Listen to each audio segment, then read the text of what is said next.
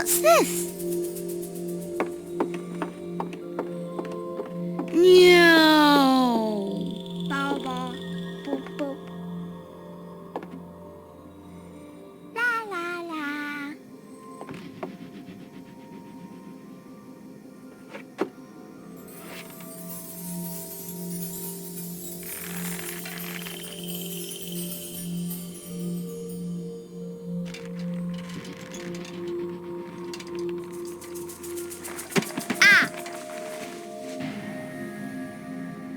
Ooh.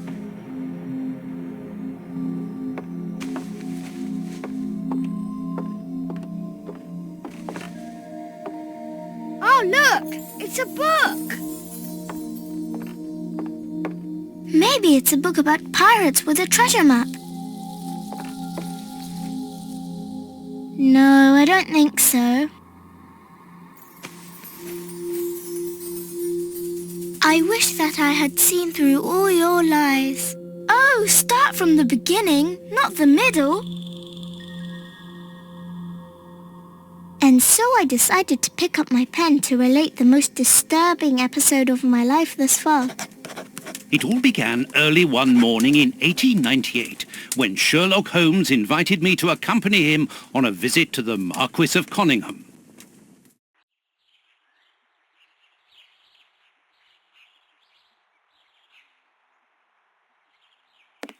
Watson, my dear fellow, we can now go and inform the Marquis that we have found the Samoan necklace, and very much faster than Inspector Baines, too, which pleases me. Have you really solved the theft, Holmes? And so quickly? I have indeed, Watson, and believe me, it was completely unnecessary to spread out all over London, as our friend Baines thought was best. He likes to boast that his methods are equal to mine, but once again the outcome has contradicted him.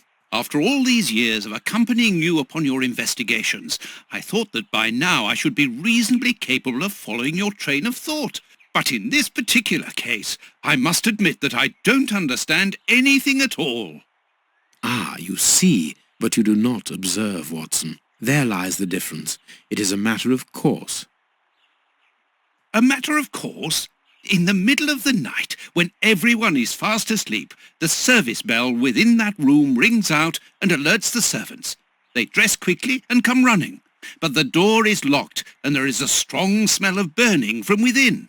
A few seconds later, the master of the house himself, the robbed Marchioness's husband, the Marquis of Conyngham, arrives and unlocks the door using the sole key. A fire has started inside the room, but they have managed to arrive in time to put it out. It is at that moment that the Marquis realizes that the famous Samoan necklace, which had been safe within its glass cabinet only a few hours earlier, has now disappeared.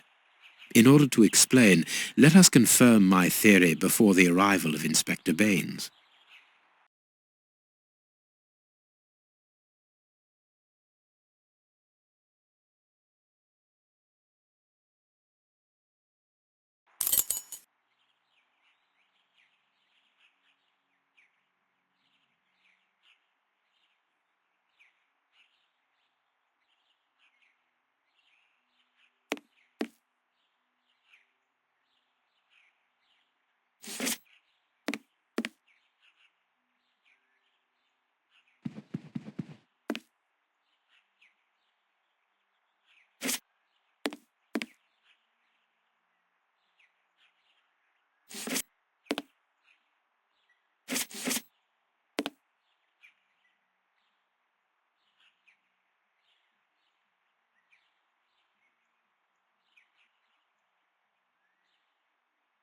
This window was cut with a diamond, a clean, discreet piece of work. This is where the necklace was. See how tiny the hole is, and not one fingerprint upon the window.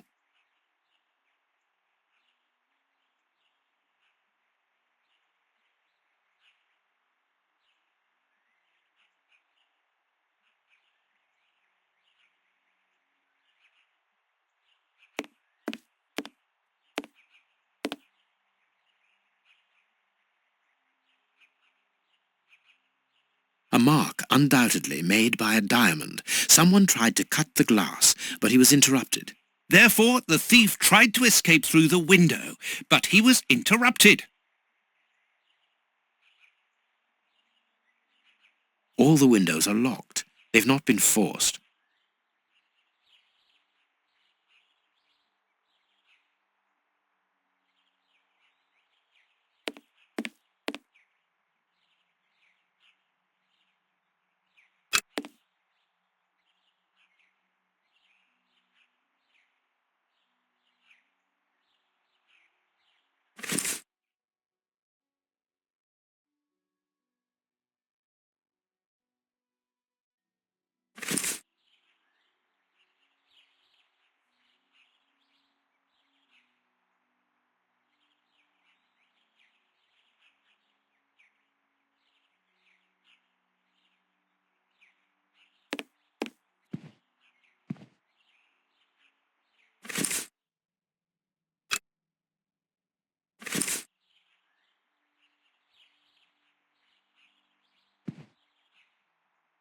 Let us examine the crumpled scores that have fallen off the piano.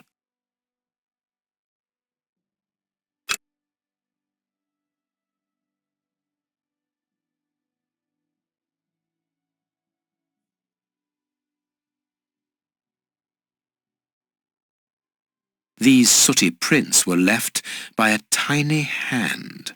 I don't understand why these music scores are covered with soot.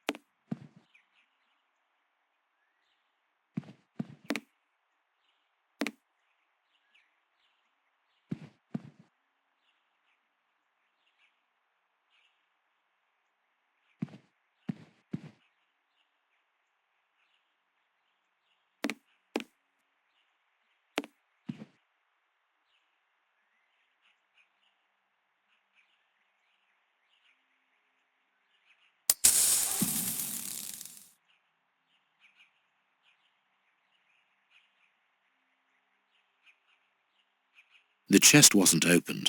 The necklace wasn't in it.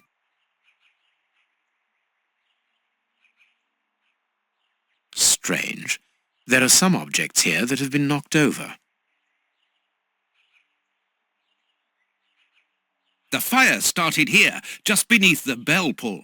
Whoever pulled the cord would have had his feet in the fire, unless it was pulled before the fire started. Heading towards his chosen escape route, probably the window, the thief knocked over the stool, which then caught fire. But why didn't he try to put the fire out at once? Footprints. You are not going to get on your knees to examine them.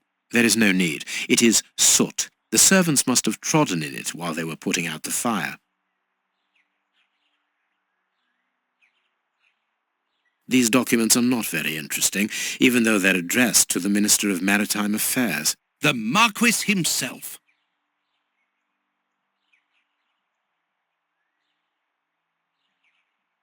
All the windows are locked. They've not been forced. A candle. It must have fallen from the chandelier. Not very well kept, this aquarium. I can see a dead fish floating on the surface.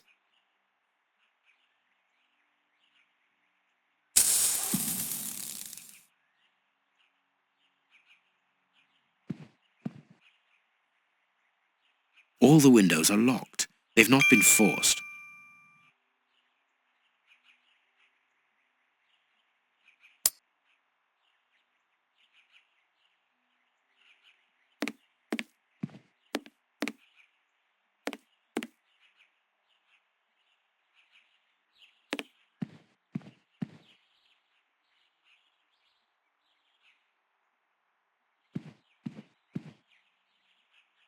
This draught screen makes an ideal hiding place.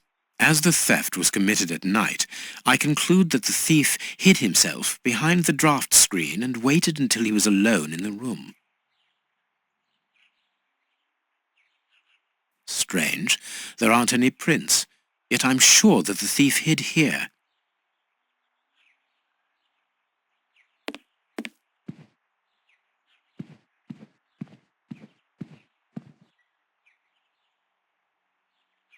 When the servants arrived at the door, having been alerted by the bell, they saw evidence of the theft and the fire, but they didn't see the thief.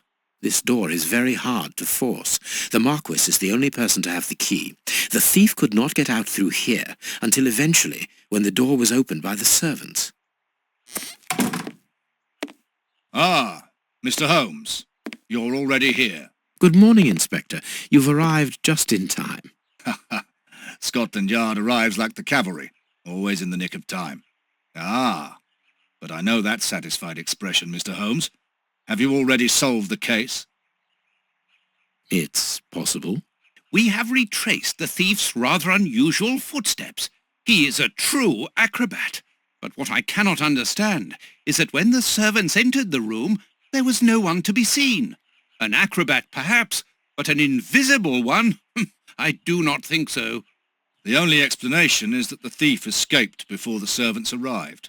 I don't know how, but there is no other way. Half a point for the doctor, nil for the inspector. I am pleased to see that you find the situation amusing, Mr. Holmes. Very well then, explain. Dr. Watson was correct when he mentioned acrobatics, but he is mistaken about the nature of the acrobat. As for you, Baines, you're quite incorrect, as the thief was in the room when the servants entered. Explain, for heaven's sake, Mr. Holmes. Watson, how could a thief be missed in the middle of 8 men? I don't know. Because he is very small? Stop teasing us, Holmes. Exactly, because he is small and remarkably agile. You're thinking of a monkey? And a trained monkey at that, without a doubt, a Leontopithecus rosalia from Central America. The animal had been hidden inside the room for several hours, calmly awaiting the signal from his master. Once night had fallen and the room was empty, a high-frequency whistle alerted the monkey that it was time to begin the procedure for which he had been trained. The monkey emerged from his hiding place and used the point of a diamond to open the glass cabinet and steal the necklace. He headed across to the window by the chimney, but knocked over the stool, which in turn knocked aside the fire guard and started the fire. The frightened monkey jumped from the chimney by swinging from the bell pull, thus alerting the house servants.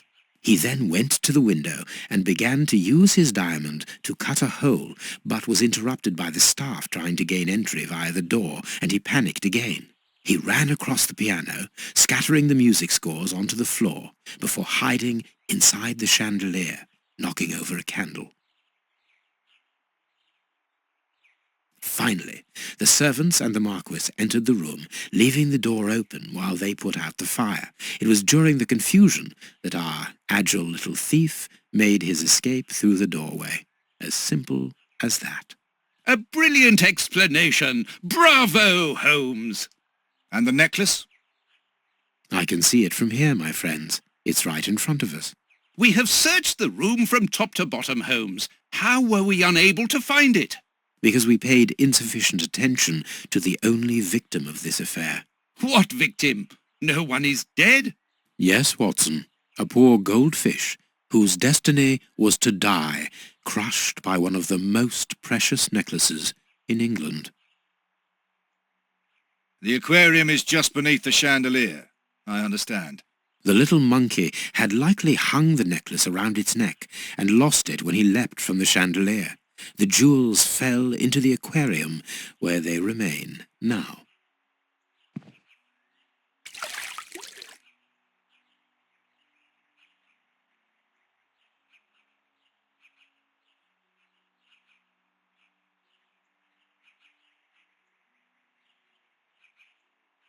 Marquis, here is your necklace, intact, just a little wet. Mr. Holmes, this brilliant demonstration does credit to your reputation. Thank you so much, Marquis. Do you wish to verify the authenticity of your jewel? No, I recognize it. I have spent many hours admiring it, you know. Good. I will return it to its box, and... Inspector, a bank has just been held up. You must follow me at once. Orders of Scotland Yard. What times. Sirs, duty calls. My regards, Marquis. And well done again, Mr. Holmes. There, the necklace is in its box. We've lost enough time here. Let's go home, Watson. Ah, very well, as you wish. A good day to you, Marquis. With pleasure, gentlemen. And once again, thank you.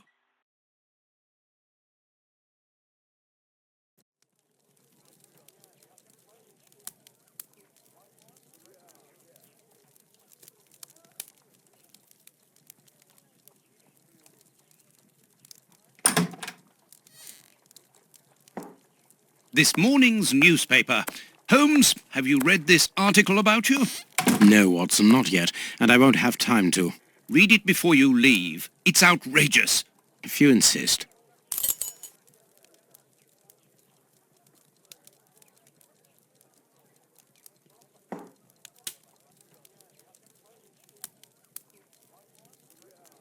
Read the paper, Holmes.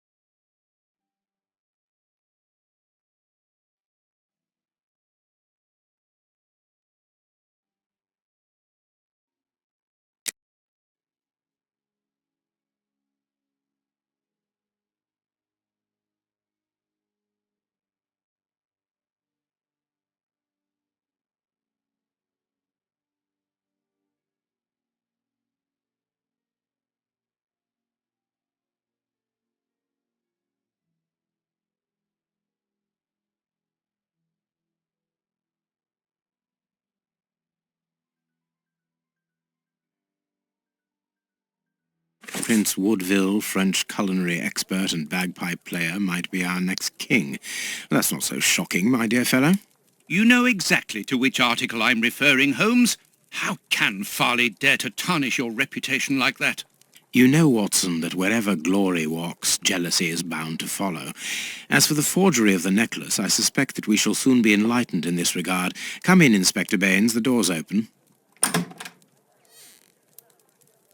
Ah, Mr. Holmes. How did you know I was here? You are one of our rare visitors who avoids the second-to-last step of the stairs, which creaks dreadfully. And if I add the clinking of the handcuffs at your belt, to what do we owe the pleasure of your visit, Inspector? Have you read that rag? Inspector, can you explain this slander? Has the necklace of the Samoas really been replaced by a fake? I don't know how the reporter got hold of the information, but it's true. About the necklace, of course. I wouldn't permit myself to question the integrity and honesty of Mr. Holmes. The necklace is a forgery? Impossible! I saw the Marquis authenticated before my very eyes, before Holmes returned it to its place. Mr. Holmes, the Marquis believes Osmond Farley's theory. I shouldn't be surprised if the reporter isn't behind all this slander about you. He's a freelancer, well known for his explosive and subjective articles. In any case, the Marquis assures us that you were the last person to have the necklace in your hands. Let's return to the Marquis's house, Holmes. I'm sure that we'll have no trouble in taking apart this theory. It is unnecessary. Such allegations collapse on their own, like one of Mrs. Hudson's soufflés. Let us leave the police to solve this problem and turn our attention to the matters in hand. Perhaps you are right, Holmes. Inspector, I assume that you have the fake necklace with you. It's why you're here. Your superiors would like me to examine it. Indeed. They would like you to confirm or deny putting this fake in the box. Can't that wait? I must go to the house of Lord Peregrine Maitland, the Bishop of Knightsbridge. And the Marchioness? She is beside herself. Without the necklace, her marriage is compromised. It is the principal item of the young woman's dowry. What a lovely marriage. Holmes, forgive me for insisting, but don't you want to examine the fake jewellery? Watson, I have an appointment, and it's out of the question that I arrive late. It will only take you a couple of minutes. You really must quell the suspicions put forward in this appalling article. If you will allow me, Inspector? Be my guest. Very well.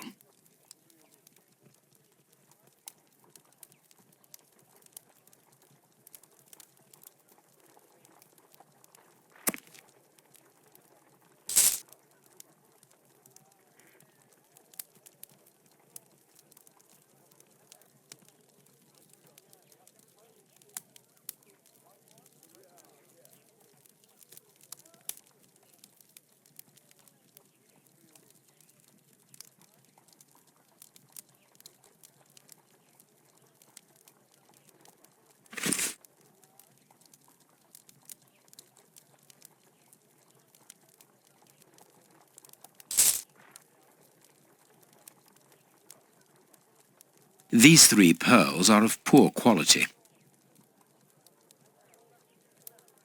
This pearl is a different colour. This pearl is too small. It is not in its place here. Too many defects. This necklace is a fake.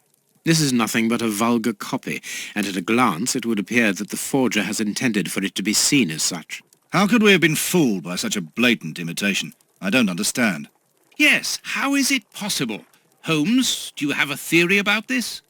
I have absolutely no idea. You insisted that I examine the necklace, and I have done so. Now it is important that I keep my appointment. I'm sure, Inspector, that you will throw some light on this affair. Holmes. You may accompany me, Watson, if you care to do so. Goodbye, gentlemen. I'll keep you informed as to my inquiries. Goodbye, Inspector. You mentioned a bishop, didn't you? Are we going to his home? Yes, the Bishop of Knightsbridge. I put his address on our map of London on my desk. Would you get it for me, please? All right, Holmes.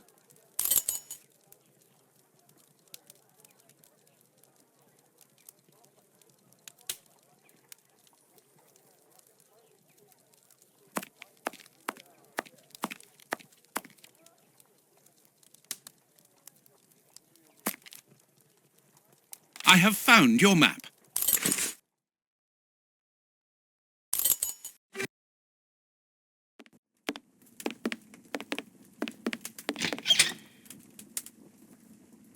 The police? Already? How did you know? May we see the Bishop of Knightsbridge? Yes. Yes, of course. But come in.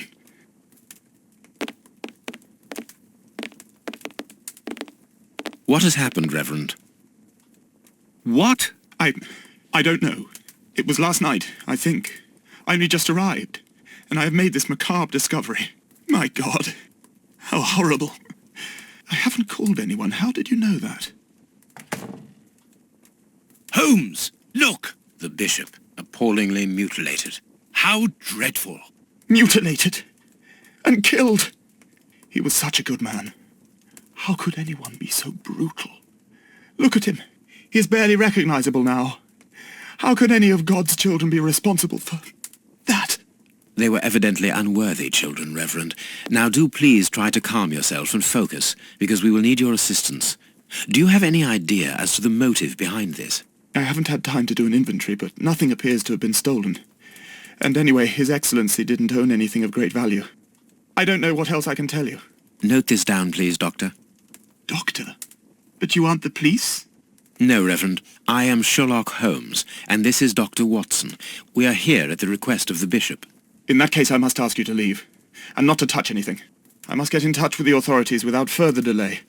Reverend, when the inspectors of Scotland Yard find themselves at a dead end, which they quite often do, I assure you, then they turn to me for help.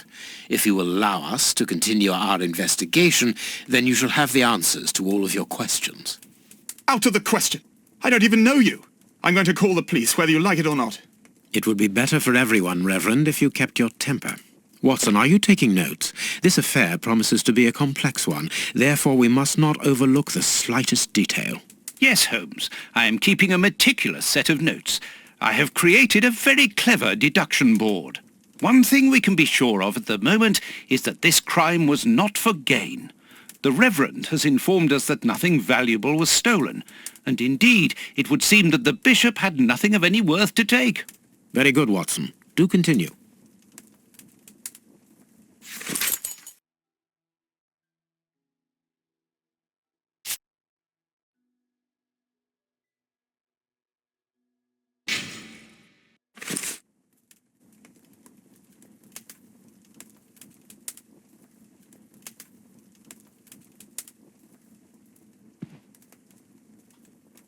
A broken phial and blood near the neck. What a strange smell. Phew, chemical components, I think. There is blood on this paperweight.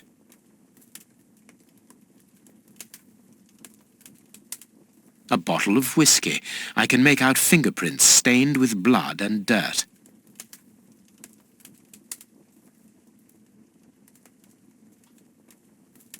A broken bottle of whiskey. However, the Bishop of Knightsbridge was known for his sobriety. It would seem that the brutes who tortured the Bishop to death were intoxicated with alcohol.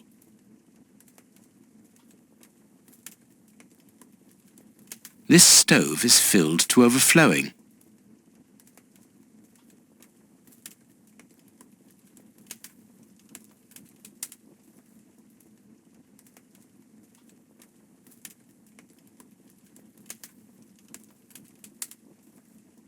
His stomach is covered in scratches. Quite evidently, they weren't made recently. So, these wounds were not made by his murderers.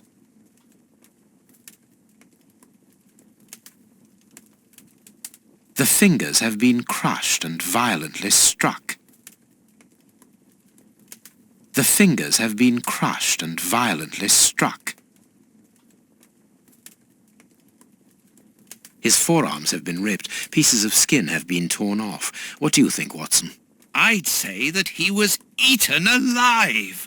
Yet I've noticed a curious degeneration of the skin tissue around the wounds.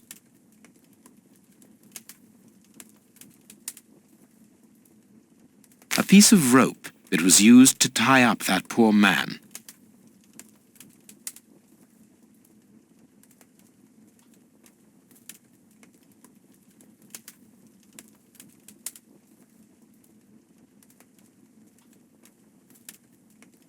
His feet have been burned. My first impression is that he wears a size 9 shoe. You? But what does it matter, Holmes? This poor man was tied just below the knees. To stop him from walking, certainly, but mostly to free his feet. These burns are terrible. My God, Holmes, this man was horribly tortured.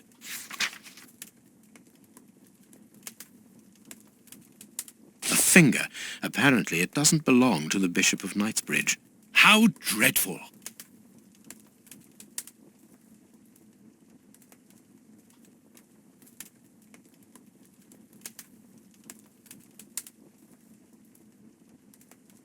His chest has been lacerated, I would say, with a very sharp and fine blade. You can see by his expression that he suffered terribly. His mouth is covered in blood, and I can make out strips of skin between his teeth. My dear friend, everything points to this man having gnawed at his own forearms. That's unbelievable, Holmes.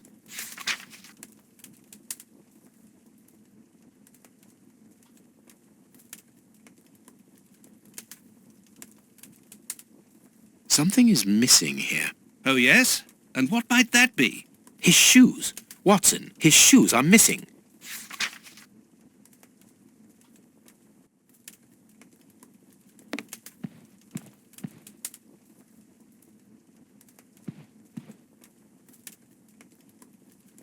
The picture of Peregrine Maitland, commander of the infantry brigade of Her Majesty's Guards at Waterloo. The Bishop of Knightsbridge has the same name as his ancestor, an illustrious family.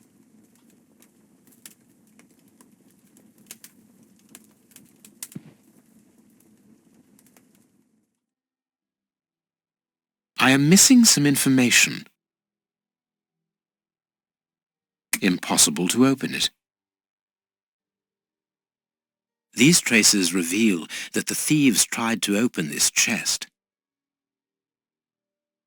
Reverend, I'm missing something, an implement with which to open this chest. Could you tell me where to find it? No! Go to the devil! What are you afraid of, Reverend? What is inside the chest? I'm not afraid of anything.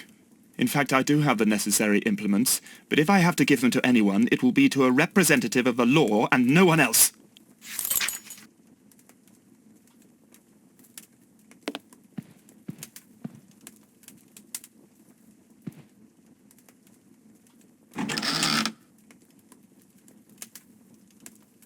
A whip? No, it is a discipline for self-flagellation. It's a cilice designed to bruise the person wearing it. The bishop wore it as repentance. This very pious man must have had the habit of mortifying his flesh as a means of repentance. This metal rod is for fastening the chalice.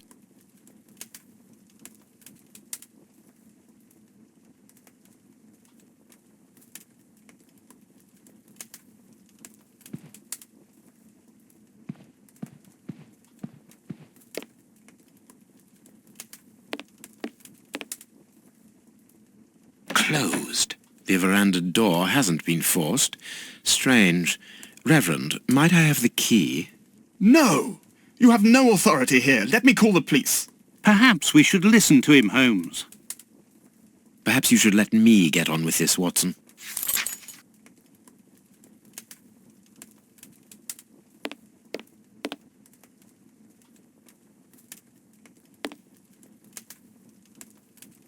A surgical scalpel covered in blood. There isn't any doubt the wounds on the bishop were administered with this scalpel.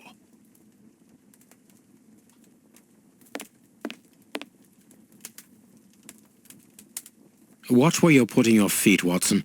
Have you noticed these prints upon the ground? Well, yes, those muddy marks. See here, Watson. Footprints can often provide more vital information than the very best of informants. Yes, if you know how to make them talk, that is.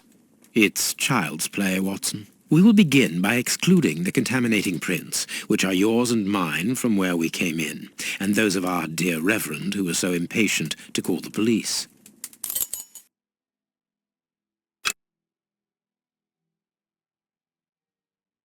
Well-worn shoes with an odd pattern on the soles.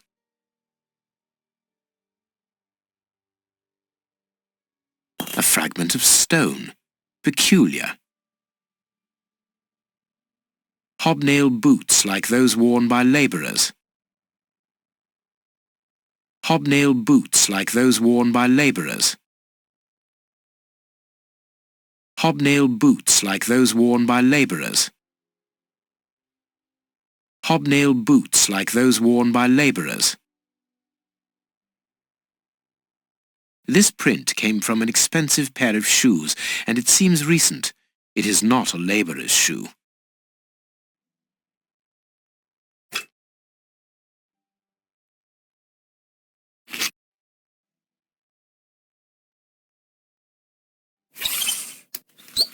Size 9. Size 9.5.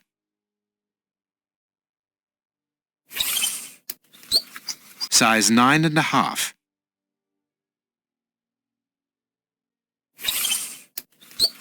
Size 9.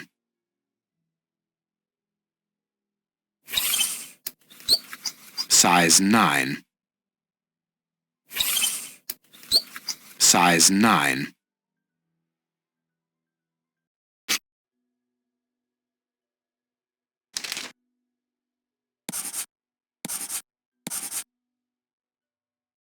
Perfect. We now know that there were 3 crooks.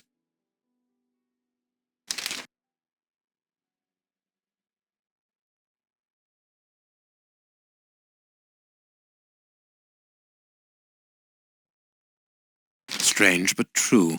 One of the crooks was wearing a different pair of shoes when he left here. Therefore we have 3 men who came in and left again, but one of them was wearing a different pair of shoes from the ones which he came in with. So, all we have to do is look for a workman who likes Italian shoes.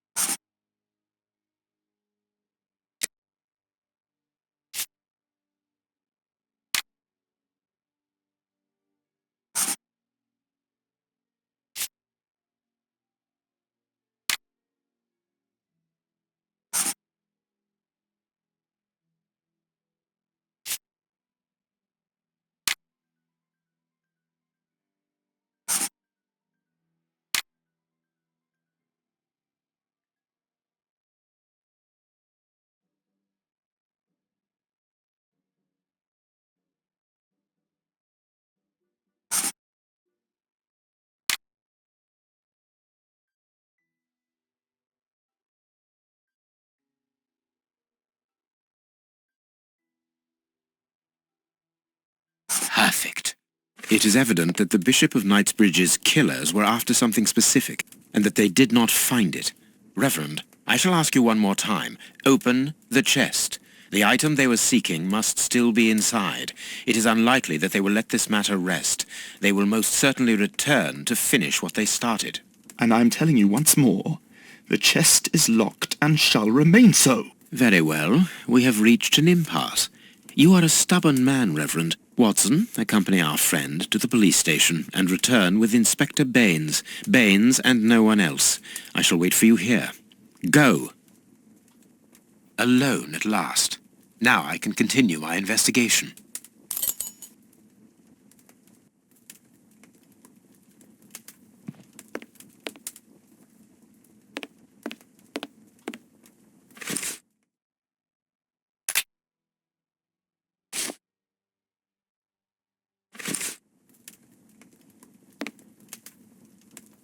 This lock should be easy to pick. Let's see.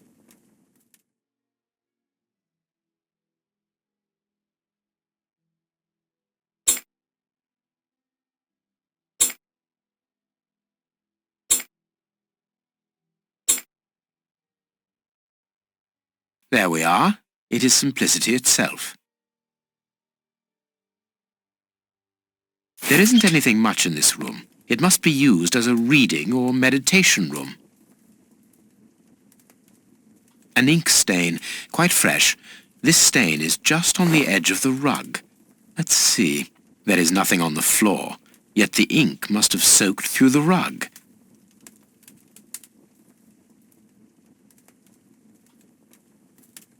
This inkwell was tipped over recently.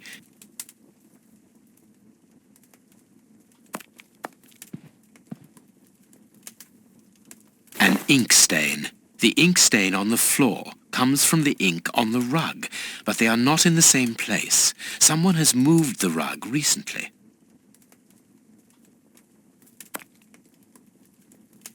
That is curious. There is something strange on the floor. Certain stones have been marked out, just like a chessboard.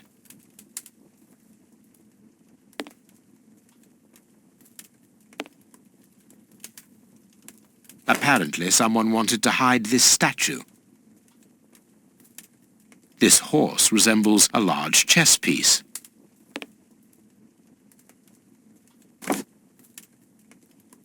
There is a message underneath this statue. Let's see.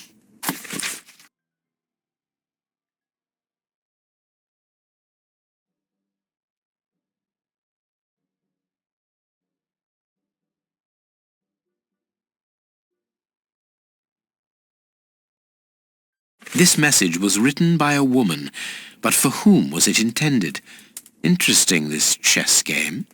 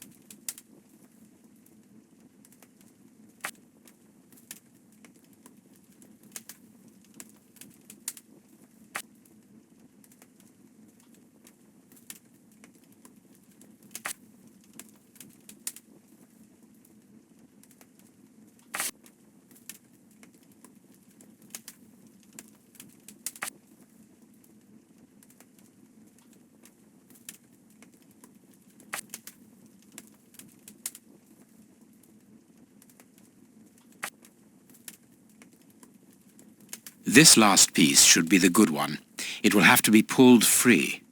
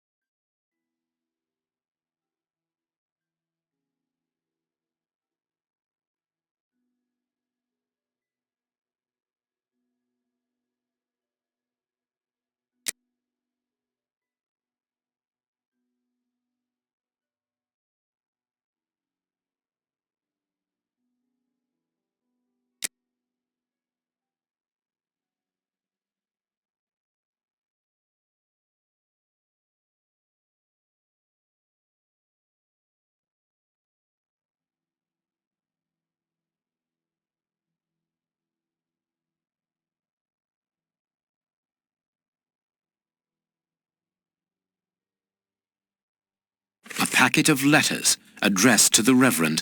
They were written by a woman who mentions his illegitimate children. Their affair isn't official. Perfect. I have you now, my wayward Reverend.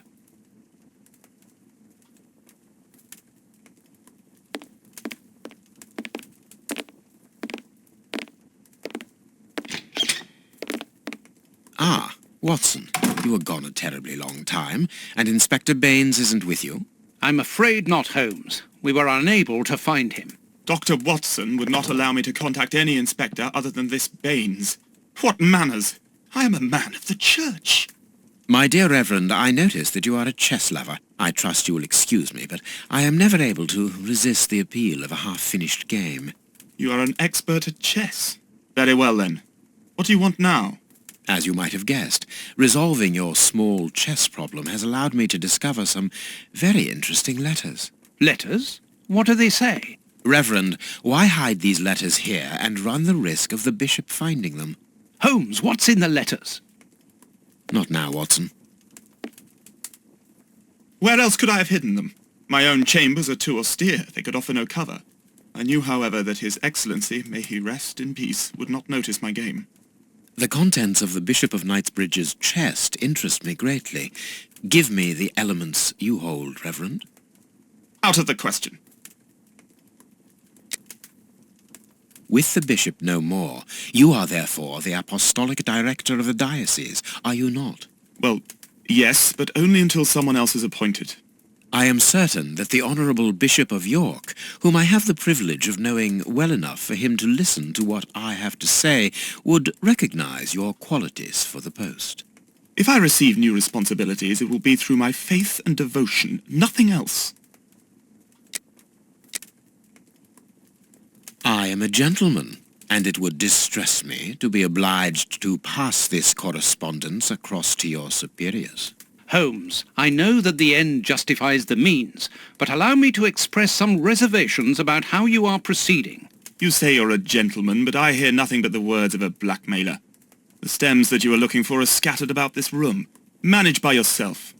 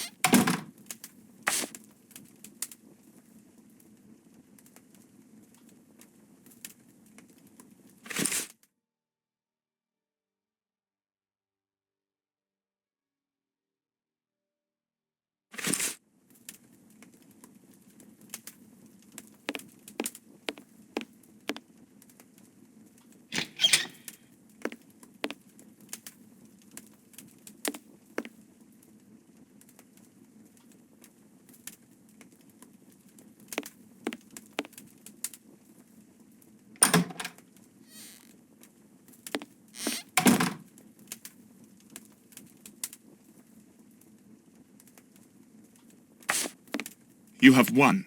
Evidently, as I always do. What are you able to tell us about the Bishop of Knightsbridge's last days? Did anyone come to visit him? Did he seem worried, anxious? Do not omit the smallest detail. His nephew came to see him yesterday at His Excellency's request. I found this visit a little peculiar because the young man rarely visits his uncle. Do you know why that might be? Were they on bad terms? I don't think so. It's rather a consequence of his work. The young man is employed within the archive section of the Royal Library, which doesn't leave him with a lot of free time. Do you know the reason for his summons? No, but the conversation was very heated. It only lasted for a few minutes and ended with the nephew in a terrible rage. Interesting. I've answered your questions. Will you now let me contact the authorities? I'm afraid not, Reverend. Not just yet. All right, now we can open the safe. You have no right to search here.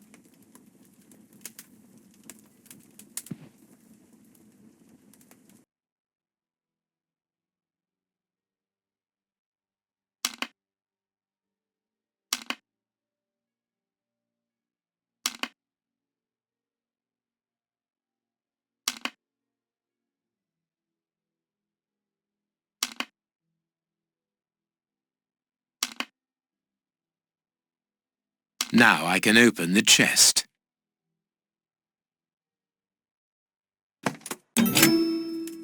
Here we are. I am eager to discover what remarkable treasure could justify such an act of barbarity. Extraordinary. This chest is impenetrable. How is it possible? No one other than the bishop should be able to open it. You open the chest with disconcerting ease, Holmes. I've seen and heard quite enough. This time you won't stop me. Catch him, Watson. What the? But why? Run, Watson. Hurry.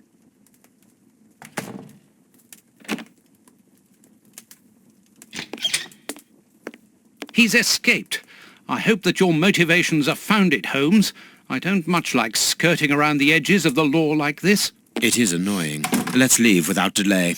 What have you found in the chest, Holmes? What in there is so precious for these men to commit such terrible acts? The Reverend was telling the truth. Nothing important was locked inside the chest, apart from a few religious items which are hardly worth stealing. So, we haven't made any headway. Perhaps the police will. By the time the police arrive, we shall be a long way from here, Watson. We are leaving.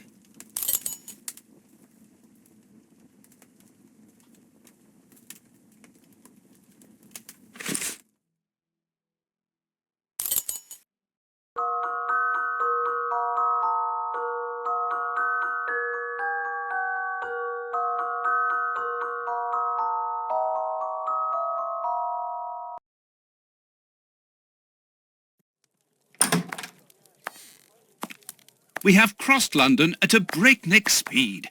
We could have knocked someone over, and naturally I had to pay the cabby out of my own pocket. Watson, stop complaining. We have to analyze the clues found at the bishop's house.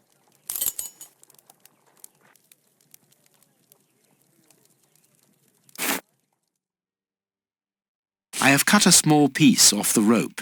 That should be enough.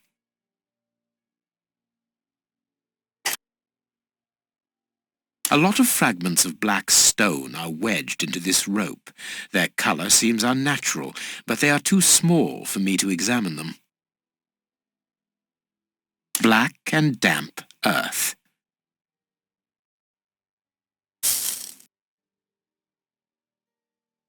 This rope is only worn on one side.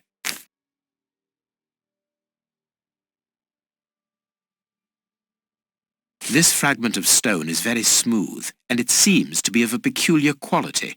I shall have to strip it with one of my products. This stone appears to be the same as those found within the rope's fibres.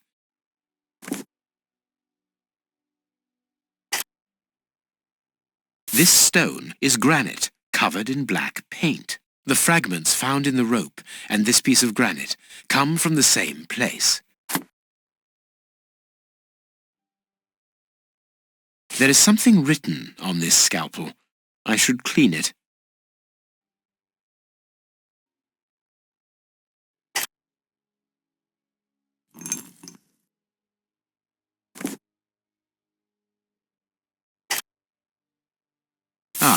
I can make out WCCH.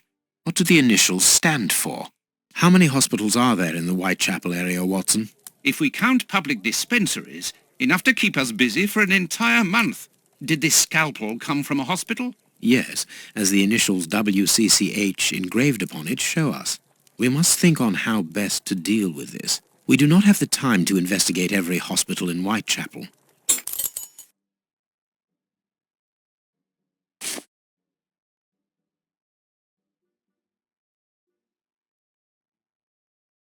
Tooth marks, rather deep ones. I'd say of incisors, and a canine.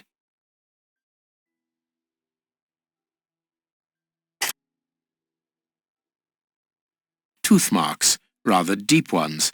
I'd say of incisors, and a canine.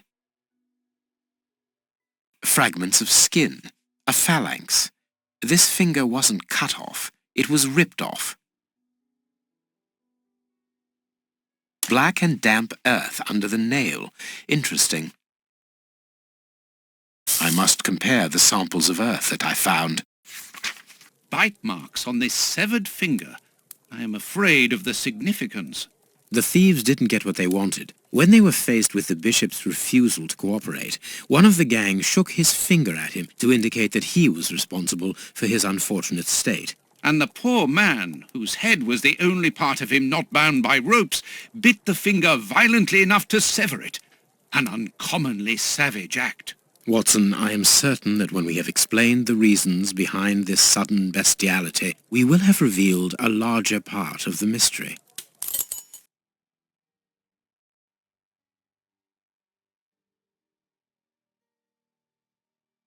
I must compare the samples of earth that I found.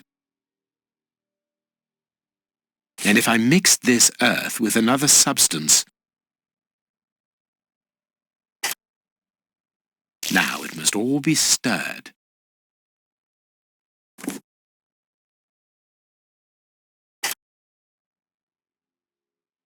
The samples of earth taken from beneath the fingernail and from the ropes originate from the same place. How do you know? It took just a little water to analyze the consistency. The soil has retained its moisture, even though there hasn't been rain in London for over a week. This soil could come from the bank of a river, or somewhere where the evaporation is slower. A mine, perhaps, or a trench. The banks of the Thames are clay soil, unlike our samples, so we can rule that out. The nearest mines are a dozen miles away, so I would rule that out also. I would therefore conclude your last theory to be nearer the mark. A trench?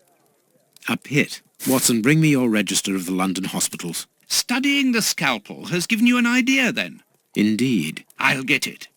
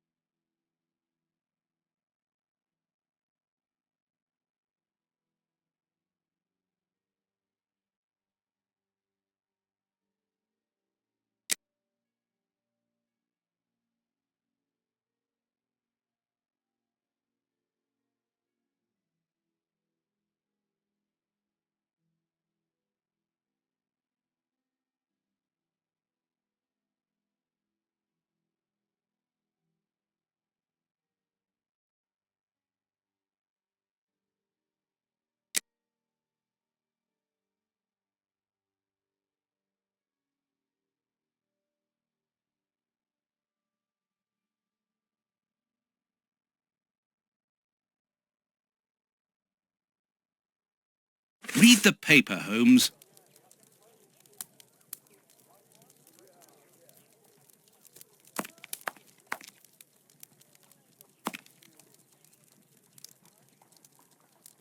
Hospitals and dispensaries in London. I have found my book, Holmes. Good.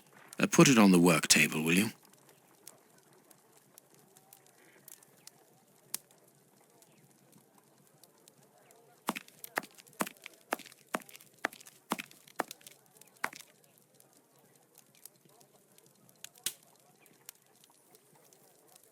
I have found my book, Holmes. Good. Put it on the work table, will you?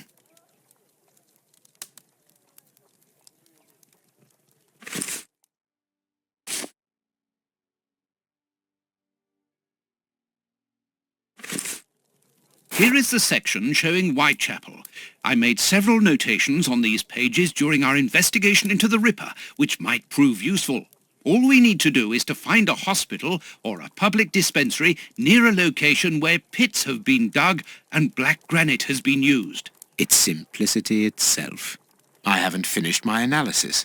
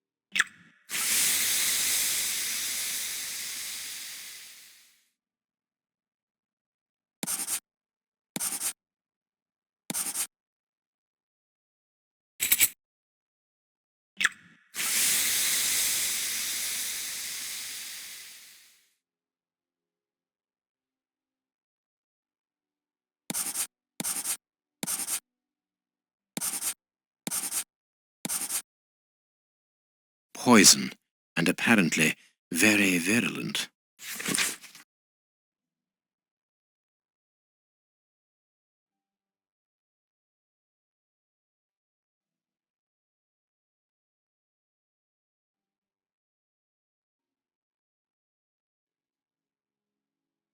Poison. Discreet, efficient, and only detectable via a thorough post-mortem. Have you been able to isolate the active components, Holmes? Not with any certainty. This toxic substance surpasses my own knowledge in the field. It is without doubt the work of an expert chemist. A chemist and a criminal. As you say, please find my monograph on poisoners of the last 30 years.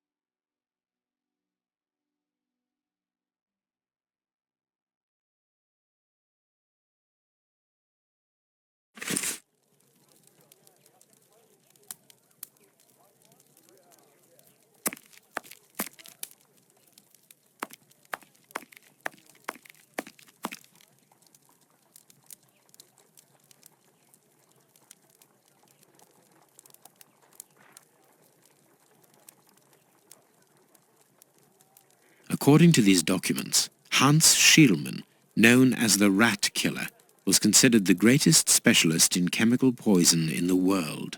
Is he at liberty? Happily, no. He has been held in the high-security wing of London's Westgate prison for many years now. Then he cannot be the one who concocted the poison. Don't dismiss him too quickly, Watson. According to Scotland Yard, the man is exceptionally intelligent. For the greatest criminals, prison is but a mere obstacle. Let's plan a little visit to see Mr. Schielmann tomorrow. I haven't finished my analysis.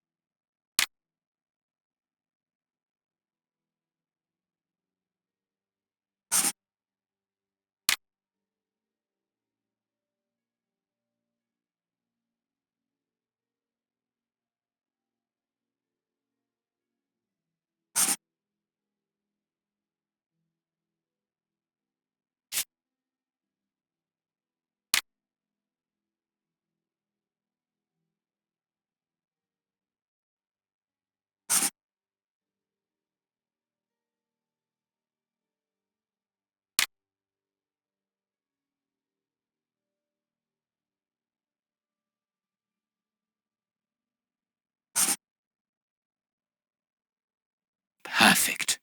Well done, Watson. Our board is finished.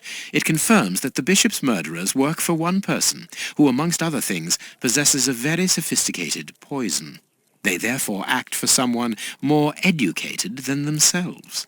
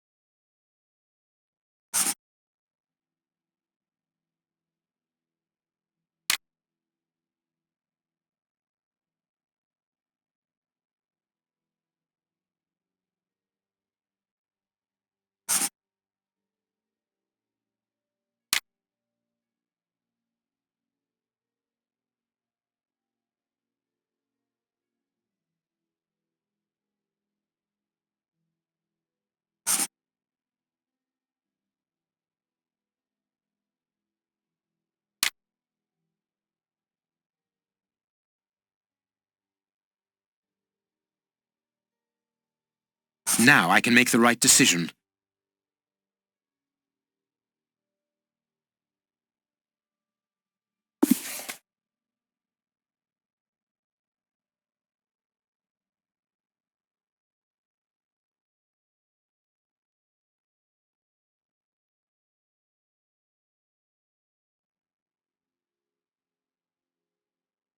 The public dispensary number 4661. It's just opposite the Whitechapel Street Cemetery. Yes, Watson. The murderer with the missing finger must work in the cemetery, or at least visit it. He could have taken a rope, one of the type they use to lower the coffins into the graves. The granite is minute particles of tombstone. And he only had to cross the road to steal a scalpel from the dispensary opposite.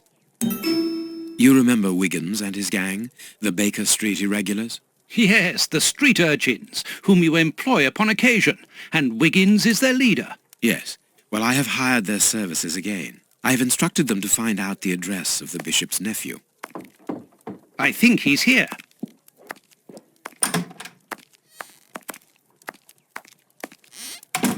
Hello, Mr. Holmes. Wiggins, my young friend, have you found the information for which the good Dr. Watson is going to pay you? Yes, Mr. Holmes, it was easy.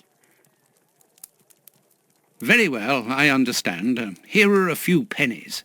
Thanks, Dr. Watson. The man you're looking for lives near Kensington. Does he live alone? Yes, but he rents a room for an old lady. Did she see you? No, Mr. Holmes. No one saw me. Perfect. Watson, give our young friend another shilling as a reward for his discretion. Here we go again. But of course... I'm falling asleep, Holmes. Aren't you tired? No, I have an exceptional constitution. I can't remember ever having been fatigued by work. Idleness, on the other hand, exhausts me completely. Go to bed, Watson. The night will be short. We leave at dawn. Wow, this is a real adventure. It's exciting. I like it better than made-up stories. I want to know what happens next. Keep reading. I'm going to. I want to listen to. My readers must excuse me if I do not describe in full detail here the terrible images which haunted me that night. I had a sense that something extraordinary would take place, but I was scarcely prepared for the reality of it. Good morning, Holmes. Did you get any rest? I did not attempt to sleep. Have you managed to come to any conclusions? I think that we might follow 3 trails. We can visit Whitechapel to try to discover the identity of the murderers by making inquiries at Dispensary 4661 and at the Whitechapel Street Cemetery. The poison trail seems more important to me. We should perhaps go to Westgate Prison first to see Hans Schielman. Yes, and let us not forget the bishop's irascible nephew, whose address we now have, thanks to my Baker Street irregulars. I have located each place on our map of London. Holmes, let me remind you that we still have not been officially instructed to investigate this affair. Ah, well, we will just have to hide that small detail.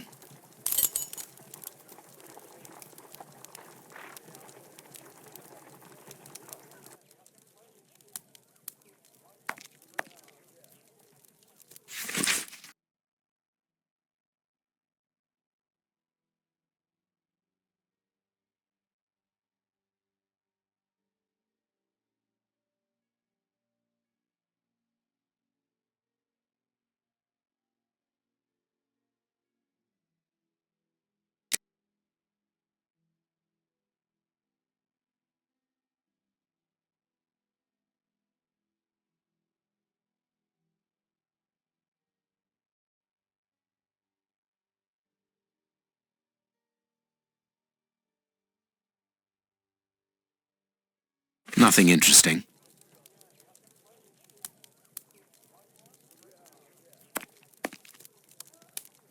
What should we do next, Holmes? We must explore all our leads. Let us take a look at the map of London.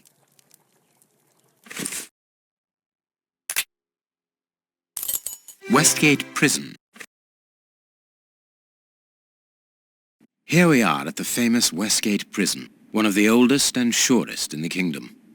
I've heard that it is soon going to be demolished. Don't you find it strange that it still houses criminals as dangerous as Hans Schielmann? There's nothing strange about it, Watson. The name of this prison is linked with numerous failed escape attempts. As long as it stands, the criminals will fear it. Good morning, gentlemen. Are you expected? No, but we wish to meet with one of your prisoners, Hans Schielmann. I'm afraid that at the moment that is impossible. Access to the cells is controlled strictly. You can't go there without permission from the director. Then would you be so good as to announce us? I am Sherlock Holmes, and this is Dr. Watson. The famous Holmes and Watson. What an honour. My name is Brighton. Frank Brighton. I'm afraid that I can't announce you. I'm not allowed to leave my post, under any circumstances. But I'm sure that the director won't refuse to see you, even without an appointment. Do you see the corridor behind the reception? Follow it to the secretary's office. You'll find him there. Thank you, Warden Brighton. One last thing. Hans Schielmann received any visits lately? None. And I'm sure because I've dealt with receiving visitors for several weeks now. I volunteered because it's a calm post to be in. We don't get many visitors and it gives me time to write. Just like you, Dr. Watson. I enjoy literature and the... Very good. Thank you. That was very impolite, Holmes. That man admires our work. You could have given him... Another time. Let's go and meet the director of the prison.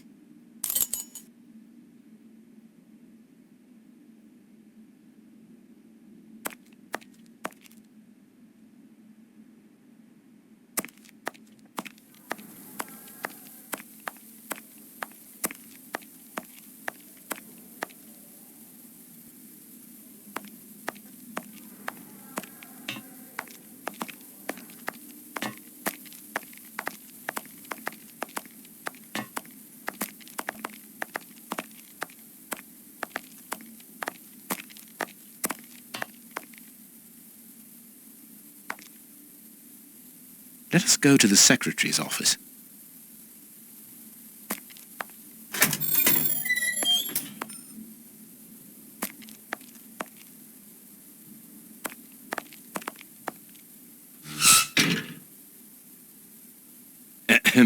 Good morning, miss. Oh, excuse me, I dropped off. Good morning, gentlemen. What can I do for you? I am Sherlock Holmes, and this is Dr. Watson. We would like to talk to the director. I'll just go and see if he can receive you.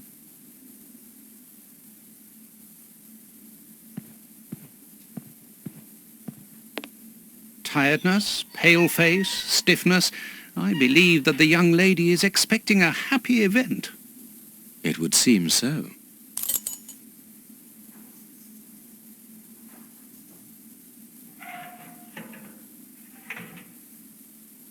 This small rack is for urgent letters to be given immediately to the director.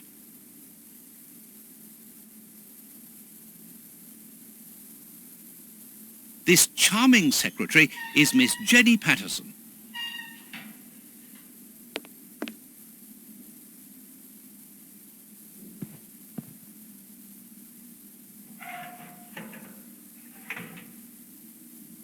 Hot tea.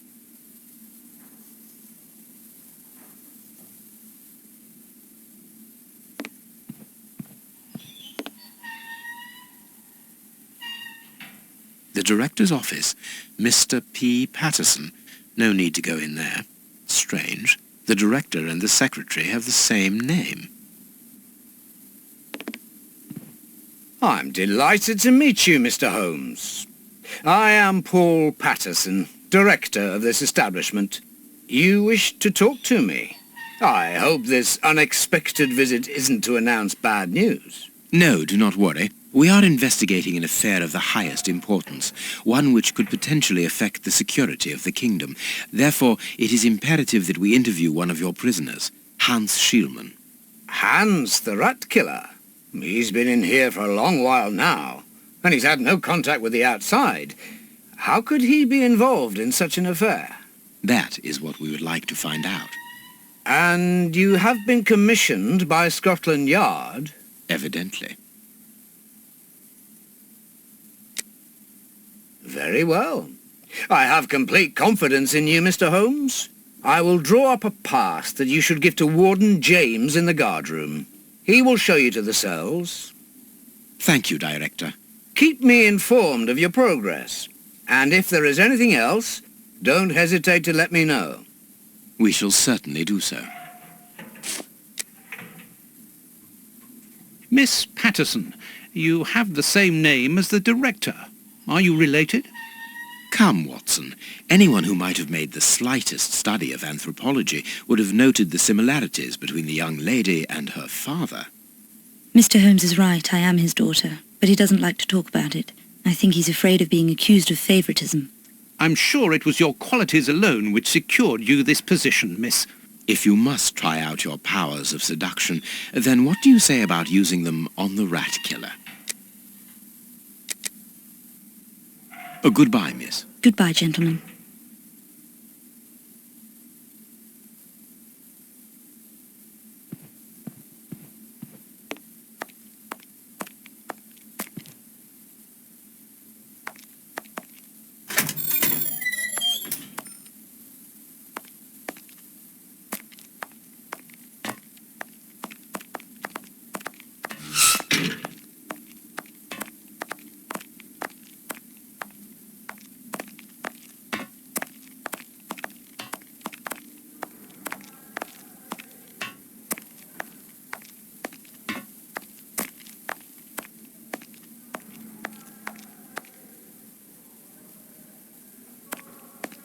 Sorry, but this area is prohibited without a pass.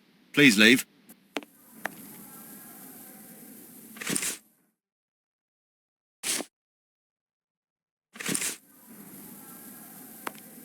Ah, you've got a pass for the high security area. It's the door at the end. Go ahead.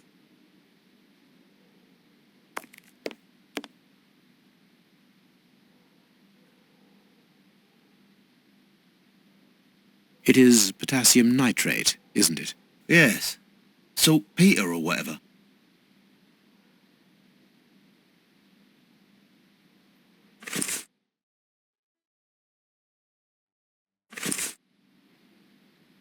This information board is almost empty. Strange, in view of the activity in the prison.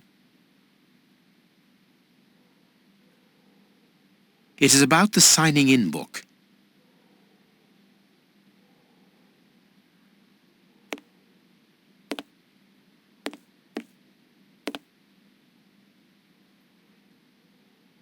My name is Peter James, Chief Warden, and this is Deputy Warden O'Sullivan.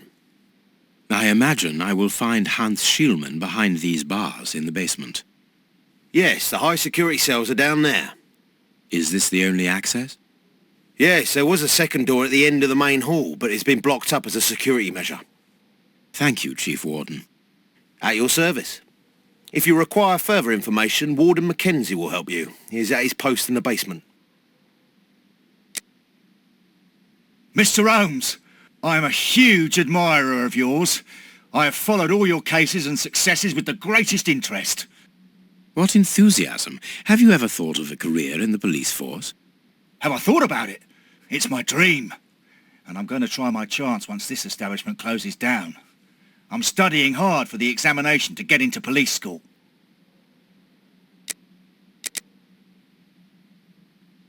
Tell me about the prisoners, Warden James. We only have a few. As you might be aware, the days of this place are numbered. Therefore, we no longer receive new prisoners. Those who are already here are among the most dangerous in London. We have 3 at the moment. Hans the Rat Killer and the Flint brothers. The Flint brothers? Yes, 2 rather simple-minded maniacs who detest one another despite their relation. They massacred their parents and decapitated their neighbours. It took more than 9 policemen to overpower them.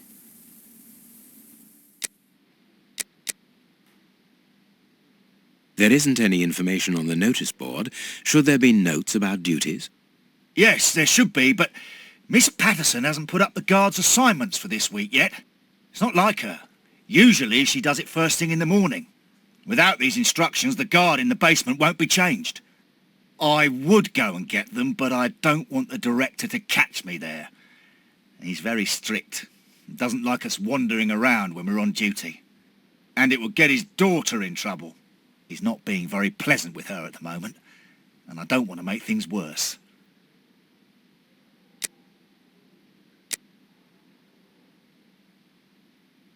How does not having the information about guard duty stop you from ensuring the watch in the basement? Because of the system of opening the doors, Mr. Holmes. As you can see, they are equipped with a mechanical timer which answers to a code. When the timer stops, that is to say at the end of each watch, the doors block automatically and the code is reset. It is therefore impossible to open the doors without the new code. And who has the code? Only the guard who takes the new watch. He's the only one who can open the envelope that it's kept in. He learns it by heart and destroys the message. Very clever, but let's look at the limits of this procedure. One false note and the system falls apart. See you later, Mr. Holmes.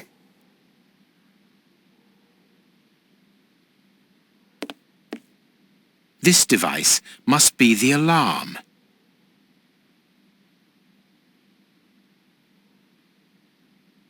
The guards must spend long hours here.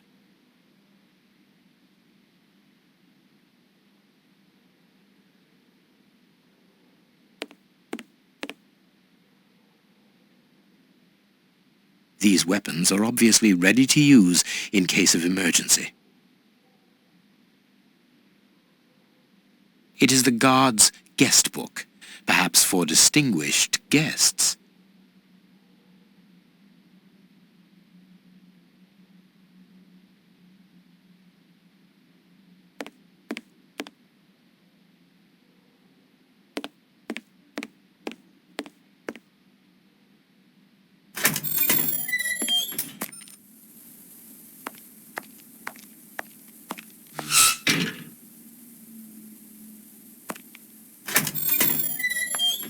Here's the famous high-security area. Warden Mackenzie, at your service, sir. Good morning, Warden. I have a pass which allows me to speak with prisoner Hunts. Very well. It is the cell at the end to your left. I'd advise you to walk in the middle of the corridor.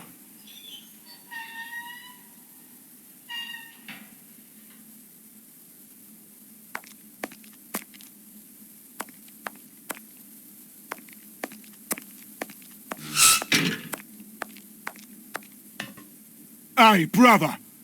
Lucky for you that they caught you before I rearranged your dirty little rat's face.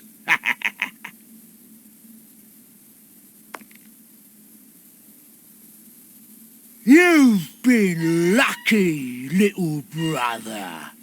Otherwise, your goose would have been cooked.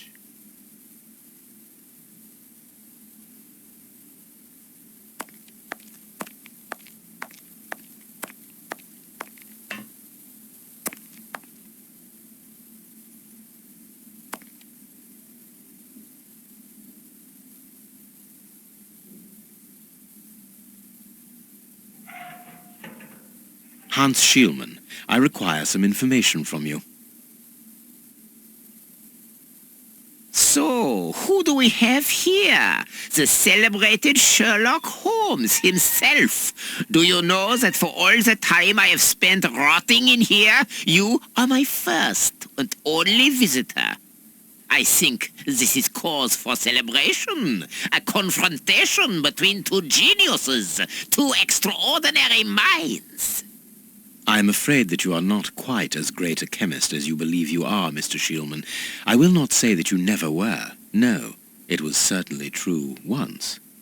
But you see, while you are whiling away your days in here, it appears that someone on the outside is at the point of surpassing you, if that is not already the case. Yes, I heard about that. A chemical poison that eats away at the flesh and provokes hysteria. I recognize talent when I see it, but it's only a matter of time before I win back my laurels, believe me. What can you tell me? That depends on what you can bring to me. What do you want? Do you know why I am treated so harshly? For my meals, I am given nothing but a hunk of bread, and even then, not just any sort. Get to the point. Never interrupt me! Where was I? Oh yes, the bread. Did you know that with a little rye yeast, a pinch of moss, certain cockroach secretions, just enough light and damp, with a few other ingredients that I will keep quiet about, I succeeded in poisoning half the staff here. Unfortunately, a little something was omitted, which would have made the results fatal. Instead, it merely caused acute attacks of stress and powerful hallucinations. Even so, I got a great laugh out of watching them cry like babies when they saw their most primitive fears materializing before them. You are a monster, Mr. Shielman. Thank you. It wasn't a compliment. But of course it was! You others, you ordinary, narrow-minded people, you are afraid of anything that you cannot comprehend. You call me a monster, because what you find impossible to face is just the slightest fraction of my genius. If by monster you mean someone who is nothing like you, then it is a compliment. What do you need? Very little. Just something to write with. You see, my brain races like an engine with too many thoughts. I see them crackle and explode into thousands of formulae right in front of me. What a torture not to be able to write them down. What a hell to see them vanish just as quickly as they appear to me. Just bring me something that I can write with. That's all. That seems an easy enough request to fulfill. But listen, I don't want a vulgar inkwell and a pigeon's feather. No, I need material fit for my talent. I want my ink pen. Bring it to me, and I will be happy to pass on to you a little of my knowledge of modern chemistry. Where is it? It was confiscated upon my arrival here. I suppose it might be in my locker, in the locker room. Leave me now, and don't come back without my ink pen. See you soon, Mr. Holmes.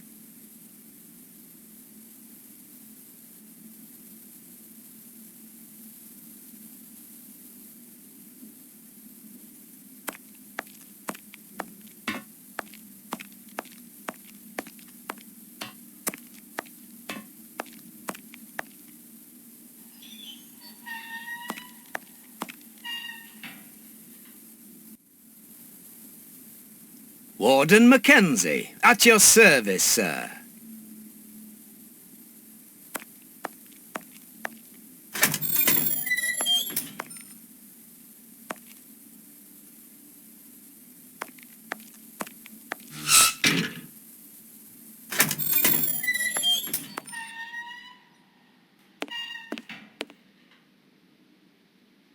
I'm glad to have been of service, Mr. Holmes. Can you tell me where I might find the locker room?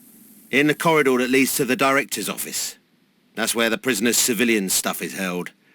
But seeing the length of their sentences, they've little chance of ever getting it back.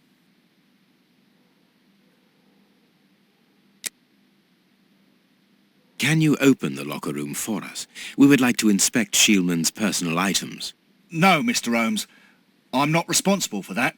You will find the keys in the Secretary's office. See you later, Mr. Holmes.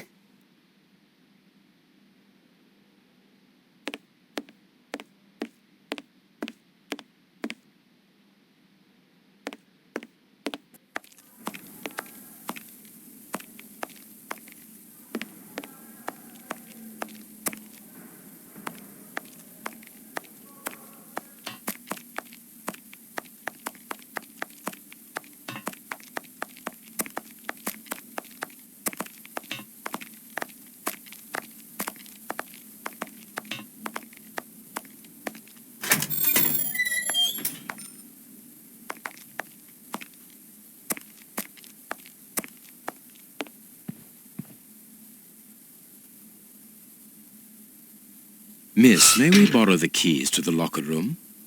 You will need authorization from the director to open that door. If you wait a moment, then I will inform him. We will wait, thank you.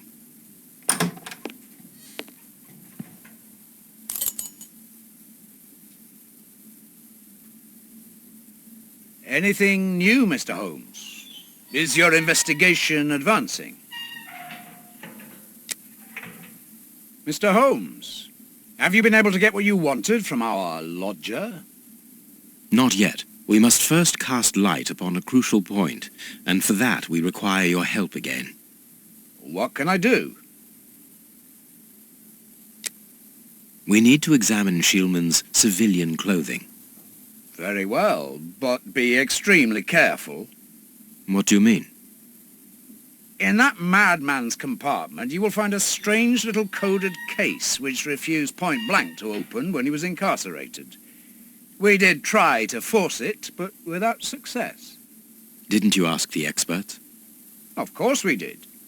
Experts from Scotland Yard came to examine it, but they came to the conclusion that it was better that the case remain shut than tamper with it too much. I see. They were afraid that some poison or other might escape if it was opened. Exactly. Bear in mind that this man is an evil genius, a master poisoner, and that his poisons are never ordinary. Here's the key to the locker room. I give you the authorization to open it. Good. Thank you, Mr. Patterson. Miss Patterson, the guards are still waiting for you to put up the duty list. Do it as soon as possible. Without it, the changing of the guard cannot take place. Or had you forgotten?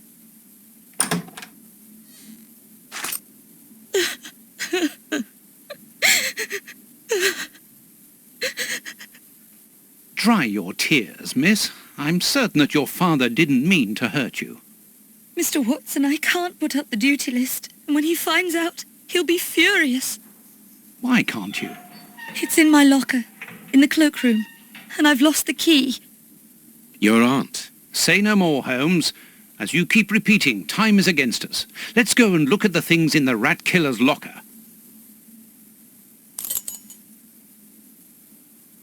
But what could I have done with the keys?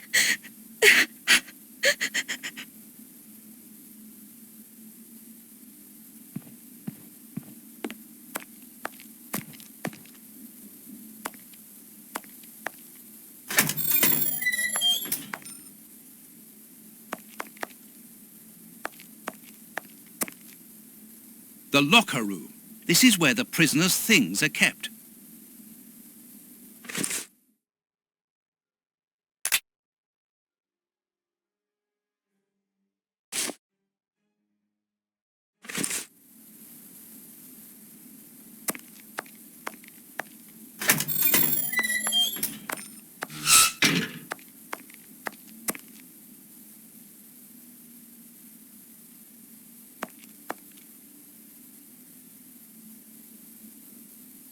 Here is the locker of our friend, Hans, the mad scientist.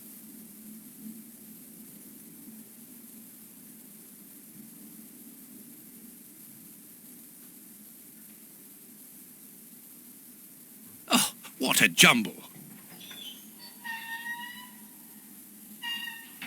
This solid box must hold a precious object. Let us see.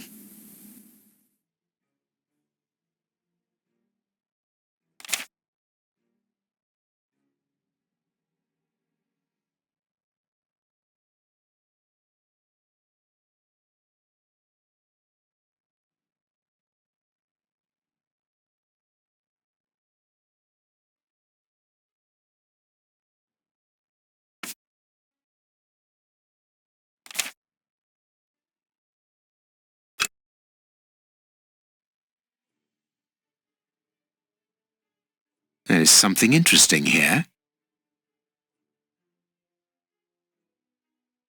There is something interesting here. There is something interesting here. There is something interesting here. blotting paper.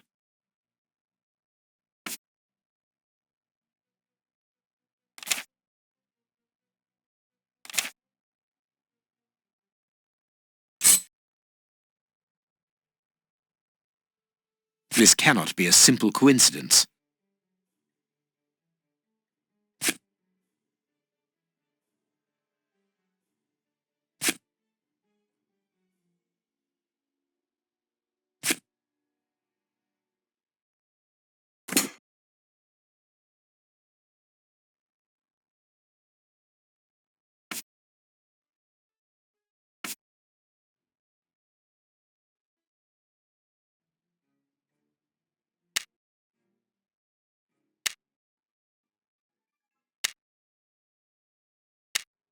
Perfect. What is written on that note, Holmes? Later, Watson, later. We can give Hans his pen.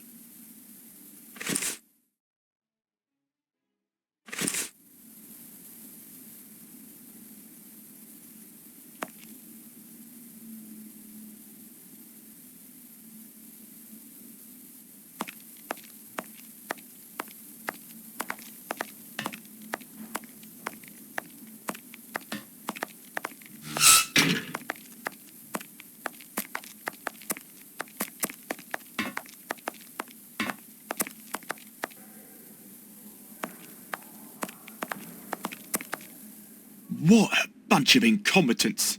Oh, if I was as unprofessional as that, there would be murderers running all over the town. What's the matter? Are you a patient of Dr. Watson? Very amusing. I was going on about the dry cleaners in Westgate Street. They've just delivered my ceremonial uniform in the middle of my duty, when I've told them 1,000 times not to bring it until after 6 in the evening. A ceremonial uniform? You've been promoted? No, and that's not about to happen. No, I've been invited to a wedding. I mean, I hope to be. I'm in trouble. If the director sees that I've left my post, I'll be sacked without pay. Give it to me, Warden Brighton. I'll take care of it for you. Really? Thanks a lot. Here's the key to the cloakroom and that of my locker. I'm really grateful, Mr. Holmes. What have you got in mind, Holmes? You're not doing this out of kindness, are you? No, out of curiosity. We will be able to access the cloakroom with these keys.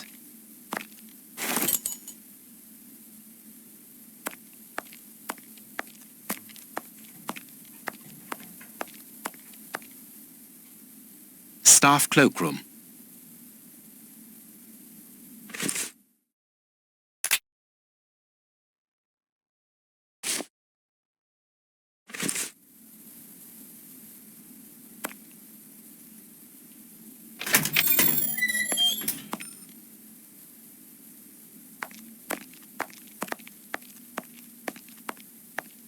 Here is Brighton's locker.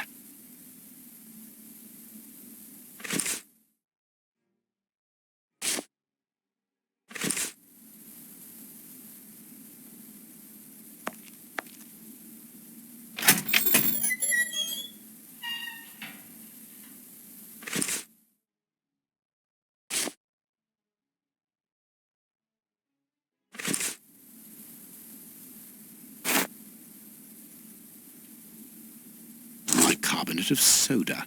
Brighton must have an upset stomach, caused by stress without a doubt.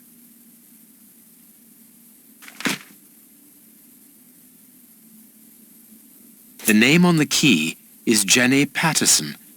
That is interesting.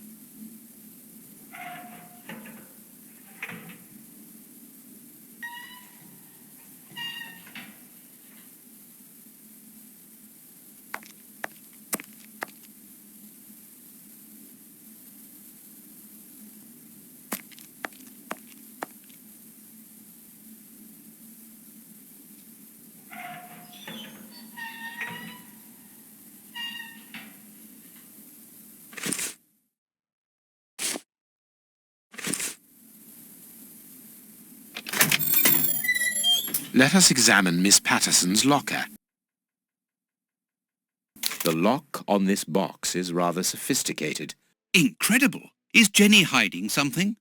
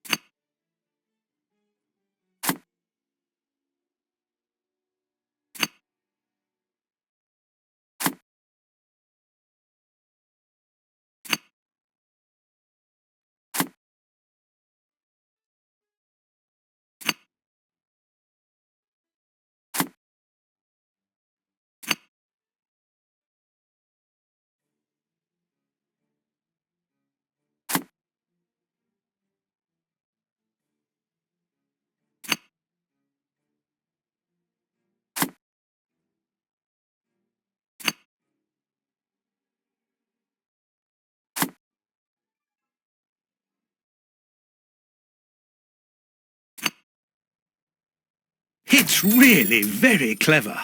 Little Jenny is astonishing.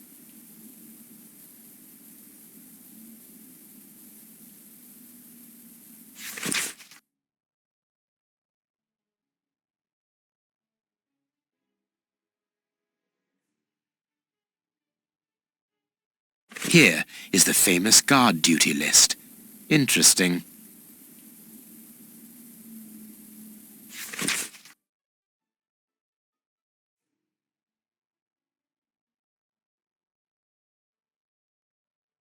A locket, sealing the relation between Jenny and Warden Brighton. Decidedly, this boy is not a great poet.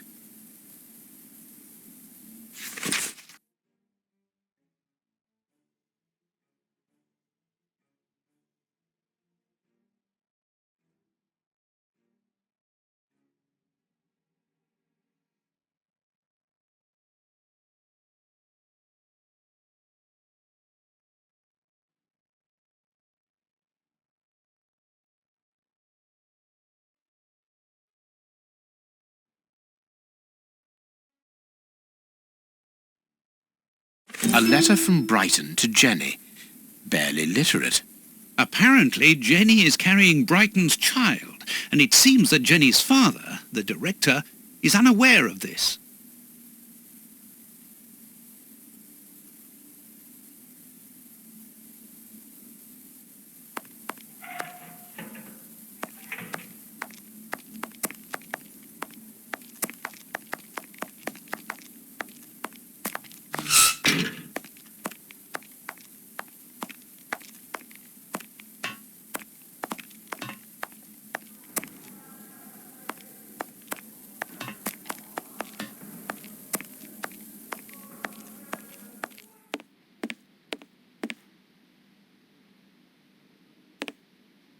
Sorry, Mr. Holmes, you can't go into the basement for the moment. For what reason? The door has locked itself automatically. We must enter a new security code. Do it, then. Miss Patterson hasn't put up the guard duty list yet. Without that information, we don't know who's authorised to take note of the new code. So Mackenzie is locked in the high security zone. Yes, but don't worry about him. He's trained for this sort of dysfunction. Why not ask the director to take note of the code and open the door? He isn't allowed to, and I doubt that he would run the risk of going against the orders of the administration centre. Anyway, the bars in the high security section are joined to the alarm system, which is in that room. We only need to sound it to unblock, but you see we can't do that now. We'll try to find the duty list, Warden James. We have found Chief Warden James's duty list. Good. Thank you, Mr. Holmes. Let's see. O'Sullivan, it's you who takes over from Mackenzie. Take note of the code, please, and unblock the door. At once, Chief.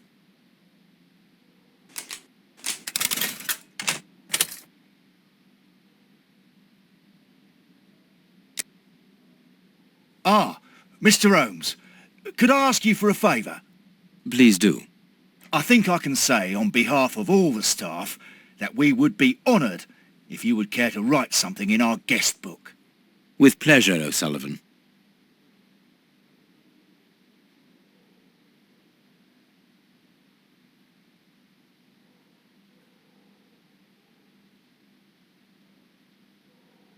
You seem worn out, O'Sullivan.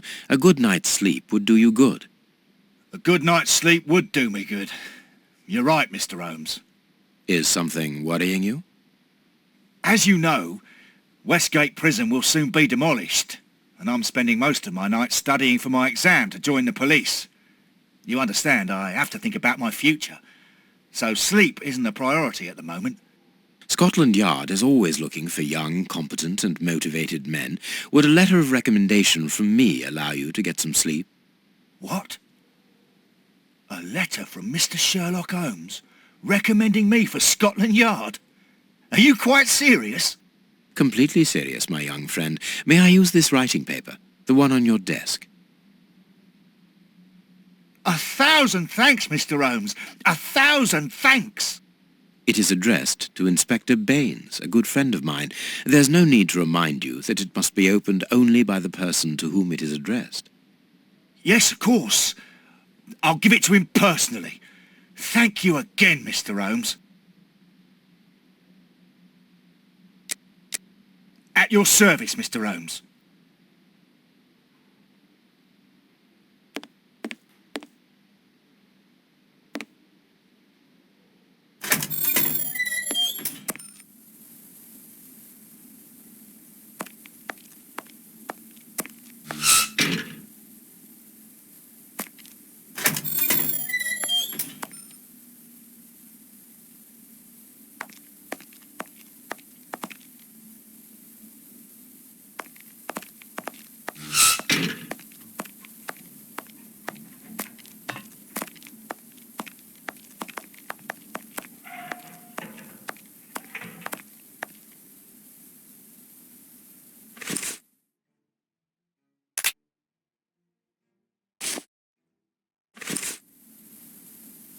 Well,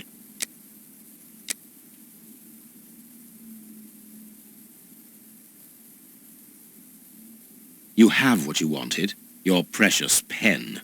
you seem annoyed, Mr. Holmes. I would even go so far as to say terribly worried.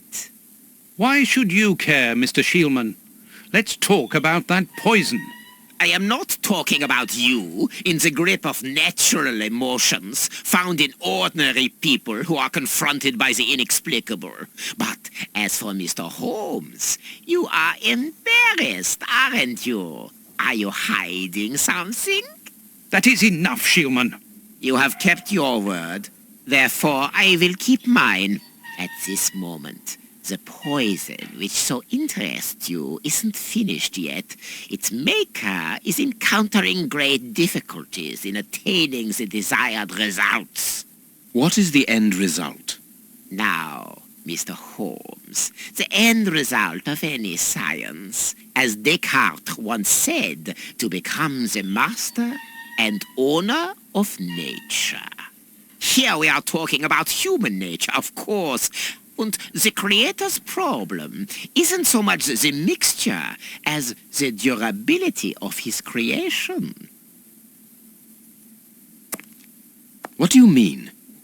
You see, this poison was made using rare but very volatile short-living compounds, which means that it is only possible to produce small quantities, which most importantly do not keep for a long time.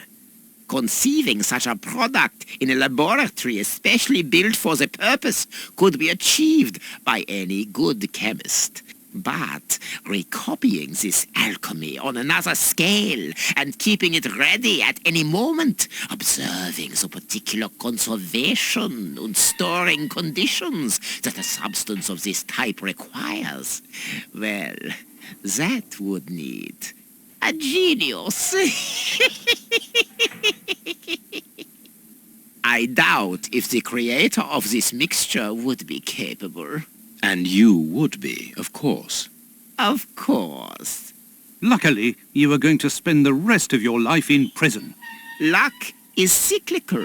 It always comes around again, sooner or later. As far as I am concerned, I have the feeling that the cycle is going to be very short.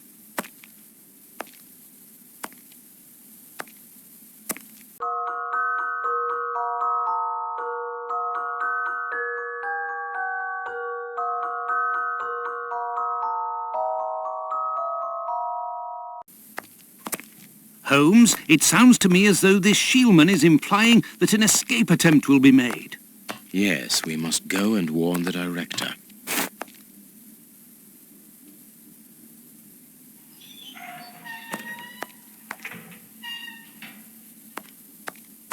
At your service, Mr. Holmes.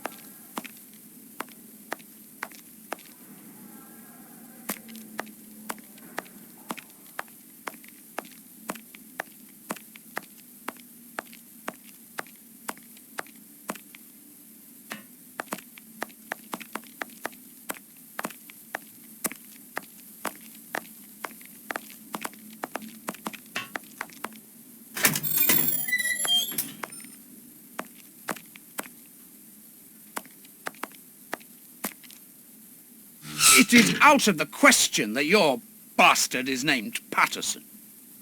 Very well. You refuse to reveal the father to me?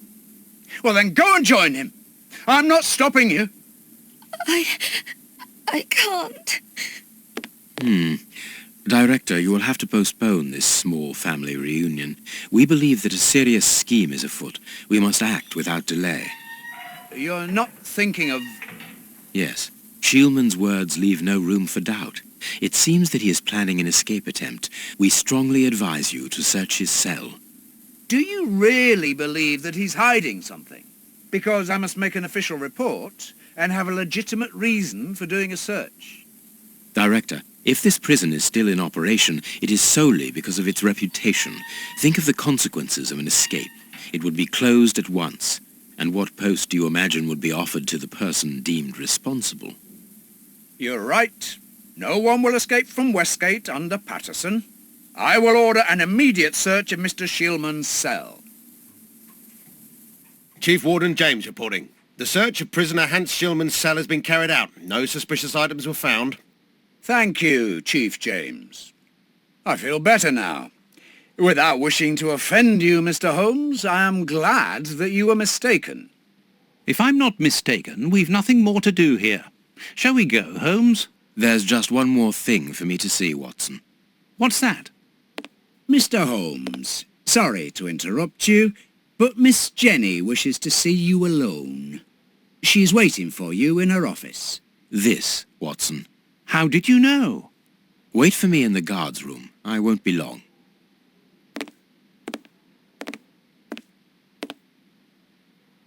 What an extraordinary gentleman that Sherlock Holmes is. You must have had lots of adventures with him. Oh, yes, dozens. Thought he was infallible, but there wasn't anything out of the way in the rat killer's cell. Could he have been mistaken?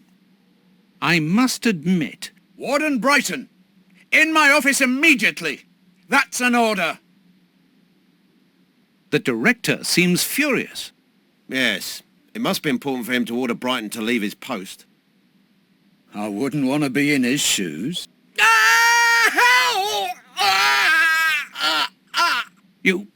Did you hear that? Yes, that's not normal. I've never heard Flint shout like that. But why doesn't O'Sullivan sound the alarm?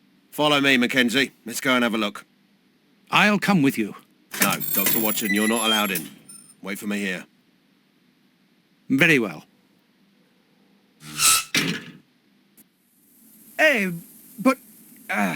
the grill is blocked, Chief. We've been locked in. And that smoke, it's coming from below. O'Sullivan! Can you hear us? Sully, are you alive? Answer us, Sully. What's going on? Can I help you? Sound the alarm in the guard's room. That should unblock the door. Be quick. O'Sullivan might be in danger.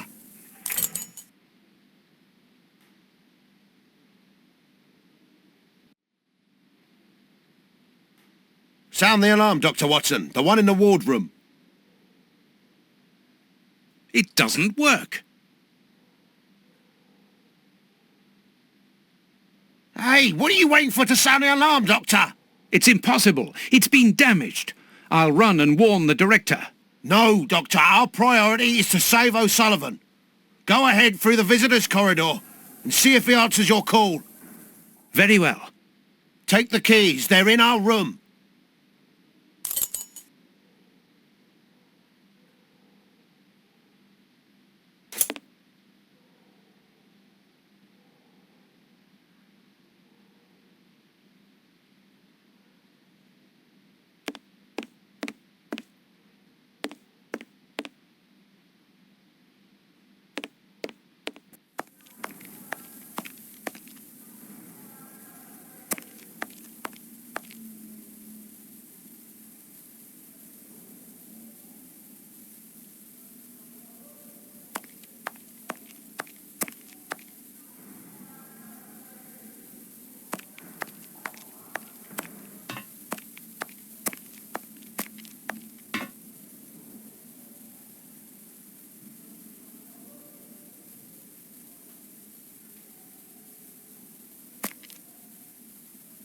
O'Sullivan, Can you hear me? O'Sullivan, answer me! Yes, I'm here. Quick, get me out of here. The Flints have escaped, and they are fighting like dogs. Help! It's a catastrophe.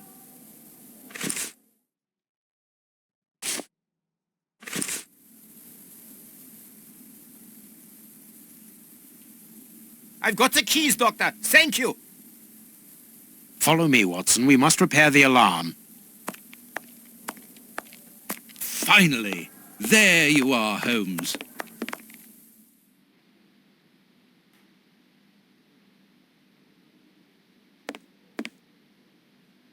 I'm going to turn on the system.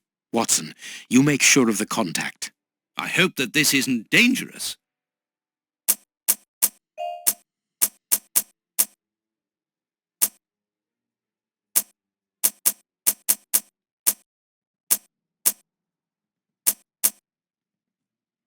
It works. Perfect. It's open. Let's go down. Be careful. From what your colleague said, the Flints are out. We are trained for this sort of situation. And we're armed. Come and help us, Watson.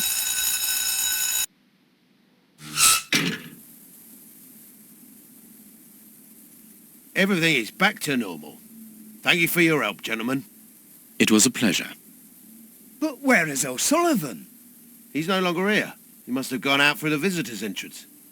Yes, and he must be pleased to have gotten out of the basement. Good. We must now check all the cells. It's the procedure in case of an alarm. We'll come and help you. You are evidently fond of wasting time, my dear fellow. Rejoin me at the reception when you've finished.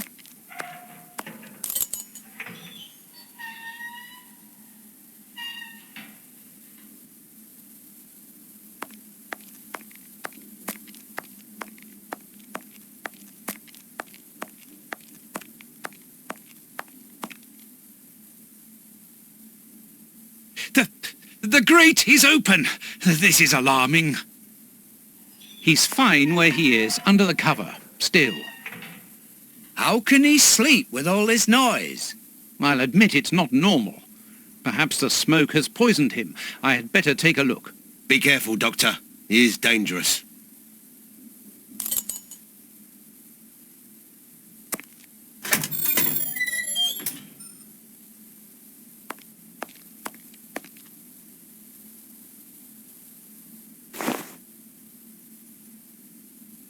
O'Sullivan! It's impossible.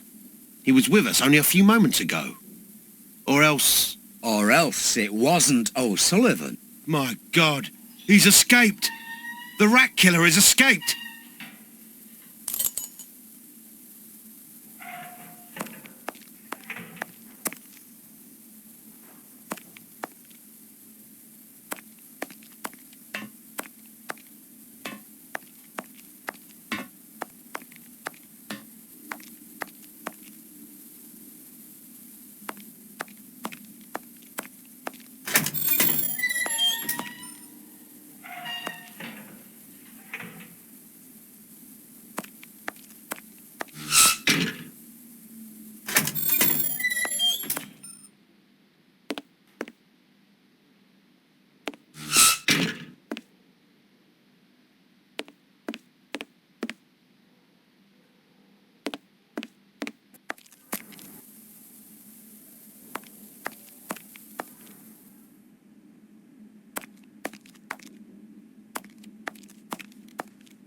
Ah, Holmes, there you are. Hans has escaped. I fear that this inquiry is a bitter defeat for us. Not at all, my dear fellow. Quite the contrary. Follow me. Why the devil have you brought me behind the prison? We have an appointment, Watson.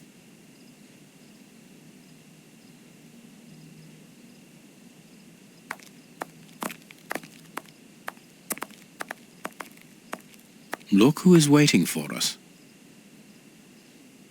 Shielman! I'll go back and alert the guards.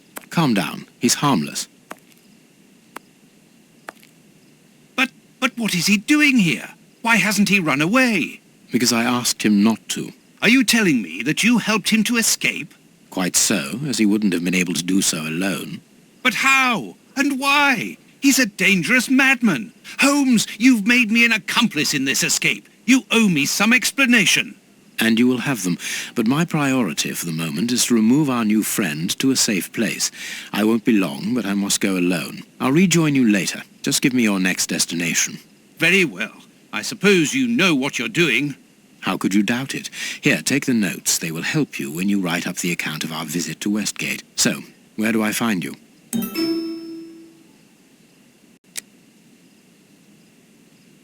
The next step of our investigation should take place in the Whitechapel area. Good. Go then, and I'll rejoin you there.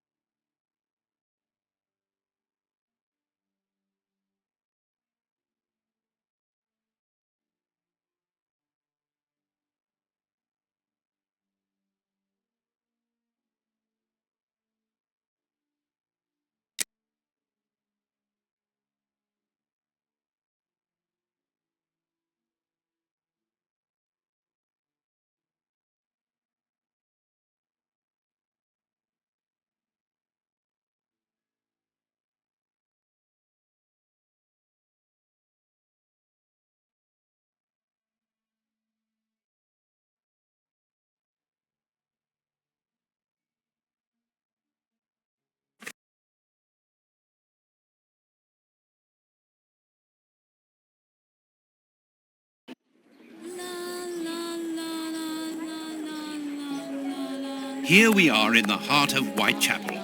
Keep an eye on your wallet, Holmes. This area is the highest for pickpockets in all of the kingdom.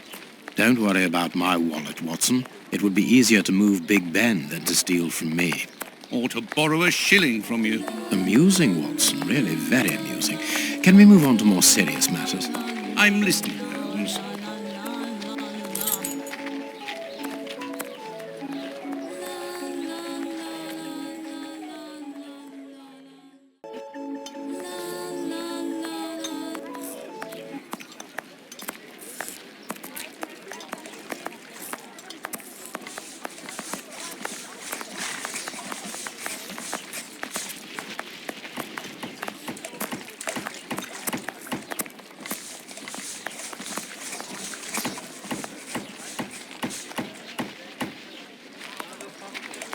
Queue up like everyone else.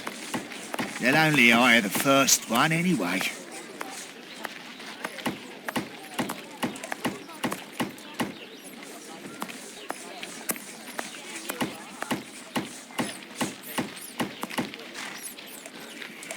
There's nothing left at all.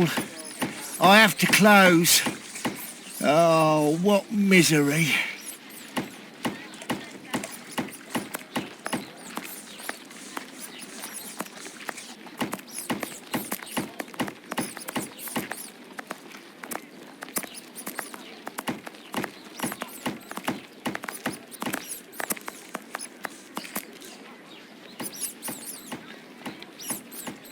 They leave us to die like dogs.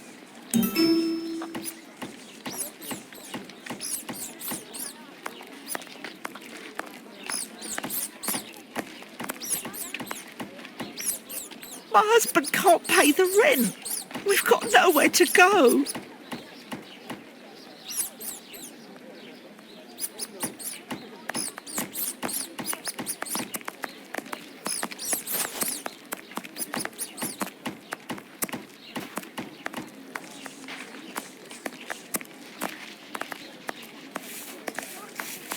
Here's the public dispensary that we're looking for.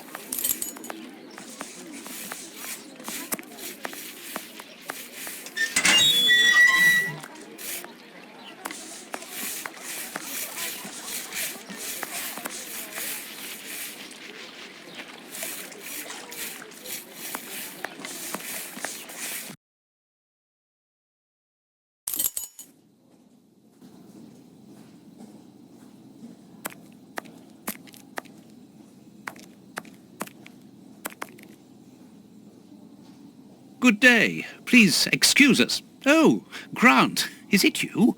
Yes, but wait a moment. Watson, it's been years. Since the Faculty of Medicine, if my memory serves me right. Yes, we were young and ambitious. I didn't expect to find you here. I thought you had gone to America. No. I find that I prefer the filth here, amputating gangrenous legs. Ah. I'm joking, Watson. Unfortunately, I was unable to leave for Washington. I had to give up surgery. So instead, I crouched down in this rat hole, rubbing shoulders with the world's misery. Grant, treating those in need is a noble calling. You underestimate the importance of your work. If you say so. It's true that in the beginning I felt as you do, but as time goes by, the more this cursed area seems like hell. You think that nothing can get worse, and the next day you see that it can. Now famine has hit these poor wretches. One can't always do as one might prefer when one is a doctor. Grant, I'd like to introduce you to Sherlock Holmes. Pleased to meet you. Well, no one comes here by chance, therefore I imagine that you need something in particular. How can I help you? Dr. Grant, we are in possession of a scalpel which was found in an unusual location. Does it come from your dispensary, as we believe? From its mark, I'd say it was stolen from us. A lot of things disappear from here, you understand. Life is hard in Whitechapel. When the staff find a way of adding to their salary, they rarely hesitate to do so. Thank you, Doctor. Farewell, Doctor. See you soon, perhaps.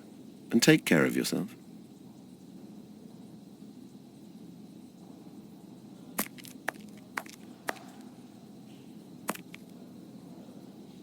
Like all the sick lying here, this person is very quiet. Not surprising, Holmes, this person is too weak. She's obviously suffering from malnutrition, and for more than a few weeks now.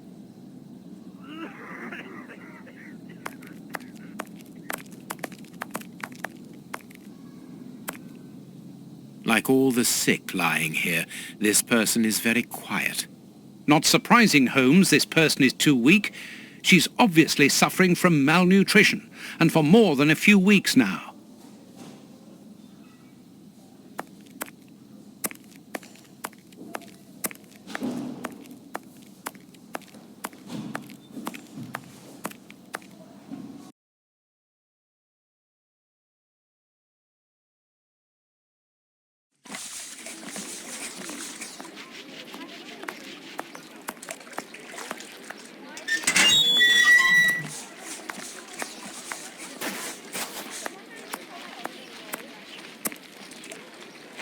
Circulating soup kitchen.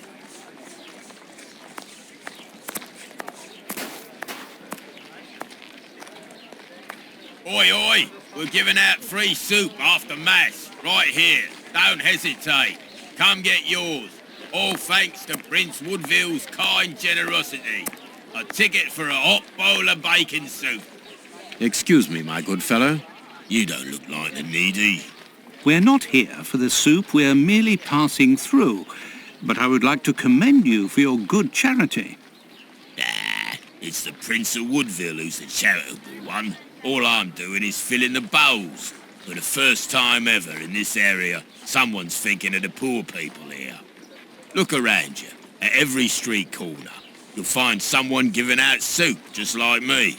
I grew up here, and I can promise you, it's the first time the toffs have thought about us. And no one tries to take advantage of this? No, mister, that's not possible. You have to exchange a ticket against a bowl. The tickets have the day's date on them and are handed out after Mass. That way no one can cheat.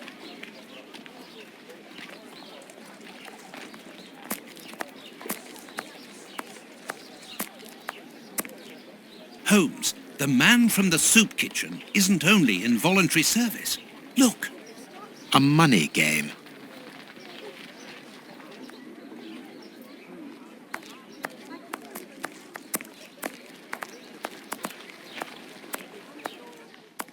Closed. Even here, decidedly the poor people have been abandoned to their fate.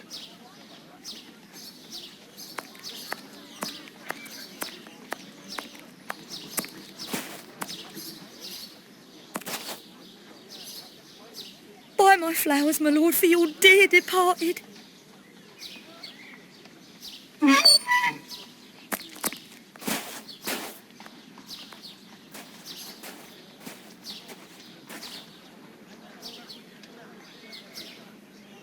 This cemetery is the very image of Whitechapel.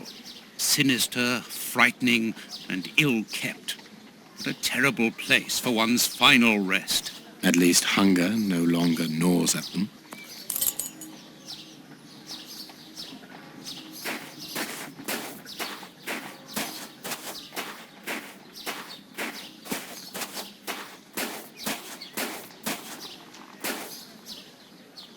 Impossible to open it.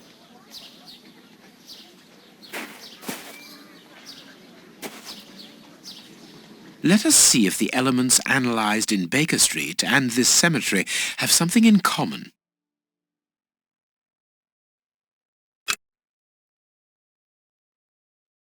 This rope is only worn on one side.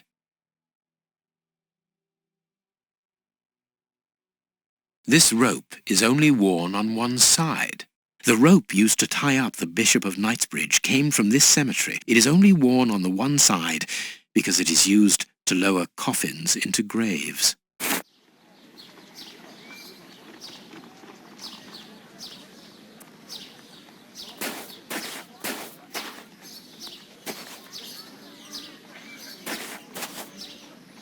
This shovel belongs to the cemetery workers.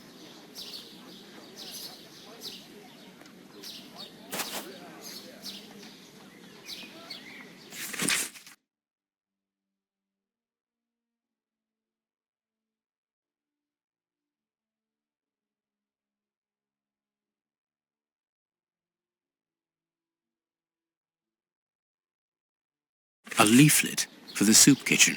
This leaflet is dated for the day after tomorrow. The tickets for the soup kitchen are given out on the same day. Only somebody who works there could have written on it.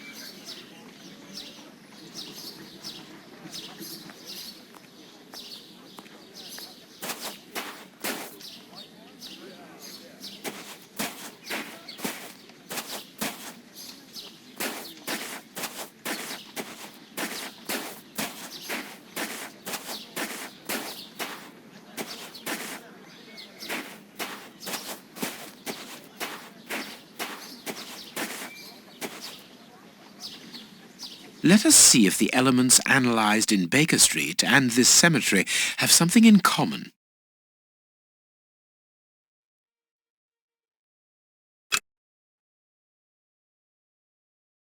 Earth freshly turned over, still damp.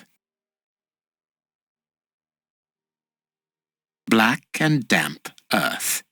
This dark, damp earth is the same type as that which was found at the Bishop of Knightsbridge's home.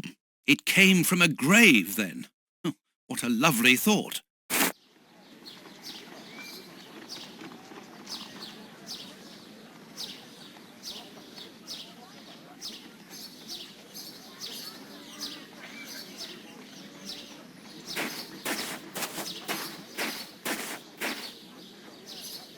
This must be the gravedigger's cabin. Well, judging by the state of this place, they don't work very often.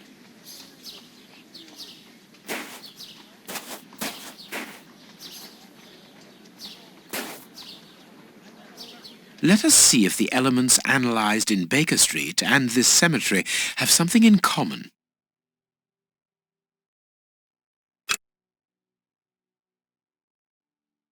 Granite.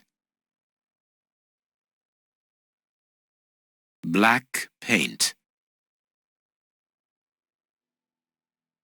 These stones are of the same granite. The same black paint covers these stones. This black painted stone is identical to the fragments found in the rope which we analysed at Baker Street and in the footprints of the Bishop of Knightsbridge's murderers. Everything coincides, Watson. The fragments of granite at the bishop's home came from the tombstones of this cemetery. As well as the rope that was used to restrain the poor man. One of those used to lower the coffins. I can think of only two reasons why anyone should happen to spend a great deal of time in a cemetery. Either he is at rest here, or he works here. At least one of the bishop's murderers is employed here. A shame. If he was at rest here, it would have made our job easier.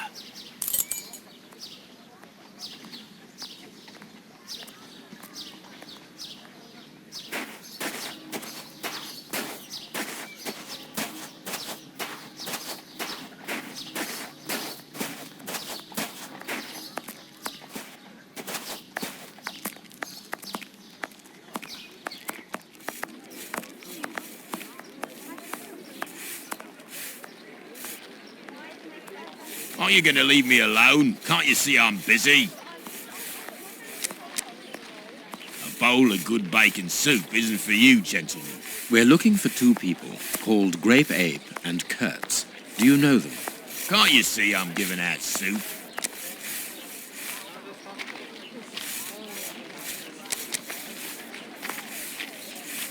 You again. You can't have any soup, you're too rich. It's for the poor, not the toffs. And what would you say to relieving two toffs of their wallets by giving them a chance at dice? With great pleasure. What do you want to bet? Your ring against my friend's superb silver watch. Holmes! I inherited this watch from my brother. It has a great sentimental value.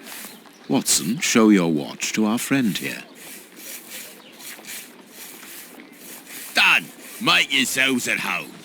All right, mister. First who gets 36 points wins.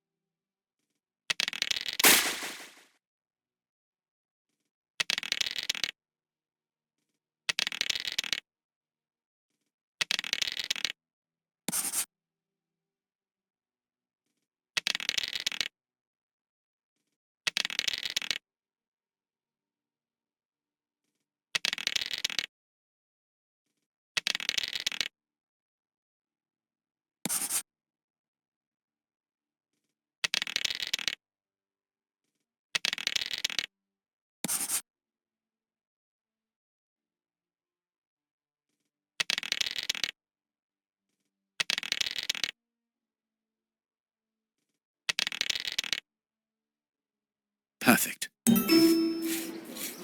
Are you going to leave me alone? Can't you see I'm busy? We win. Hey, not so fast. We'll play again. Out of the question. You have lost. You owe me your ring. Oh, it means a lot to me, this ring. Me dad gave it me before he died. He choked on his own glass eye. Me mum didn't get over the shock of it, and she killed herself by smashing her head open with her wooden leg. And she'd only just heard that me sister, who's a prostitute, had caught an embarrassing disease that made all her hair fall out. And worse, our dog got run over when he... As this ring holds such sentimental value for you, I will allow you to keep it. What would you say to exchanging that against some information about Grape Ape? That seems like a fair deal, don't you think? Yeah. Grape Ape works with us. He usually deals with the tickets, but we haven't seen him for a few days. Where is he usually to be found? Well, last time I saw him, he was with his mates from the dispensary, them that deal with the morgue. Now, that's all I know. It is quite good enough. Keep your ring, my good man, as a souvenir of your poor father. A souvenir of me dad, me mum, me sister, and me dog.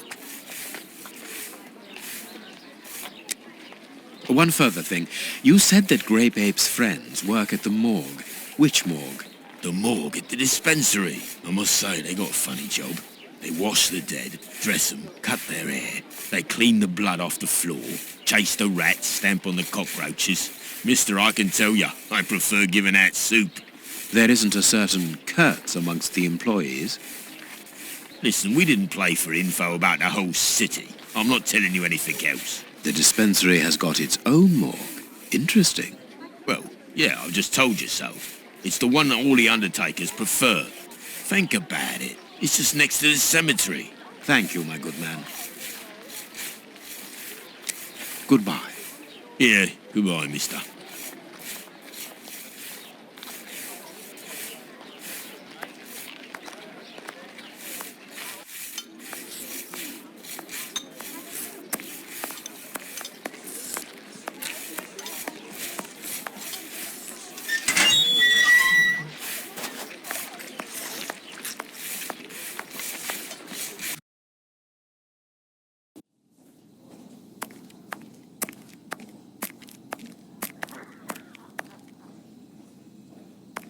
How can I help you? Tell me, Doctor, do you have a morgue in your dispensary? Yes, it is the busiest place in the building. We would like to see it. The door at the far end. The one with the unpleasant smell. Very good. Farewell, Doctor. See you soon, perhaps. And take care of yourself.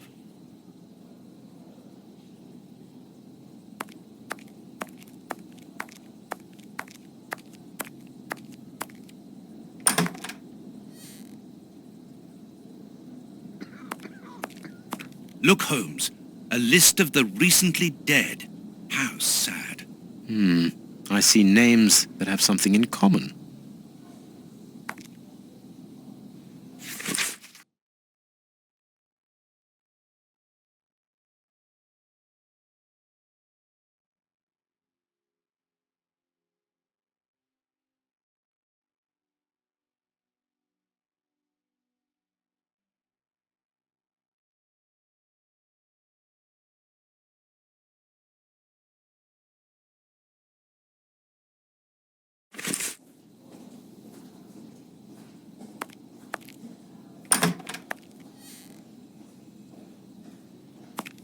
I understand now why my colleague keeps quiet about his morgue.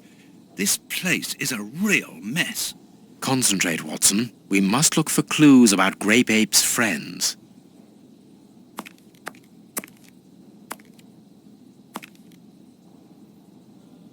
Look at the state of the instruments. They've probably never been cleaned.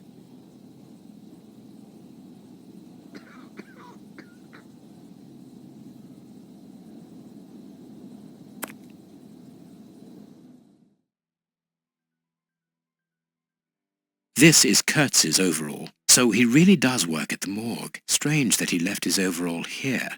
Holmes, this is Kurtz. We've just found one of the Bishop of Knightsbridge's murderers.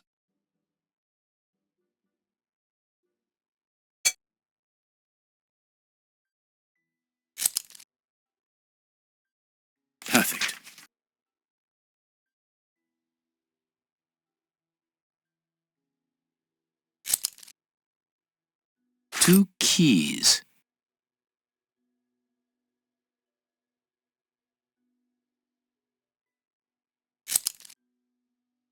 A small metal stem.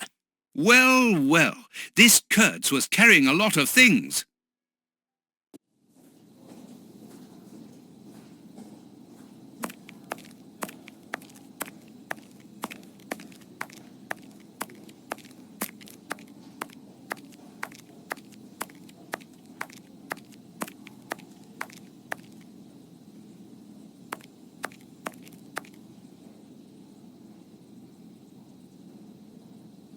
We must find the place indicated with the cross on the map we found in the morgue.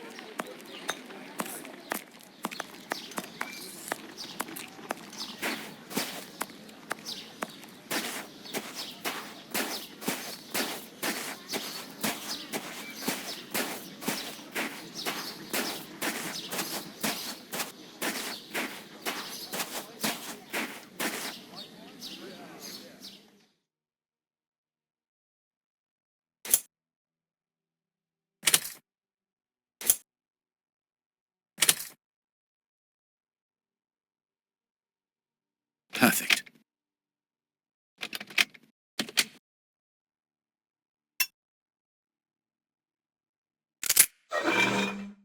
It's open.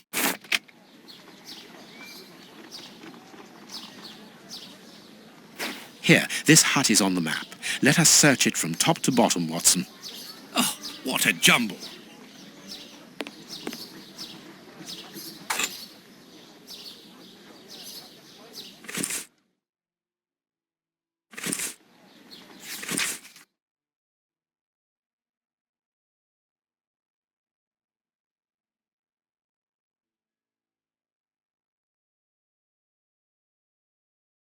How is it that there is no room in this cemetery?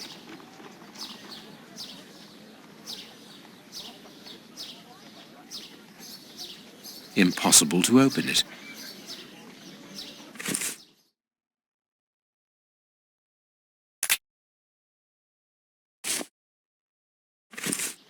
Bags filled with nails.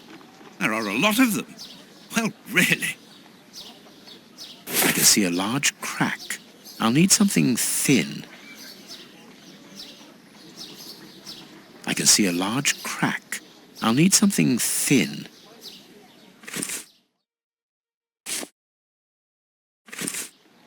A hole was drilled a short while ago. There is a sack inside this hole. Let us see what is inside it.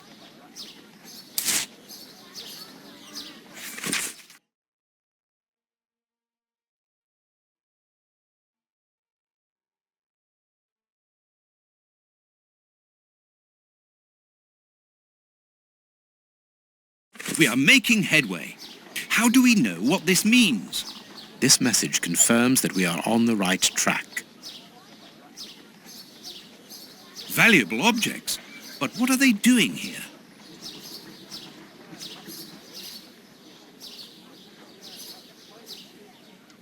Look, this chest has been nailed to the floor. This box has been placed so that no one can move or open it. Look, this chest has been nailed to the floor.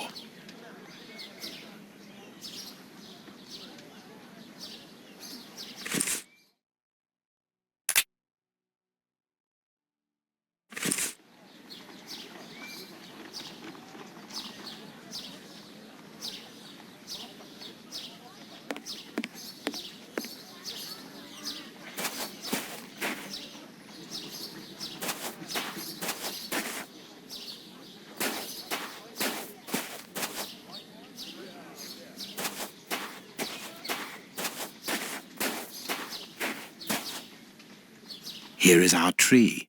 Let us examine the inscriptions.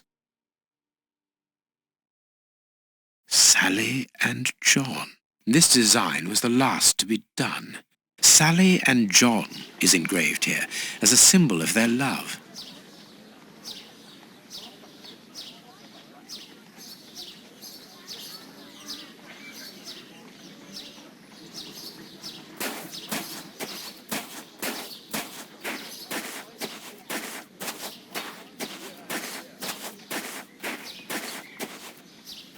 Yes, it must be there. I need something.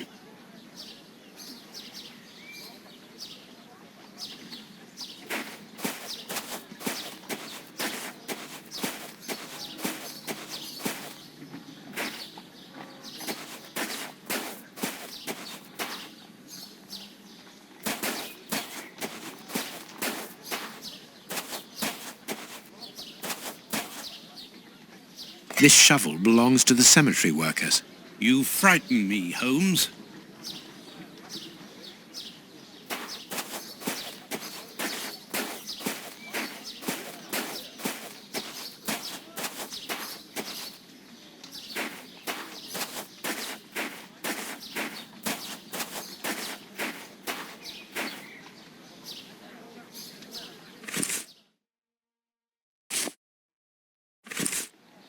This must be the grave. Dig quickly, Watson. Very well, Holmes. Look, a metal box.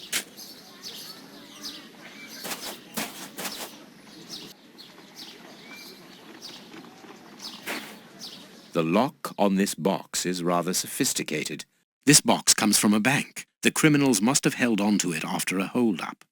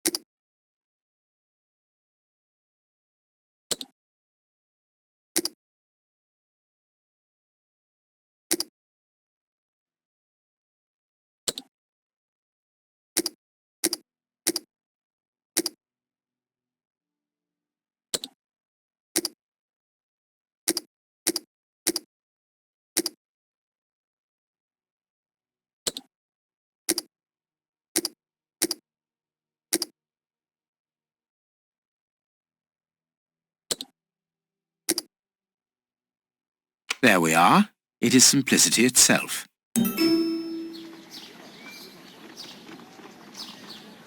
A hammer covered in blood. This key must be important to be hidden here. These candlesticks are undoubtedly stolen.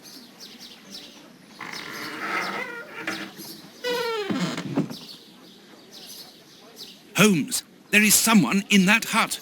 I saw, Watson. Come, and keep your revolver at the ready, just in case.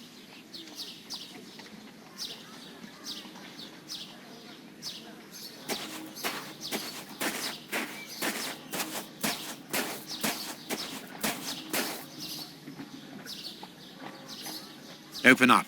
We're not the police. Do not be alarmed. That's a strange way of reassuring someone.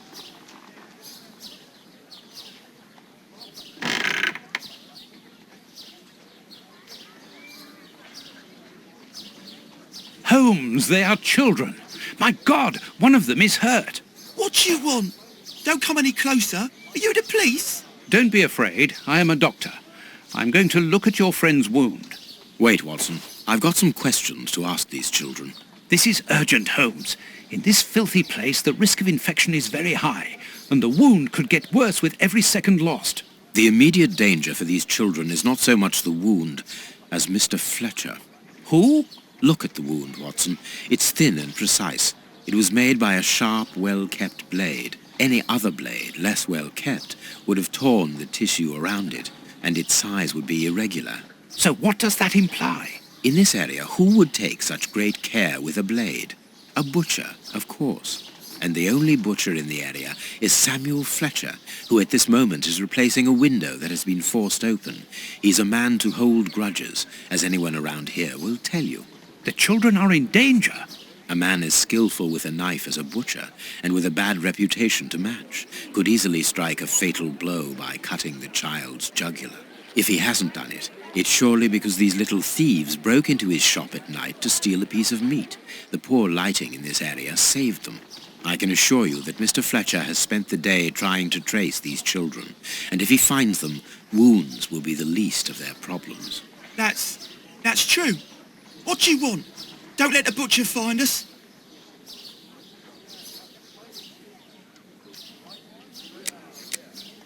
I could give Mr. Fletcher a compensation for the damage to his property, and he would certainly give up trying to find you then. But for that, you'll have to cooperate. Or else? Or else he'll likely find a less agreeable way of repairing the damage. Wait, mister. I know everyone here. I'll help you. Only protect us from the butcher. I am looking for Kurtz. Tell me where I can find him, and I'll smooth things over with Mr. Fletcher.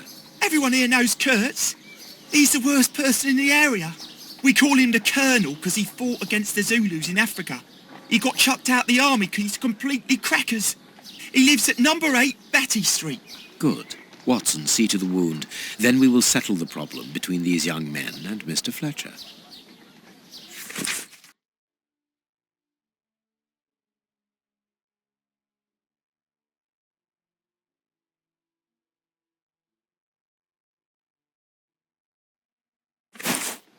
We must protect these children from that butcher, Holmes.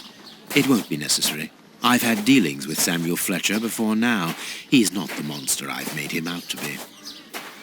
If he had wanted to kill them, he would have done so, even in dim light. By wounding the little thief, he wanted to warn him never to set foot in his shop again. Forget Mr. Fletcher, Watson.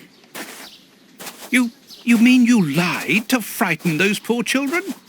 Exactly. Clever, wasn't it?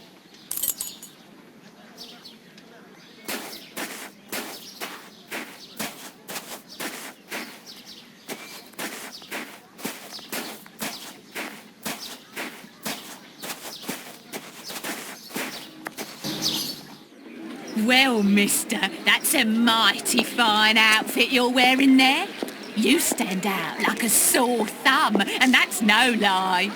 Watch that you don't get it all dirtied up, but you'd be welcome to come back to my place. It's not far, and I'd sponge it down for you. Don't go back to Johnny's place. You'll get malaria. Thank you, madam. I'm certain that you would make a very good job of it. That will not be necessary, however. But your thought was a kind one. We'd best be leaving now, sir. Here, please accept this sovereign as a token of my gratitude for your concern. Well, I never. Thank you. That's right generous of you, my lordship. You are very welcome, madam. Madam, he calls me. Bless my garters. What a gent. If you're ready now, sir. Yes, let us go. What a remarkable man, the Prince Woodville, to talk to such a woman as though she was an equal. Let's find Batty Street.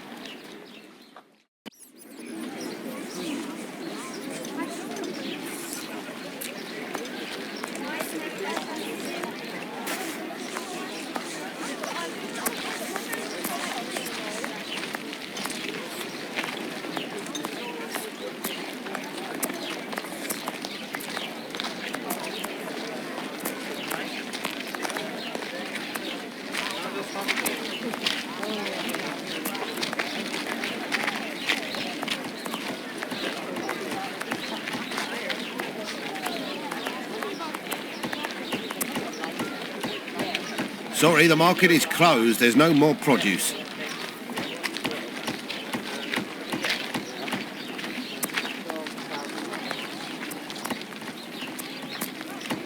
That is Street.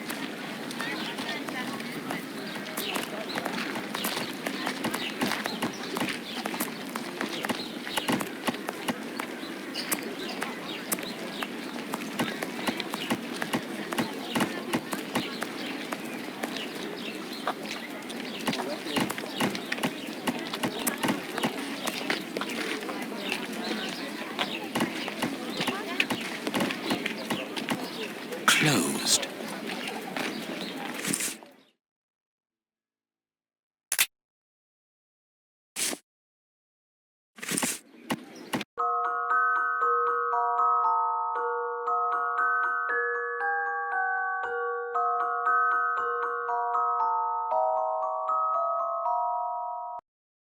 My God, Holmes, it's appalling. And the smell. But what can have happened here? Stay calm, Watson. Take note of every detail and be careful not to move anything. Very well, Holmes.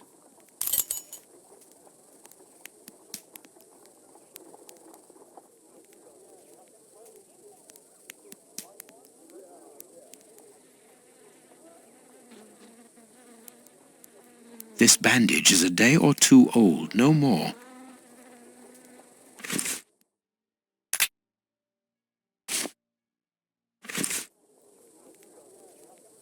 Please take note, Watson. The same finger that we found at the Bishop of Knightsbridge's house. Holmes! Let us look at our deduction board, Watson.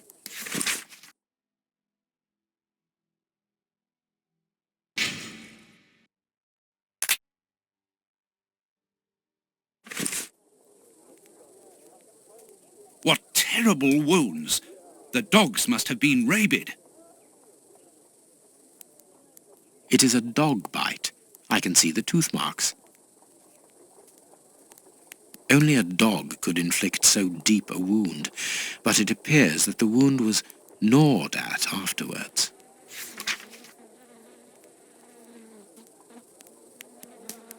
This part is in shreds. The skin tissue has decomposed, yet the death is recent.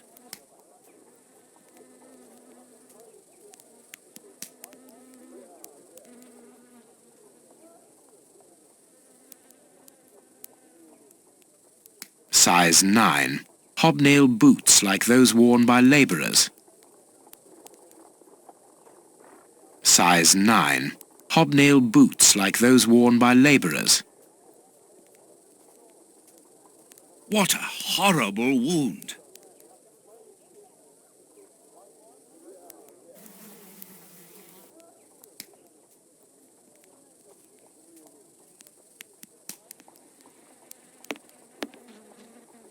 The material on this tray is rather odd. A small burner. Small burnt balls. A pipe with a strange smell. There can be no doubt. Judging by the material on the tray and the pipe, the man smoked opium. Opium? I doubt if this man could have made his drug here. He would have needed a real laboratory.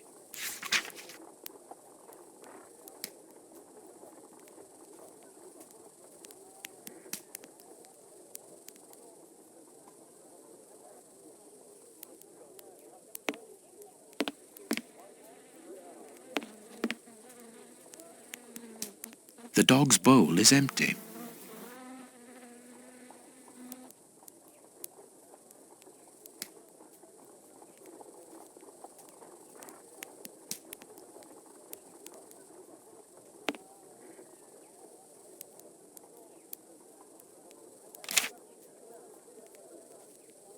This is yesterday's newspaper.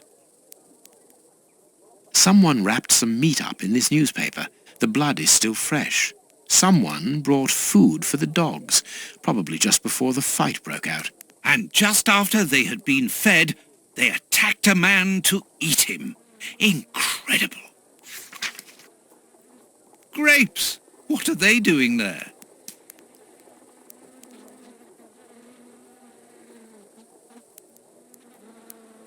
An old photo. It's written to our comrade Jeremy Kurtz from Commando J. Malan, Bloemfontein, 1883. Kurtz served as a Boer commando. He fought against his country.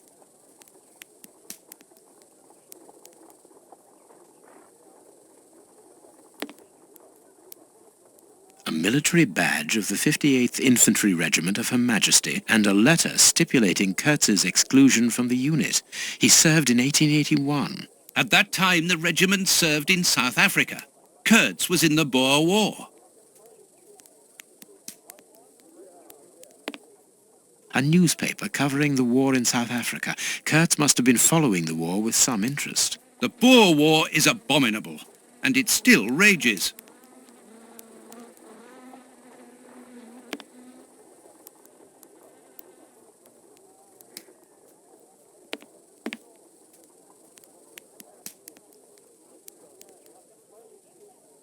A torn piece of a letter.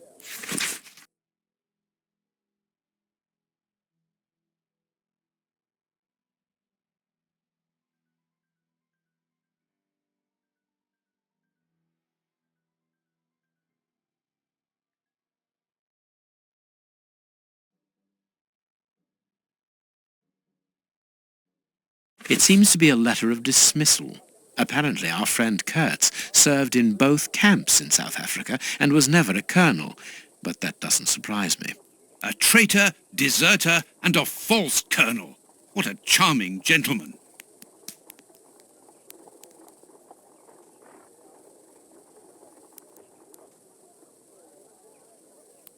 This part is in shreds. The skin tissue has decomposed, yet the death is recent. What a horrible wound.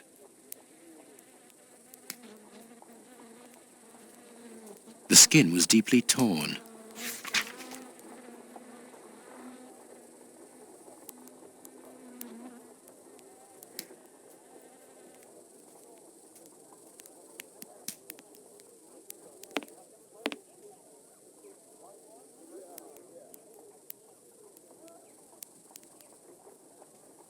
This part is in shreds. The skin tissue has decomposed, yet the death is recent. The skin was deeply torn. What a horrible wound. Let us look at our deduction board, Watson.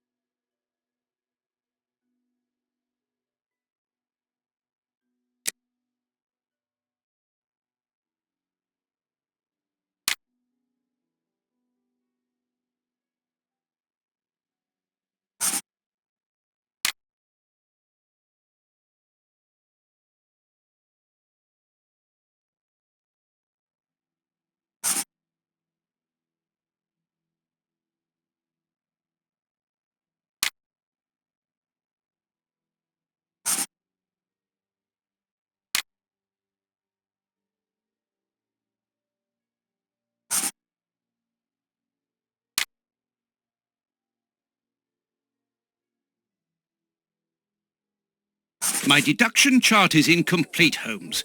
We are missing an important detail. Let's return to the clinic and ask if our friend might lend us his morgue for 2 hours. What are you going to do? I'm torn between a nap and a picnic. Oh, I've had enough, Holmes. The next step of our investigation, Watson, leads us inevitably to a post-mortem. As you're well aware, in the instance where a body's vital organs no longer function, every minute is vital. Be quick now and procure the room, while I arrange the transport. Very well. I will see you later.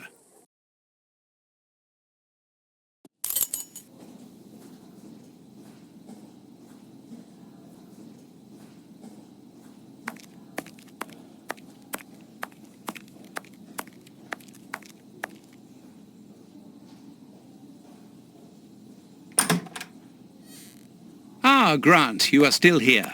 I need to ask a favour from you. What sort of favour, my dear friend? Might I use your morgue for a couple of hours? It concerns an affair of the greatest Use the morgue? Whatever for? Letting you poke your nose in everywhere is one thing, but closing my eyes to I don't know what unsavoury practices. No, it's nothing like that. No, it isn't possible, sorry. Grant, listen to me. Don't insist. Where do you think you are? Perhaps because you come from the rich area, you think you are entitled to do whatever you like. But here in Whitechapel, it's the real world, you understand? The real world, where we have to take risks. Do you even know what that means?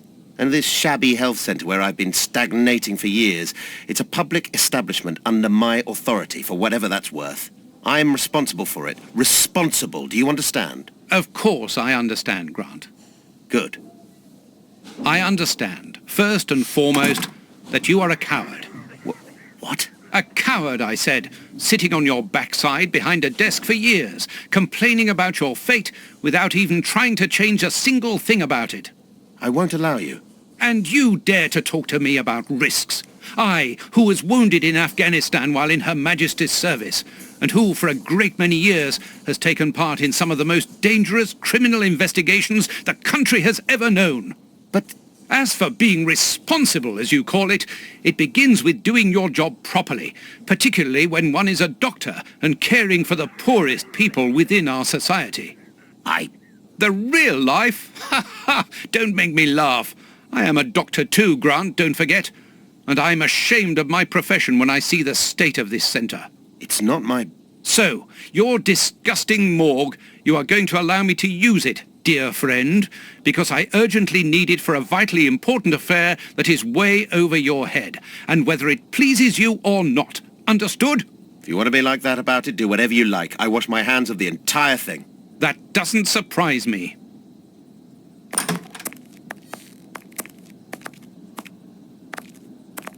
This is a dismal place. Have you ever carried out a post-mortem, Holmes? It requires a great deal of precision. Don't worry, I learn quickly.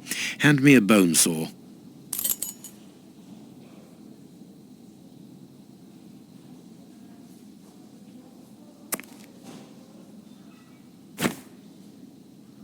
Go carefully, Holmes, even so.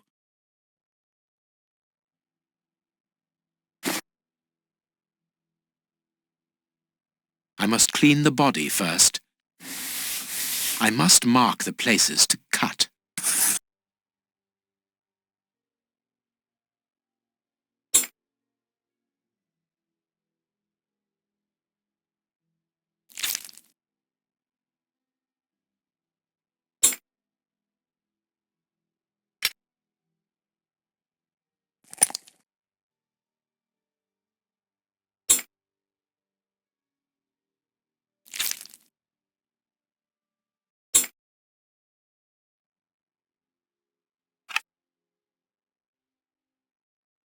This liquid found in the lungs should be able to tell us something.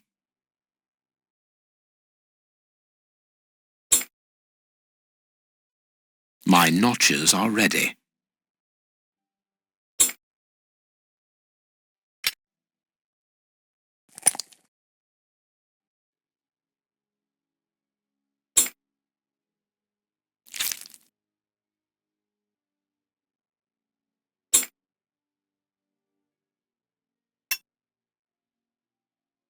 A ball of paper, swallowed recently.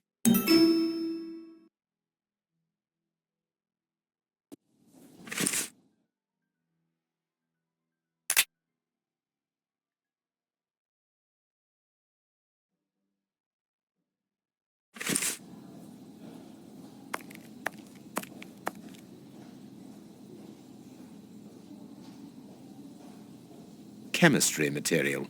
And smells as bad as the one in our sitting room at Baker Street.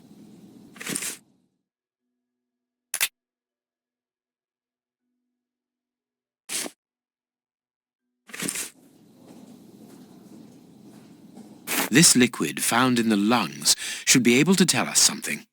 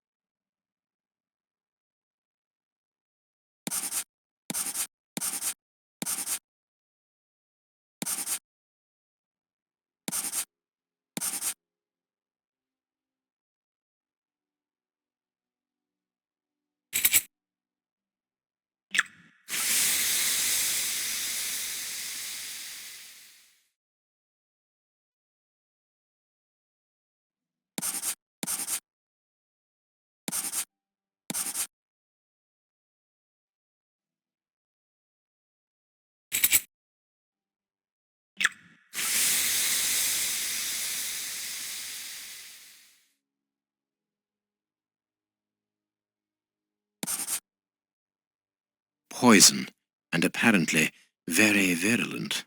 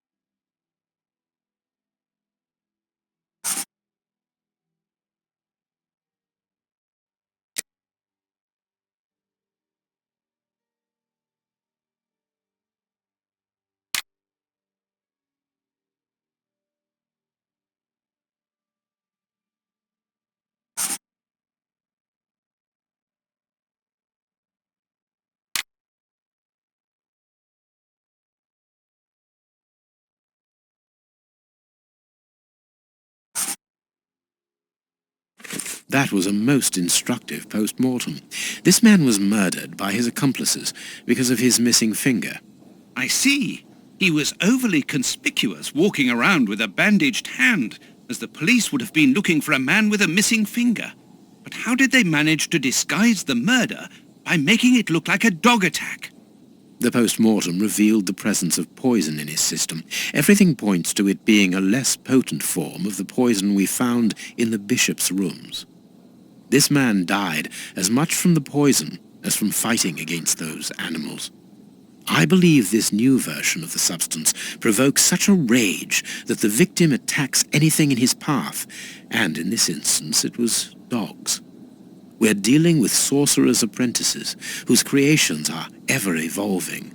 They are attempting to obtain a particular effect, and they try out their formulae on human guinea pigs.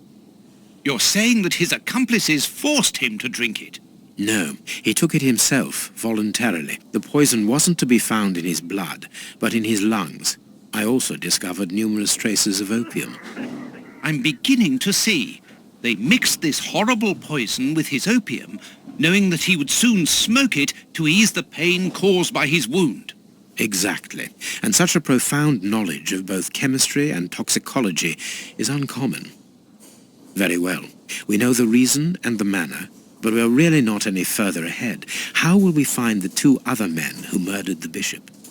By going to 13 Burner Street. It is in this area. But where did you get that address, Holmes? From his stomach. I see. He wanted to get rid of the address. No, he wanted revenge. I don't follow you. When the man with the missing finger began to feel the effects of the poison, he knew that he was going to die, and he knew that there would be a post-mortem. Shall we go?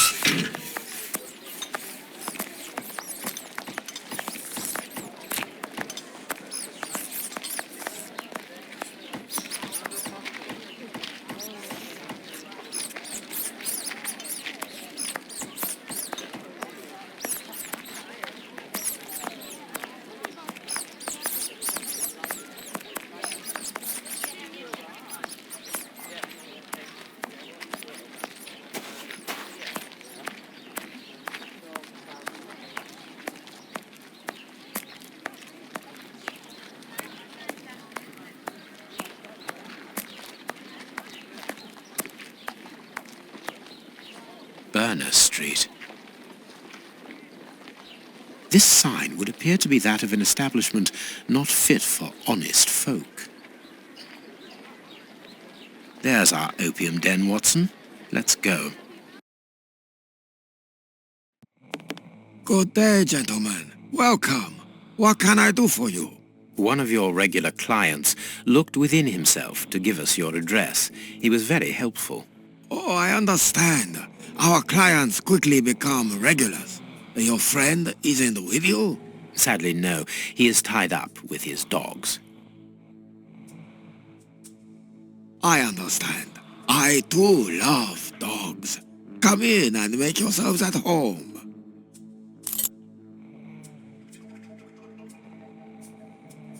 The keys to the establishment are all here together. Interesting.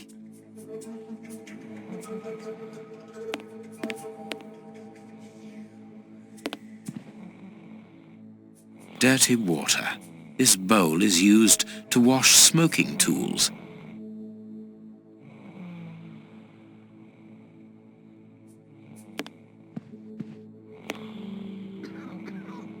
Ashes. It's not very clean here.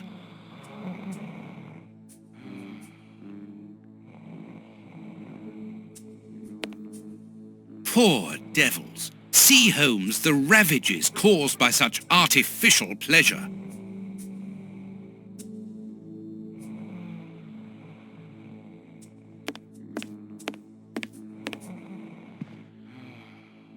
Poor devils. See, Holmes, the ravages caused by such artificial pleasure.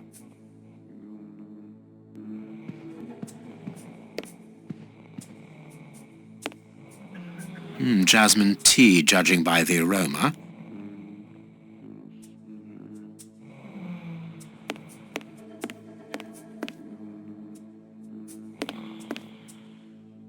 Poor devils. See, Holmes, the ravages caused by such artificial pleasure.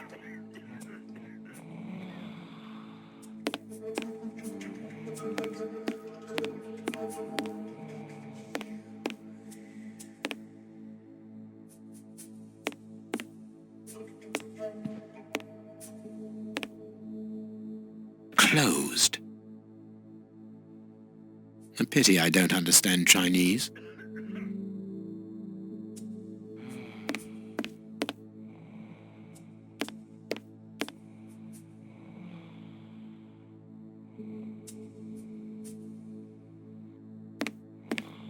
You can't come in here.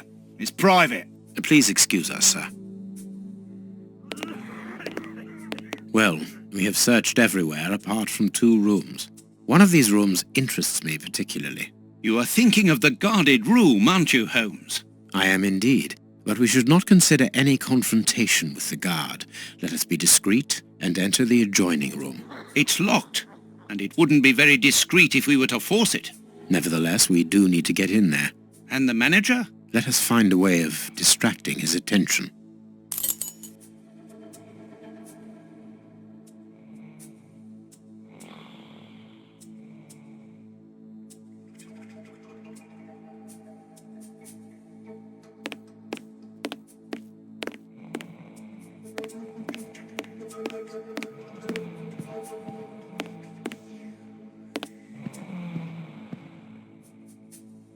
Jasmine tea, judging by the aroma.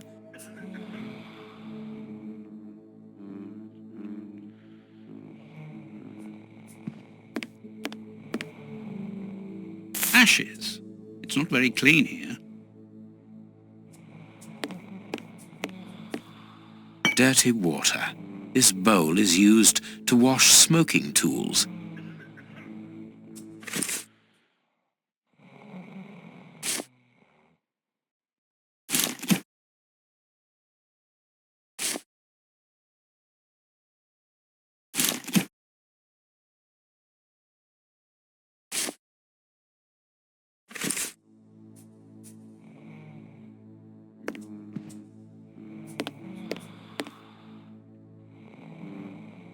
This client is asleep. It would be impossible to make him swallow my mixture.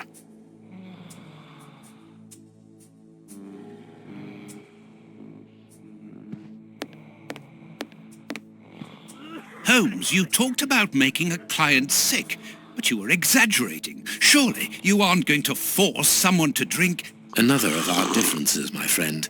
You cure people, I make them sick.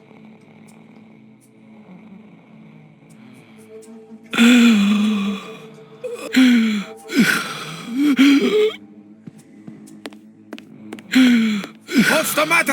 Are you ill? Hey, mister! It'll be all right. Breathe! The Chinese waiter is busy. We can go.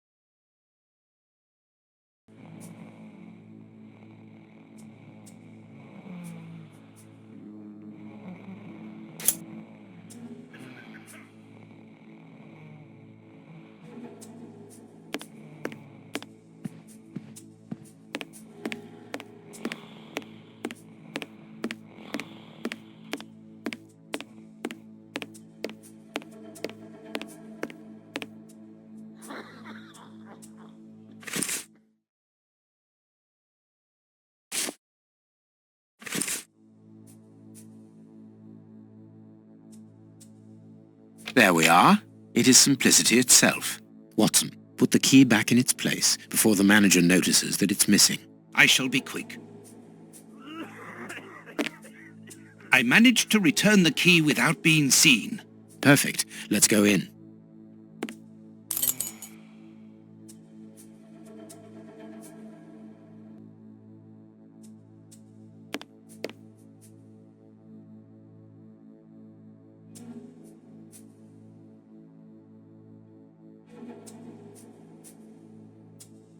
This small opening gives onto the guarded room.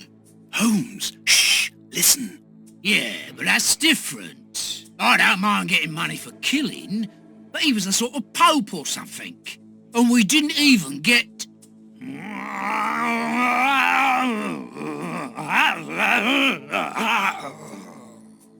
Yeah, I know, I got nice rich man's boots. They must be worth about £20. But even so, and the boss ain't happy. And when I see him unhappy, I'm afraid. I don't fancy ending up like Kurtz.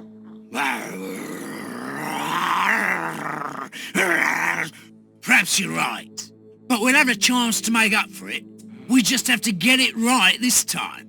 Because he won't forgive us so easily next time. They are the bishop's murderers, Holmes. The fiends. Calm down, Watson. We'll have to take care of the guard at the entrance. I think we should be able to find something in this place that would put an elephant to sleep. Very good. But then what? Then we take care of those two devils.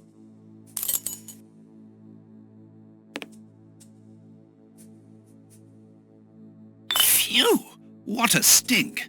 This bottle is full of barbiturate acid. We use it in medicine sometimes as a tranquilizer. A syringe that could be useful.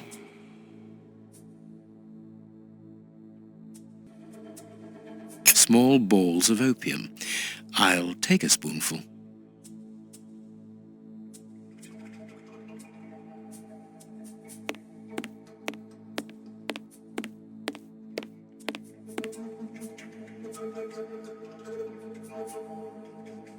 This stick will serve as a weapon or for something else.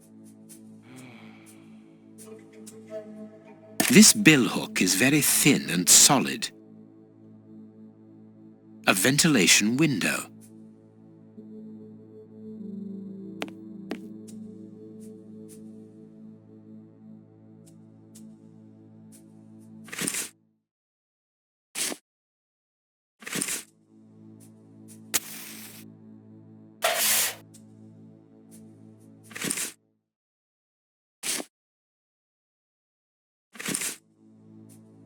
Holmes, do you really think that this is the appropriate moment?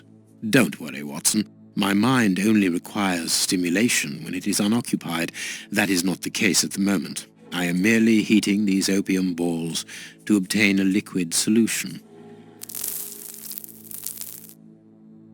You have a potentially very powerful sedative there, Holmes. Be careful, such a dose could be lethal. This door shouldn't be open! Let's hide, Holmes. This place isn't very favorable for that. I hate the idea, but we will have to rely on luck. There! It's locked! We've been locked in!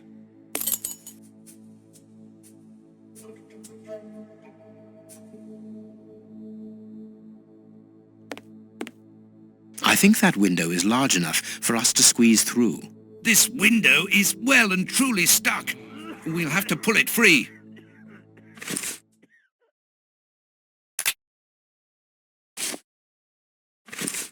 It's open, but this window is damnably heavy.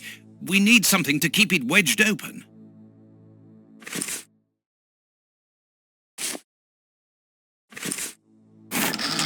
Good. We can get out of here. After you, my dear fellow.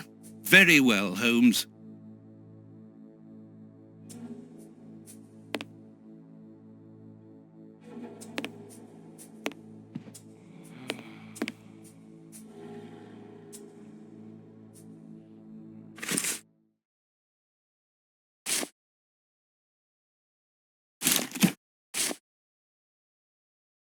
It's time to take action, Watson. Go and distract the brute guarding the door.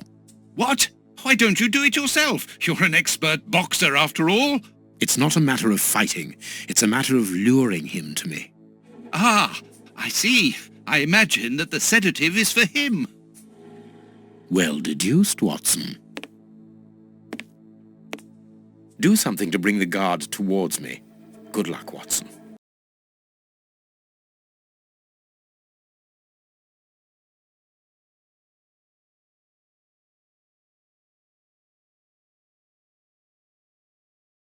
Sir, would you be so good as to come here?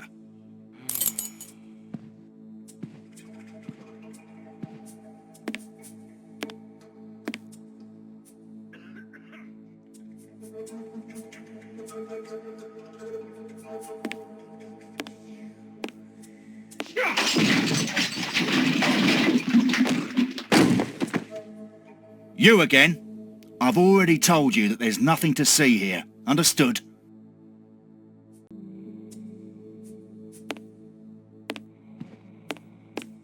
Do something to bring the guard towards me. Good luck, Watson. Sir, would you be so good as to come here?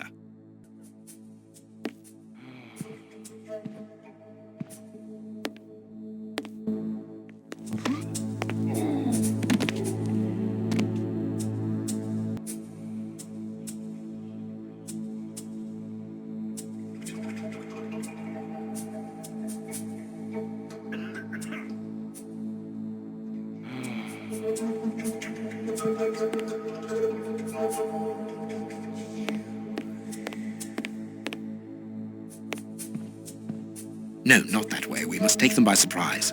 Let's get to the corridor by these stairs, Holmes.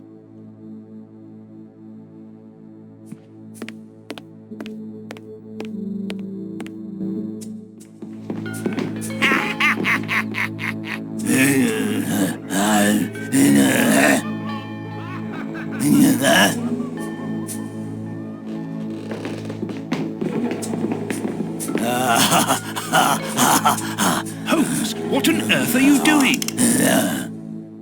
No! Stop! Put your hands up! Don't try anything clever!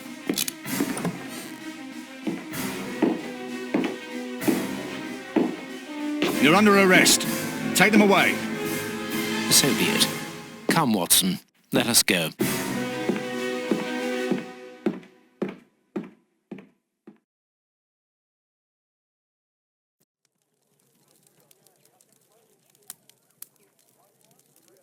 But why have we come back to Baker Street? It would have been better to join Baines to interrogate those criminals. No. In the hands of the police, those crooks won't talk, and you know it. They risk being hanged. I don't understand anything here. We must explore all our leads. Let us take a look at the map of London.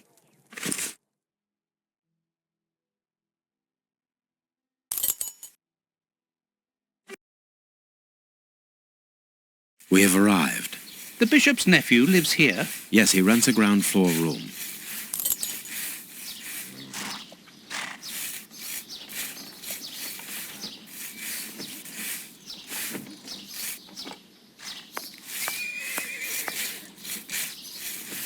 Can I help you, gentlemen? How do you do, madam? We should like to see one of your lodgers, Henry Hampford.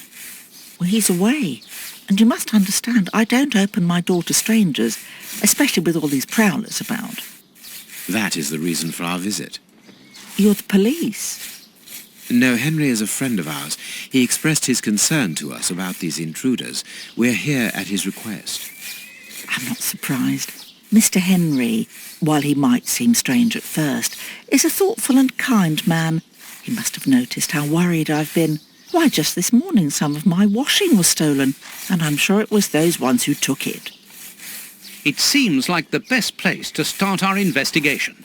May we step into your garden and then perhaps look into our friend's room? I don't see anything wrong with your looking over the garden, but his room...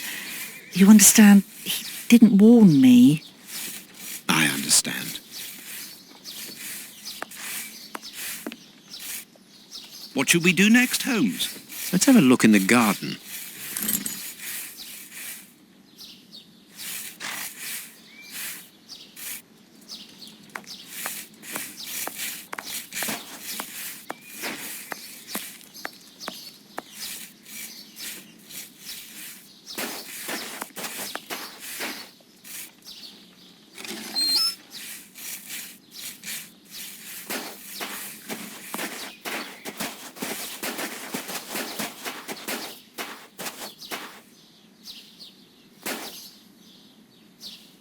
Indeed, there appears to be some linen missing.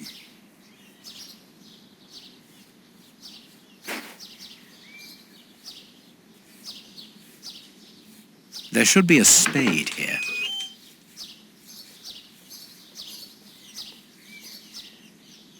A small pickaxe.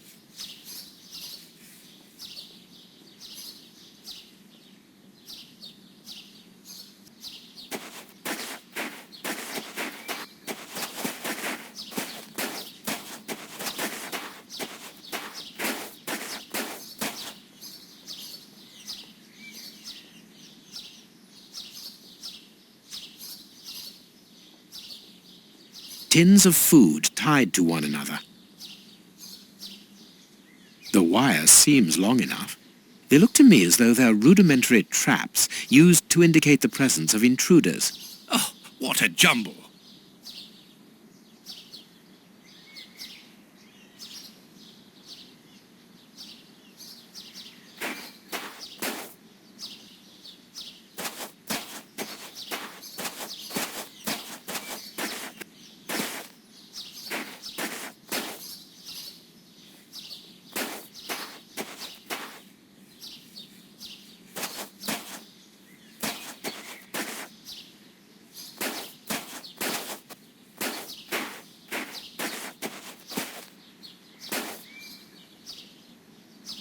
A rake. Why take it, Holmes?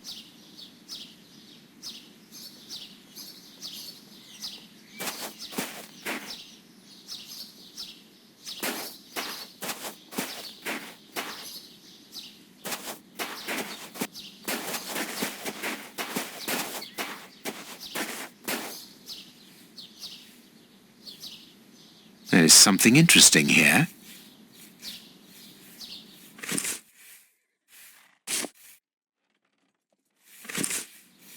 Good, we can pass.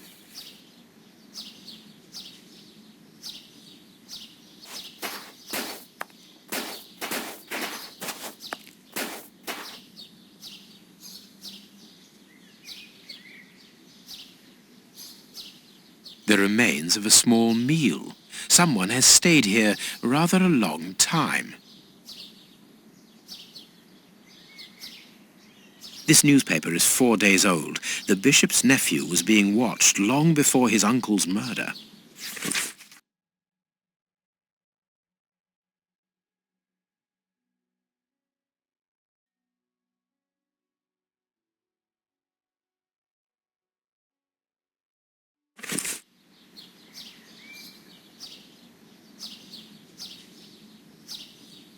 Nothing of interest here.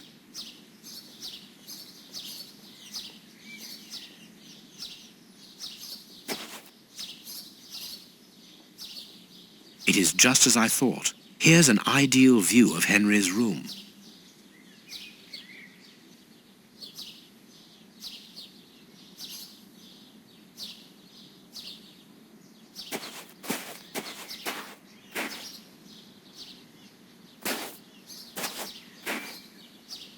No, it is unnecessary.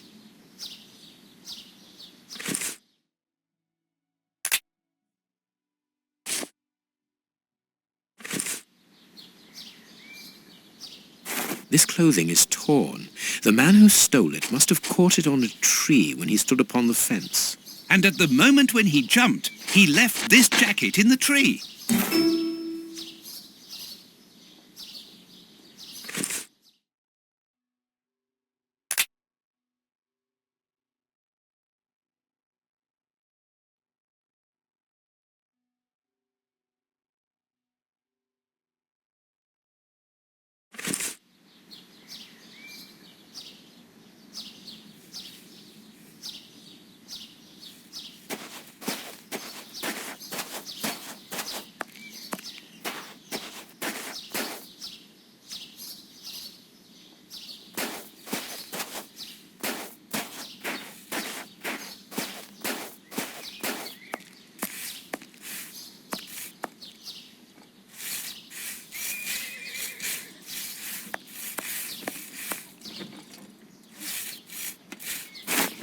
Is this the washing you were looking for?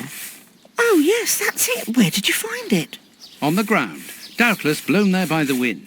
They didn't steal it, then. I'd have felt better knowing that those lurkers were nothing more than clothes thieves. That is not the case, madam.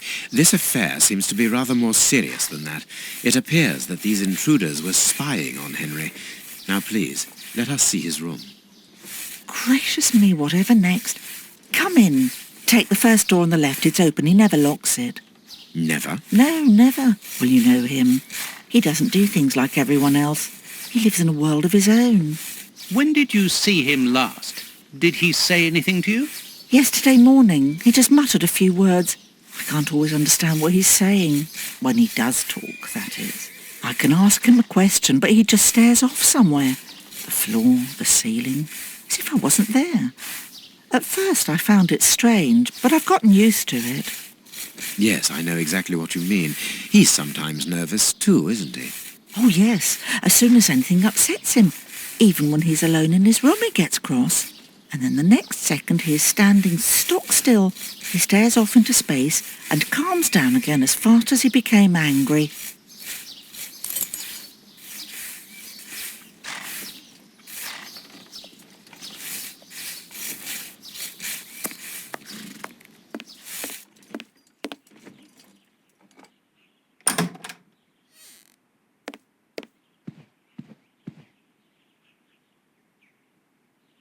Someone emptied a bag here.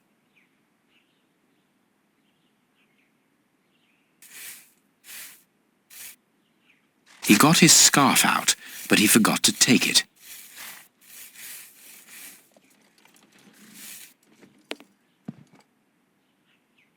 No hat, no coat. This rubbish bin was emptied, and then someone threw a torn piece of paper in it, and judging by the smell, there was also an onion. Onion? Let us put these torn pieces of paper on the table.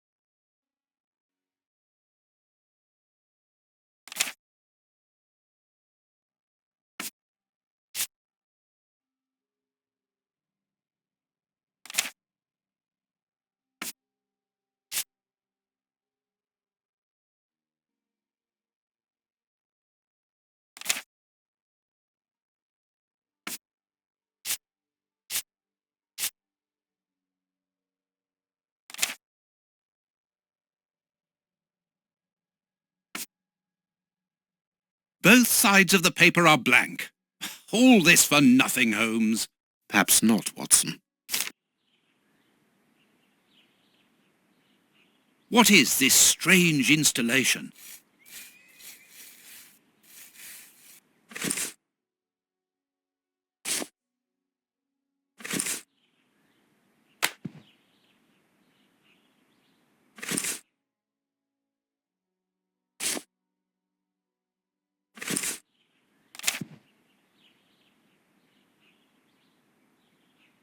This candle is still hot. It's been used recently. During the day? Whatever for?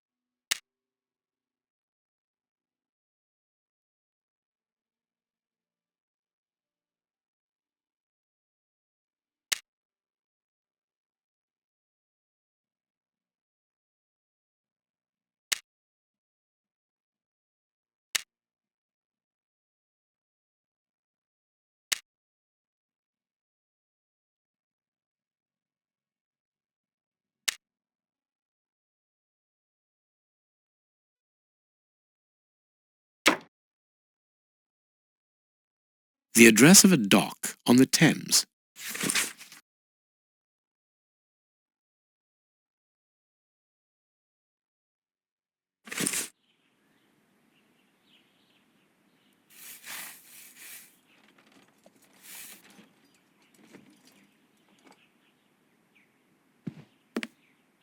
It is an impressive library for someone living alone. And he's read all that. Impressive. A violin. It is a lovely one, but where's its case?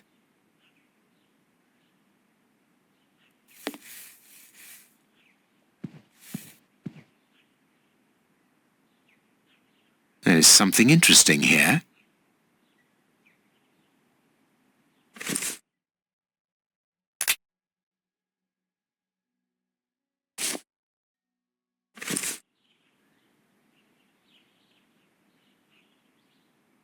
Box. Let's see.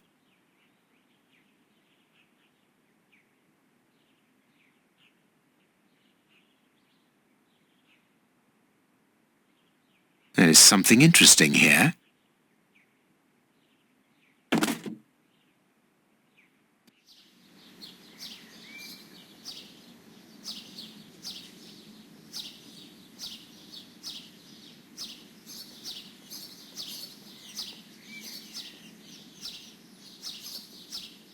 He scratched the lock's cipher codes for himself. Watson, write them down for us.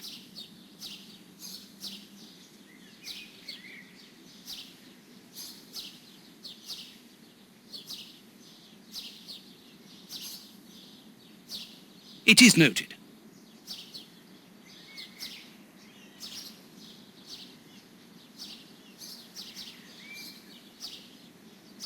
It is noted.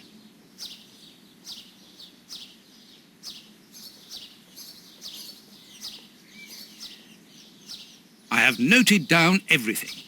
This lock is very complex. The young Henry is remarkably intelligent.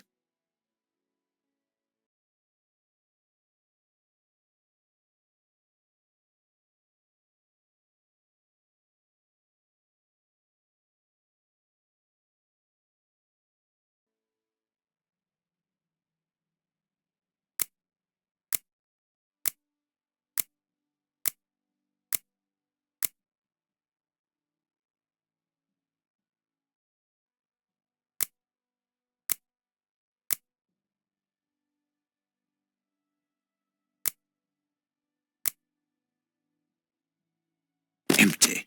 But according to the label, this box contained a Colt Patterson. It is a powerful weapon, Holmes, and judging by the receipt, it was new. My dear Watson, in the garden and in this room, pieces are missing that should never have left their places. What do you think?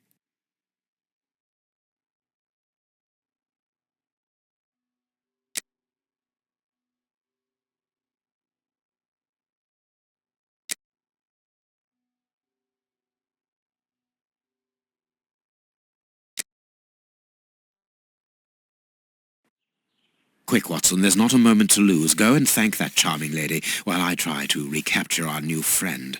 Recapture? What makes you think that he has run away? I believe that our man suffers from behavioral problems. You must have seen or heard about those poor fellows who spend their time counting the gravel stones in the garden, or moving objects from one place to another hundreds of times in one day. Well, the bishop's nephew suffers from a moderate form of this condition. Nothing would be more disturbing to him than to leave a personal space in such chaos, and yet this is what he has done with this room. For it to reach such a state of neglect can only indicate that he was in a most desperate situation. And do you think that you can catch him? Yes. The candle here is still warm, so he left only a few minutes before our arrival. But it is the missing violin case and the large pistol which concern me. We know that he is quick-tempered and volatile. It is never wise to leave a gun quite capable of killing a bull in the hands of someone like that. Did he leave to go to the address which was written in the invisible ink, do you think? Undoubtedly, Watson. And as for the missing spade, I can tell you that it will be used for digging. Are you ever going to stop delaying me with endless questions? So, gentlemen, have you found anything? We have learned enough to promise you that they will not return. That makes me feel better. Thank you, gentlemen. We are going to pay a visit to that mysterious address, Watson. But first, we must detour to Lambeth. Lambeth? What are we going to do there? Pick up an old friend. He will be a precious help in our locating Mr. Hampford. Good. And who is this friend? A friend who helped us in the case you so romantically titled The Sign of the Four.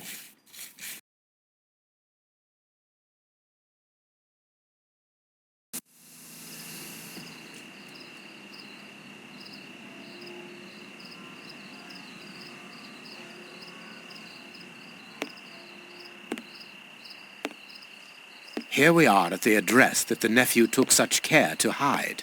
I wonder what it is that links this place with the bishop's murder. The reason for the quarrel between the young man and his uncle is somewhere here in this industrial area. And that is what he has come to look for this evening. It's an enormous area, and there are dozens of potential hiding places. How on earth are we going to find him?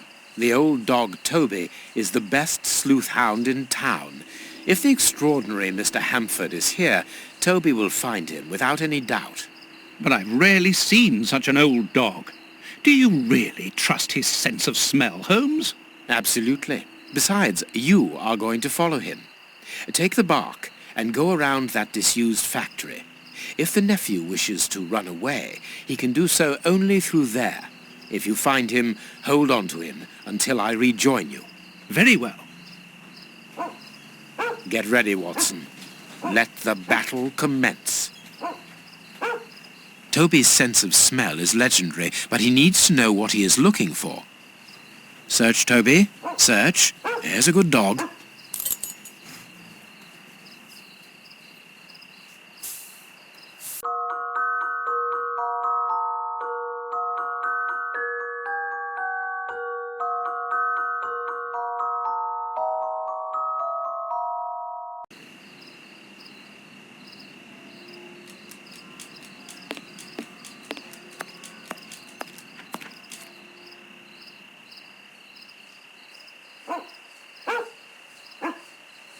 Toby, you have found his trail.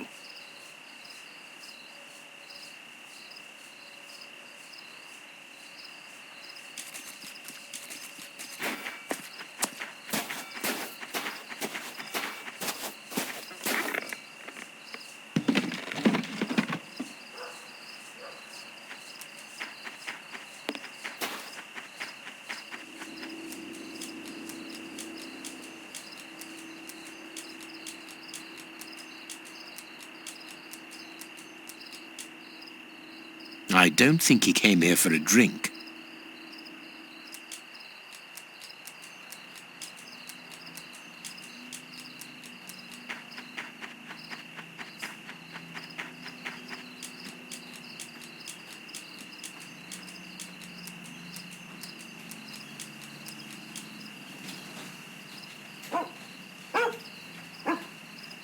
Our man came this way.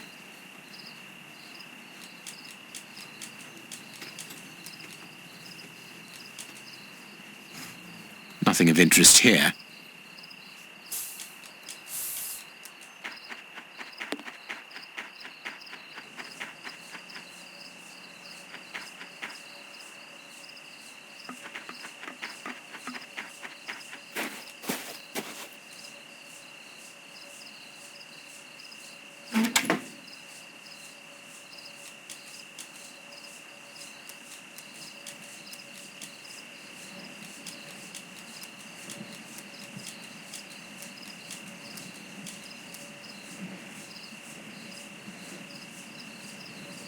and lever is stuck.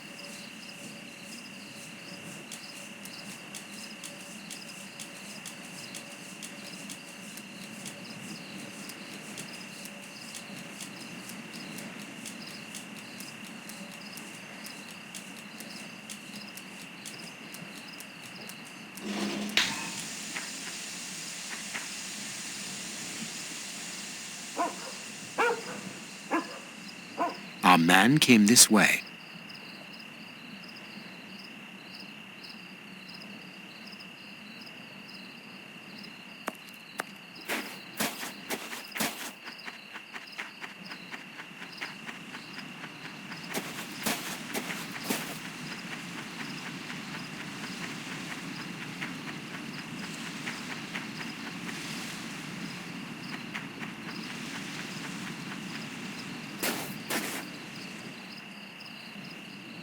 Greece.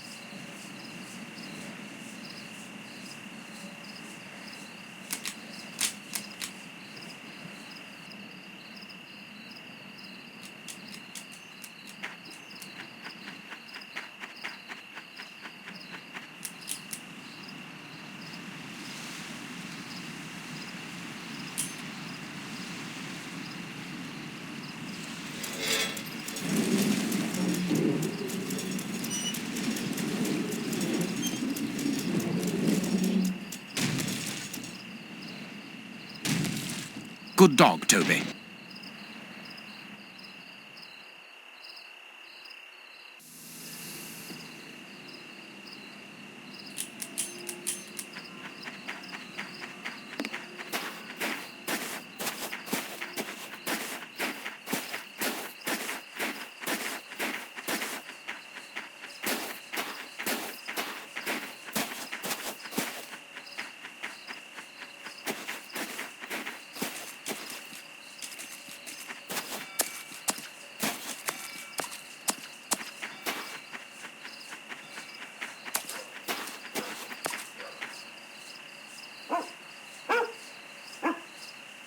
he left by this door.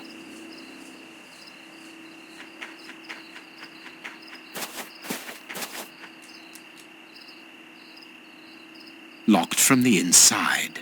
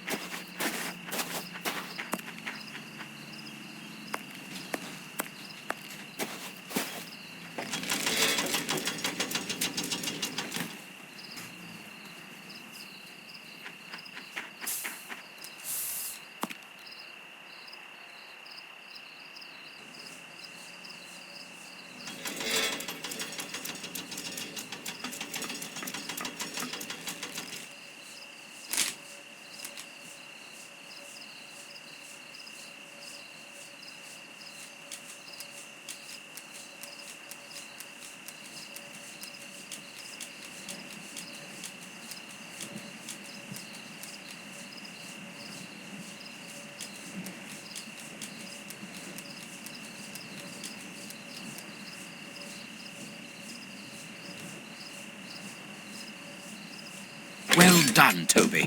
You are a true detective.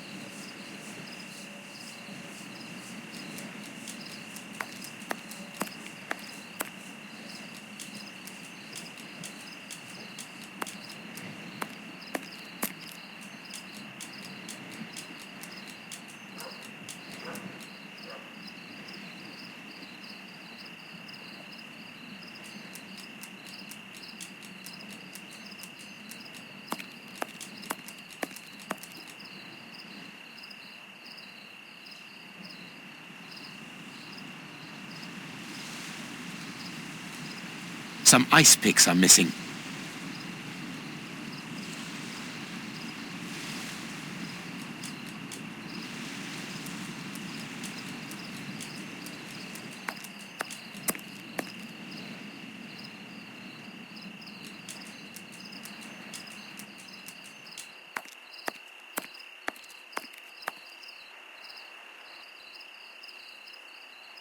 He used ice picks to climb through the window.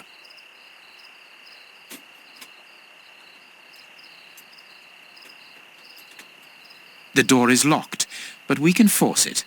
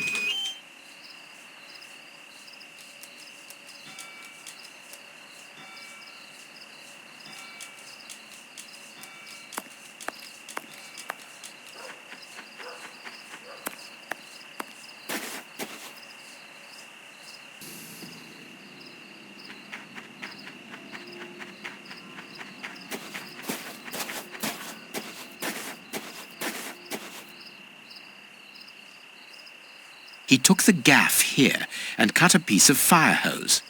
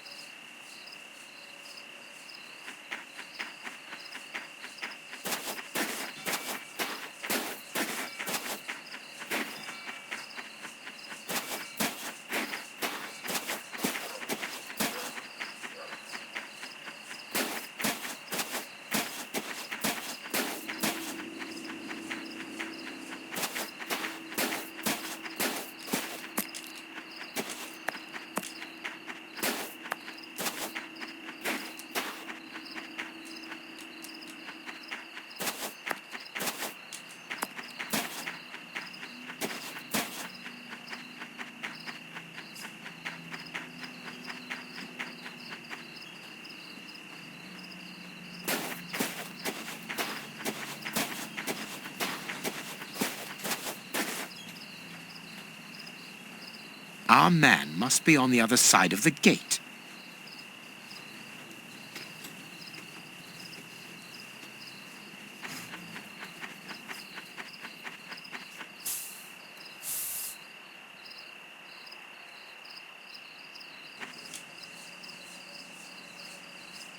It would be better not to go down there.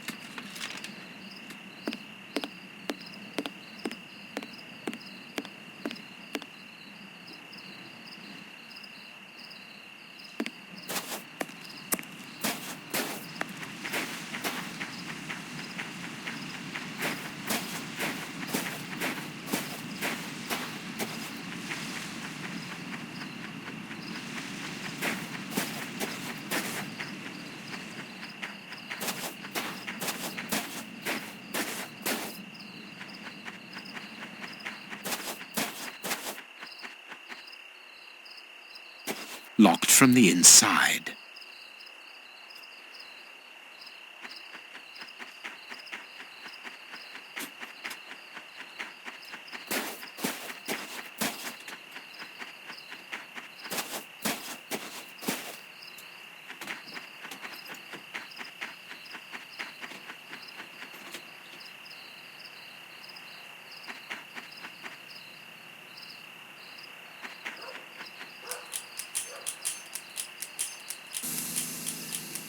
Toby, don't jump.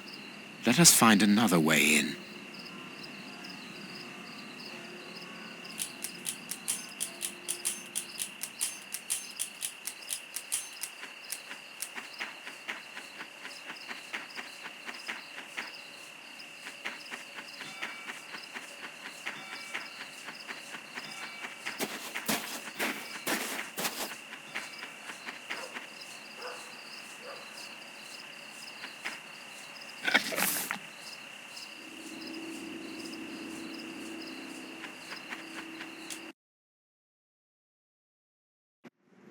Search, Toby. Search. Here's a good dog.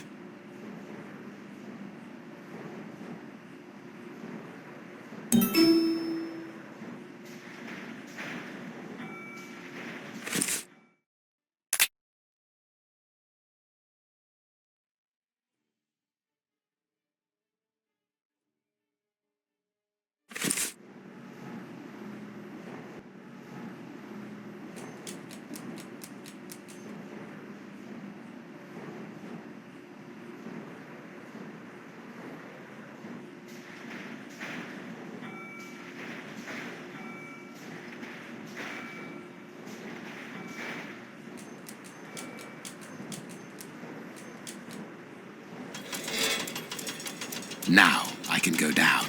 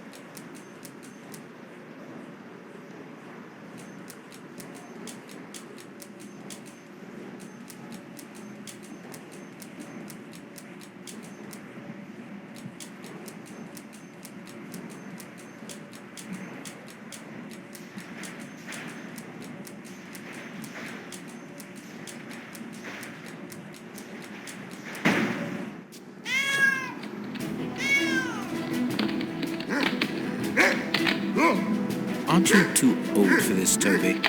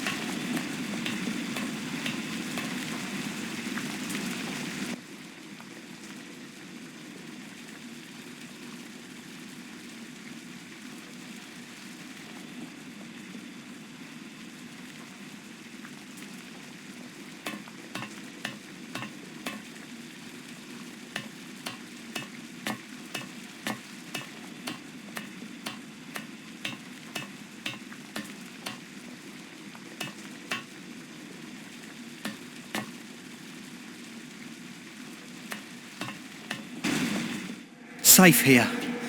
Safe. Whew. Don't be afraid. But keep it's calm. you. Stay away. I want to talk to you. Don't be hysterical. Drop your gun. I don't trust you. You're out to get me. Don't come any closer.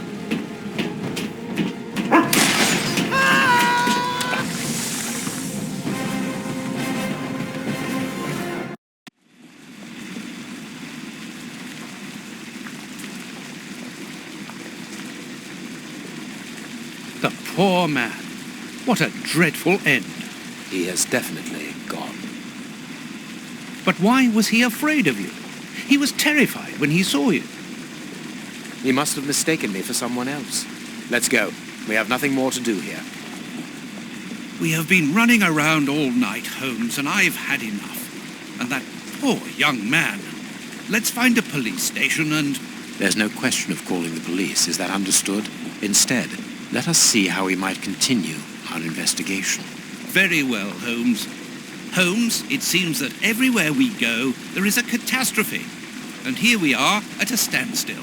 Let us return to Baker Street as quickly as possible.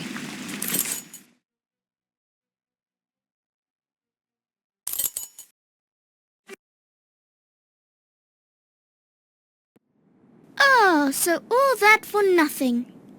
Oh, they didn't find anything. Sherlock Holmes isn't a nice man, is he? I don't think I like him now. Look what I found.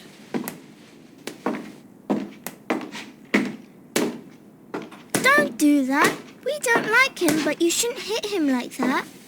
Give that back. It's only a doll. This is Sherlock Holmes's attic. All this must have belonged to him. I want to know what happens next. Keep reading. 3 trails and 2 dead ends. The poor nephew is dead, but Baines has the bishop's murderers. The only one left is the rat killer. Have you questioned him? No. May I ask when you're going to do it? When I have found him. What? You're not trying to tell me that he's escaped again? Yes, but this time it's not your fault, nor mine for that matter. You've been using me, Holmes. I unwittingly aided one of the most dangerous criminals in the kingdom to escape. So please tell me why.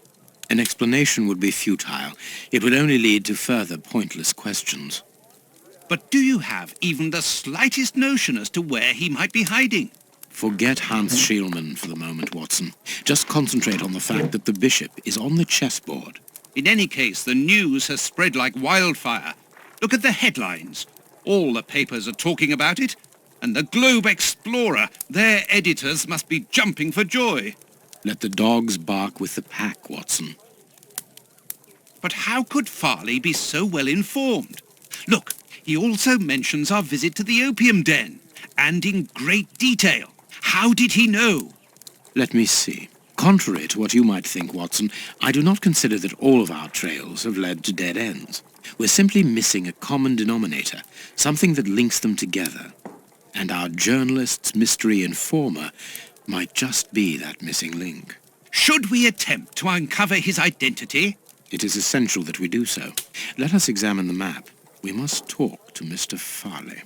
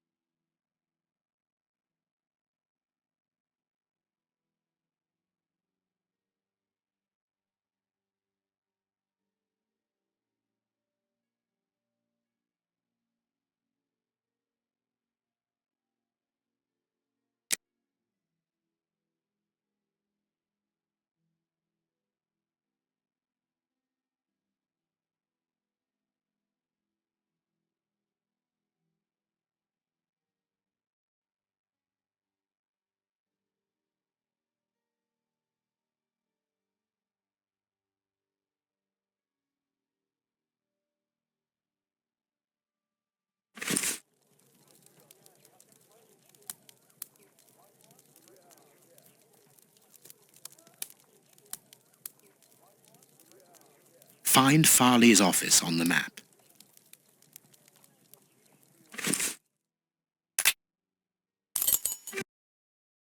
Here we are at Farley's office. One cannot say that ethics play a very large role in his life. Look at the headlines pinned to the walls, like trophies of bad taste. Perhaps we will finally begin to understand the reasons for his persistence in tarnishing your reputation. Perhaps. Coffee. It's still hot.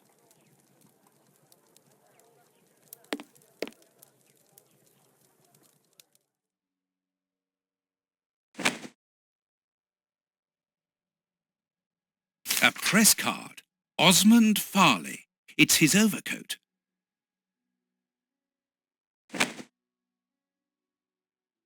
Cigarettes. An ordinary, inexpensive brand.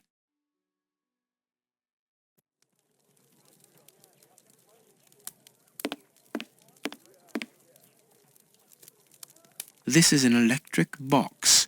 Interesting.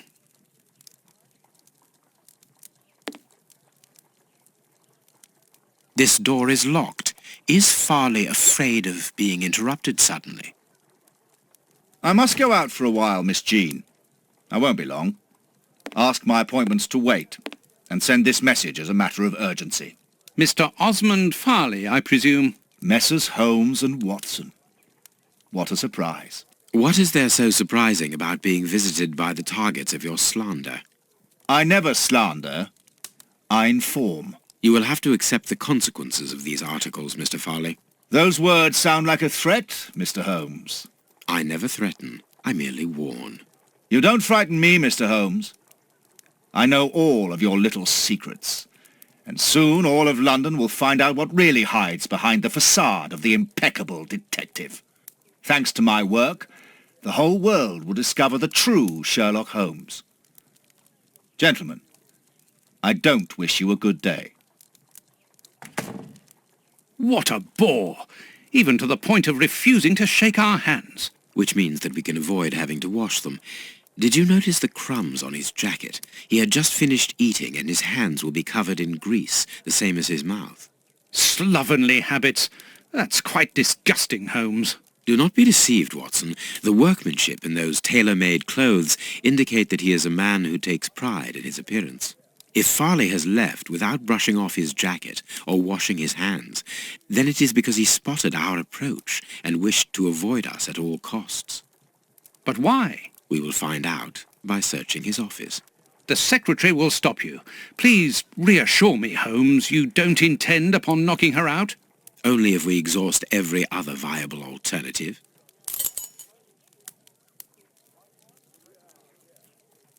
The secretary is occupied in sending a telegram via their electric telegraph. Farley asked that she should do so before he left.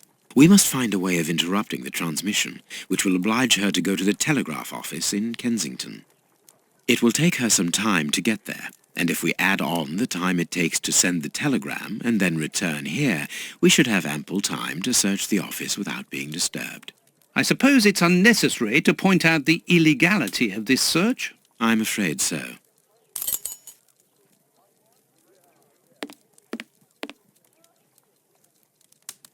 Closed. I need a tool to remove the lid.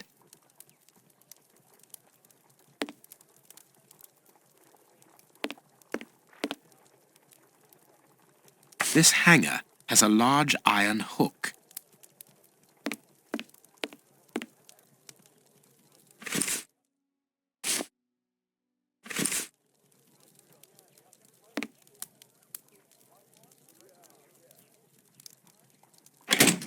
I can hear an electrical humming. The secretary is using the electricity supplied by this switch. Let us see if I can cause a short circuit.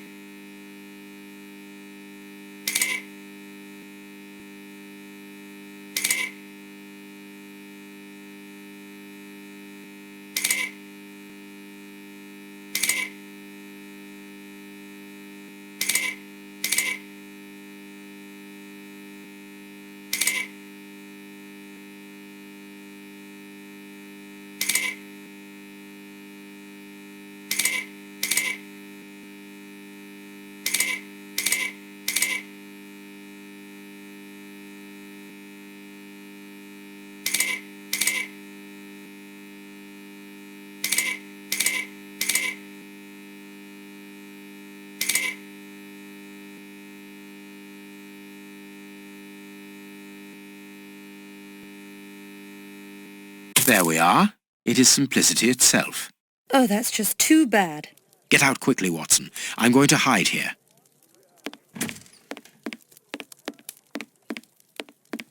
The way is clear.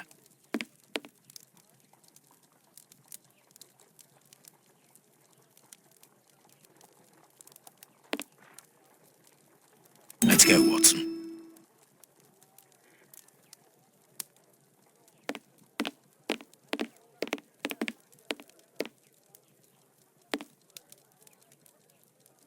The secretary has just changed the typewriter ribbon. There are smudges of dark blue ink.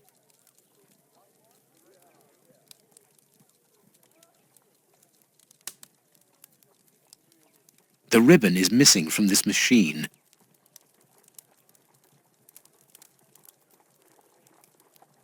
A makeup case with a good brush.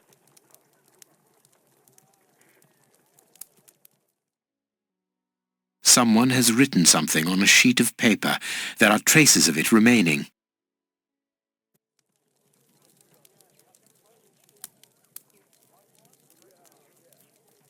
A page of this notebook has been torn out. We can only see the title in shorthand and today's date. It's a message that the secretary must send urgently. I'm going to recopy it. You can read shorthand? You never cease to amaze me. Were you a secretary before becoming the great Perhaps. But no, a man must have his secrets.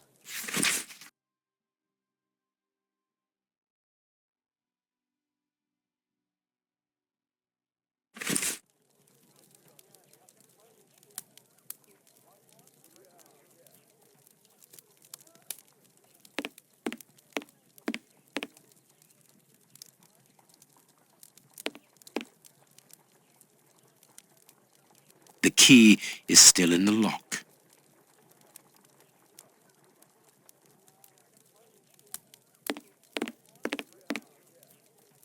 This armchair is out of place.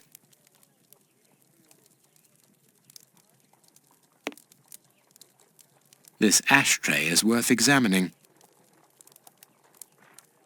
This cigar is of a fine quality. It must be very expensive and difficult to obtain. And it is not even finished.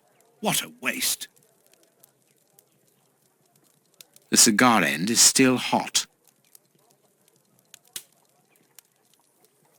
This ash comes from an ordinary, well-known brand of cigarettes. It is still warm. Farley was not alone when we arrived at his secretary's office.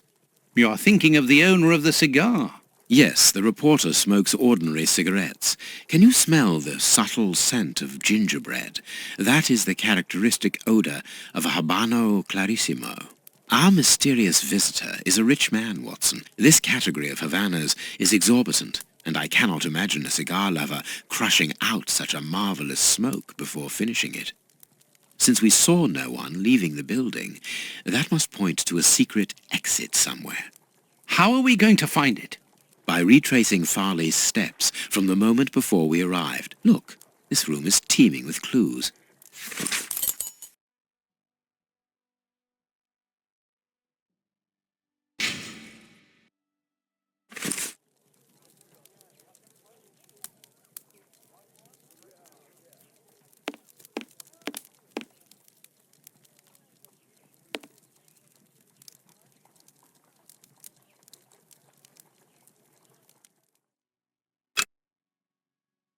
I can make out the marks, but I need something to bring them to light. I understand what you want to do. It's an old trick.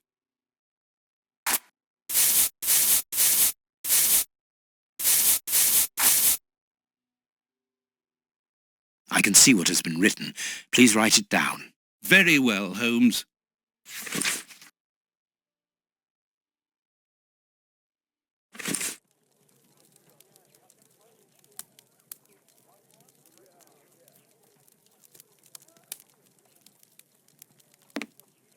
Here is Farley's secretary's telegram. Nothing special here.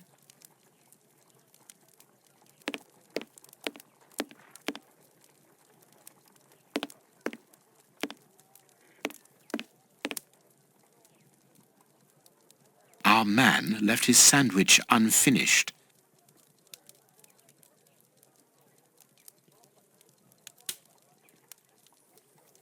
Judging from all the notes on the board, our reporter is an assiduous and organized worker.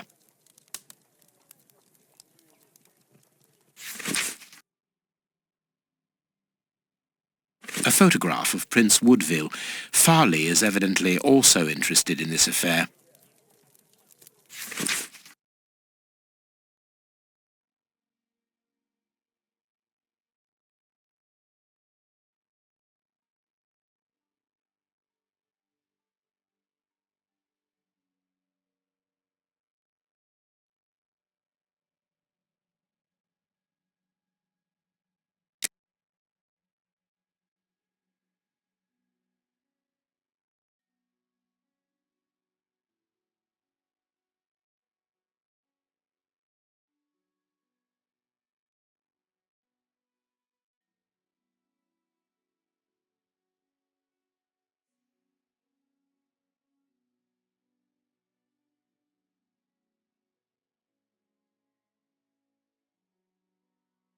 A horrible story, and rather a strange one.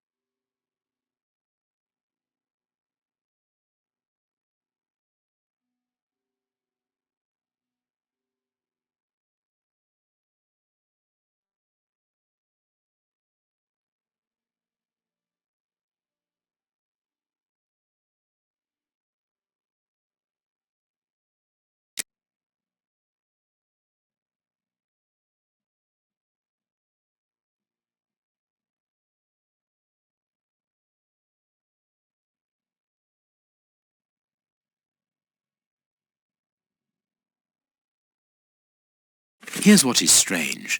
An attack of collective insanity.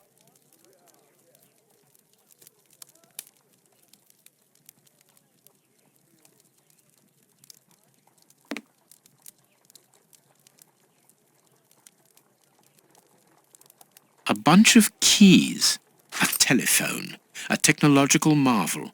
A number was written next to it quite recently. A fine, educated hand.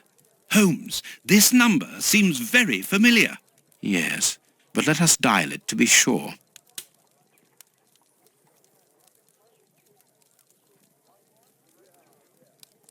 Miss, get me 1313, please. It is Scotland Yard, of course. I'm beginning to understand.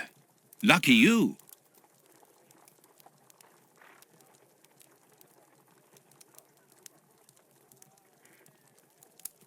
I wonder which drawer the secretary was interested in.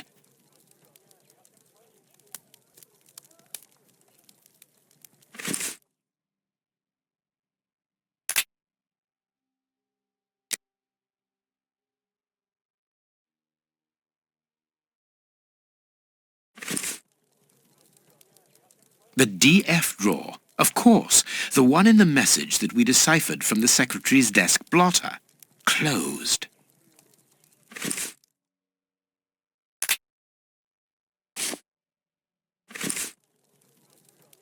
The DF drawer, of course, the one in the message that we deciphered from the secretary's desk blotter. There are a lot of cards. How to find the right one?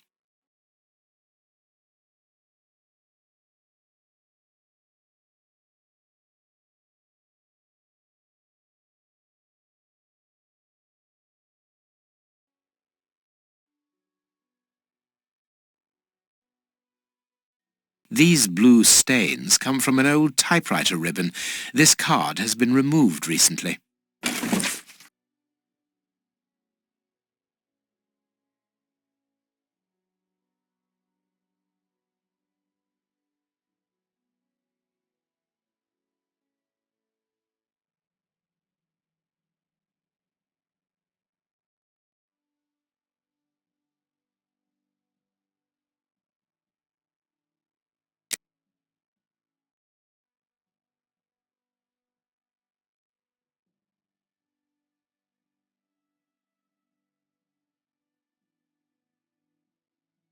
This card has got grease marks on it.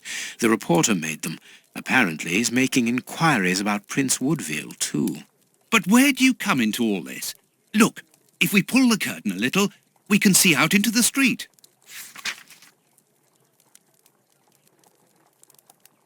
Someone closed the curtain, as though he wanted to maintain his privacy.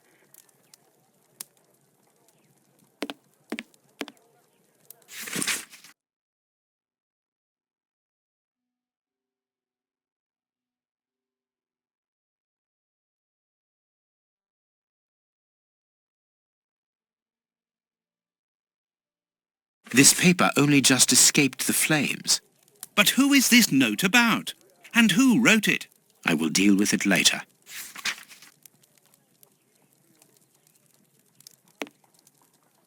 This book has fallen down from the shelf. The Adventures of Sherlock Holmes. My word, it's my stories about your investigations.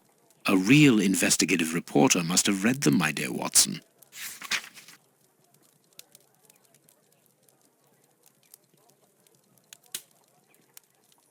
My adventures have fallen from this shelf.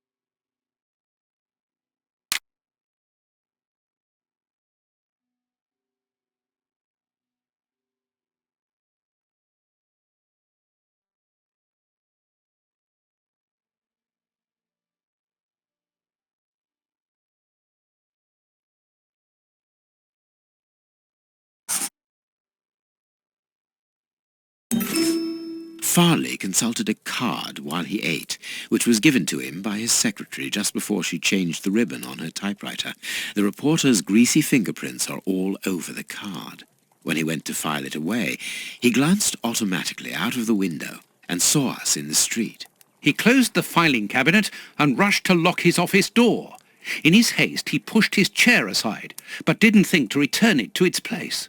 Precisely. He then hurried to tell his visitor of our arrival and showed him the way out. He then threw a piece of paper into the fireplace. But we still don't know how the cigar-smoking visitor departed. The answer lies in the direction the reporter took, Watson. At a certain moment, he would have been in a place where he had no logical reason to be. Look at our deduction board, and then let us go to the place where the reporter should not be.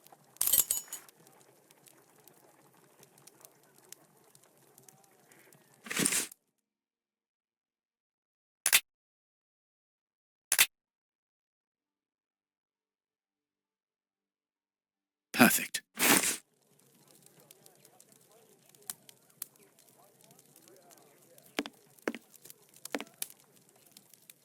Yes, Watson. In his haste, Farley dropped this book, taking it from the shelf. Let's search this place. There's a control box built into the filing cabinet. This box must open the secret door. We don't know the combination, Holmes. The answer is perhaps within the question, my dear fellow.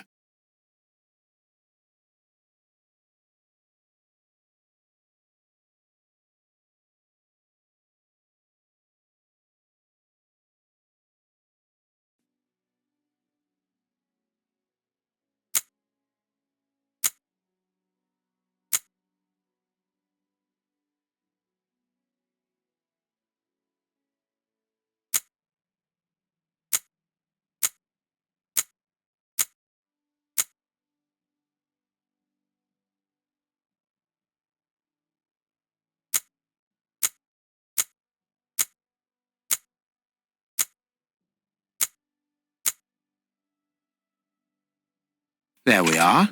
It is simplicity itself. Let us go and look at this secret exit, Watson.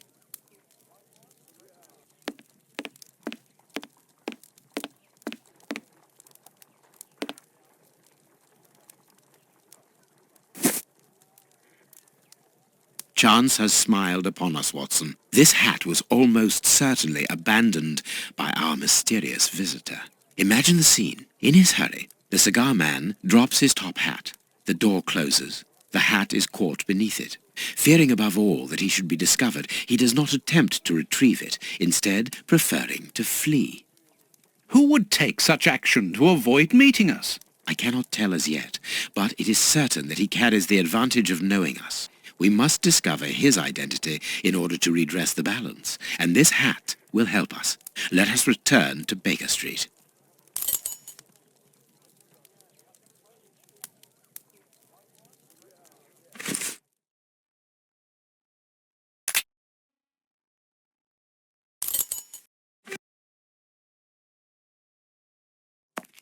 Let's hope that an examination of this top hat will reveal to us the identity of its owner. It will, you can be sure of that. For once, I must insist that you allow me to work alone, Holmes. As you wish. Take your time. I will examine this hat at my work table.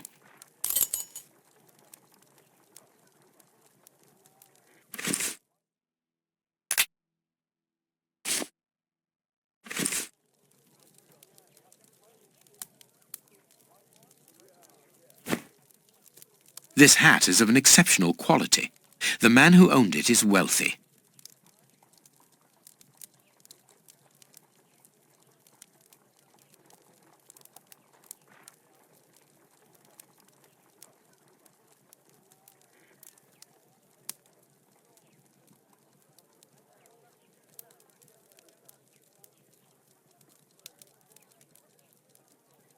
Someone has changed the ribbon for another, more modern one, which shows a certain taste for current fashions.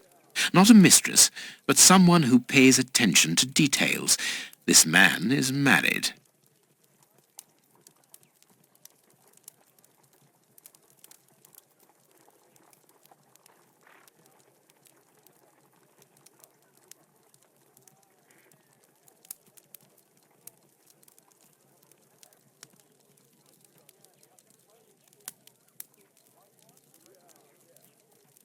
heat marks, and a strong smell of tobacco. A cigar smoker, which confirms that this hat belongs to the reporter's visitor. Slight scratch marks. Slight scratch marks. The man wears glasses, and whenever he puts them on, he grazes the sides of his hat. This would suggest that he is educated and long-sighted rather than short-sighted.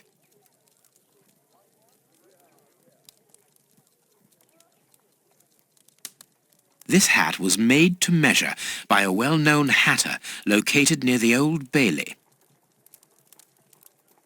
His hair is greying, and judging by the odour, he puts camphor on it. He is probably in his early 50s.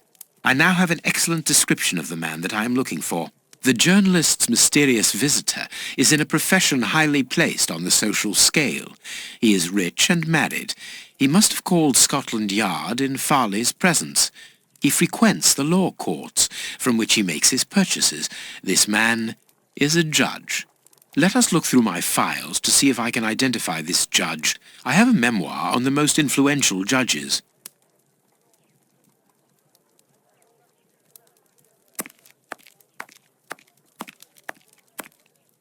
I have found my file. I must place it on my work table.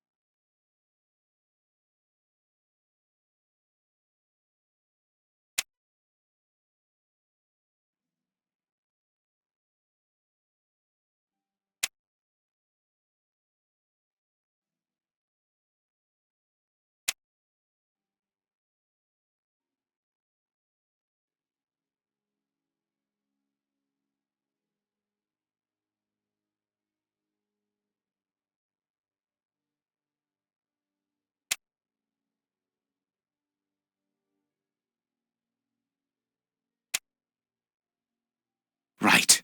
It is him, Judge Beckett. Have you discovered the top hat's secrets, Holmes? Watson, this hat belongs to Sir Coots Beckett, a judge of the court at the Palace of Justice in London. A judge? Wait, did you say Sir Beckett? That name rings a bell. Yes, that's it. What an extraordinary coincidence. Holmes, I was reading something about him in the Globe Explorer only this morning. Decidedly, this Beckett seems to have solid ties with the gutter press. I bought it from a rascal who ran off without giving me my change. I'm sure that I've seen him before, and... Spare me the details, Watson. Show me the article.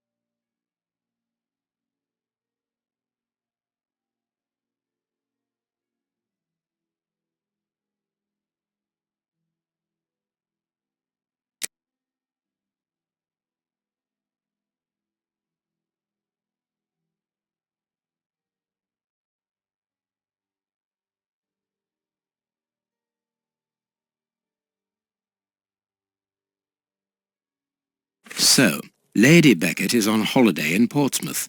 That means her husband is at home alone. Good. We shall pay a courtesy call, Watson. With a little luck, we shall leave with a few habanos clarissimo. That you should interest a judge of the High Court isn't surprising. You have solved so many criminal affairs that there are 1,000 reasons why a magistrate should be interested in you. But why should this one feel the need to act in shadows? It's true that it's surprising. Perhaps he simply wishes to avoid being seen in the company of this Farley fellow. Mr. Kirby, our local postman, owes me a favour. He'll give me Beckett's address. At this hour, he should still be at the post office. I'll go there, Holmes. Good, Watson, but be quick about it. While you're gone, I'll make preparations for our visit.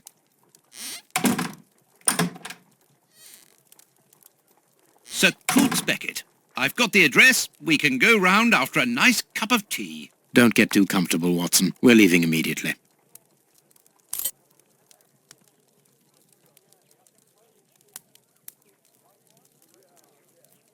Let's look at the map of London.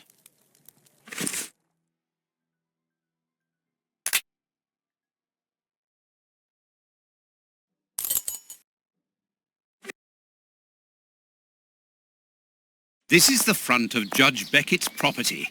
It's enormous. It looks very luxurious, Holmes. This man has conducted his career brilliantly. Who says that crime doesn't pay? It all depends upon for whom. You never said a truer word, Watson. Now, let's try to find a way in. What's that package you are carrying, Holmes? You haven't said a word about it all the way here. Cakes for my old aunt. Your old aunt? Stop pulling my leg, Holmes. If you want a sensible answer, then you should ask a sensible question. Very well. I'm going to ring the doorbell. That should be an appropriate task for someone like me. No, leave it. I'll do it.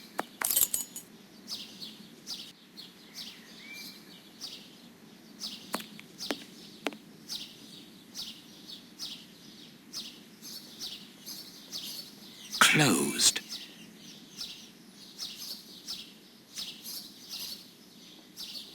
Ring the doorbell then, Holmes.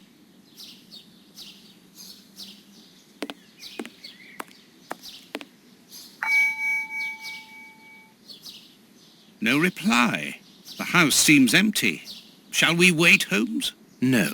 We shall enter discreetly. The judge's absence is a blessing. It means that we can investigate without being disturbed. You're thinking of breaking into the judge's house? Have you gone mad, Holmes? Don't worry. I shall be careful to remove any traces of our visit. Listen to yourself, Holmes. You're talking like a common criminal.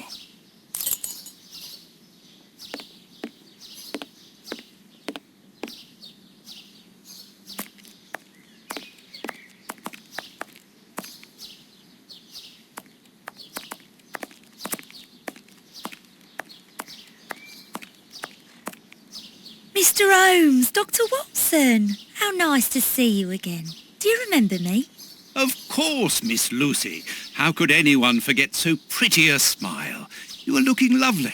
Watson, we have things to do. Holmes, you remember Lucy? We met her during our last investigation in Whitechapel, on the trail of Jack the Ripper. I remember only the essential details of the case. This brief meeting has been very pleasant, but sadly, I must leave you, my dear Lucy. I'll see you soon, Doctor.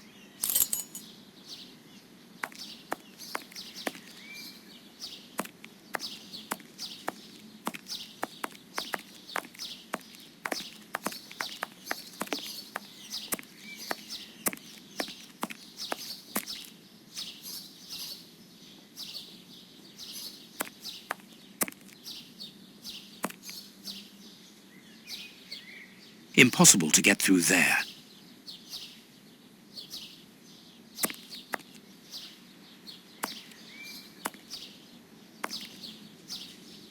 Closed.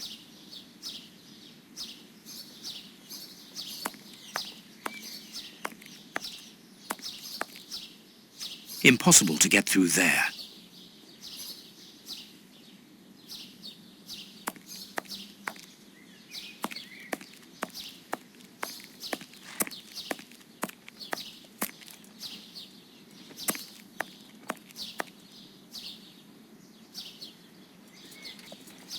Someone moving. Even the residents in the well-off area are having to leave their homes. What a time! It is not surprising. The lack of goods and work makes life hard in London.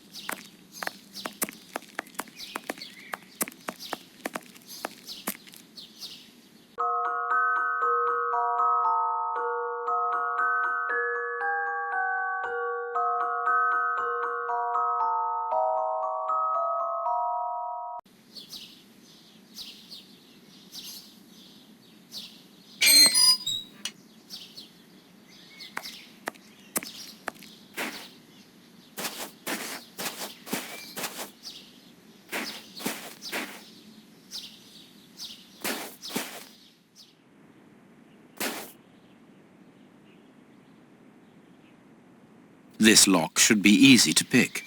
Let's see. I need a supple pin, Watson. Can you find me one? Very well, Holmes.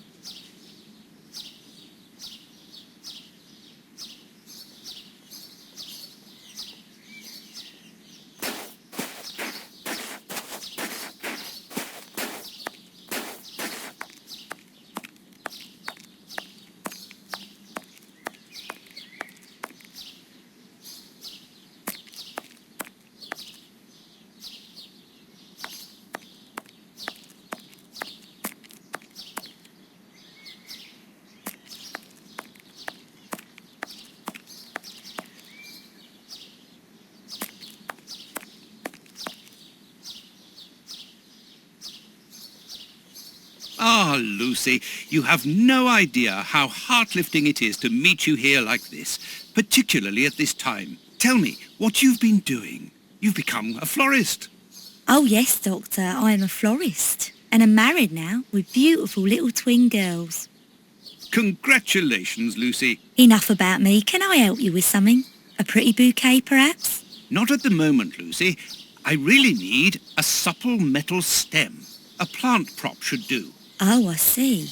Is it to open a door or a window? Aha, Lucy, you are a surprising lady. Let's just say that the lock on the door to my flat gets stuck, and I should like to get in through the window. In that case, a prop wouldn't work. Better to use a hair grip. It's the ideal tool for an honest man who wants to get into his house without going in through the door. You are wonderful, Lucy. Goodbye, Doctor.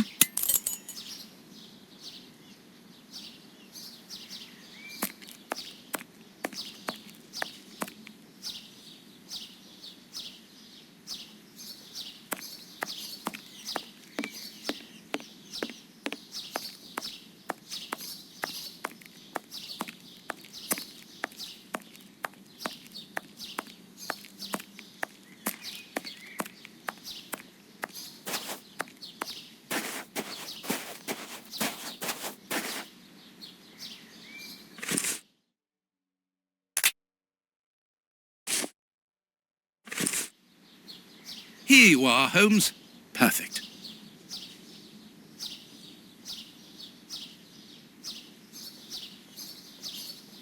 This lock should be easy to pick. Let's see.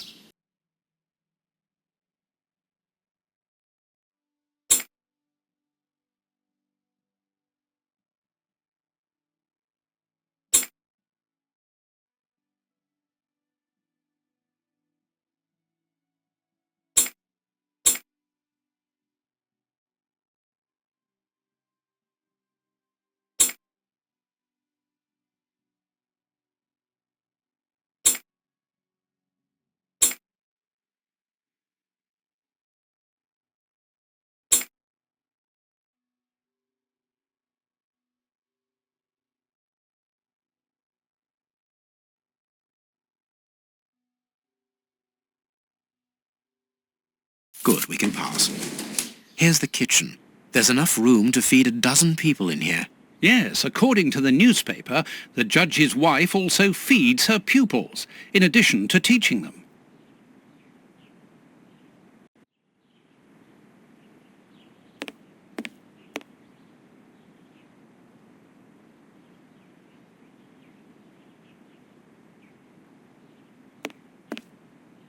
Cooking oil.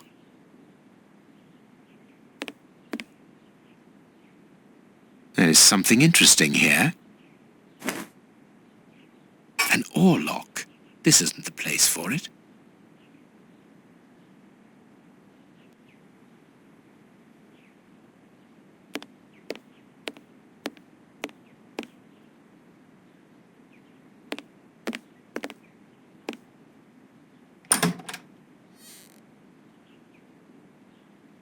This classroom is magnificent.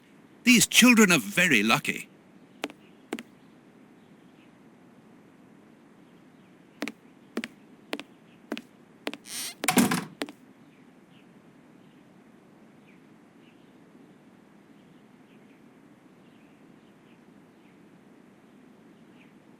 This photograph was taken on Judge Beckett's wedding day. This is a photo of the judge and his wife.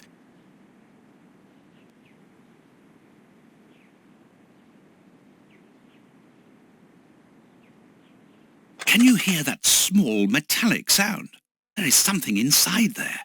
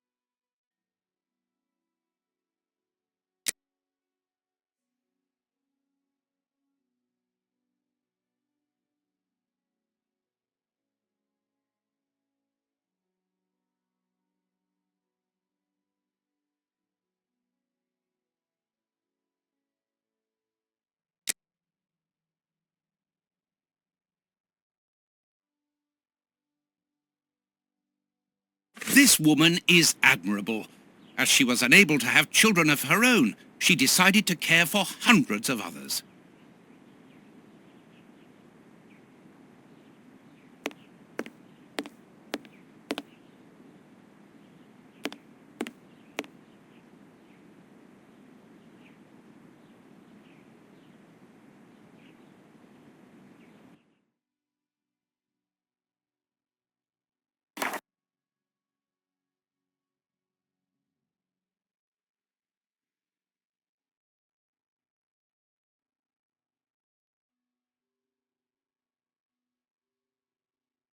The clock points to 6 p.m.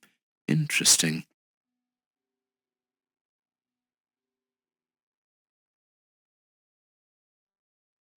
Apparently they were unmarried at the time. I cannot see a wedding ring.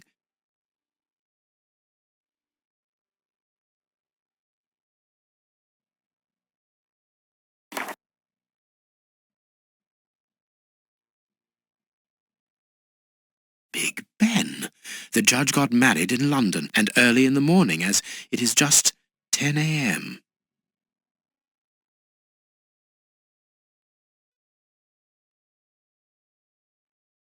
This photograph was taken on Judge Beckett's wedding day.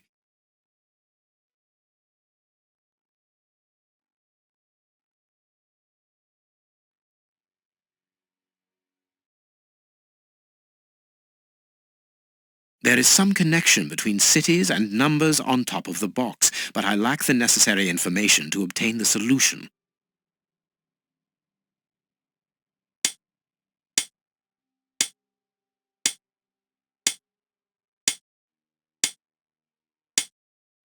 Perfect.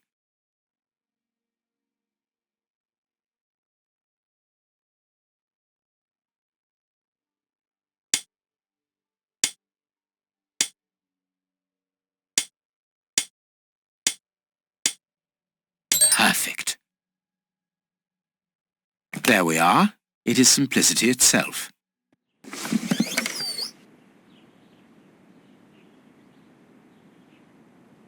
A key.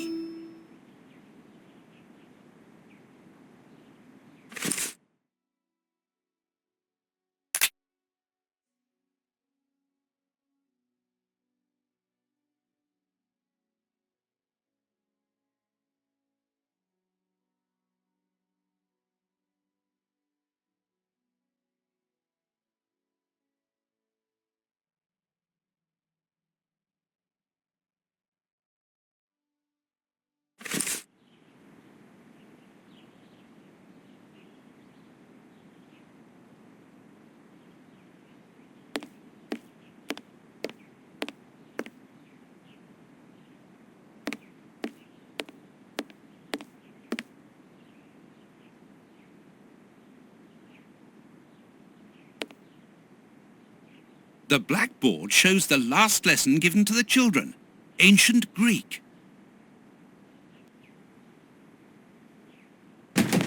This screw is stuck. It is preventing the picture from turning. This screw is stuck.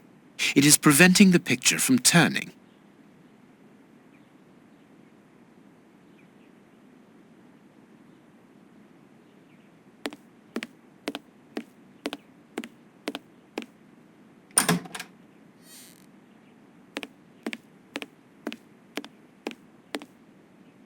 A desire to cook.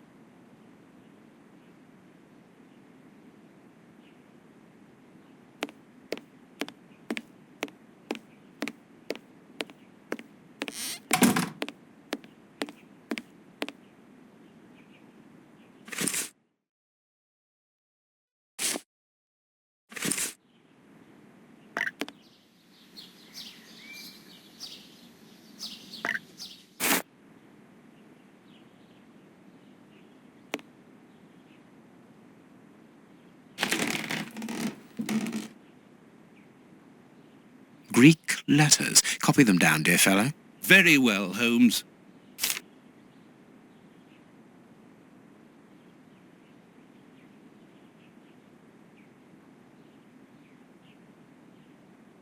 What do you think, Holmes?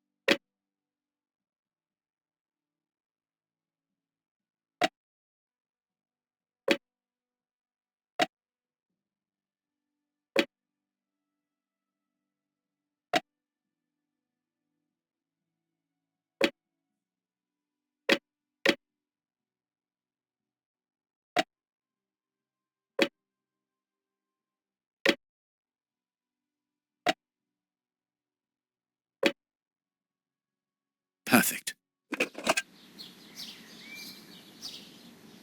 An oarlock.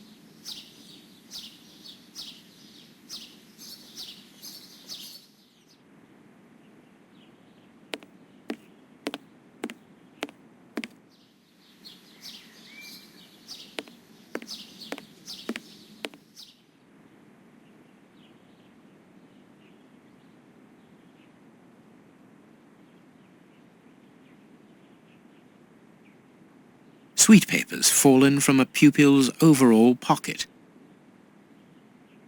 This overall belongs to the young James.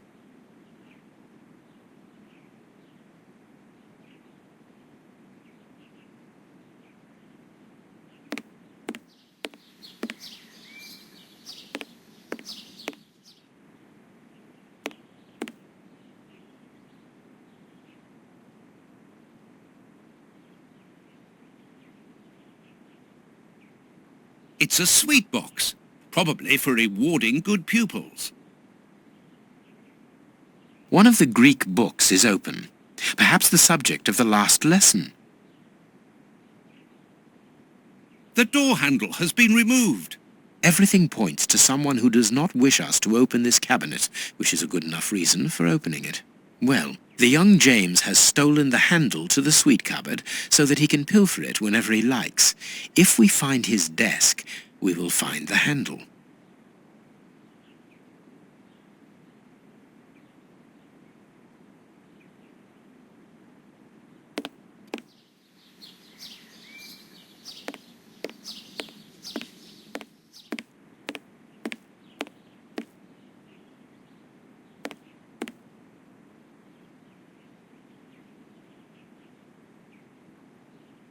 A book about student organizations in the United States of America.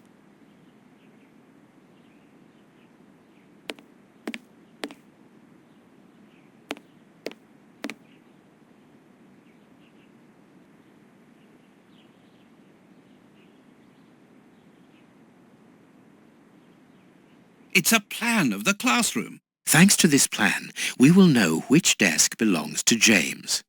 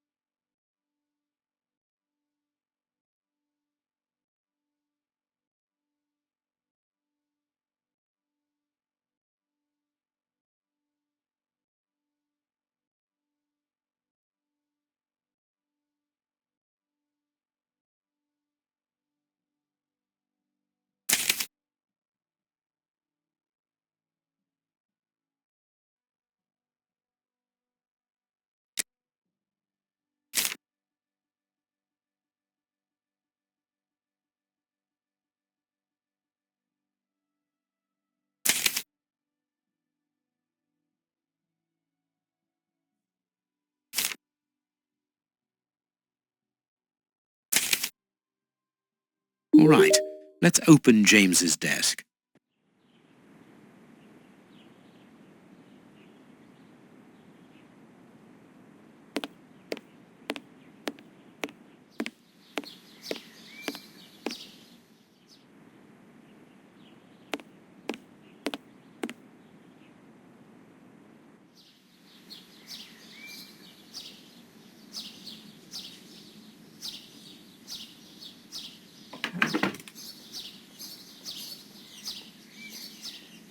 Perfect.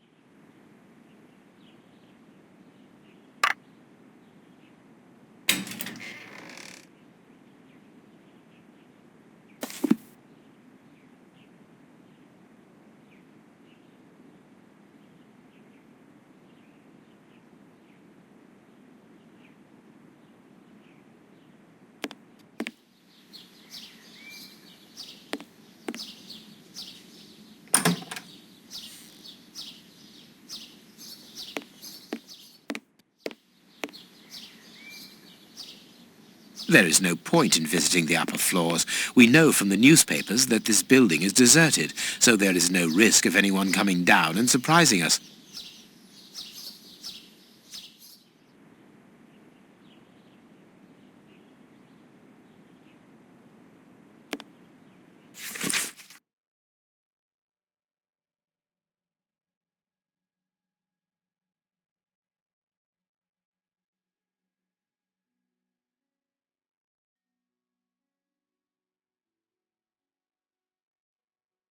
There are naughty children in every school, from what I can see.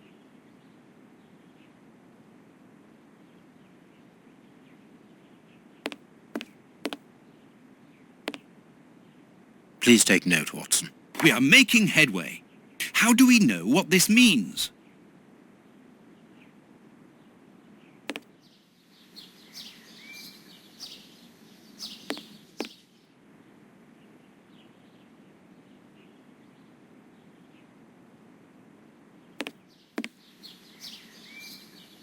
This room is undoubtedly the judge's office.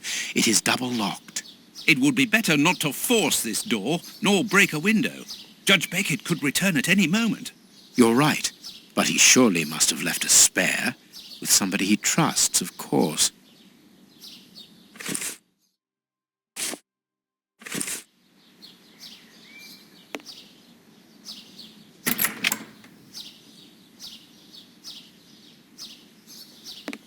We are in the judge's private office, Holmes.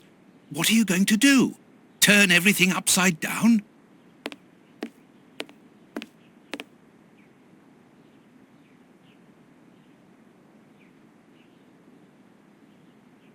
That is a distinct possibility. I will not leave until I have found what I am looking for.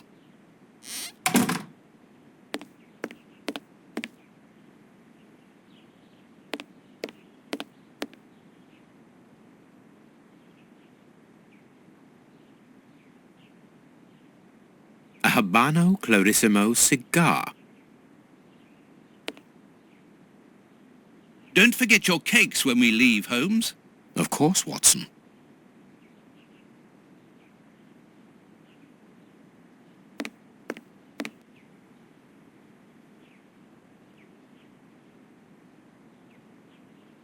Nothing of interest here.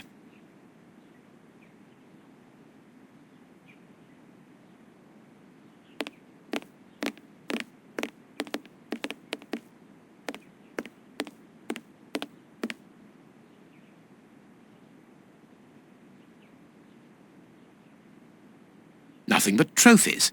The judge must be very proud of them.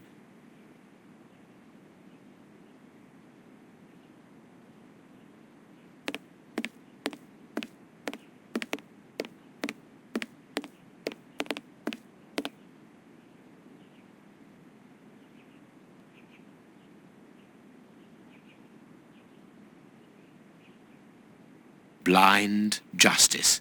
From whence his ignorance? Amusing.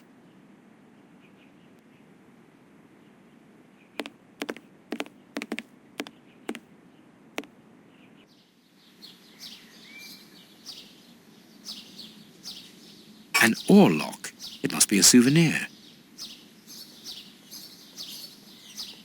The judge used to row. The young Beckett and his friends rowing. A souvenir from the University of New York. That's the university where Judge Beckett studied. Beckett, honorary member. This must be the symbol of an organization to which the judge belongs. Look at this symbol. It must surely be very important to Judge Beckett.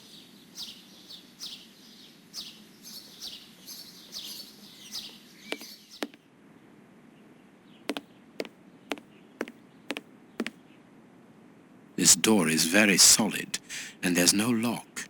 The best thing to do is to carry on exploring this place, Holmes.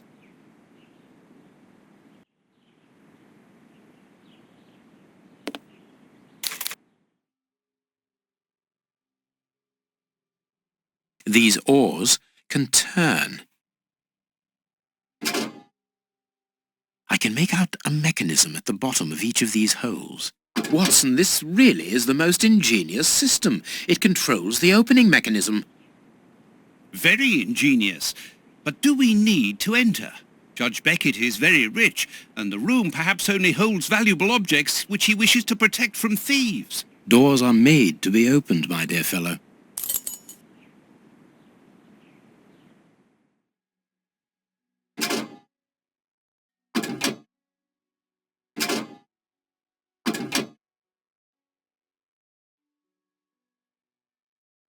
This gentleman certainly likes oars, to the point of exhibiting them in his office.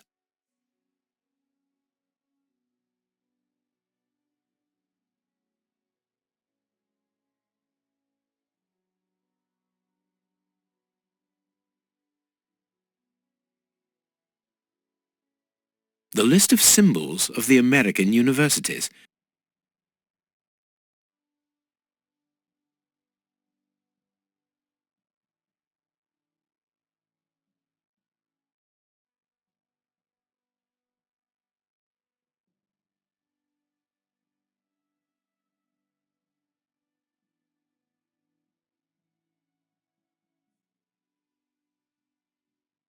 This note must surely be very important to Judge Beckett.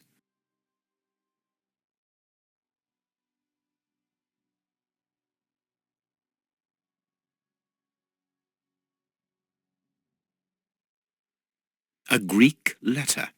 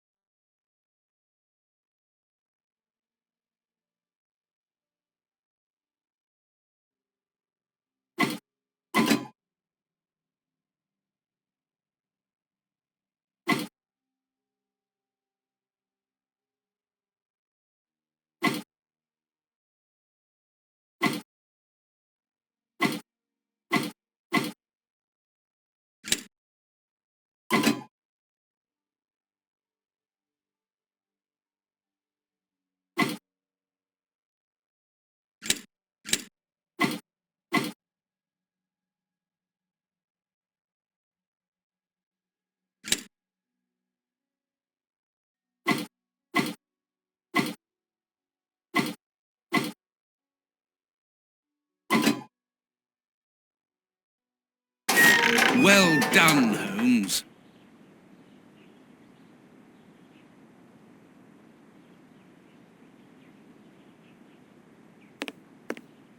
Incredible. Masses and masses of files. Holmes, these files, these cards, these reports, they're all about you. So it would seem. Your whole career is mapped out here, investigation by investigation. Look, A detailed report about your work in Whitechapel during the Ripper affair. And there, your relationship with a certain A. Lupin. And here, the details of your methods and transcriptions of your conversations with the greatest violent criminals. My God, look at the titles of the files. Fraud, deception, corruption, forgery, murder. What does it all mean? Quiet. Let me concentrate. Concentrate? This judge has the reputation of being the most honest in the kingdom, and he has built an overwhelming pile of documents as high as Big Ben about you, and you talk of concentration? To open his chest to what end? Quiet. Holmes, answer me. What is the real reason for our being here? Did you know what we were going to find before we came here? Evidently. So that is the real reason behind this break-in. You're only interested in the contents of the chest. All the rest of it was nothing more than lies and manipulation. The most important is the one in the chest, Watson.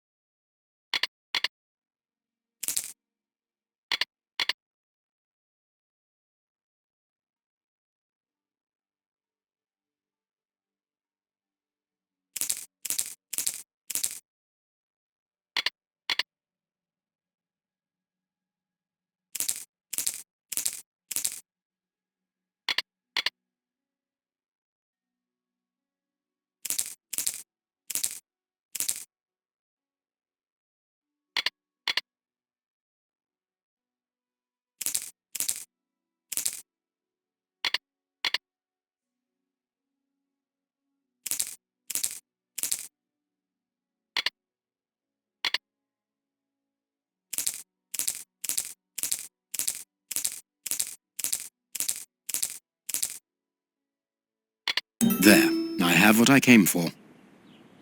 Show me the file, Holmes. It is unnecessary, Watson. It's a file about you, isn't it? Is it so compromising that you don't dare show it to me? You came here to steal the research about you carried out by Judge Beckett, Holmes. It was the only thing that interested you. We'll see about that later. We must put everything back in its place. No one must know that we've been here. Help me. Go and put the paddles back into their original position, and I'll deal with the rest.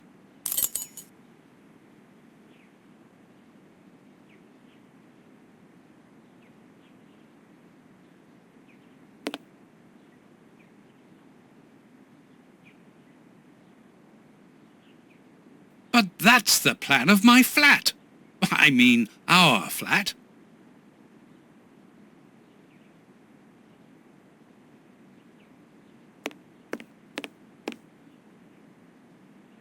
Quick, Watson, we must get out of this house. Immediately. What? But... Be quick, man, it's urgent. Because of you, we have to flee like common criminals, which it seems we have now become. I only hope that the game is worth the risk. Show me the file right now. Let's find a cab as quickly as possible. We can't stay here. Why are you in such a hurry? You... Wait! Look over there. Judge Beckett. Yes, it's him. Let's go and talk to him. It's too late. Do as you wish, Holmes, but I need to hear an explanation about what was in that armoured room. I'm going. No, stay here. That's an order. Your giving orders changes nothing. I'm going to talk to Judge Beckett, and you will not stop me.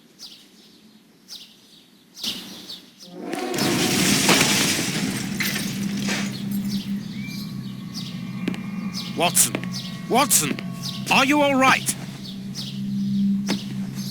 My God! What happened? Lucy! Oh, Lucy, poor girl. I must do something. Holmes, I need your help here. Forgive me, Watson, but I'm afraid that I must leave now. Leave? What the devil do you mean? Holmes, come back here! Holmes!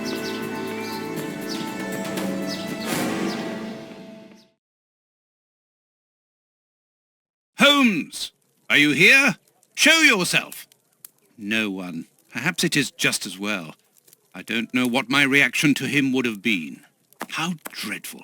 That poor Miss Lucy hanging between life and death. Luckily, I was able to place her in good hands.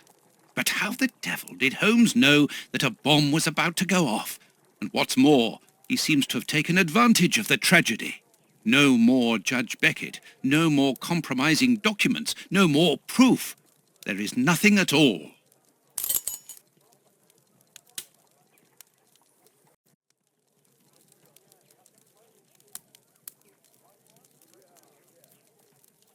And this is how my dear friend and colleague treats his client's letters.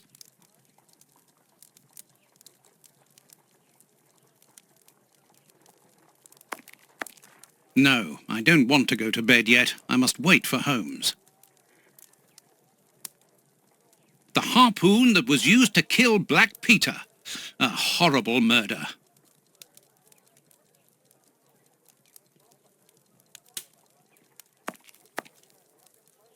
There's no point in going out. It's already dark.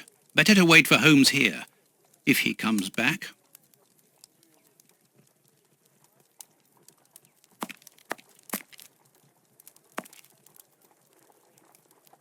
A fountain pen, just like the rat killers. Today, that dangerous maniac is free.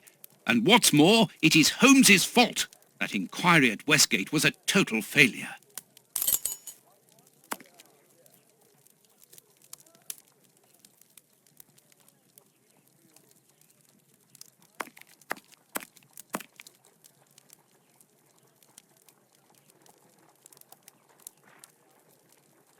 Kurtz's pipe.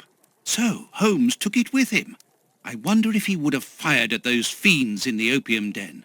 A few days ago, such doubts would never have crossed my mind. But today, I find myself asking if he could have killed in cold blood.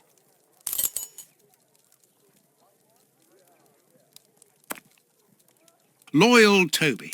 Holmes would have shown us, wouldn't he?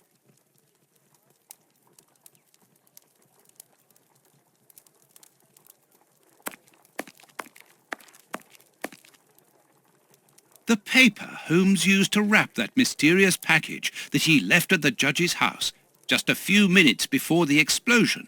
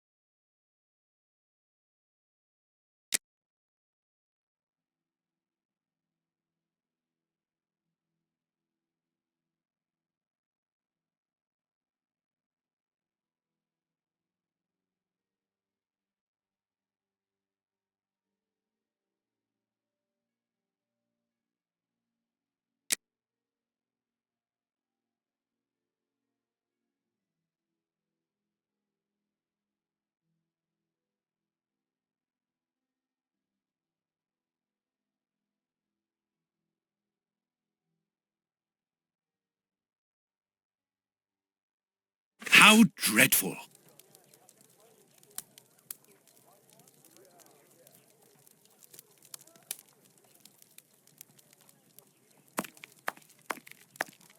No, I don't want to go to bed yet. I must wait for Holmes.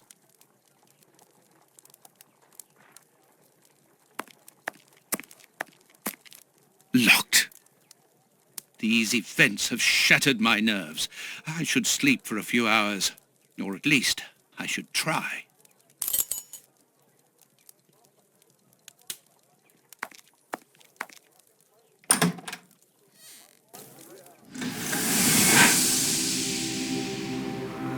Doctor! There you are. I was poisoned. By who? Ah, you know him very well. Such a clever man. A brilliant mind, but so evil. He has hurt so many of us. Who are you talking about? Holmes? So hot. Flames. The heat is unbearable. Water, I beg you. Where is he, that devil? One day he will have to answer to a higher power. Oh, I need air. I need water. Ease my pain. Who did this to you? Dr. Watson! Is that Lucy? Lucy, you are wounded. I can't find my children, Doctor. Find them for me.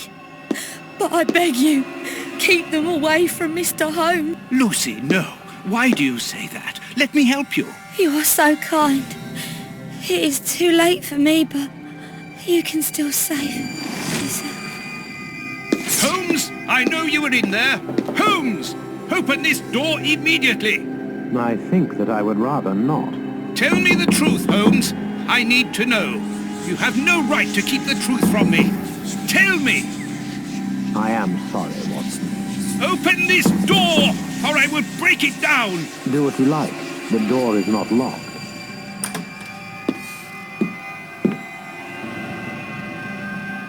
What are you doing? No! Holmes! No, it is impossible.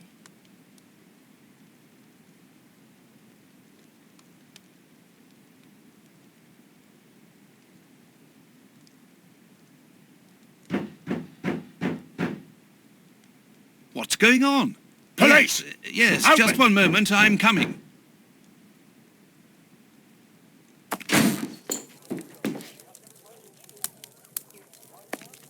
Dr. Watson, is Mr. Holmes here? Inspector Baines, what? Is he here or not? No, I do not believe so. Open the door, quickly. You're going to have to come with me, Doctor.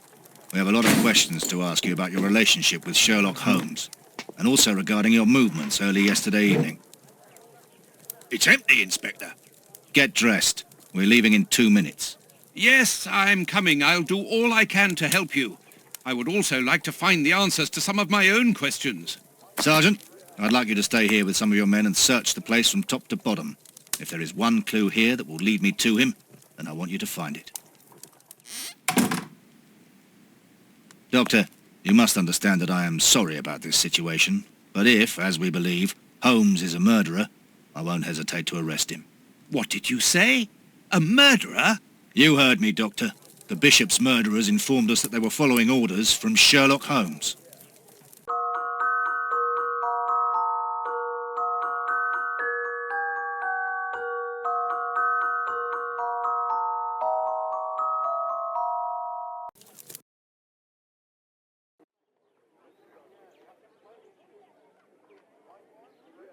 Baines and his men have ransacked the place during my interrogation at Scotland Yard.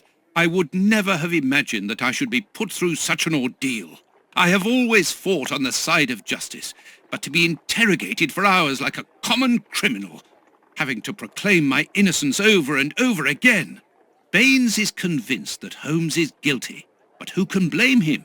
Everything seems to point to him. I had thought that the worst was behind me, but here I am, as a suspected accomplice. All I need to do is to find Holmes, and when I find him, I'll decide. I'm going to search the flat. Perhaps Baines overlooked some clues.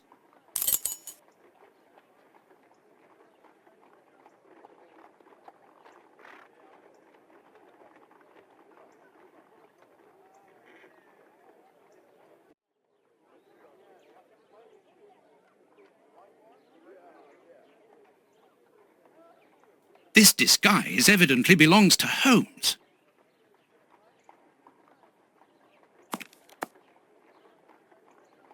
This disguise evidently belongs to Holmes. This disguise evidently belongs to Holmes. There's no point in going there.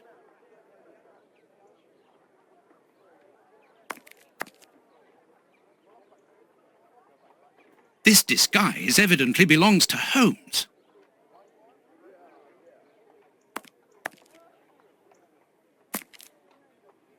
This disguise evidently belongs to Holmes.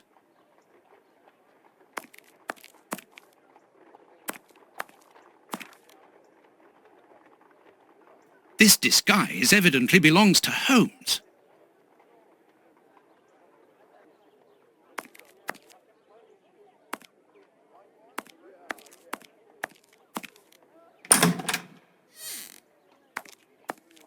Ugh, what a smell! It reeks of tobacco.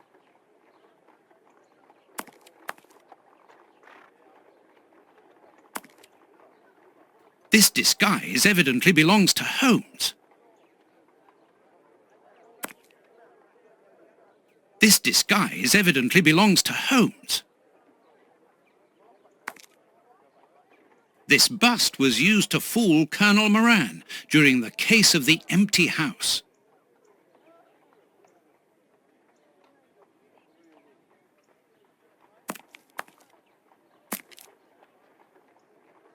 This disguise evidently belongs to Holmes.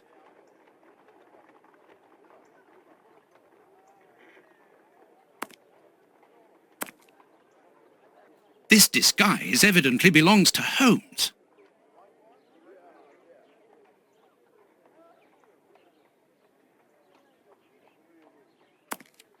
This disguise evidently belongs to Holmes.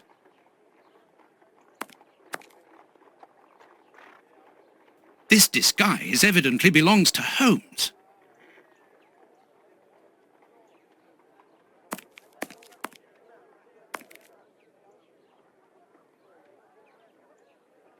Holmes's tobacco.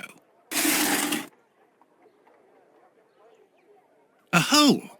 There must be a false bottom. I need something thin to prise it up.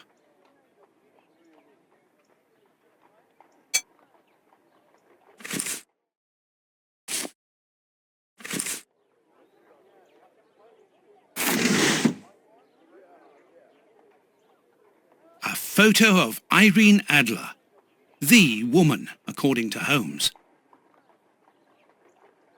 Holmes's Victoria Cross. A letter addressed to Zachariah Dossett, the clergyman? But what is that doing here? It's a rent reminder. But why should Holmes be concerned about that? Another letter, this one for a certain Escott. Who could that be? This J. Escott must be a worker in the building. A letter addressed to a clerk of the court. Why in heaven's name has Holmes got that? This letter is addressed to a naval captain. My goodness. All these carefully hidden envelopes were addressed to Holmes under various identities. The addresses are therefore those of his hiding places. Holmes has never told me about them.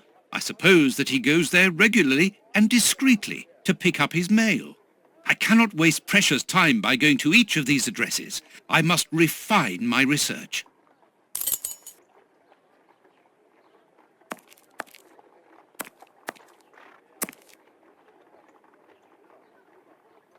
This is what Holmes was wearing yesterday. Holmes has left his tweed suit here, so he came back to change after he left me in front of Judge Beckett's house, just after the explosion. Knowing that Scotland Yard is looking for him, he will likely have changed into one of his disguises. I just need to know which one. The best thing to do is proceed by elimination. I will use the wardrobe in the sitting room to reconstruct them.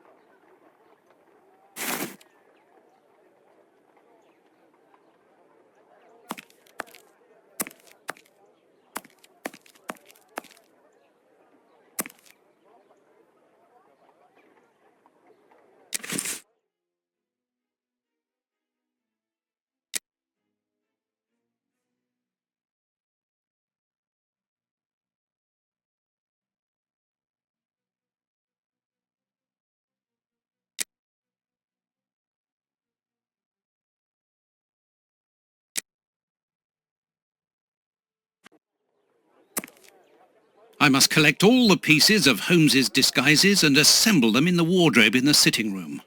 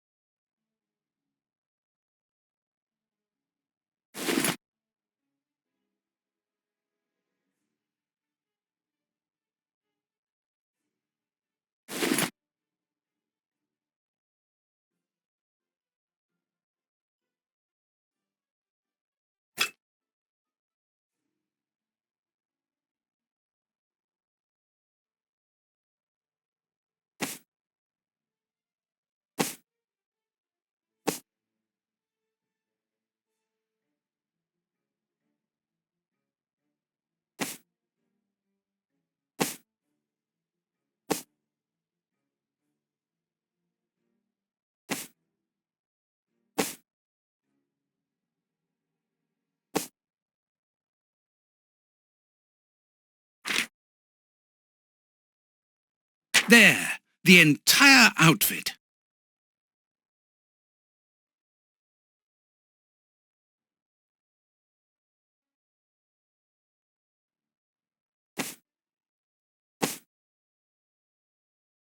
It seems that something in this disguise is missing, but I'm not sure what it might be.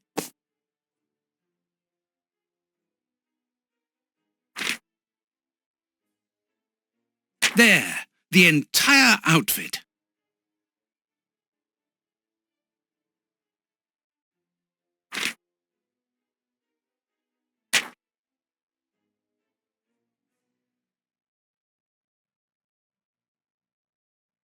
Perfect. Now I know what Holmes looks like, and I know where to search for him. Let me take a look at the map.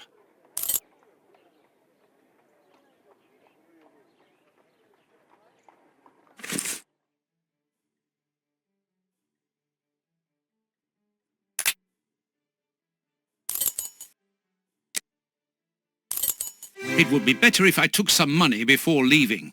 One can buy a lot of things with notes in Whitechapel.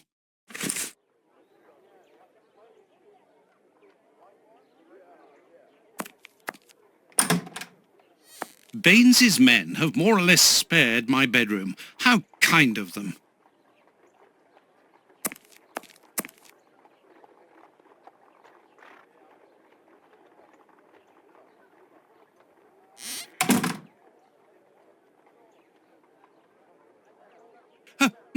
My money! Someone has emptied my wallet. I always keep a little money in it. The police can't have stolen it. It's impossible. Last night I was too tired to think, but now I have to face the truth. Holmes stole my money, like any common low-down scoundrel.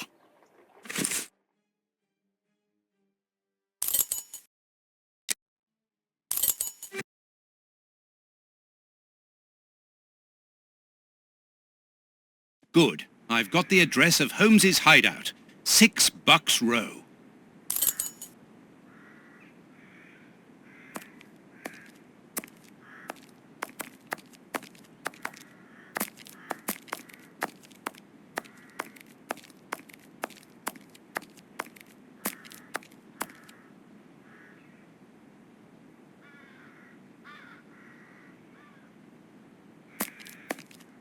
You shouldn't stay here, sir. There was a violent riot and it could start again at any time.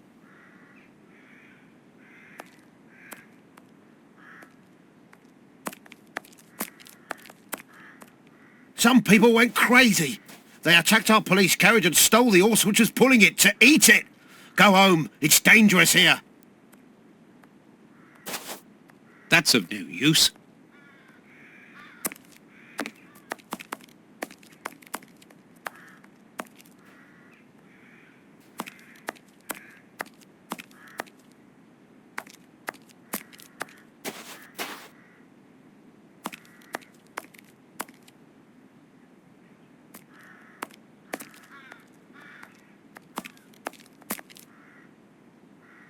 Well, here it is. It looks like a boarding house.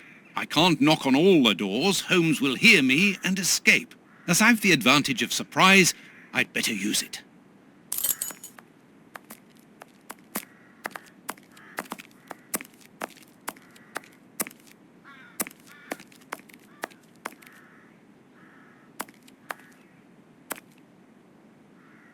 Oh, but I know you. You with the moustache. I met you back when Jack was cutting up all those girls around here. So you've come back to do some slumming. Danny, you are no longer, you've given up the... The game? Yes, my dear, I've given it up. Sorry, are you? I'm the manager of this boarding house now. I rent out rooms. That is exactly why I am here. I'm looking for someone who... He's not here. You don't even know who I'm talking about. Perhaps not, but he's not here anyway. You should understand that my tenants come here for peace and quiet. Quiet and discreet, my hotel is. Just like me. And I, Danny the Anvil, 11 times champion of male wrestling in Whitechapel, I guarantee their peace and quiet. I really must insist. It's very important.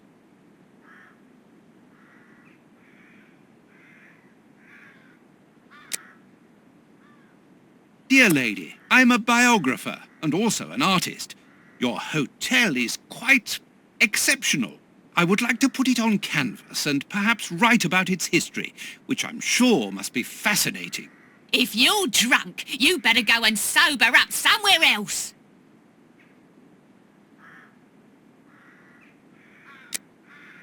Dear lady, would you permit me to visit? It would enable me to describe your establishment in the fullest of detail. It's not a museum. And do you think that I look like a curator?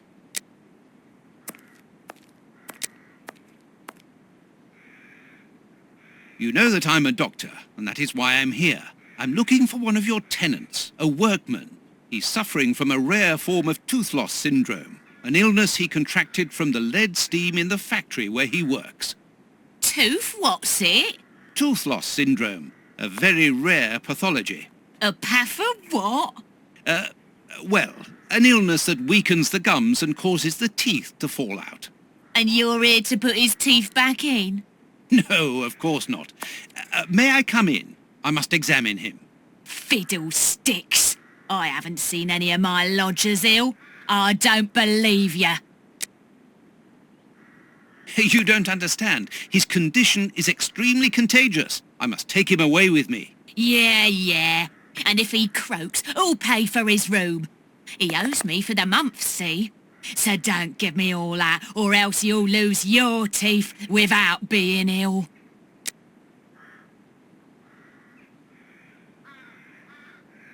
I haven't got much money with me, but I can give you what I have. As an advance, of course, and the rest. The rest? Do you think I'm the Queen or something? Get lost!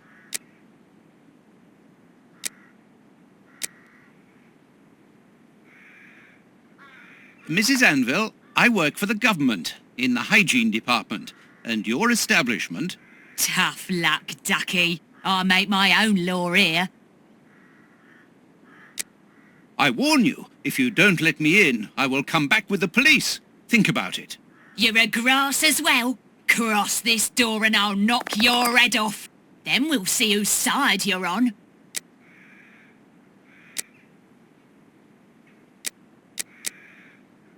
I'm looking for one of your tenants. I'll give you something for your trouble, of course.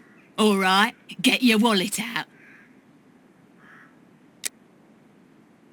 I haven't got much money with me, but I can give you what I have. As an advance, of course, and the rest. The rest? Do you think I'm the Queen or something? Get lost!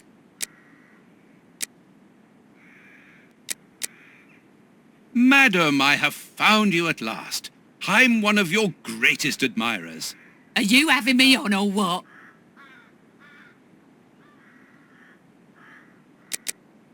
I assure you, I have followed your career for years. I have seen nearly all of your fights. Yeah, and you'll be part of the next one if you don't clear off out of my way.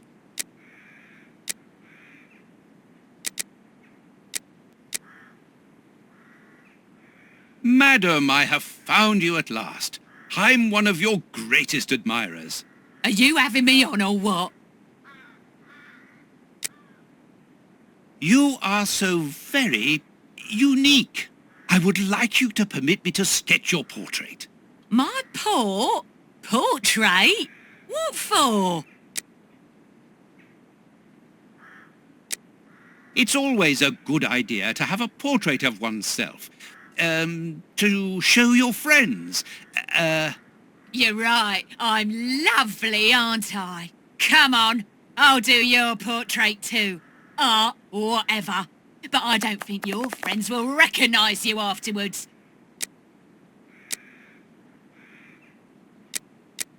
Madam, I have found you at last. I'm one of your greatest admirers. Are you having me on or what?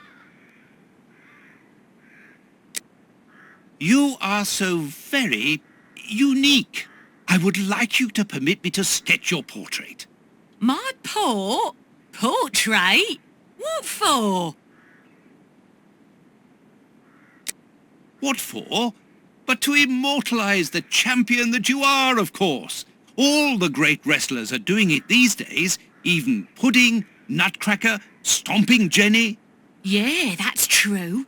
If those big cows can have theirs done, why not me? Oh, yes, I forgot to mention. I'm looking for a friend who might be one of your lodgers. He could help me. I thought so.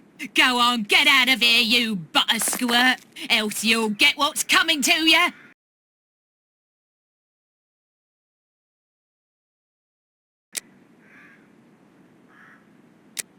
Madam, I have found you at last. I'm one of your greatest admirers. Are you having me on or what? You are so very unique. I would like you to permit me to sketch your portrait. My portrait? What for? What for?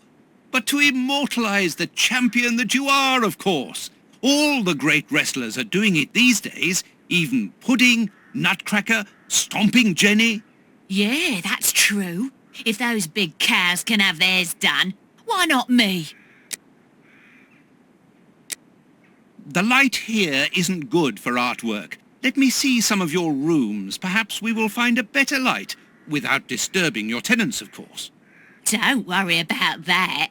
Most of them are out this time of day. And if they're not happy about it, I'll explain it to them gently, if you see what I mean. I'm sure that they will understand at once. Yeah, come on then. Here would be perfect. A splendid place. Ah, I've just had a wonderful idea. Why don't I paint your portrait with you wearing your stage costume? What? Yes, I think it would be difficult for me to capture you correctly if you are dressed in your everyday clothes. They are too elegant. Yeah, all right. I'm gonna be great. And it will remind me of the old days. Oh, but I left my costume with a pawnbroker so that I could buy some of that lovely pear-smelling perfume. Yes, I remember. Very well, off you go. While I'm waiting, I shall concentrate and soak up the atmosphere here. All right, but don't touch anything. The bloke that rents this room isn't very easy going. You'll have enough time. The pawnbroker's shop isn't close by. What a mess. That's Holmes all right.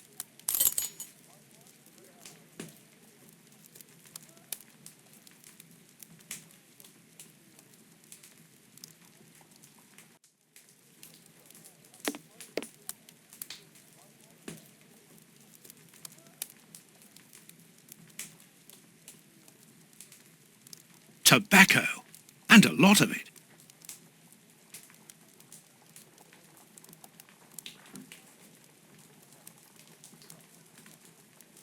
A sheet of blotting paper.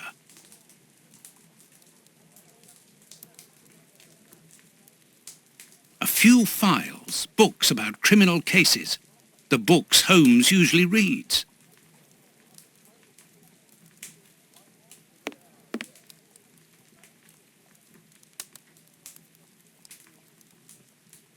A microscope.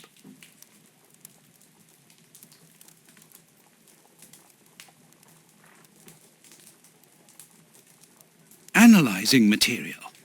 There is no doubt about it.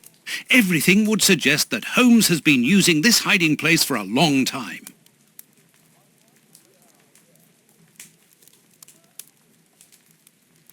Liquid reagents, a large quantity of it, the same as at Baker Street. Holmes uses it for cleaning objects before he analyzes them.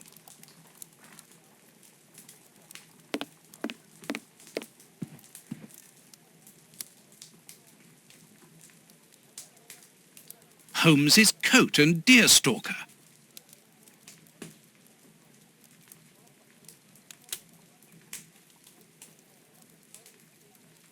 dirty water. Holmes must have washed something here. These crystal glasses are magnificent.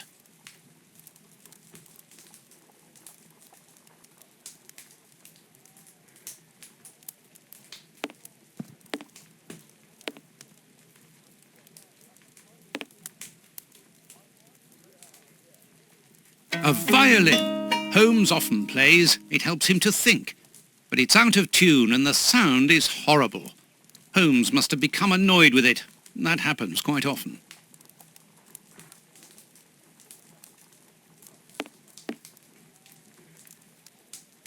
Each of these scores bears a piece of music by a different composer. Holmes wanted to learn them all. There's Mozart, Beethoven, Paganini.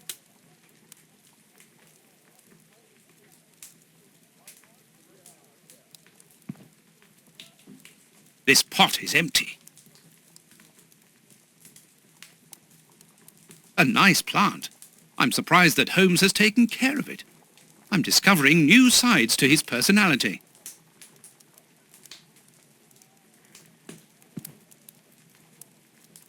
Apparently, Holmes is packing his suitcase.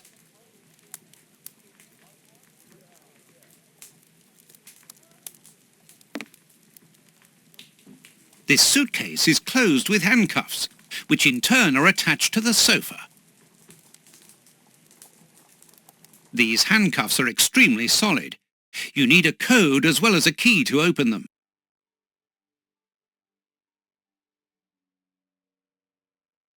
Apparently, this suitcase holds something which Holmes believes to be important. I must open it. It could be the chance to find out the truth about his intentions.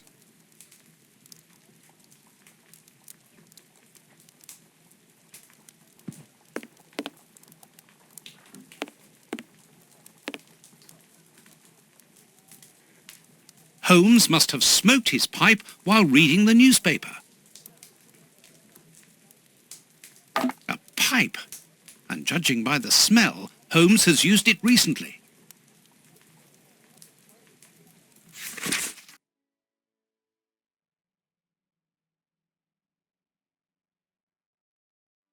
As for the newspaper, it's only one page, with a curious article containing musical notes.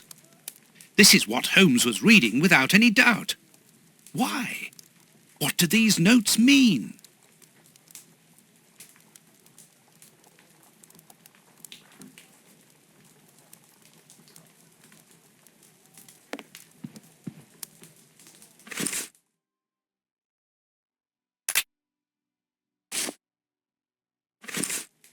These crystal glasses might help me reproduce the notes in the newspaper.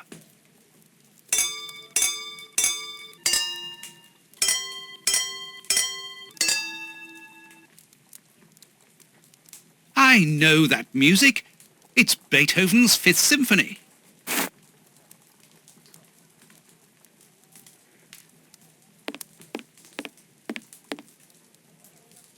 There, I found the score corresponding to Beethoven's Fifth Symphony. There is a strange stain on it. I must examine this stain more closely.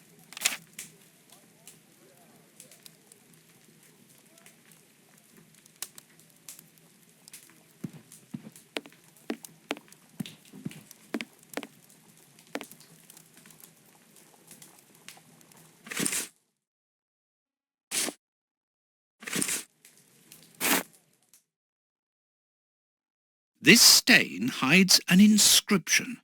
It wasn't there by any accident. I need a reagent for cleaning the stain.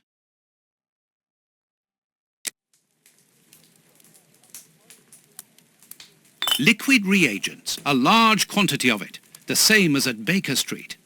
Holmes uses it for cleaning objects before he analyzes them.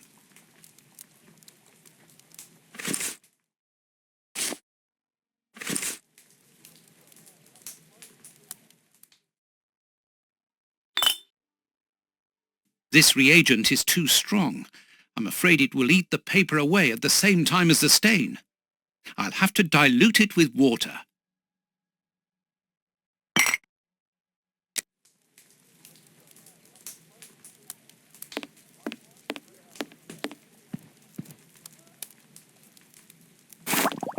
Good. The reagent is weaker now.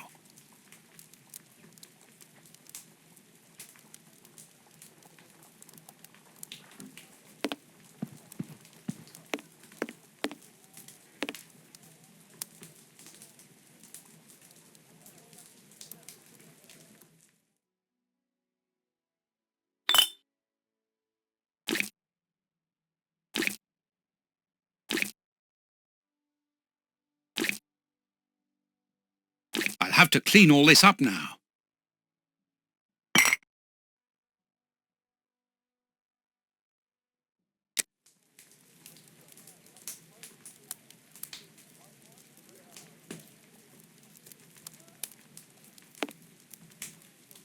A sheet of blotting paper.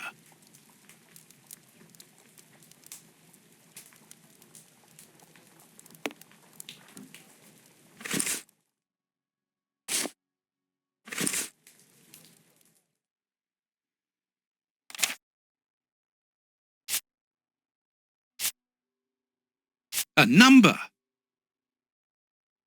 A number. A number.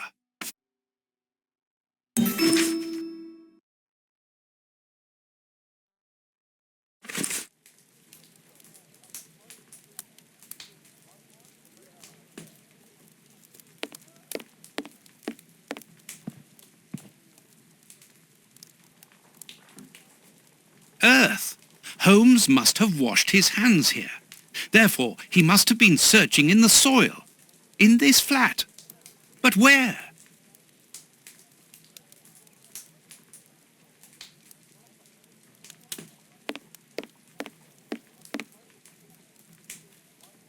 There's soil here.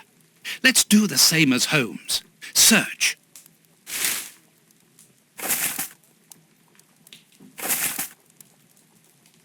A key.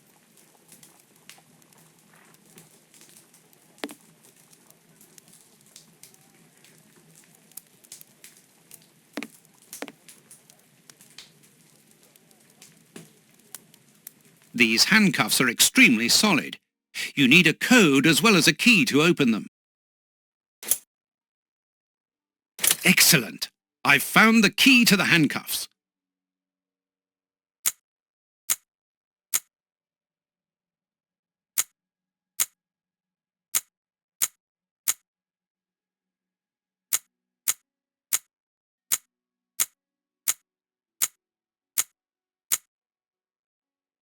Open.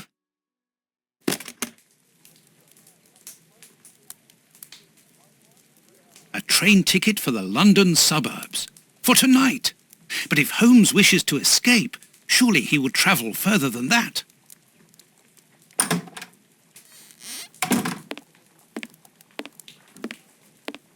Ah, there you are. I've got you.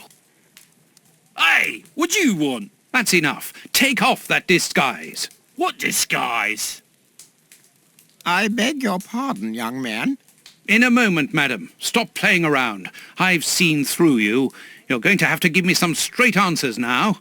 I don't know who you are or what you want, but leave me alone now! I think you are mistaken, young man.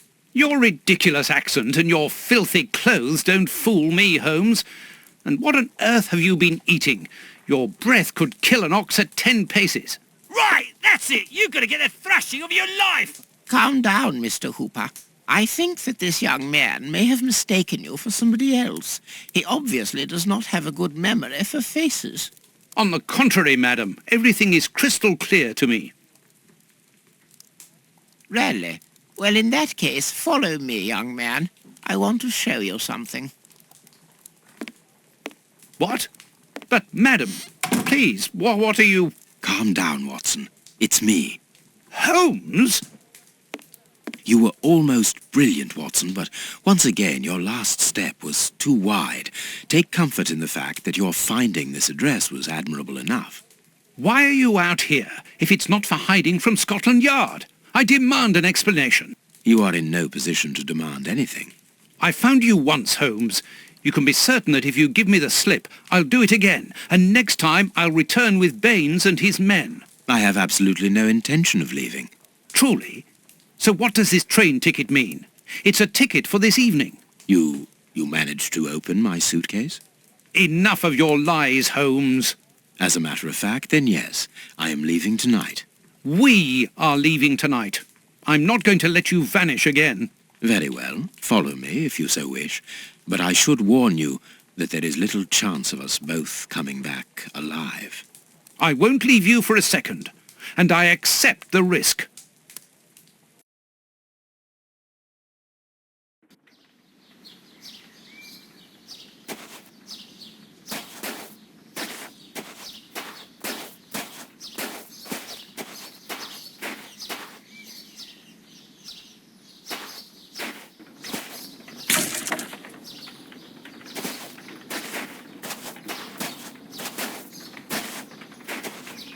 What an exhausting journey. I didn't even have time to collect my medical bag, and you haven't said a word for hours. I have been thinking. What is this place? A mill. I can see that, but what are we going to do here? It'll be more interesting to see what you are going to do. I won't bend to your will anymore, Holmes. You have gone too far. Shh, Watson, not so loud. Why? Does somebody live here? Yes, 3 men. Take out your revolver and try to keep them below while I search upstairs. Are they dangerous? They would kill us if they could. I'm going up there. Take care of them and make sure that they do not leave the ground floor. Holmes, wait!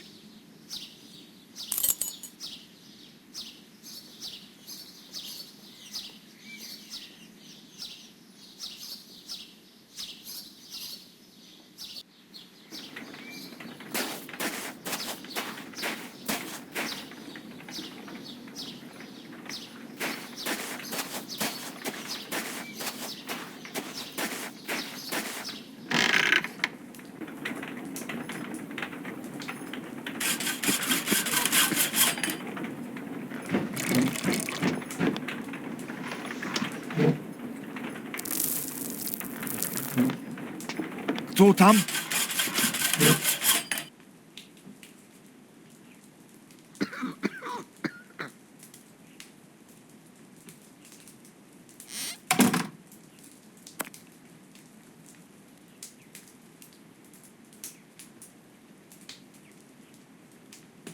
The Times. It's a London newspaper. Vodka. There's only a drop left.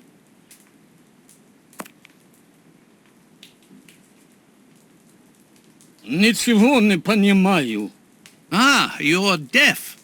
This man is seriously injured, and the wound is infected. Kto tam? This poor devil has lost his sight. This poor man is mute. Stop playing games. You were reading the Times. You understand me perfectly well. So, you found us. What do they want, Alieco? Have you come to finish off your sordid work? I don't know what you're talking about. You don't even know why you're here, do you? You're just a pawn who serves and obeys. And you? Why are you here? To escape from the enemies of freedom. My brothers and I are at war. Against whom? Against order, liberticides, the ruling classes, and those who exploit the people. Against the torturers responsible for our misfortunes. Against you and others like you. I'm not at war against anyone. Then why are you pointing your gun at us? Get out. I cannot. That's what I mean. You're nothing but a pawn. We've nothing more to say to you. Don't move from here.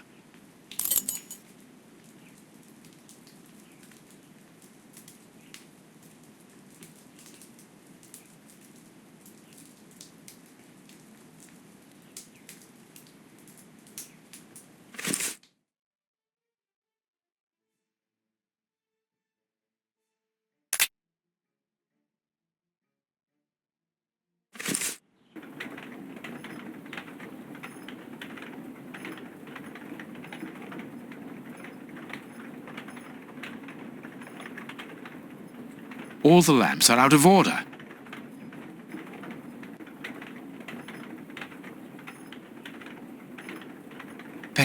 for the lamps.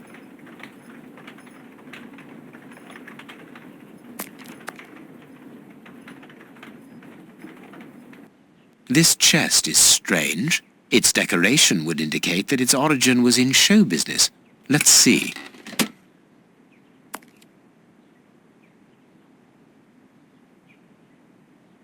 A magician's costume.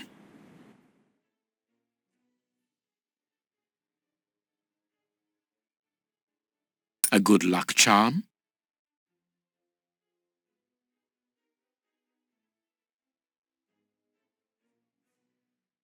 Ideal for a magic trick.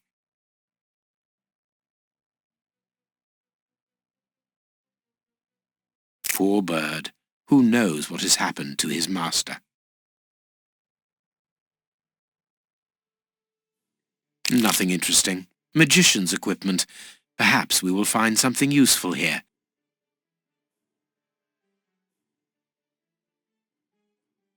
Nothing interesting.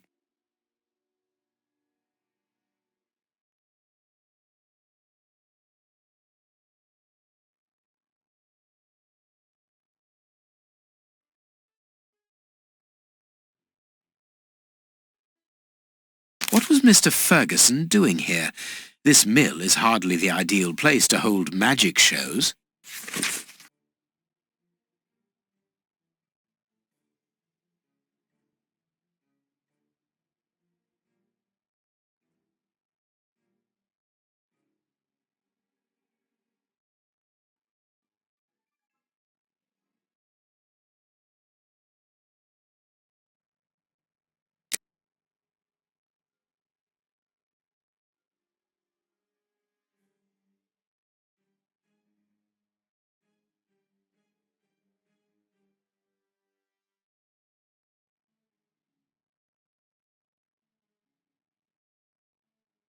A master key, a useful item to help a magician play the king of escape.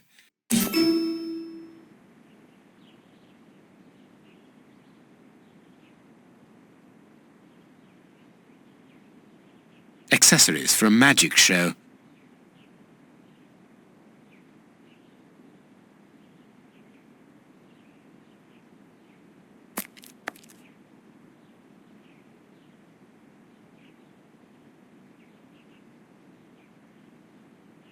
Here is a fine range of suits.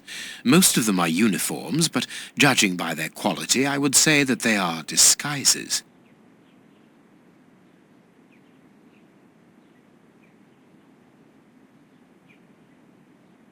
Sacks of flour, mouldy and half-eaten by rats.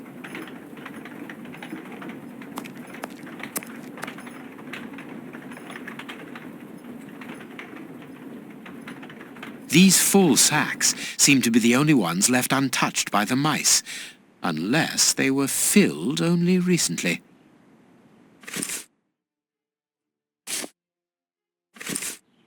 The flour is spread out over the floor. The sack is empty. Very good. The flour is spread out over the floor. The sack is empty. Very good.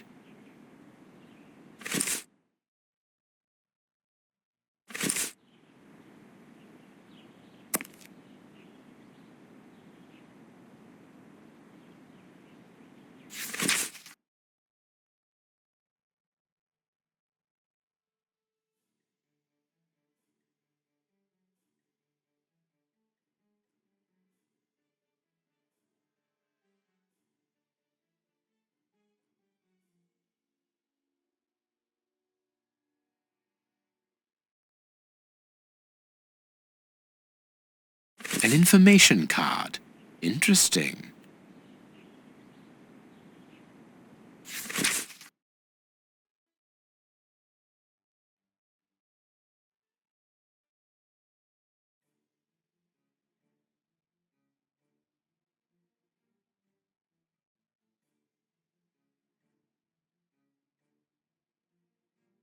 Safe conducts in case of crisis.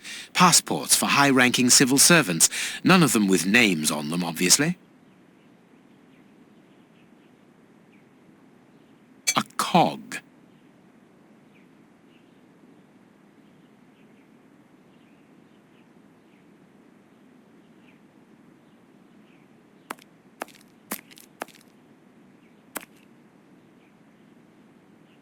call Watson if I need him.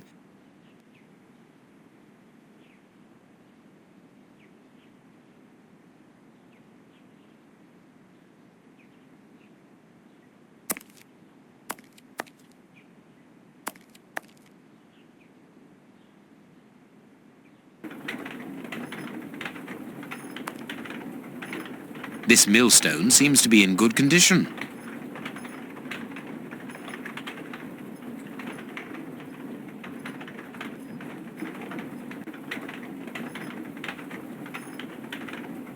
Dark traces.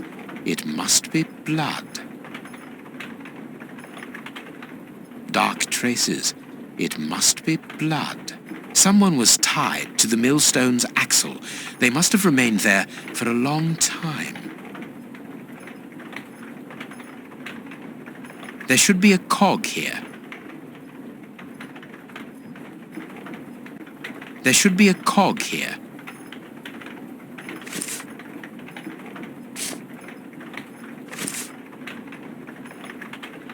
Perfect.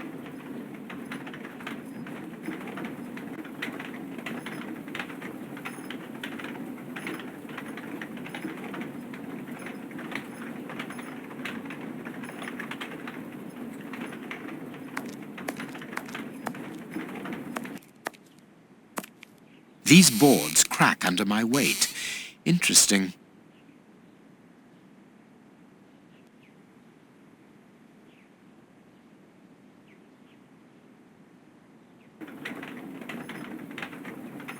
These boards have been broken and hastily repaired.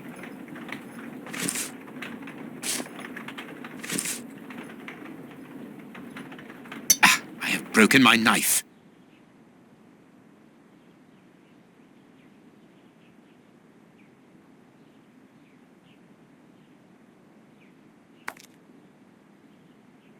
This wall sounds hollow.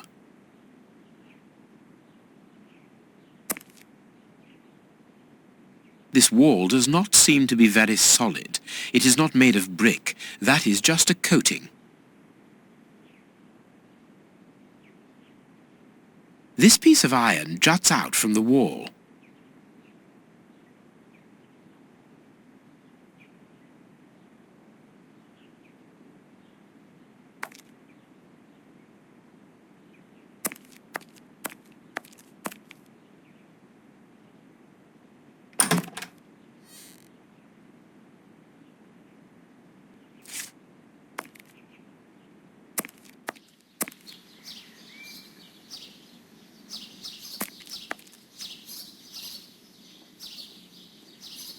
Strange. This opening has been boarded up, but I'm sure that I didn't see it in the attic.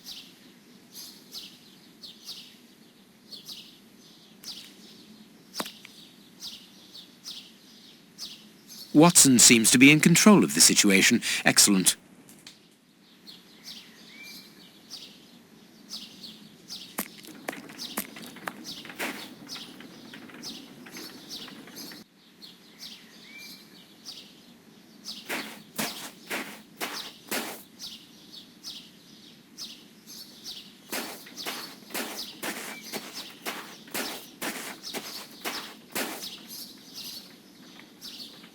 Impossible to open it.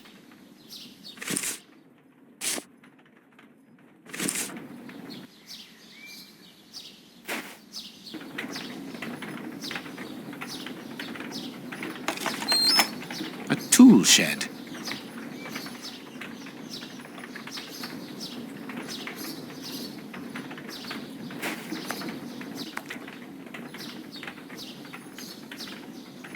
That could be useful.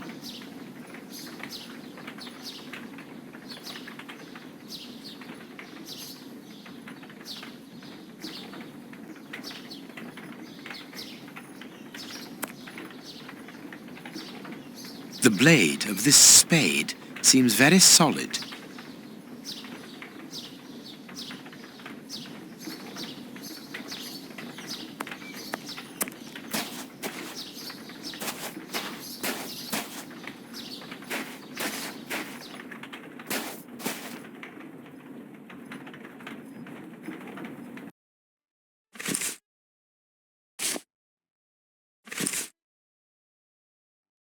That could be used as a weapon in a necessity.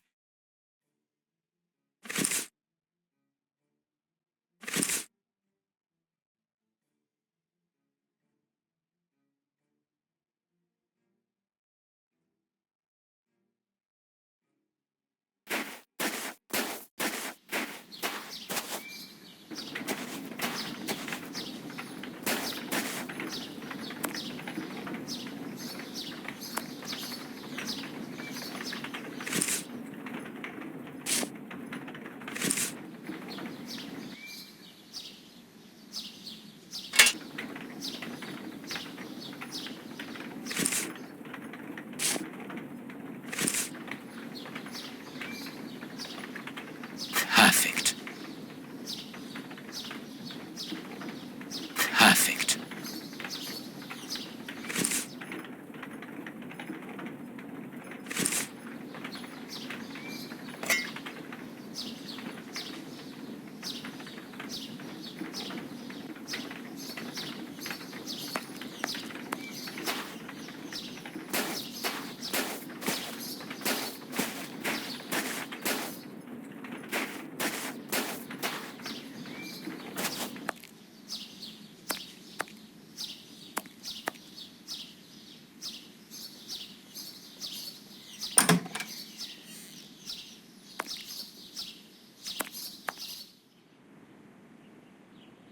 A strong rope made of hemp.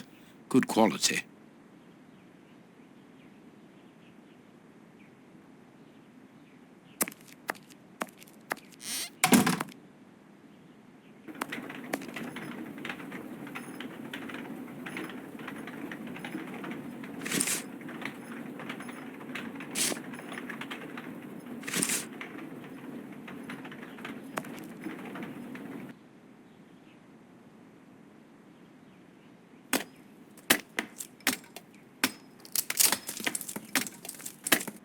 There is an iron bar in this wall. Very good. The false wall's framework is held in place by an iron bar across it.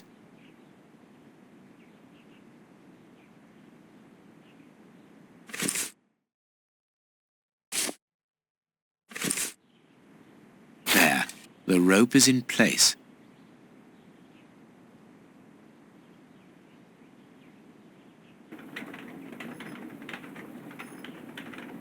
These bags are old and half empty. Nothing interesting.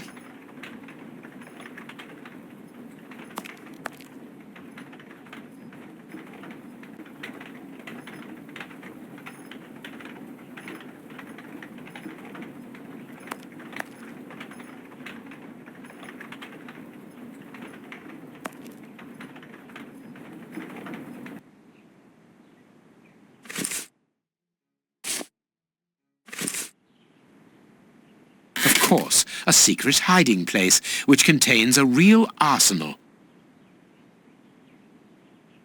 A Gatling machine gun, a real war weapon.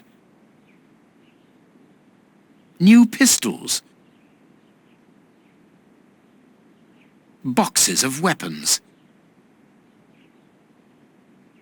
This chain is several yards long.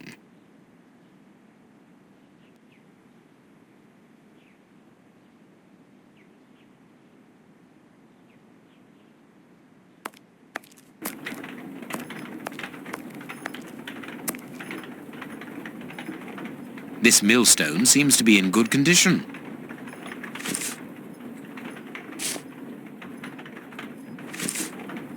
Perfect.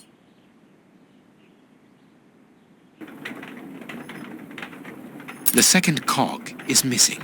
Perhaps it is somewhere on the ground floor.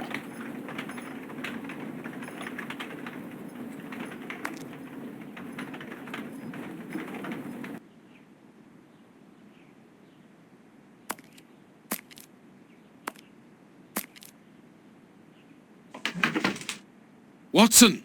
Watson! Have you almost finished? I need to get the millstone working again, but it seems there is a gear missing from the mechanism. I'll look on the ground floor. Perhaps it's down there. Yes, be quick. We shouldn't hang around here. All I can do now is wait for Watson.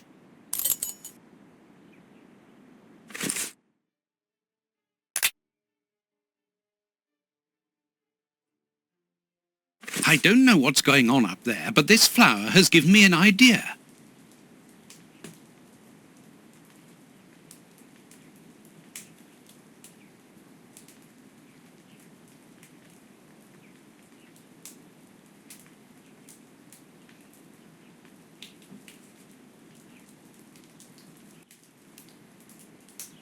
This chest is very heavy and locked shut via a keypad.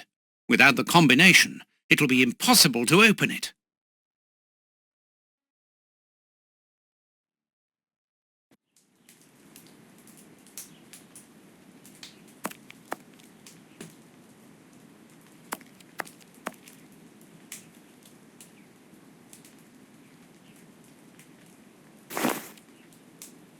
A large, strong paintbrush.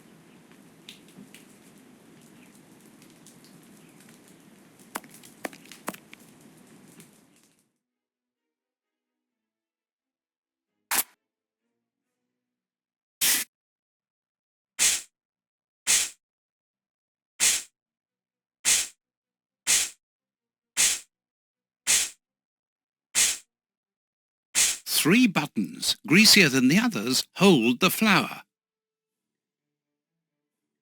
These inscriptions will help to find the right combination.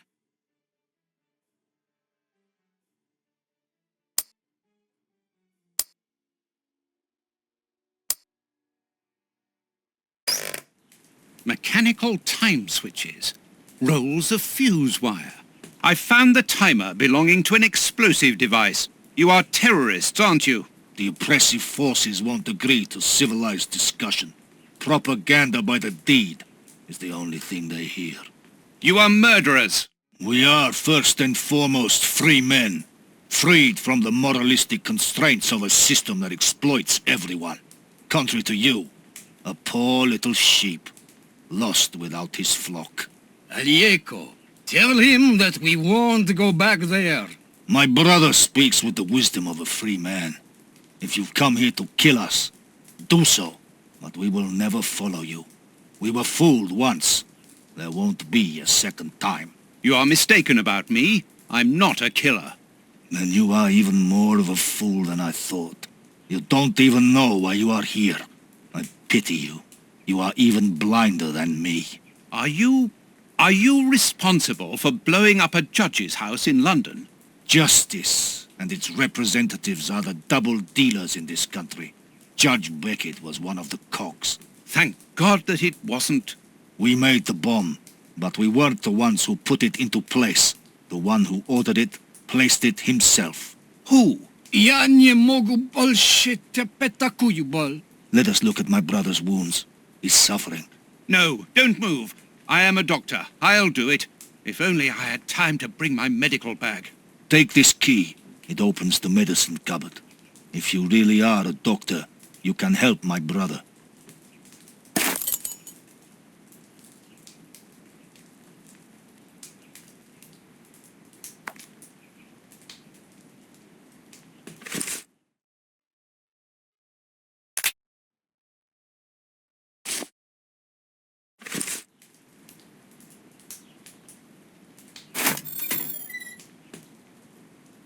Hydrogen peroxide, commonly known as bleach. There's not much left. This will be useful.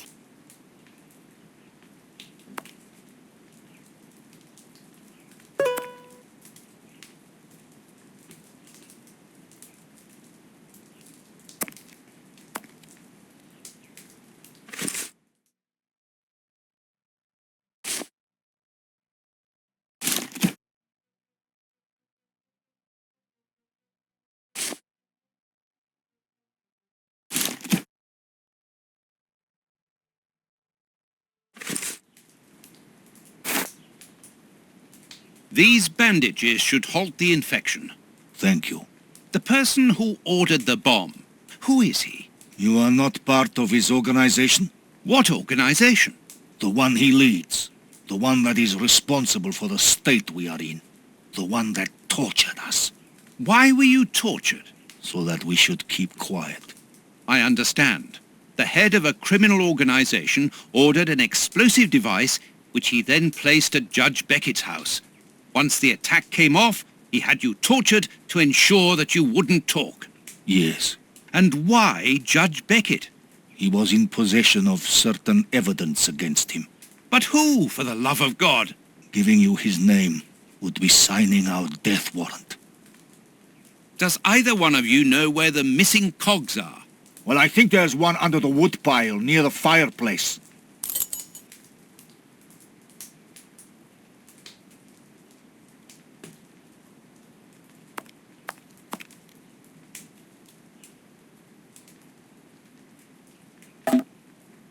A gear. I must warn Holmes.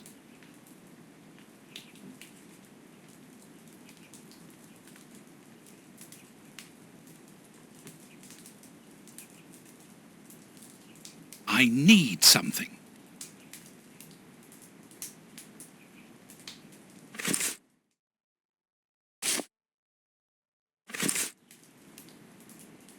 There. Thank you, Watson.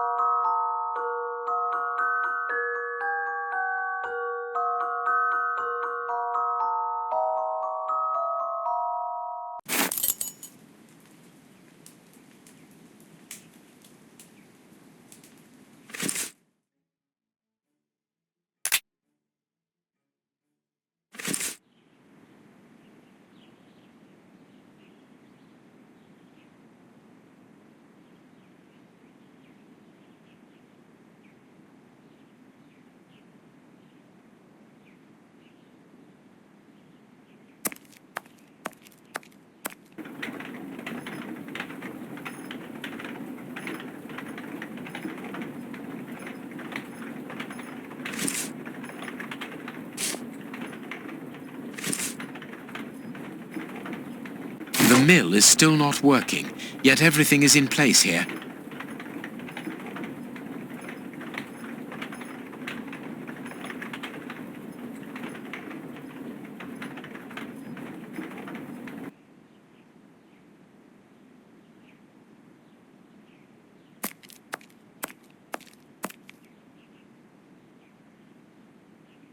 Watson, this millstone still doesn't work. See if you can find something from your level.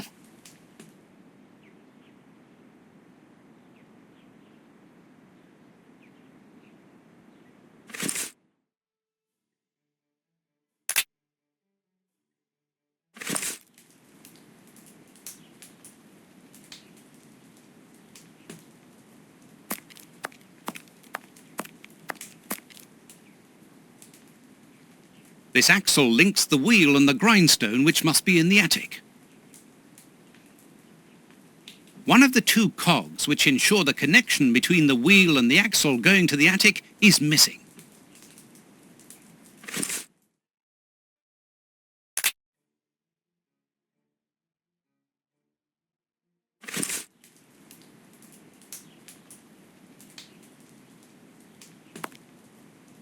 A gear.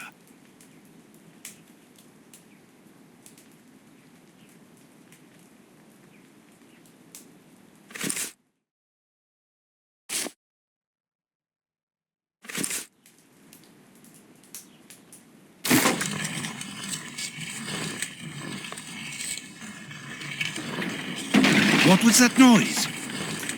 Everything's all right. Let us see what this wall is hiding.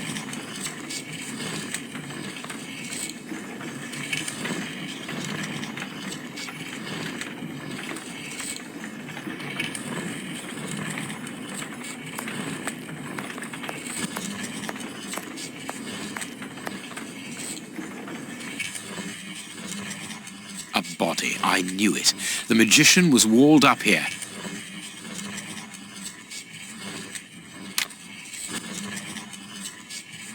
I have everything I need. Now it is time to destroy this place.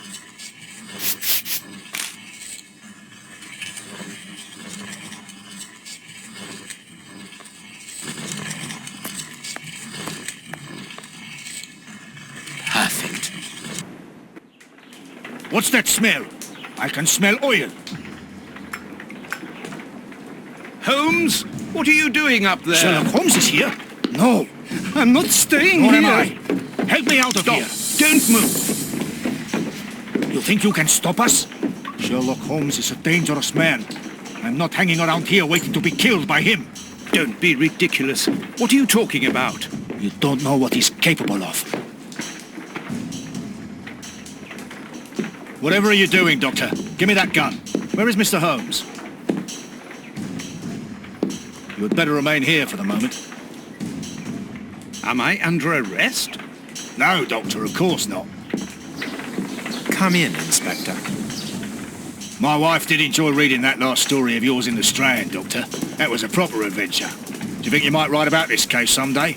I'd like to see it. Oh, well now, I don't know. But that is very gratifying, and I'm glad to hear that your wife enjoys my writing, Constable. My goodness, what on earth was that?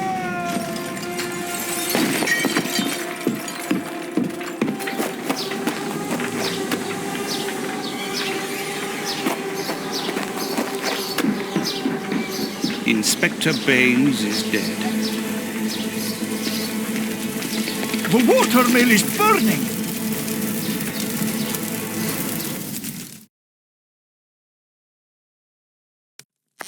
Holmes has managed to escape from the police. He manipulated me from start to finish, and to think that I played an indirect part in his crimes.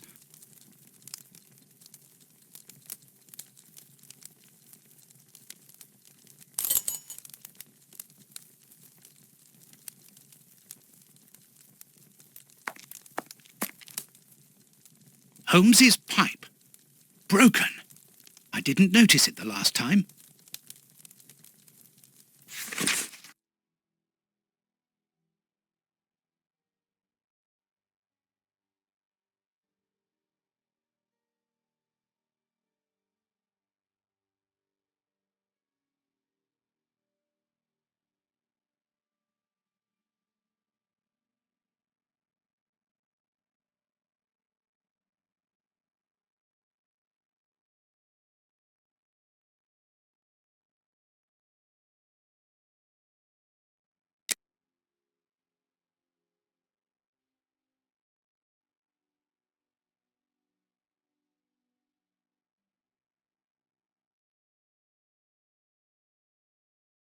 Today's newspaper. Mrs. Hudson must have left it early this morning. Baines's murder has made the front page. The news has spread quickly. The poor man shot at point-blank range. He had faith in Holmes right to the end, and it cost him his life. We think that we know the people around us, those who are close to us, who are part of our everyday lives, parents, colleagues, companions, friends. Then something unexpected happens, and it tears away the blinkers which we have chosen to wear. And it's at that precise moment that we finally see the true nature of those who always mattered the most to us.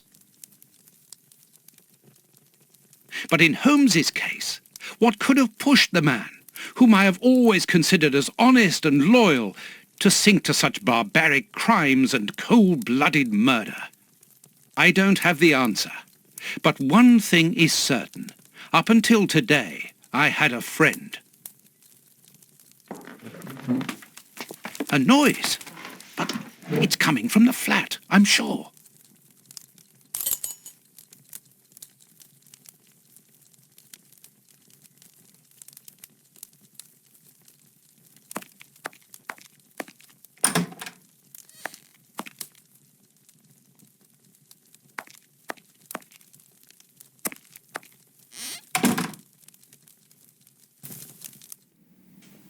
Holmes! I know you are in there! Holmes! Open this door immediately! I think that I would rather not. Tell me the truth, Holmes! I need to know!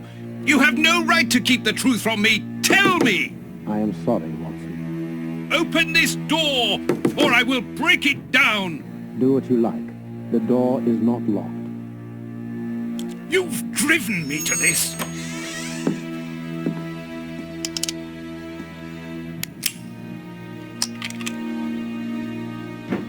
It's the police! Open up!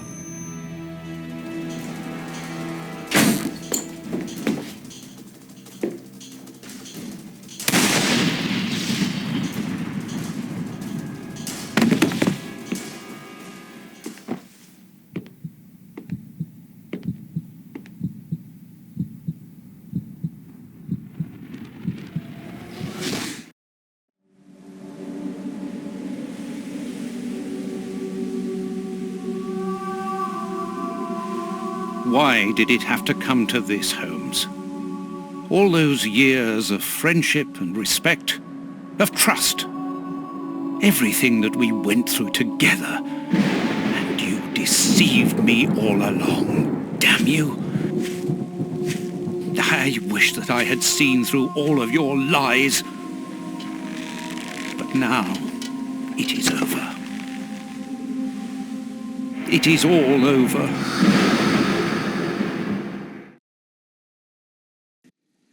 After so many days of relentless investigations and sleepless nights, I returned to the Thames area, to the very place where the bishop's nephew had died. I only had one trail left to explore, one last desperate attempt to understand recent events. I descended into the putrid, dark, suffocating depths of the town, the sewers.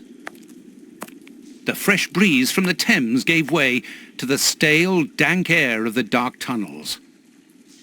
A shadow moving through an underground labyrinth, tormented, wandering through this humid, oppressive purgatory. What I might find mattered little. The most important thing was to keep moving.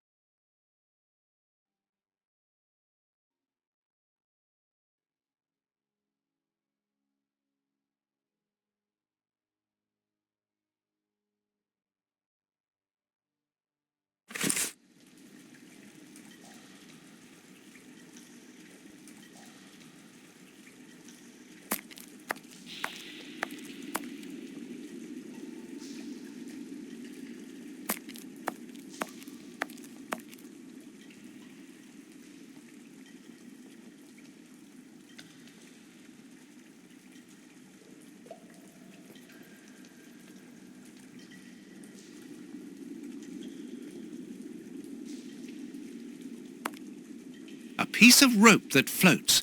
If it's long enough, then it might be useful. It's very heavy.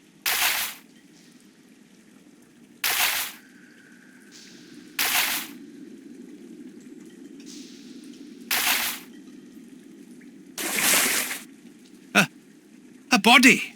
Oh, it was weighed down by the anchor.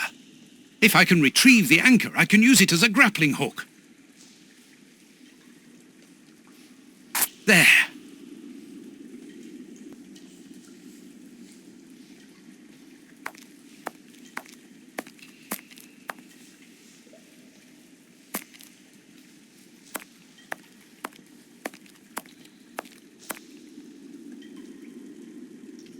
I can see something. This butt is still dry, despite the surrounding damp. It was thrown here not so long ago. Let's be careful.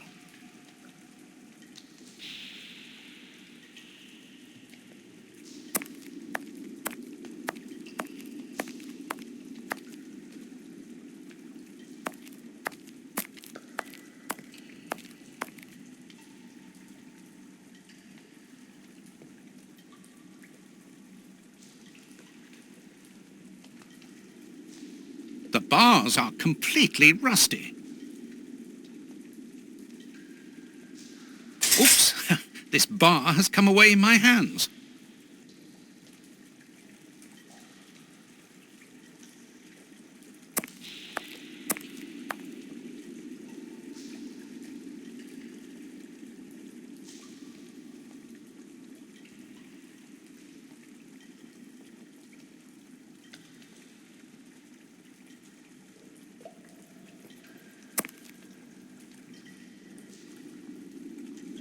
The bars on this grate are completely rusty.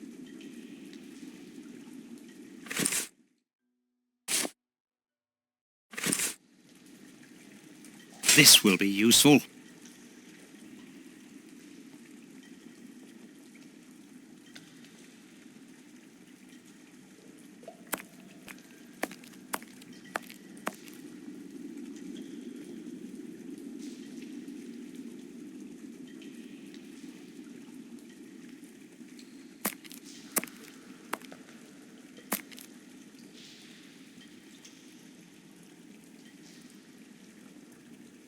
An iron ring.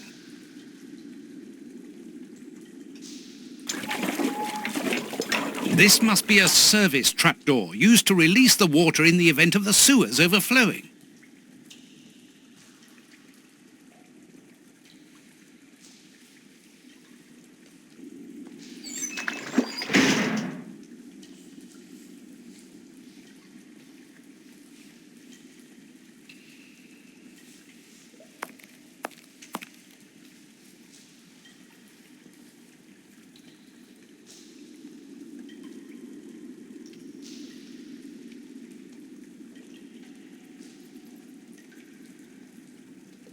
Wire.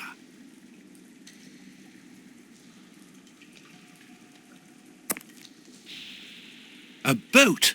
I'm on the right track. I must cross the canal to see who landed here.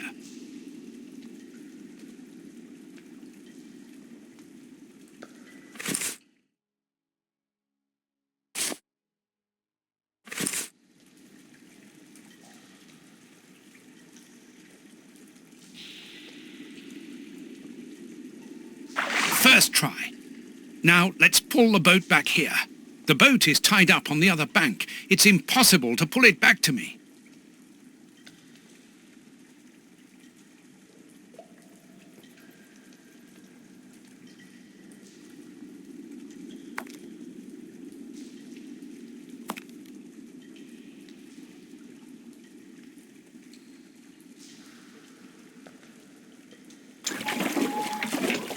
This must be a service trapdoor used to release the water in the event of the sewers overflowing.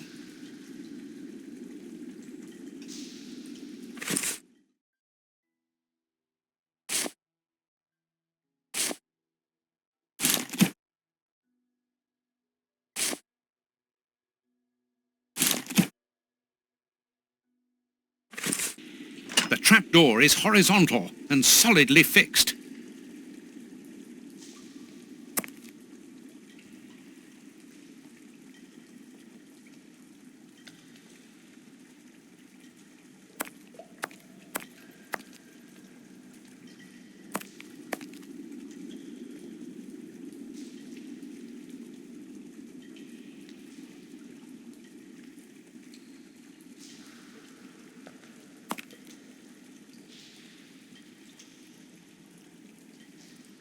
An old scarf with blood on it.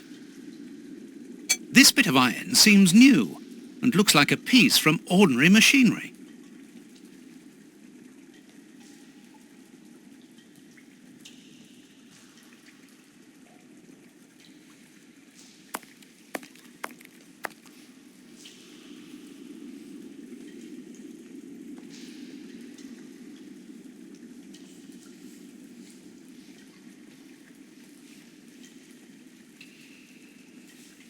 Footprints. Someone has been here recently.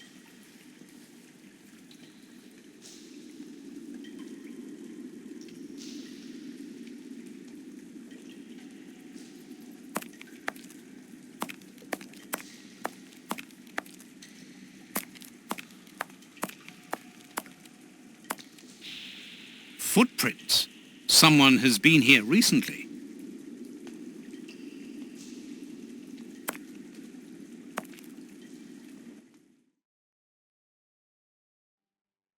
I need something to clean this grate.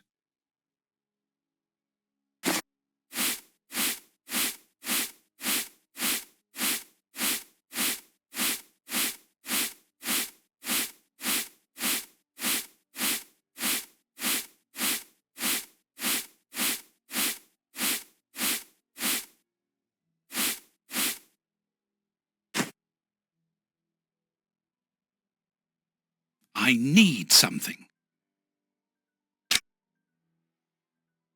Incredible! This grate is new and has a mechanical locking system.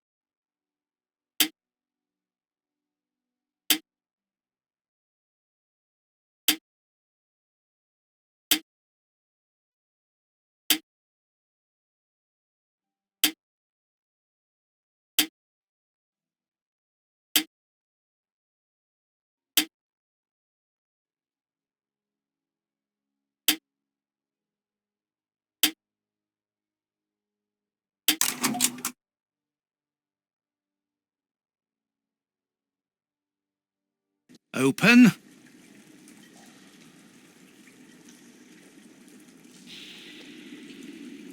Come on, John. Courage. And here's another. See how you like that? Oh, and how does this feel? I don't think he liked that much. That'll teach him. Let's see if I can break.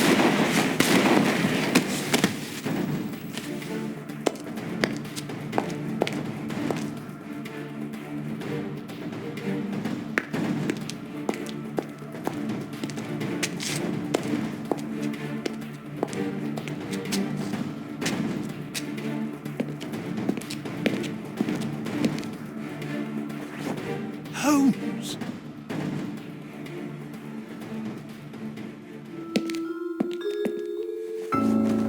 I am so very glad to see you, Watson.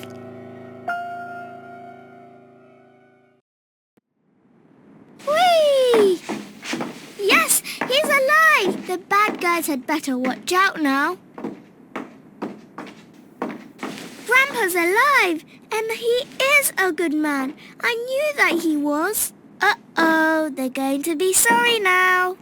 My grandpa ruled. Yes, and my grandpa saved him. Read it.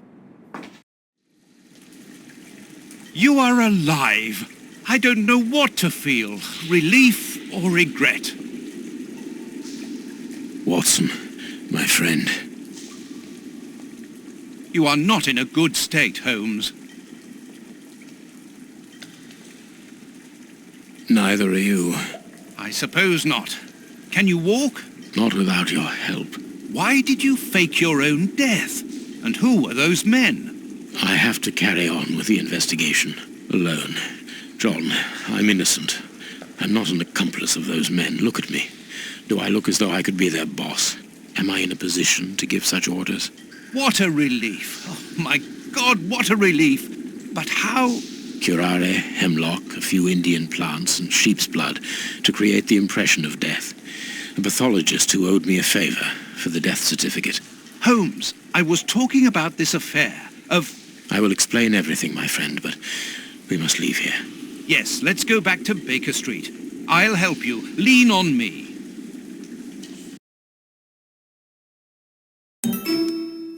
Home at last.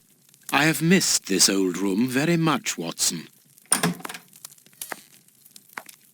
I put everything back in place after Baines went through it, but I didn't stay here. I couldn't face it. Sit down, my friend. It is time for you to know the full details of this case. First of all, I must apologize for the distress that this has caused you, and for my behavior, which was, I know, quite abominable.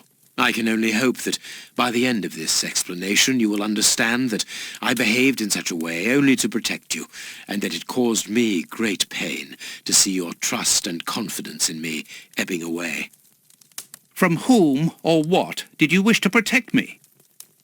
From Professor Moriarty. Moriarty? We should not have taken pity on him in that Swiss asylum. Do you remember, during the case of the Awakened, our indulgence has cost us dear today? He's responsible for the bishop's murder? Yes, but that was only a small detail in his plan. A detail which he had to eliminate, as it compromised the whole of his diabolical project. The bishop had in his possession a document which he suspected as being one component of a larger puzzle. The ramifications were unknown to him, but he considered the matter as sufficiently important that he should consult me. The day before our macabre discovery, his nephew, who was in his confidence, brought to him an important element which helped him understand Moriarty's grand plan. It was at that moment that two men began to comprehend the seriousness of the situation. The bishop then decided to contact me. Against his nephew's wishes?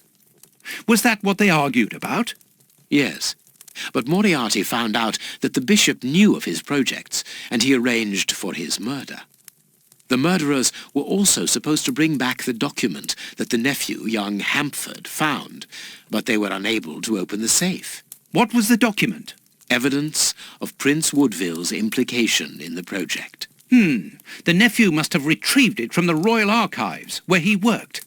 A link to the crown. Yes. Moriarty wanted to overthrow Queen Victoria and place the prince on the throne of England. But that's impossible. He would have needed to create an incredible coup d'etat. Patience, Watson.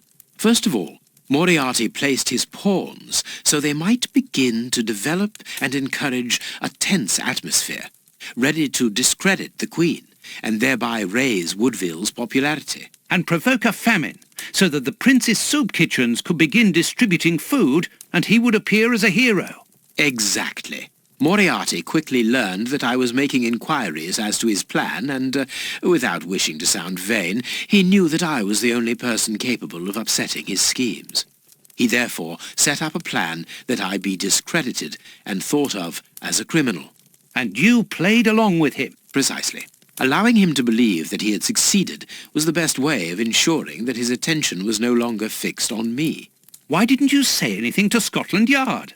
Did you not think it strange that Inspector Lestrade was away for weeks? What? You mean to say that Baines was working for Moriarty?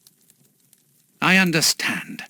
The bishop's murderers were in the hands of this traitor, and you were therefore at a dead end after our investigations at the opium den. Yes, and Baines' authority allowed him access to the police archives. He changed and forged all the charges in the documents that you saw at Judge Beckett's house. It was also he who substituted the Samoan necklace for a vulgar copy. So that was why the judge went to Farley's, to obtain Baines's false information. Precisely. But they each found themselves as instruments in Moriarty's strange orchestra. Judge Beckett received entire books full of charges against me, and a journalist such as Farley will not hold back when he gets the chance to make the front page of all the newspapers in England.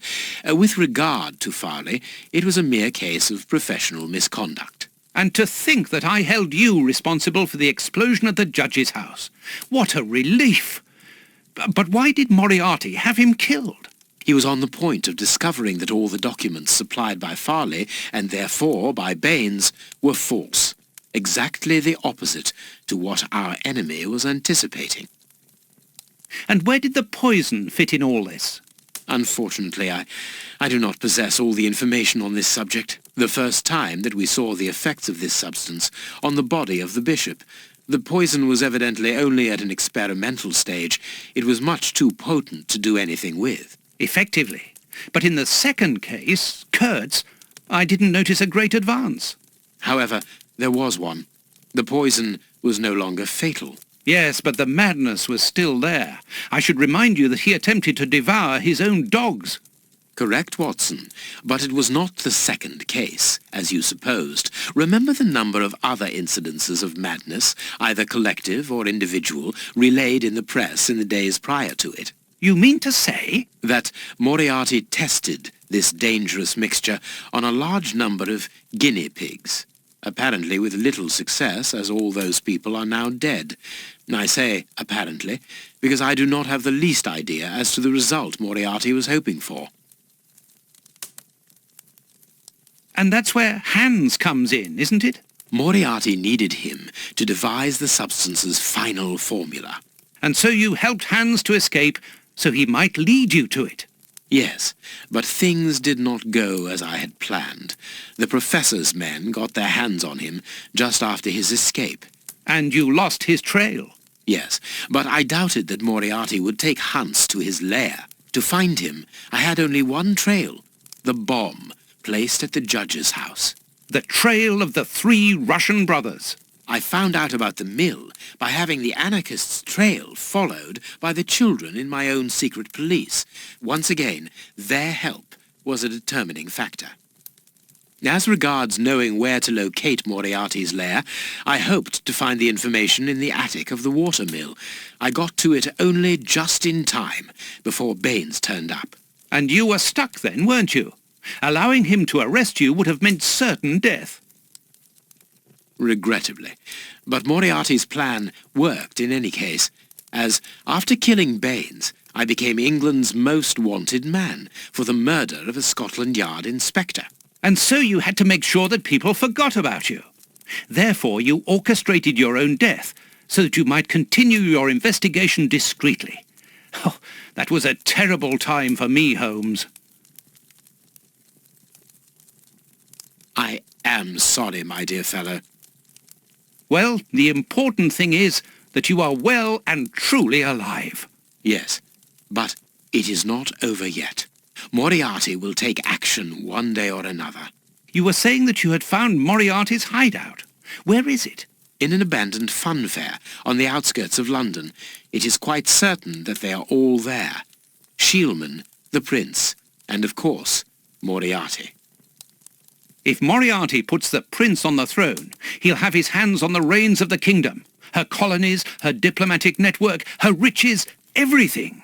Yes, including the army, the war fleet, everything he needs to help him conquer Europe. And eventually, I suspect, the world. Holmes, we have to be quick. His plan hasn't been put into action yet. Perhaps it's not too late.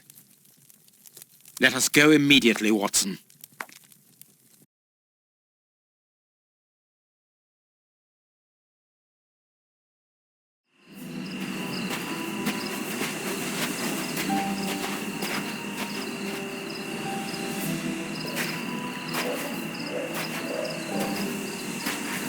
Do you really believe that Moriarty is in there behind that fence? Something in the wind seems to suggest it, Watson. I have a peculiar acid taste in my mouth, if that is what you mean, Holmes. Well, yes. The air is tainted still with toxic fumes from the factory chimneys.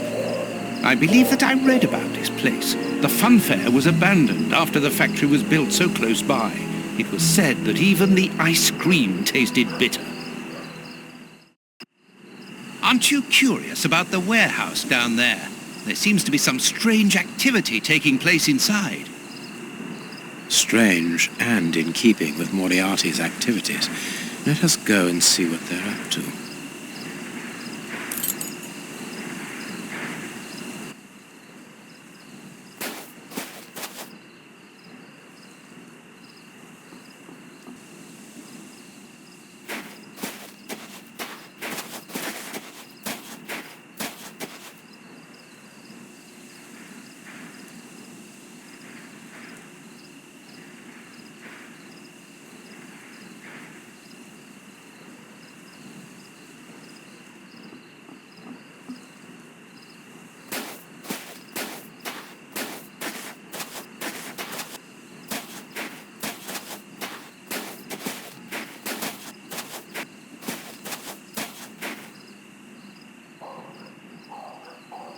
Here is a good place to try and get through. This crate isn't large enough for us to get over the wall, nor to see what is on the other side.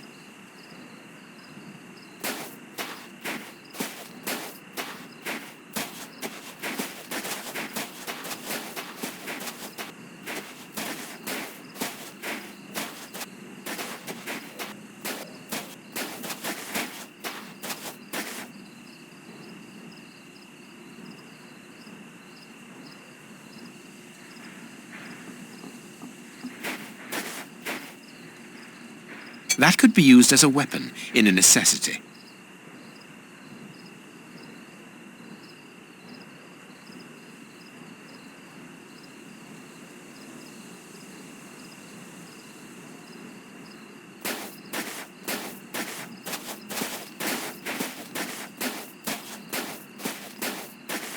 With this cable car, we can get up onto the warehouse roof.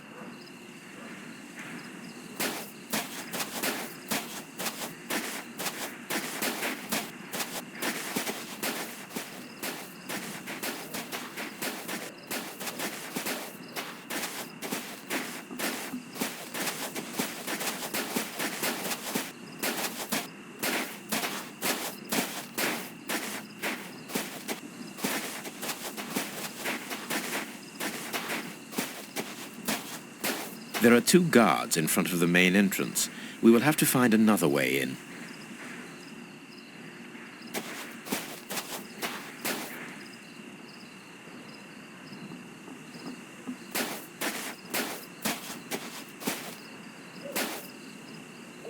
Vodka. There's a little at the bottom of these bottles. Russian alcohol. Holmes, the 3 brothers.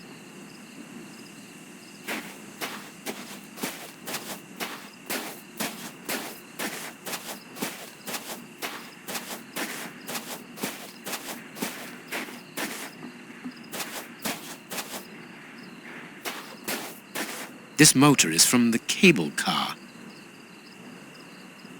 Look at this hole. This motor needs a starting handle.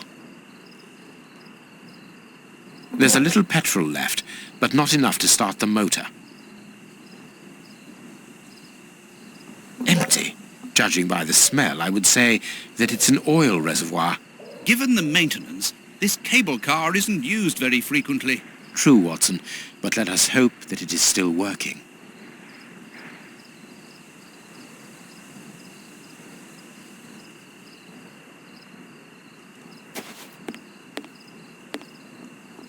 Cutting pliers. They could be useful.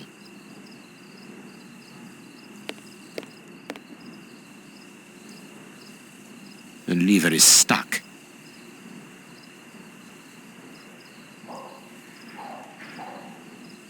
This padlock seems rather old.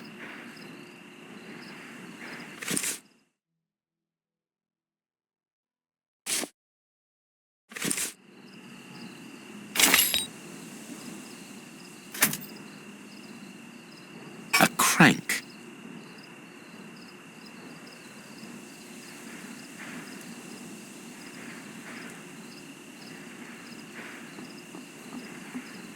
This chest is shut by a cord which also attaches it to the cable car's structure.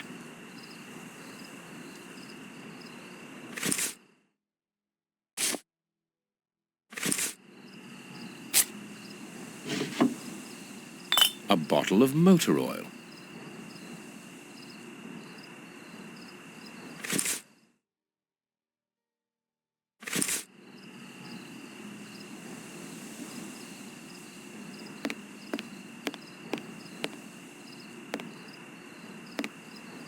This motor is from the cable car.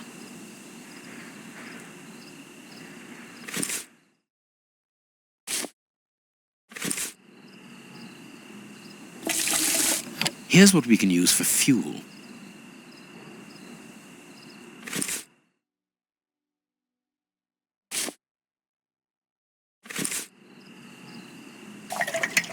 Let us hope it works.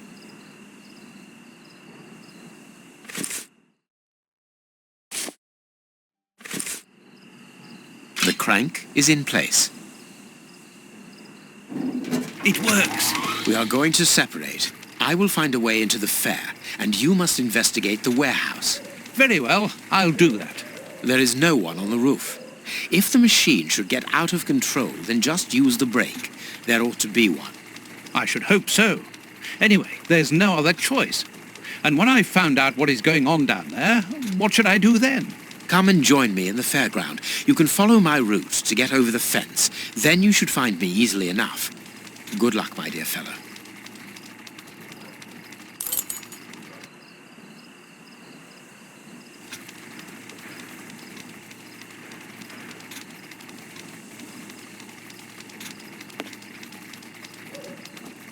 Come on, John.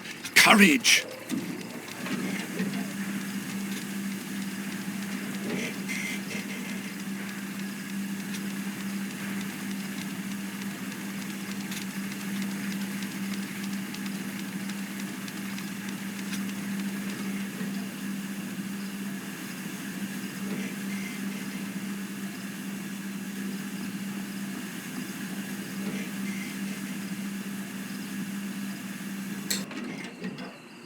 No one seems to have noticed me. Now I must try to find out what is going on here.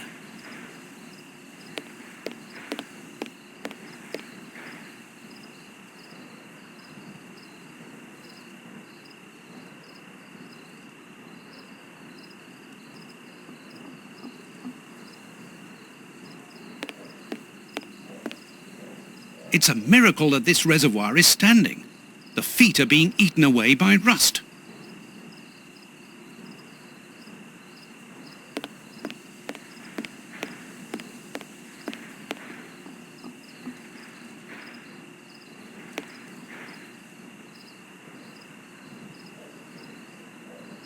Carts from the soup kitchens. They appear to be queuing up.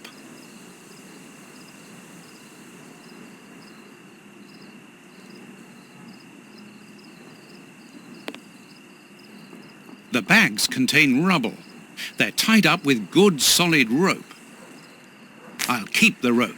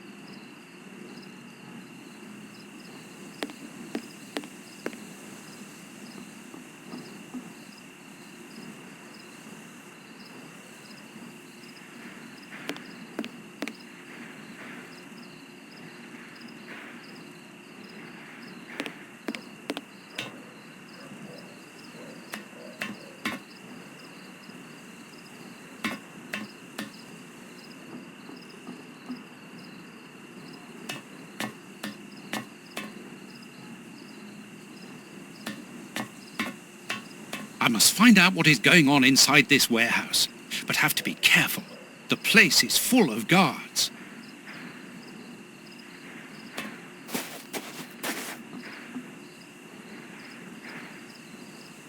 The window is too dirty to allow me to see inside.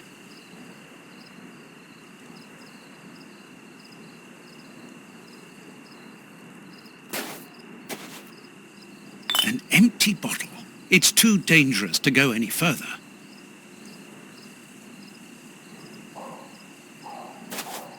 You there! Who are you? Alert!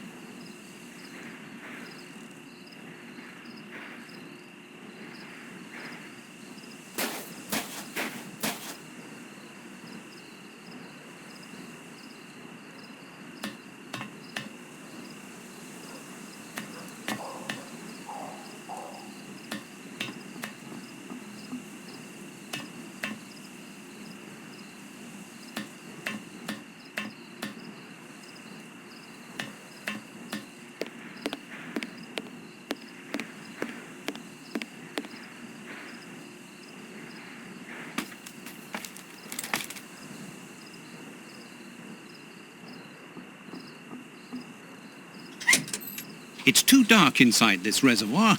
It's impossible to see anything, but I can hear a slight lapping of water.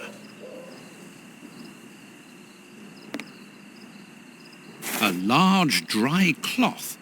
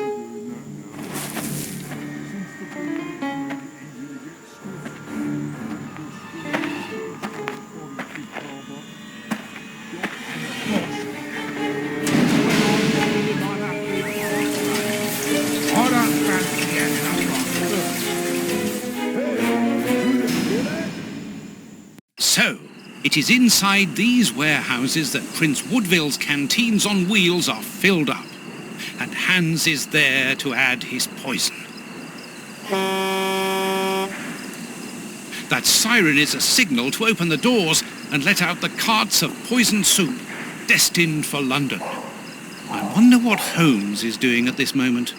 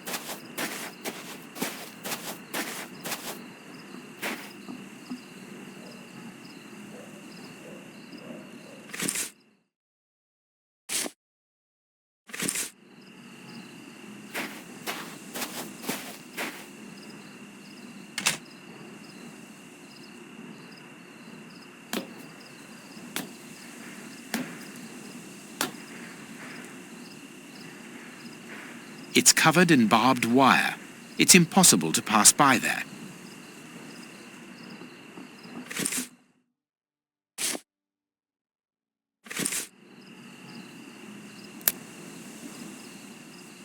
The way is clear. Good, I'm in. Now I must find Moriarty.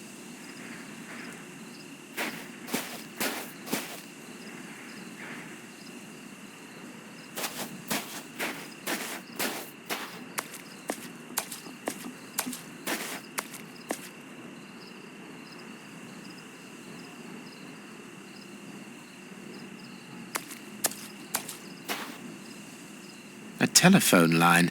Interesting. It comes from that large building.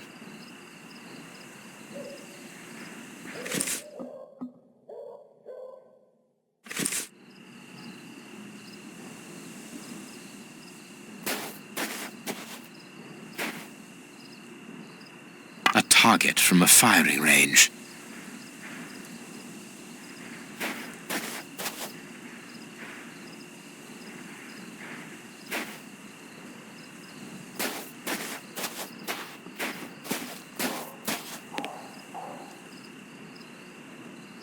The stand's owner must live here.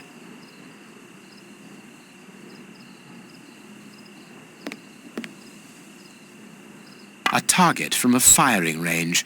It depicts a lion. The stand's accounts book. Nothing interesting. The cover is dented. Curious.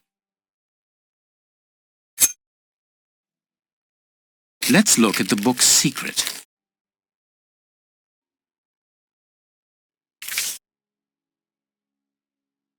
Secret accounts. The stand's owner must do something other than manage a simple coconut shy, and there is a strange poem about animals.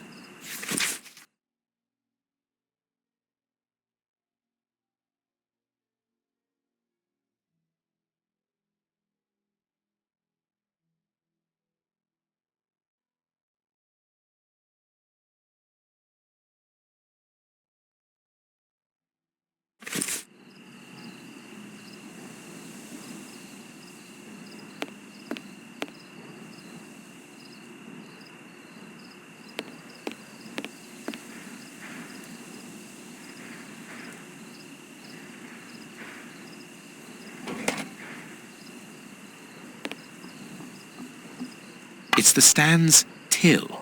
There is no money, but there is a wooden target. Let's see.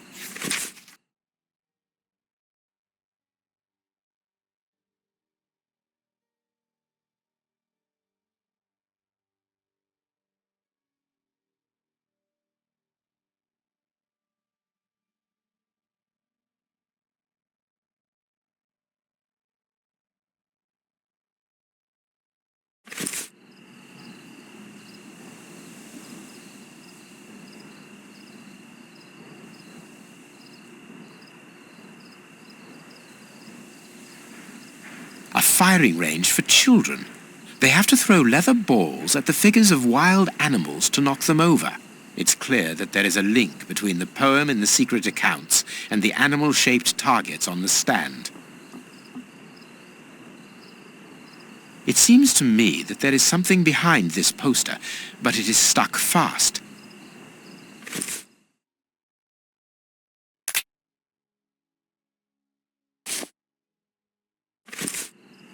Elementary.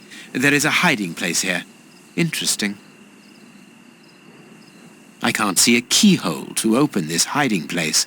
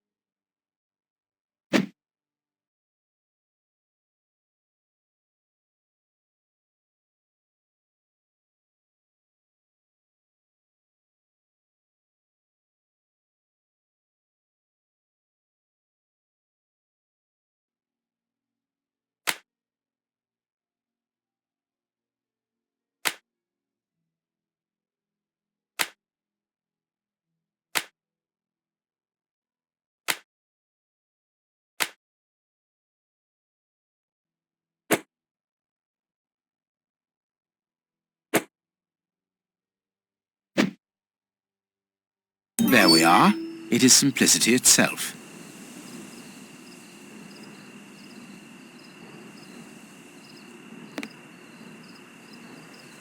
The Stan's slush fund. I wonder what happened to the owner that he should leave without his savings.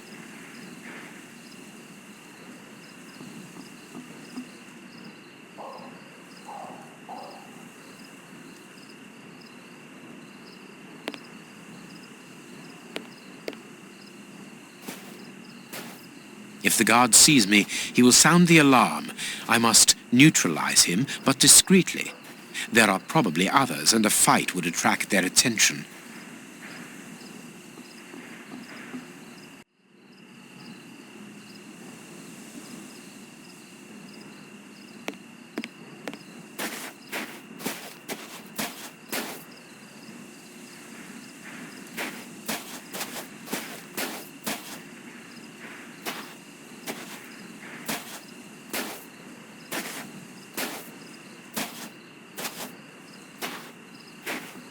You there!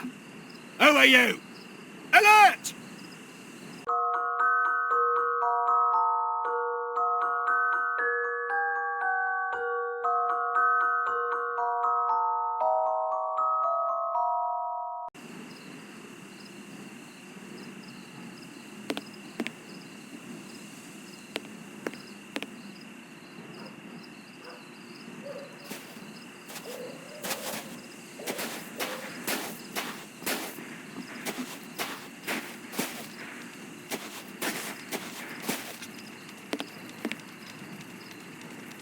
It's open. This building was a menagerie.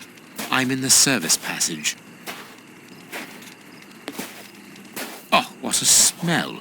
There must have been wild animals here once.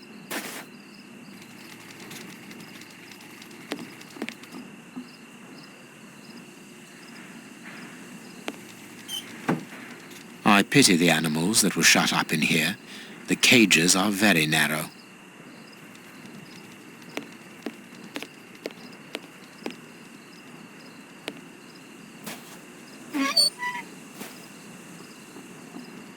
This cage has been blocked with planks, so that the interior is hidden from view.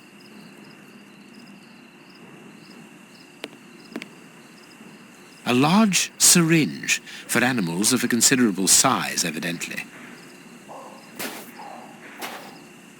Old bandages. Everything points to that cage having been used to treat sick animals.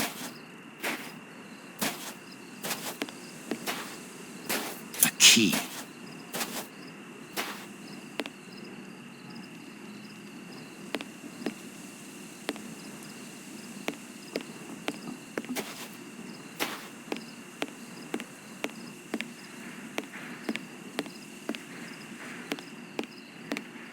Apparently it's a medicine chest for first aid, I presume.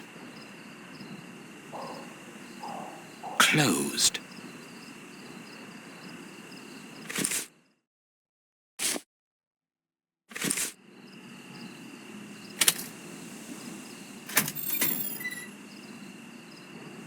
The only thing intact is this bottle of ether.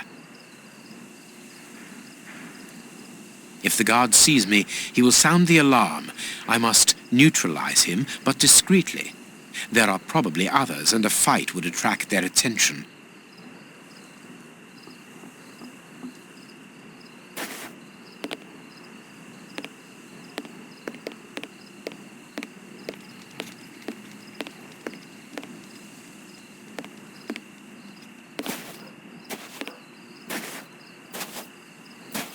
I must put something here that will attract the guard's attention.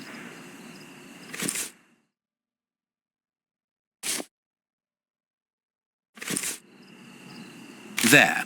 That should interest our guard.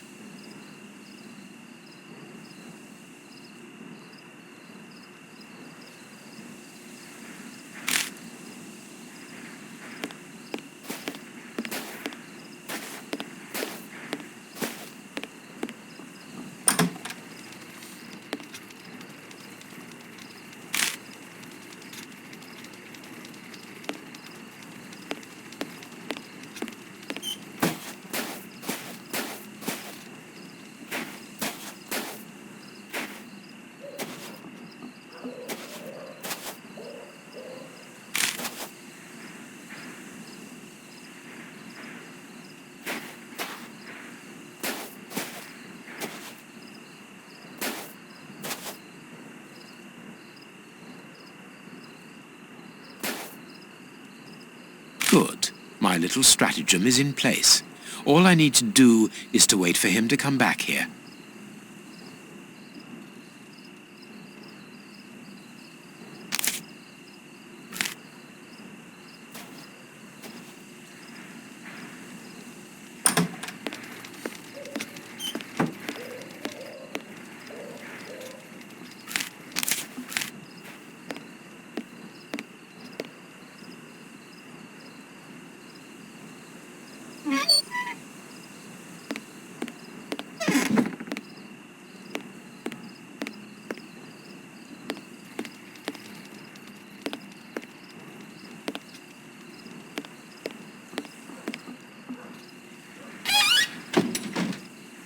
Shut him up, and quickly. I must find a way of neutralizing the guard inside.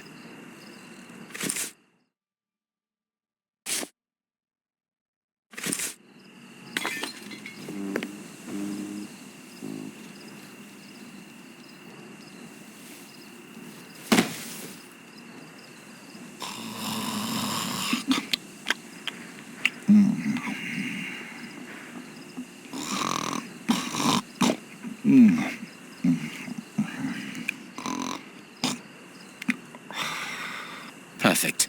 Thanks to the ether, this baller will sleep for a long time.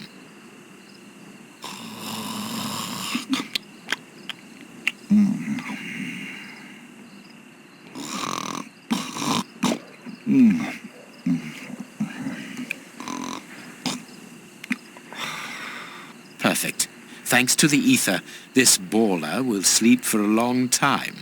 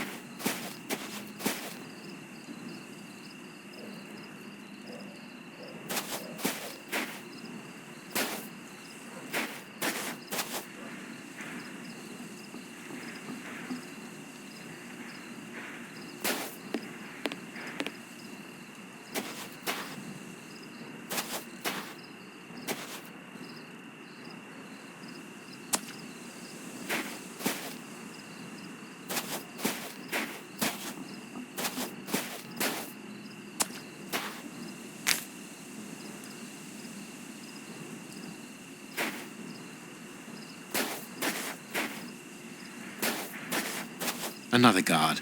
This place is full of them. I cannot risk a confrontation. He'll see me coming and I'll lose the element of surprise. I'll need to find a way to trap him.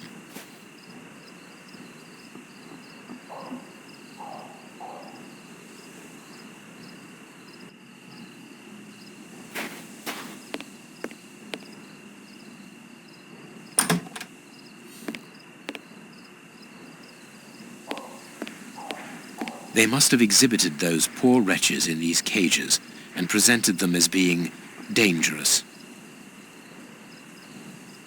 Bearded lady. Be careful of those boxes. They are balanced, one on top of the other. It would take very little to knock them over.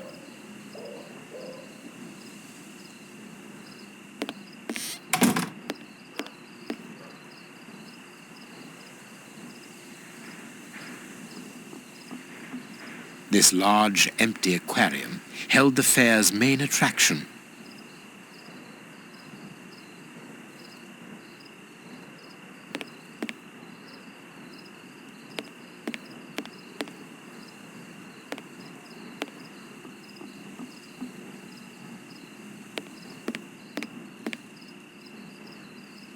The mermaid, Poseidon's daughter.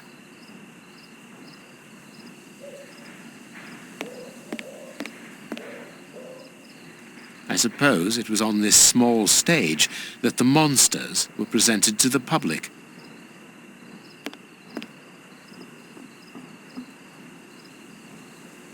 chemistry material. Ah, here's something interesting. Hans's diary.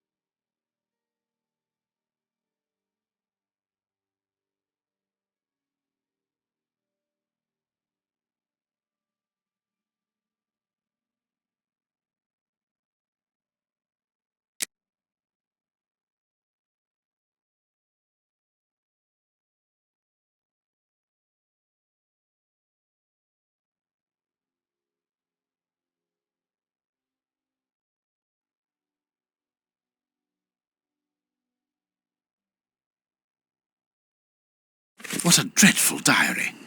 That Hans is the only real monster ever to have frequented this attraction.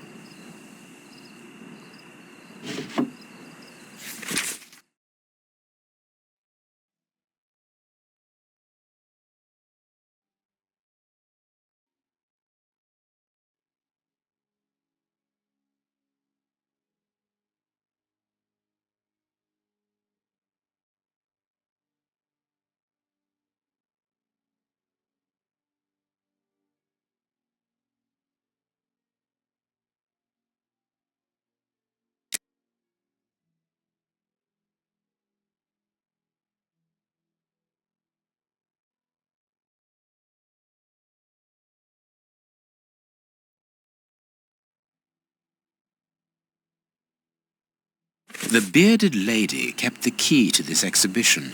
Interesting.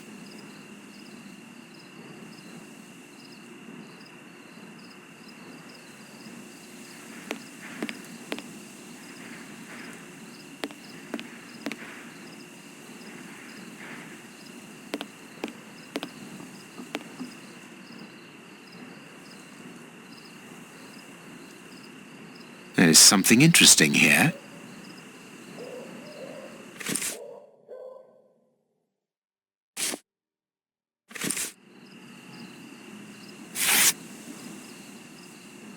Here's what I've been looking for.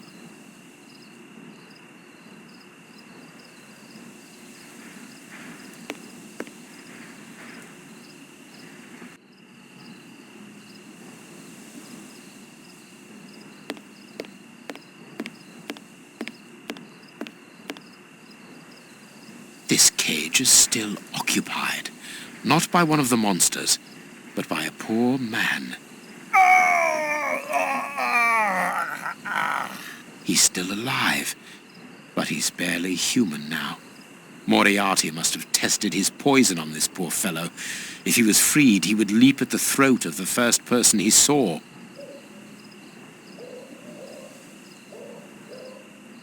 I could easily open the cage by raising the door, but that poor man would leap on me immediately.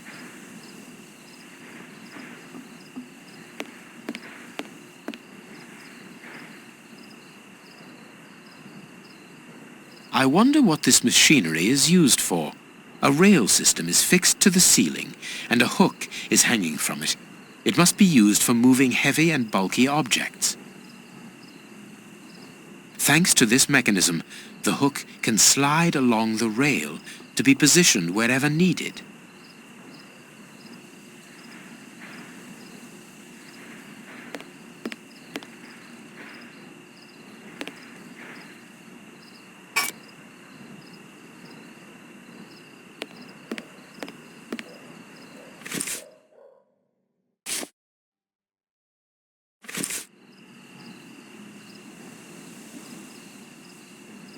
The crank is in place.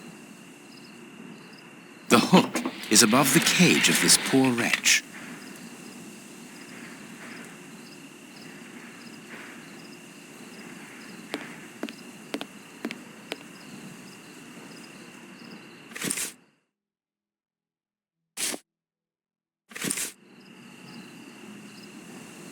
There, the rope is in place. This way I can open the poor fellow's cage from the outside without taking any risks. The trap is in place. Now I only need to get the guard to go inside the freak show.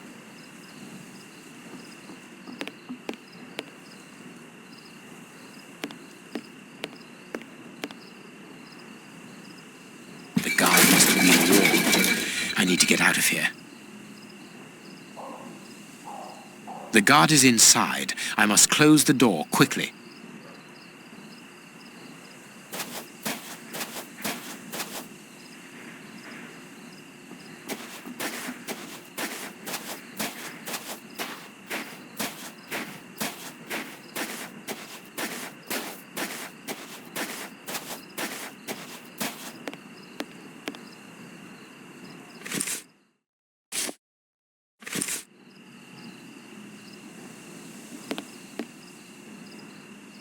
Closed. I must find a way of neutralizing the guard inside.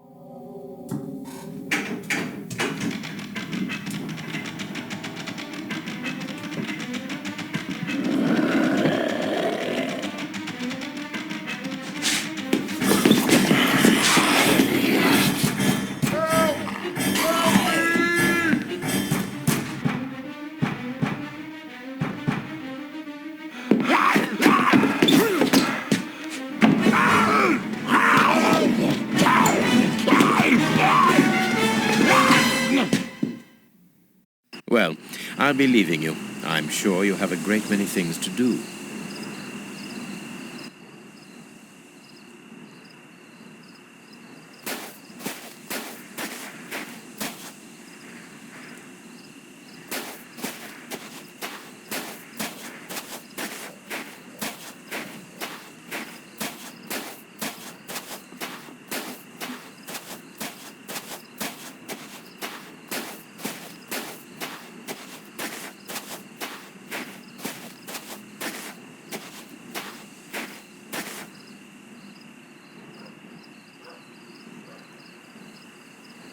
But what have we got here?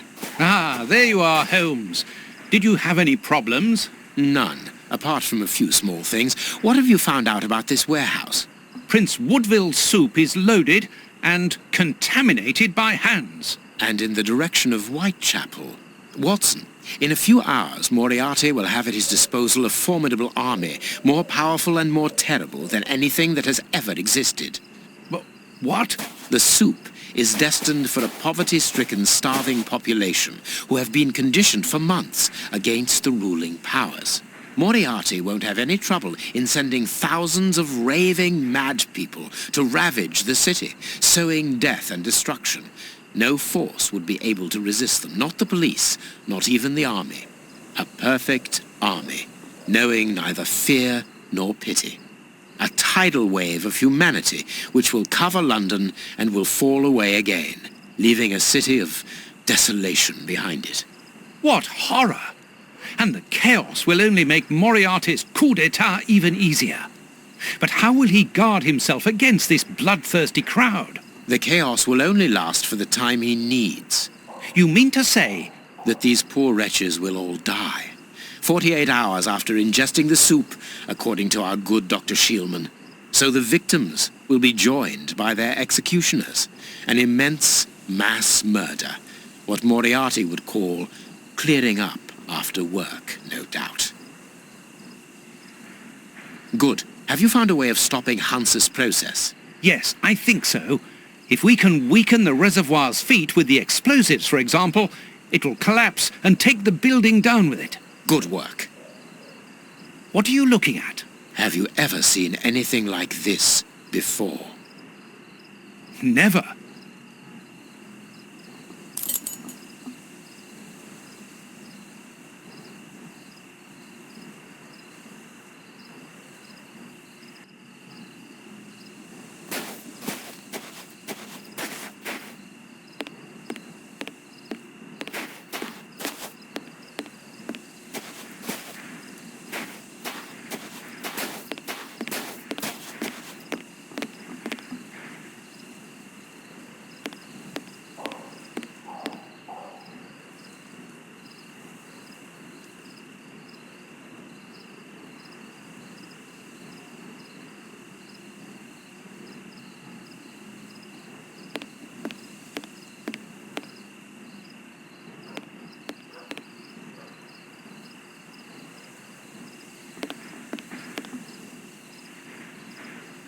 Look, Holmes, there appears to be some sort of control panel. With an antenna, whatever its purpose might be.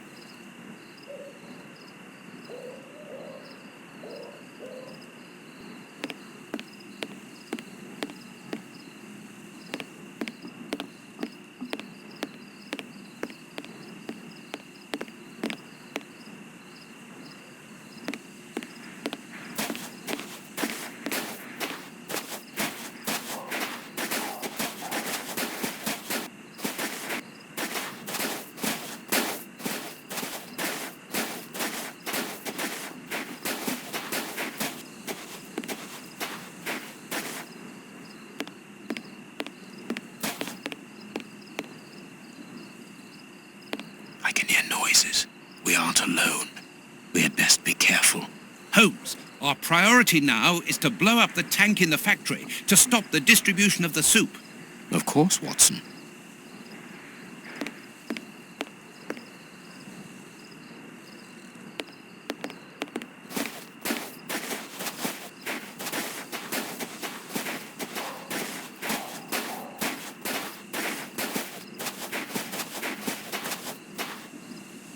Telephone line. It goes to the haunted house.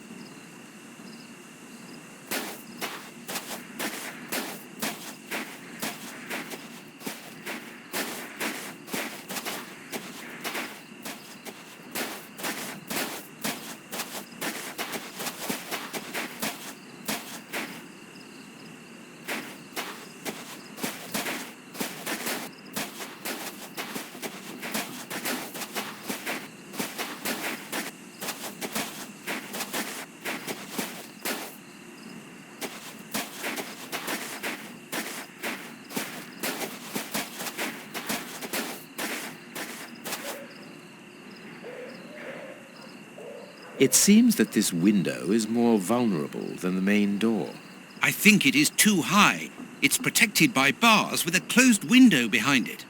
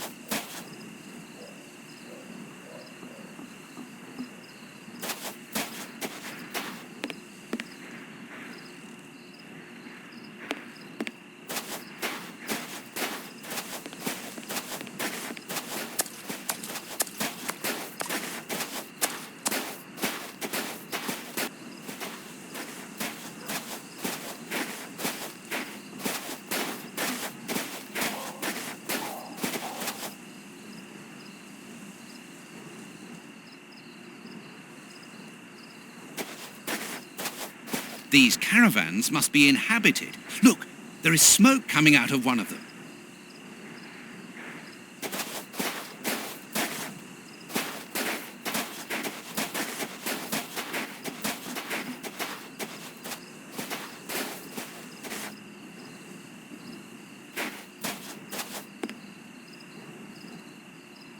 There is no one here, and nothing very interesting.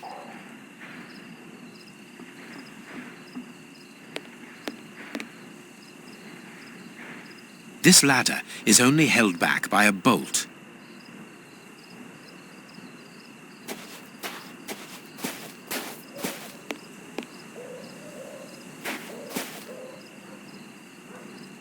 Look, Holmes, the three Russian brothers. With a coal stove and dynamite. What should we do next, Holmes? And then the dynamite would be very useful for blowing up the tank. Good idea. But in order that we can get it, we'll have to get them out of there without their knowing we are here. The best thing to do is to carry on exploring this place, Holmes.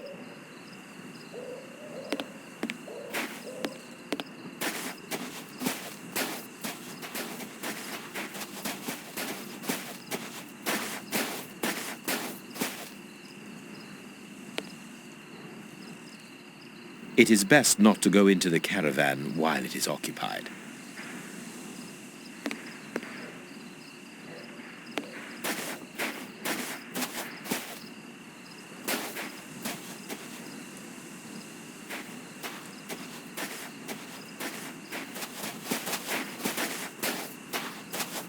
This ladder is only held back by a bolt.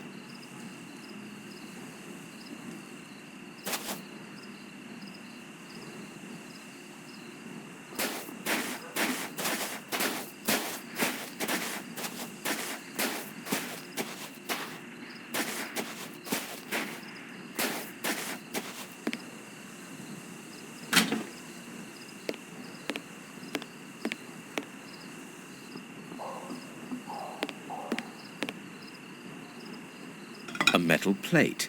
Very solid.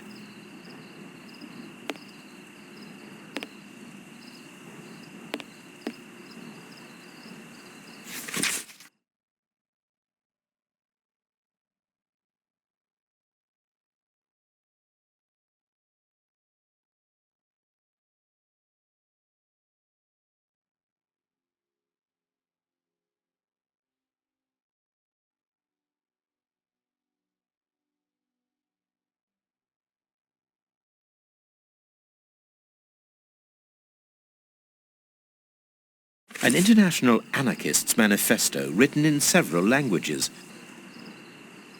A wanted poster in Russian with the portraits of the three brothers on it.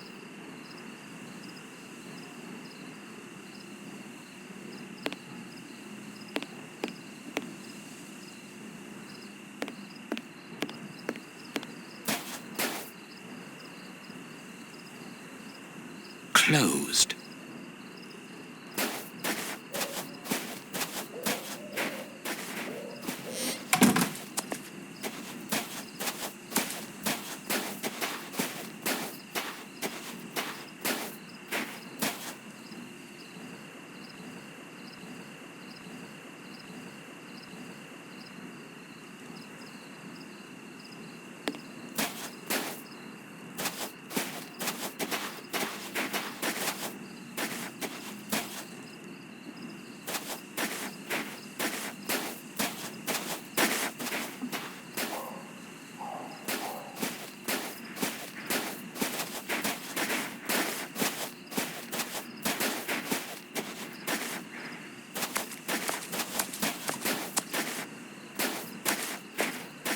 This stall is a washroom.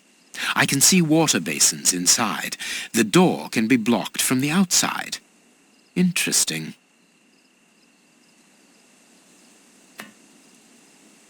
Apparently, they are more interested in games than in cleanliness. Gallons of vodka.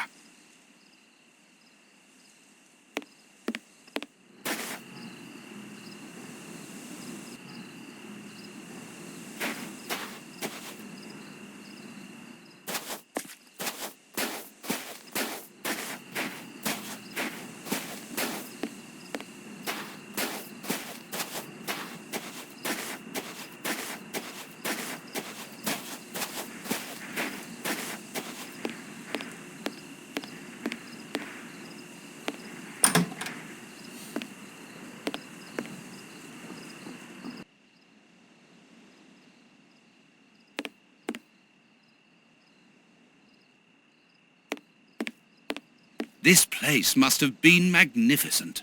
Shh. Watson, look. On the stage. Prince Woodville.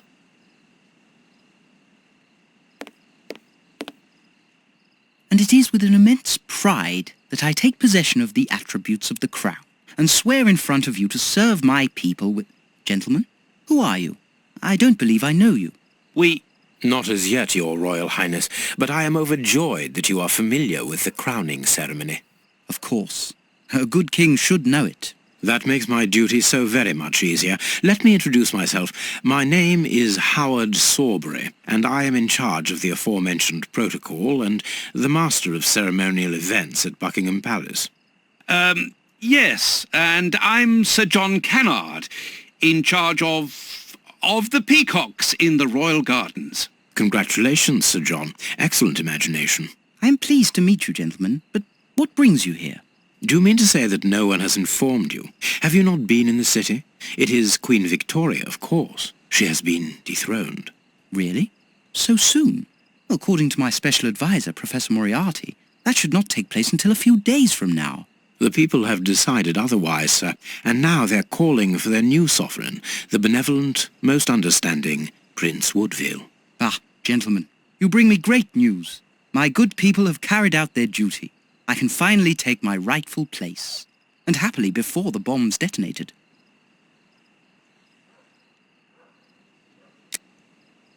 Actually, sir, we're here to warn you that you are in grave danger. What do you mean? Among your close advisors, I regret there are traitors who are already plotting against you. We have reliable information that these terrorists are part of an international anarchist network, and... Ah, gentlemen, I know who you are talking about. I'm sure you mean the strange gentleman employed by Professor Moriarty. Asians or, Russians, sir. Whatever. These men must be stopped before their bombs explode. Their bombs? Yes, Sir John. Bombs placed all over London. I was not at all fond of the idea, but Professor Moriarty was quite adamant. Do you know where these bombs are precisely? Of course not. But I do know that those anarchists created their exploding devices here. You must tell us everything that you know about the bombs, sir. Why should I? You're not a pyrotechnist, are you? I must speak urgently with Professor Moriarty.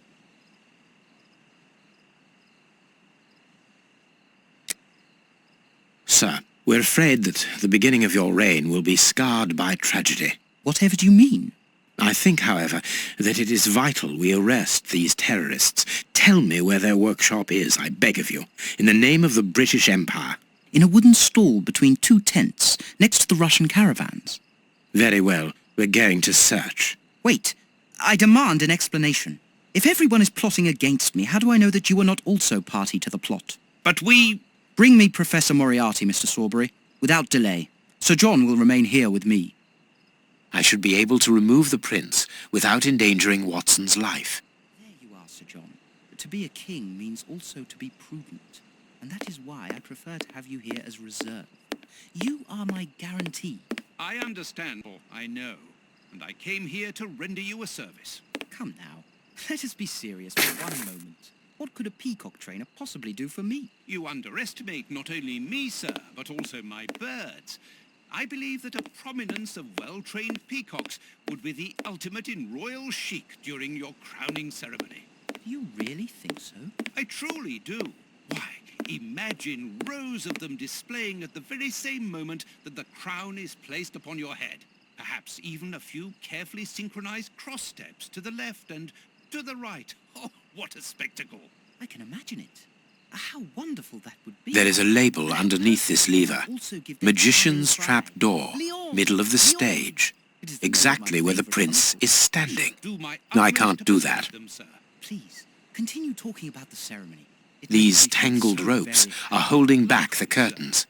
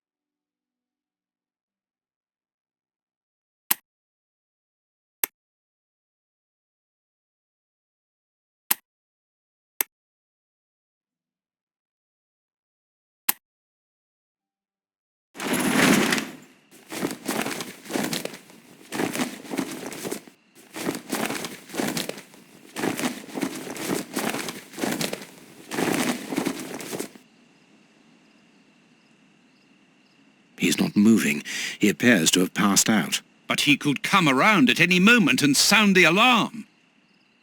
Yes, before leaving the theatre, we must make certain that that does not happen. Not so long ago, those words coming from you would have frozen my blood. Rest assured, my friend, that Sherlock Holmes no longer exists. Get rid of him now.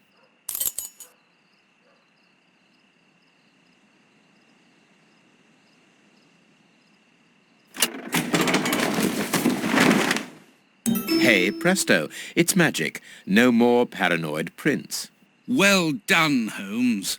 Look, Holmes, Prince Woodville lost his ring during the fight.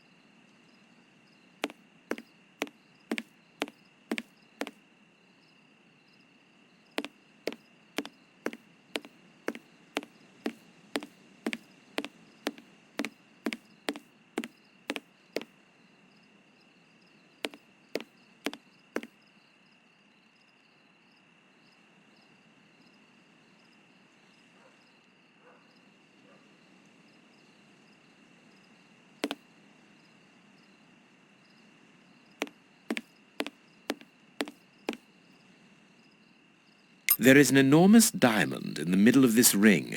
I will give it to the police later.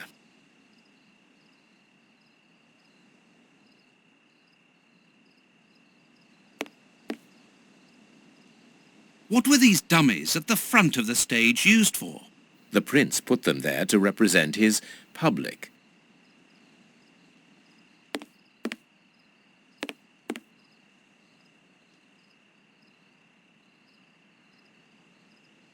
This magician has a leather belt, very solid. There is a small bag attached to it.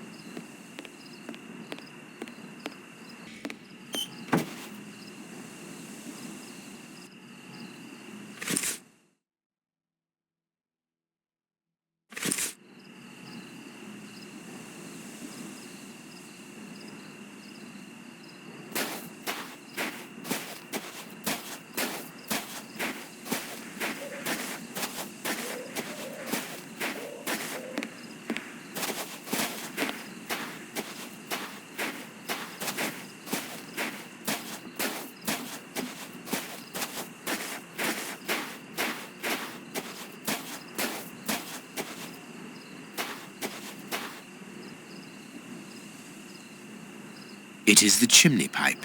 It has been cut. Interesting.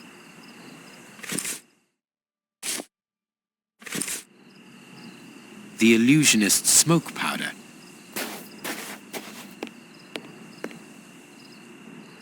Abracadabra.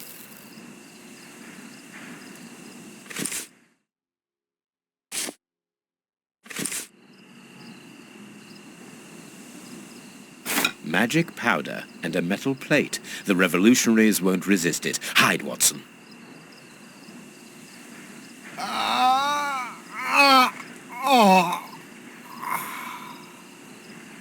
Water! Water! The way is clear.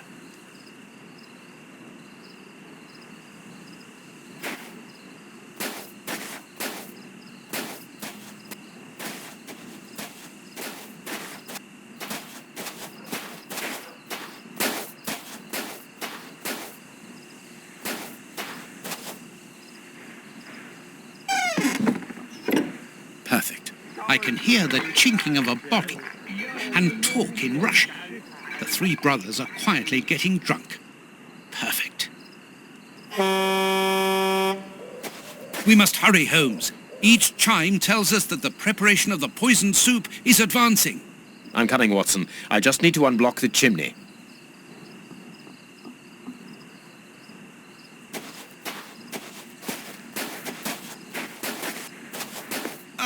This smoke is disgusting. I can understand why the brothers charged out of here. It's a real torture. We must hurry, Holmes. Each chime tells us that the preparation of the poisoned soup is advancing. I'm coming, Watson. I just need to unblock the chimney.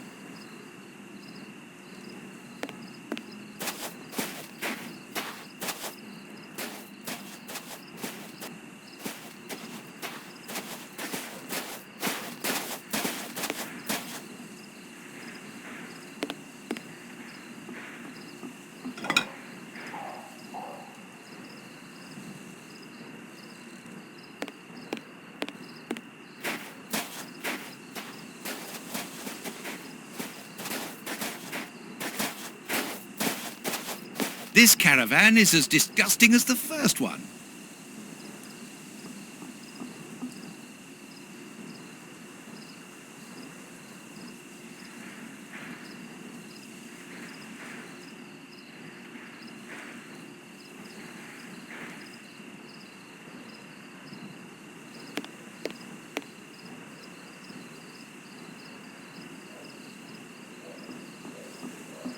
A Russian-English dictionary.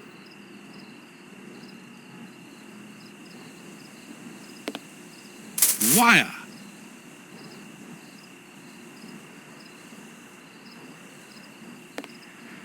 This piece of art shows the hatred the anarchists feel towards Prince Woodville and everything he represents.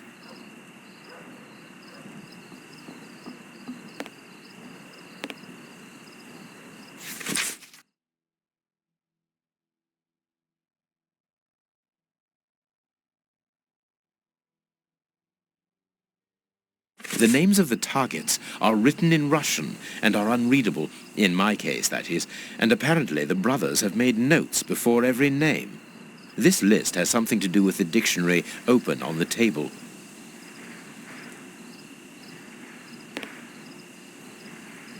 A small saw. We might need this. The dynamite shells are empty. A pity.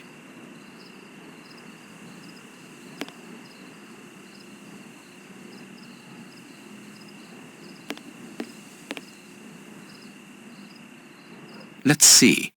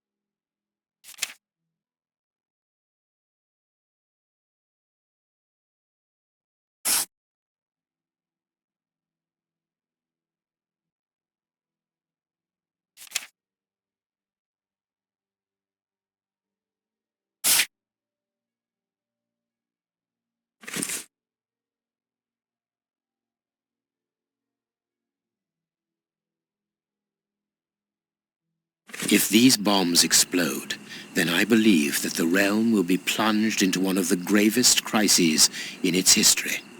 What are you going to do with this information, Holmes? Hand it across to Inspector Lestrade. How? By telephoning him.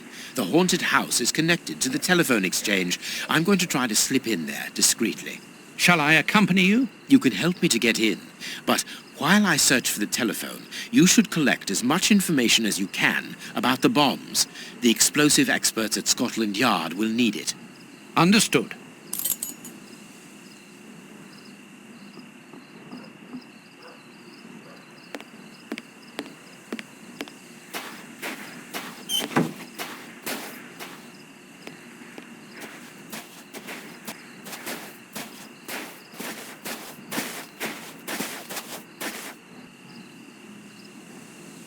This ladder is only held back by a bolt.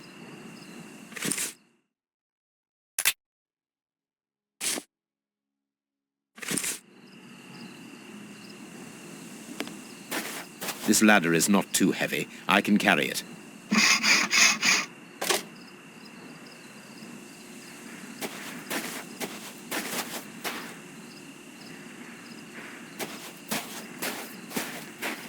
This ladder is not too heavy. I can carry it.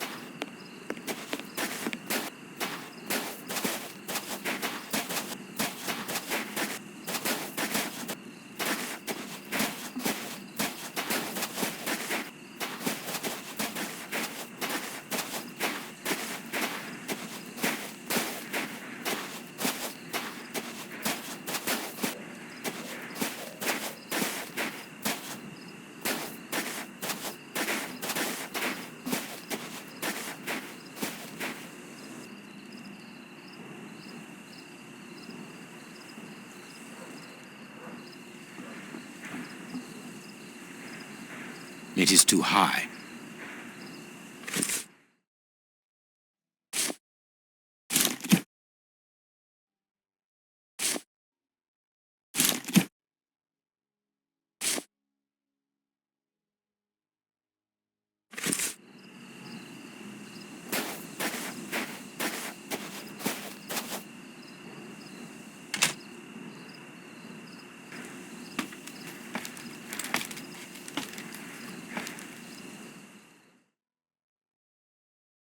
These bars are very solid.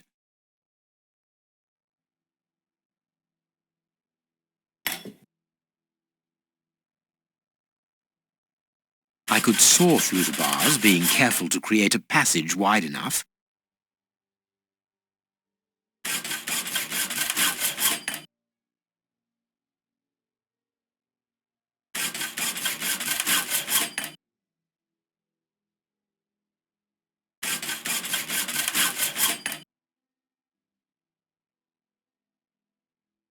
No, it would be better not to break the window. It would make too much noise.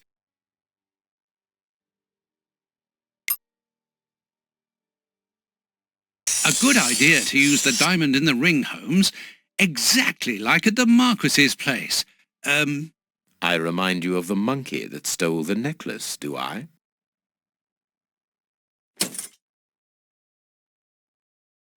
Well done, Holmes. It's open. It's time for me to go into the beast's lair. Watson, I have no idea how long it will take me to locate the telephone. Use the time to try to get into the stand where the bombs were put together. I'm on my way. I'll join you later.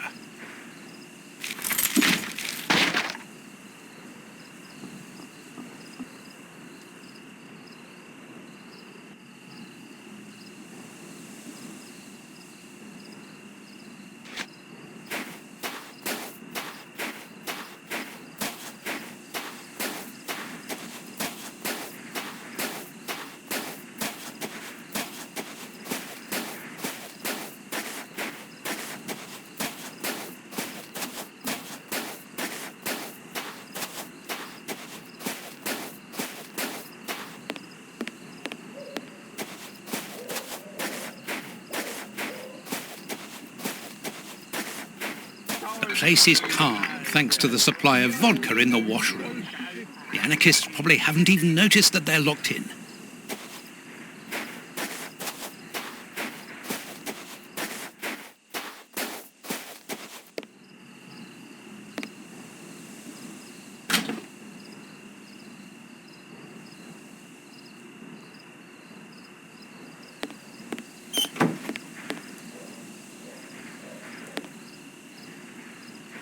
Lard! Were they really going to eat that? The fire in this stove hasn't been put out, and now it's overheating.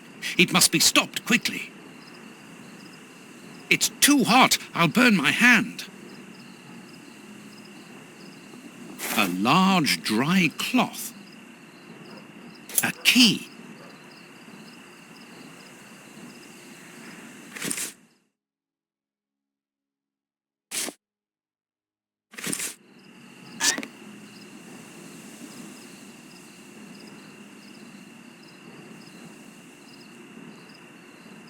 Ah, there must be water here.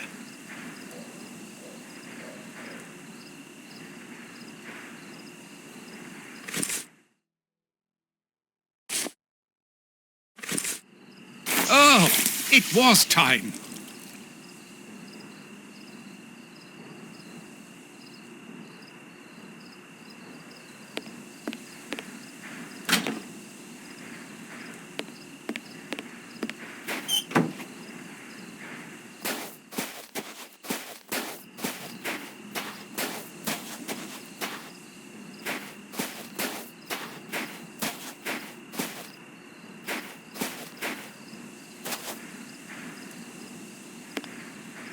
Locked.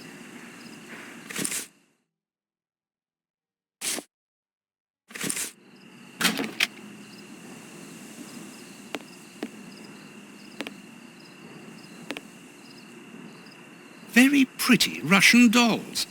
Let's see if there's something inside.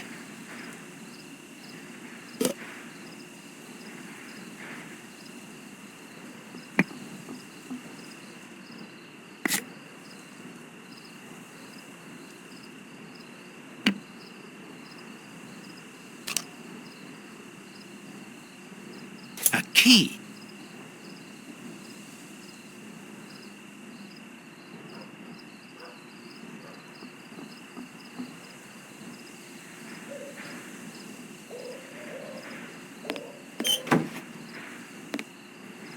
Whittling wooden objects seems to be a passion of one of the brothers.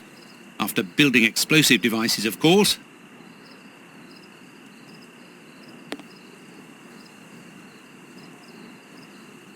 It's an ornately carved toy chest. According to the name marked on it, it belongs to a certain Alexei. And it's locked by a key.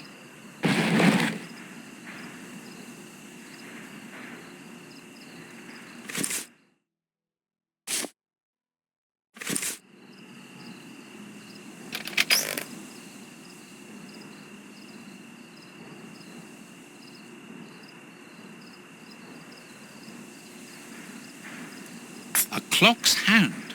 Strange handymen, these anarchists. A bag of marbles. They're marvellous. A pretty spinning top.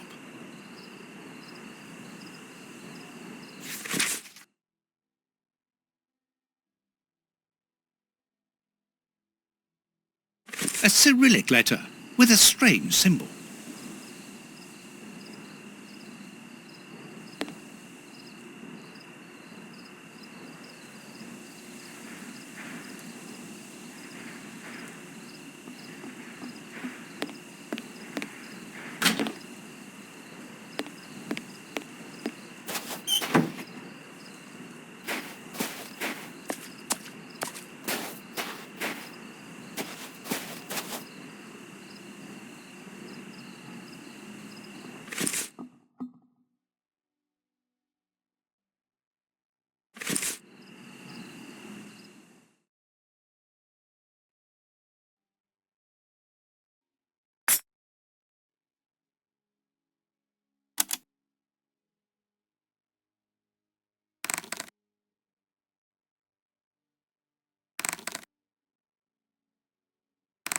I've already seen this symbol on a piece of paper I found inside the anarchist's chest.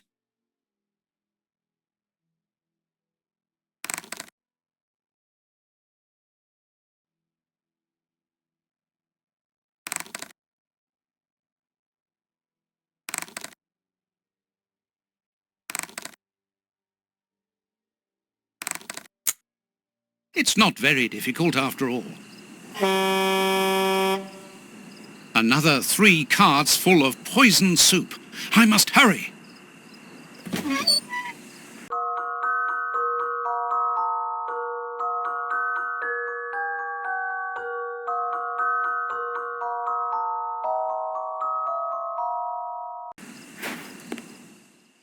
So it's here that the 3 anarchists made their bombs. But what a mess. Very well, I don't have any choice. If I want to understand how they work, I will have to build one.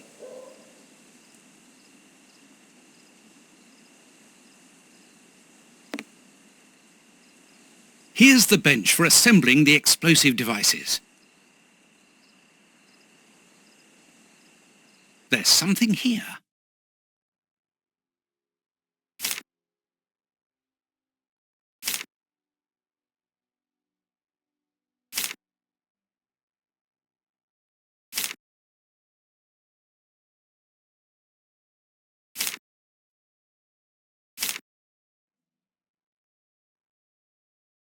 A plan for Russian bombs on a Japanese origami to blow up key places in England. Very cosmopolitan.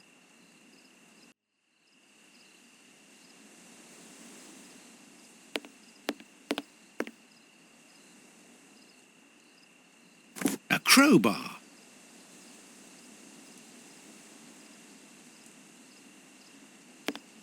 Locked.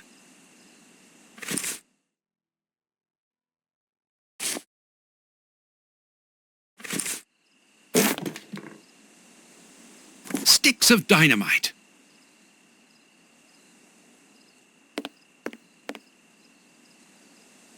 This box contains a jumble of radio receivers and boxes of copper wire.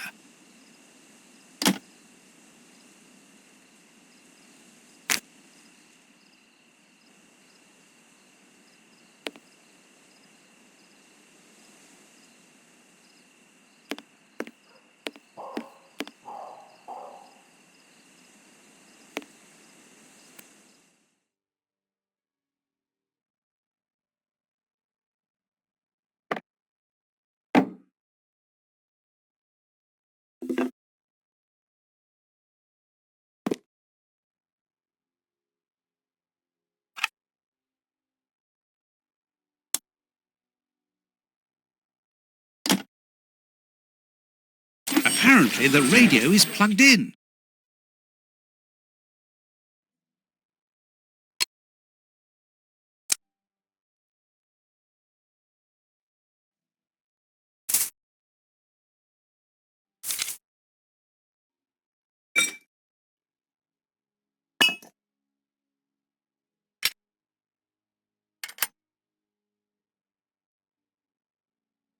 Oops, the switch doesn't work. Don't panic, John. All you need to do is to find another way to defuse it. The best thing will be for me to go to the merry-go-round with my bomb.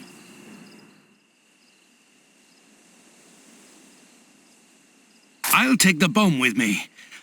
Oh, it's heavy.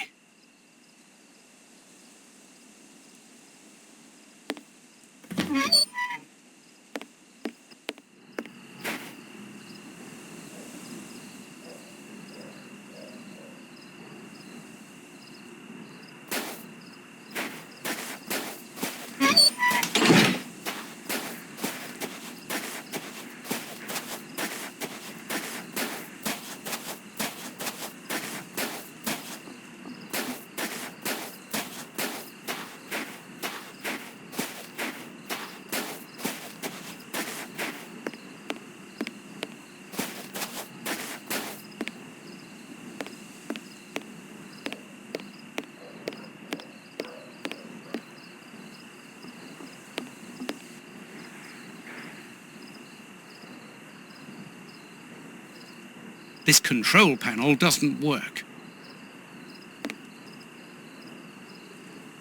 Thanks to this radar, I can perhaps disconnect my bomb.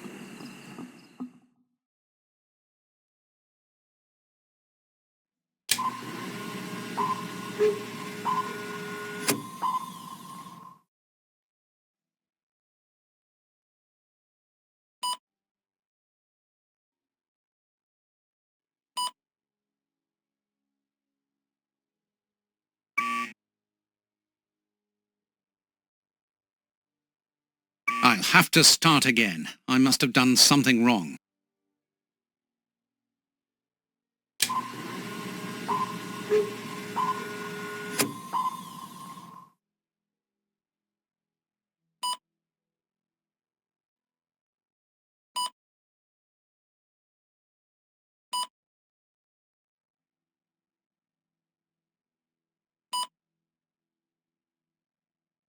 Oh my God! Now I understand.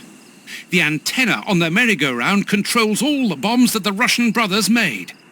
The control panel. It works! Thanks to this, I think we can now disconnect all the bombs that have been spread around London. And mine too.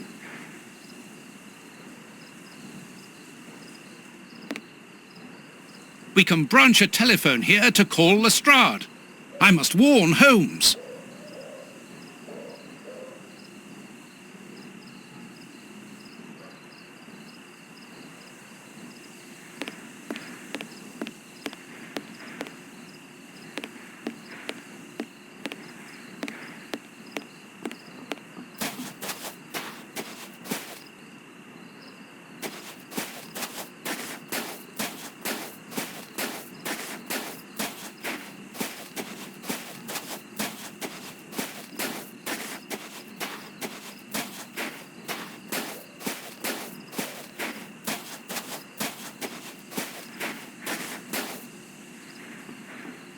There is nothing interesting here.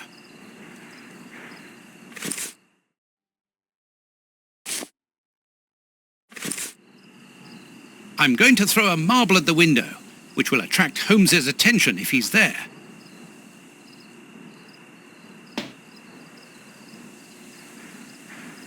Holmes isn't there. Let's try another window.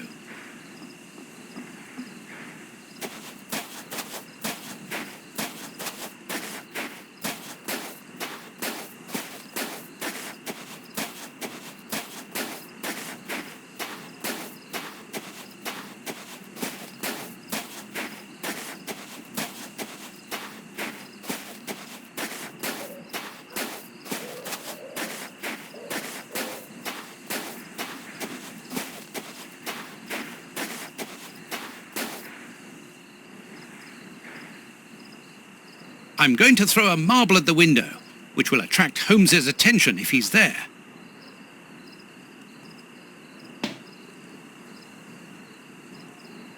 Holmes isn't answering. It would be better to wait until he reaches the room where the telephone is.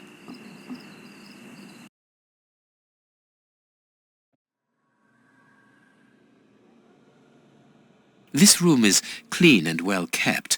What a contrast to the filth throughout the rest of the fair.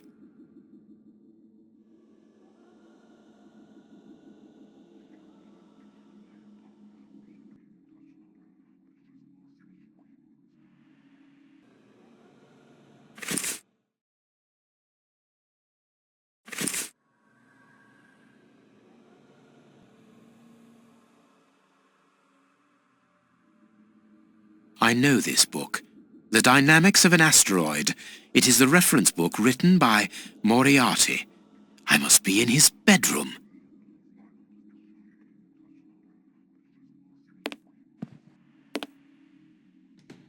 These paintings are extremely precious. They are the original works of great masters.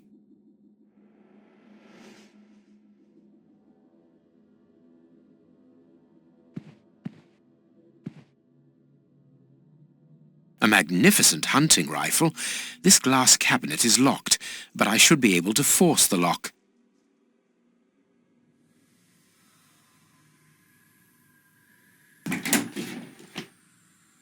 That could be useful. That could be useful.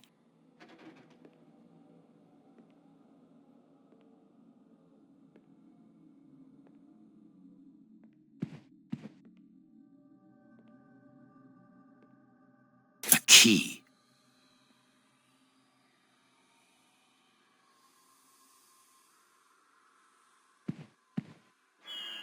This chest is the same as Ferguson the magician's. This padlock seems rather old.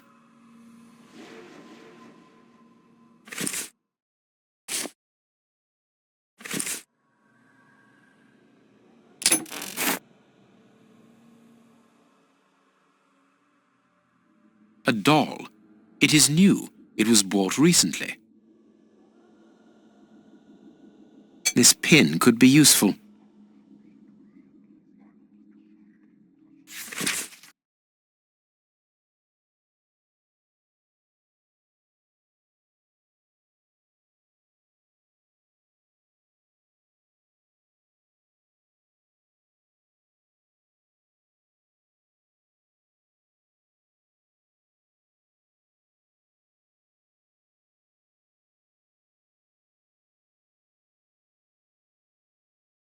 The Funfair's Act of Transfer, signed by that poor Ferguson. Moriarty didn't spare him, anyway.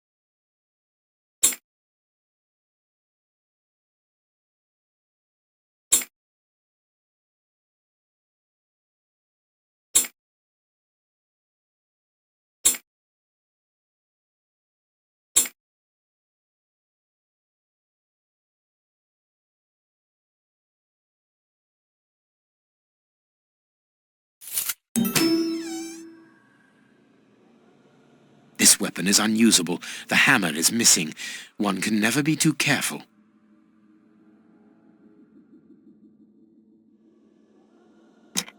Here is everything to take care of this magnificent rifle.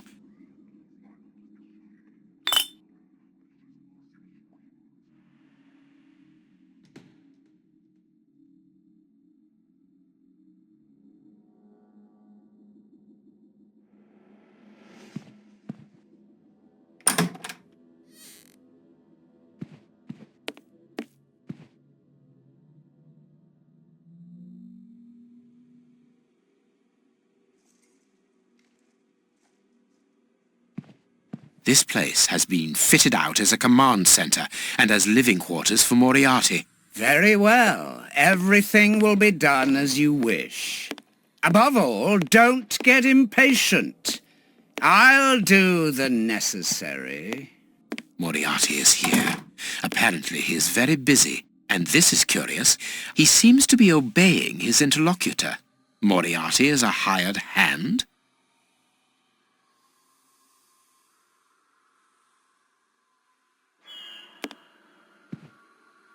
These shelves seem solid.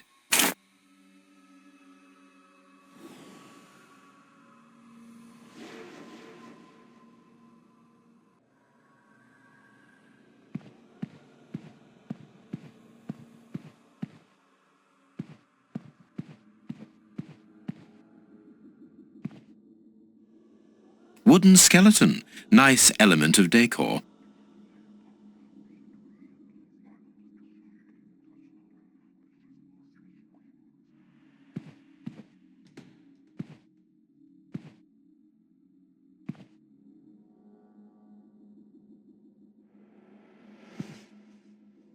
If I attach the rope here, I can go down without being seen.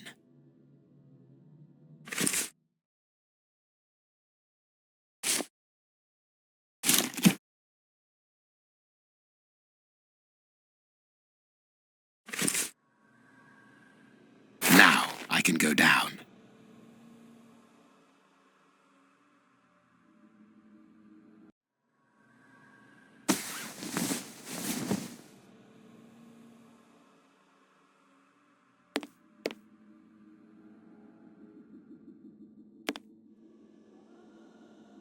These partitions are on pivots. At the bottom there appears to be a set of cogs upon which a wheel is fixed. It is rusty. If I turn the wheel, it is possible that the mechanism's squeaking will alert Moriarty.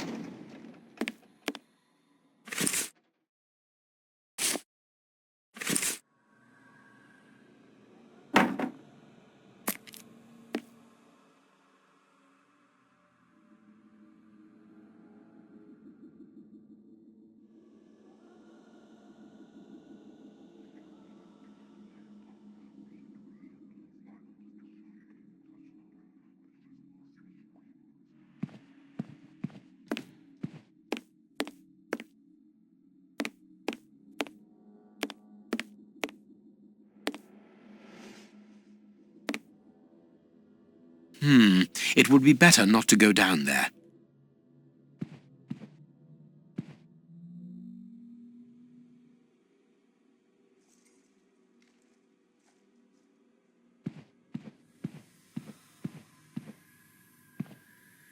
Closed.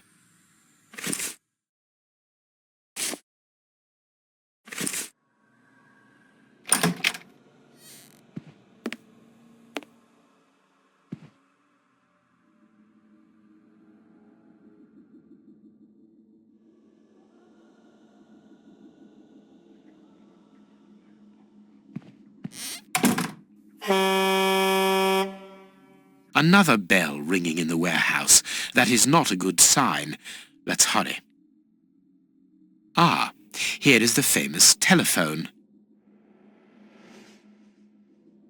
South London Exchange. What number do you want? 1313, Scotland Yard. Please hurry. One moment. Lestrade here. It's Sherlock Holmes. Holmes! You're alive! An excellent deduction, Lestrade. Now listen to me carefully. I'll get straight to the point. Moriarty has had 4 bombs placed around London, all of which could go off at any moment. You absolutely must find them and defuse them. How can I believe what you say? You are being hunted by all the police in the kingdom. They were looking for me, yes, but not any longer. You called off the search when my death was announced. Logically, why would I call you if I was not innocent? You must begin the search for those bombs straight away. That's true enough. So where are the bombs? Buckingham Palace, the House of Commons, the Bank of England. And as for the last one, it is entirely possible that you are sitting on it. Scotland Yard? Yes. Mobilize all your men and find them, but don't touch them without the defusing instructions. Luckily, those locations are already under heavy police guard. What are the defusing instructions? I don't have the details at present, but Watson is working on it. Stay near the telephone. I'll call you back the instant we find out. Curious. I can hear something tapping at regular intervals against the shutters.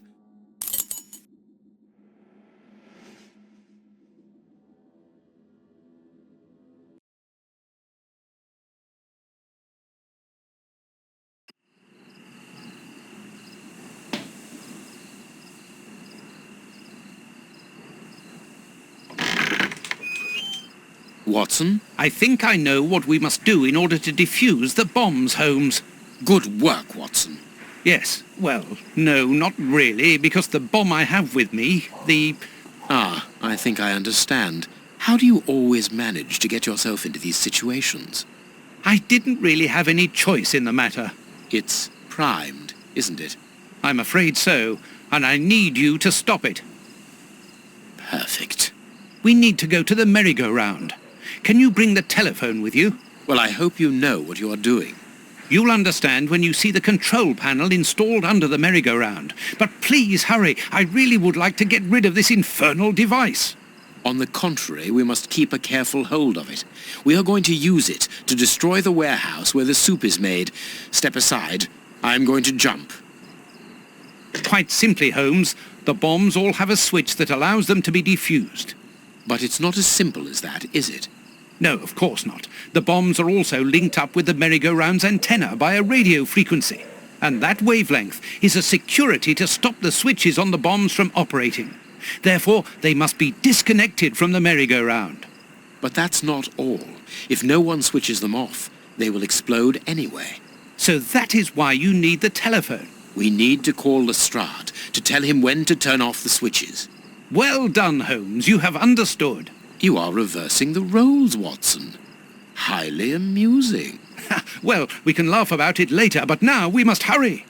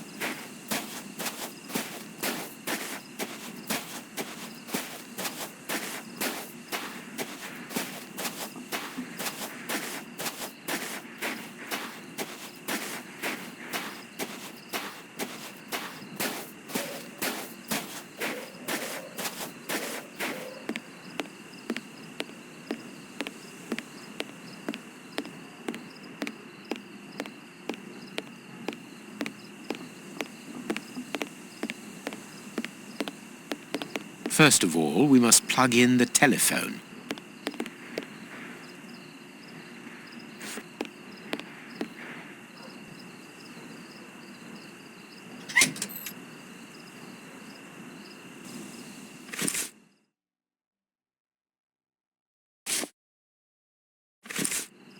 Perfect.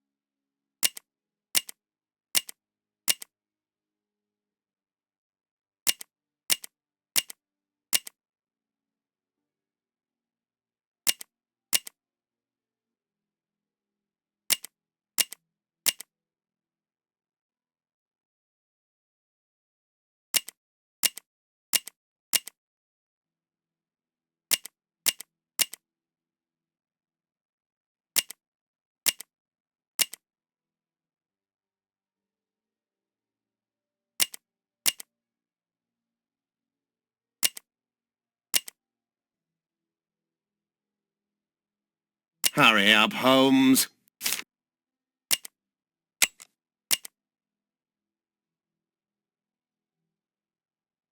Parliament has been switched off.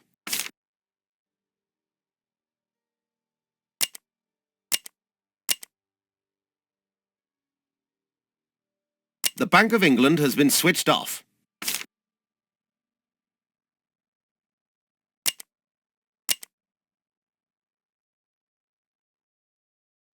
Buckingham has been switched off. Scotland Yard has been switched off. That's it, Holmes. The bombs are disconnected.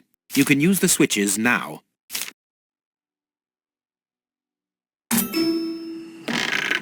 Let's hide, Holmes. The bombs were due to explode 5 minutes ago. You, go and get the anarchists and take them to the warehouse. Stay there. I'm going to the warehouse to check on the soup. Let's get out of here. Holmes, where are we going? Watson, what do you intend to do with that primed bomb at your feet? My God, there's not much time left. It would certainly be more useful elsewhere. Come, let us go, and let us try not to ruin the last chance we may have to save London.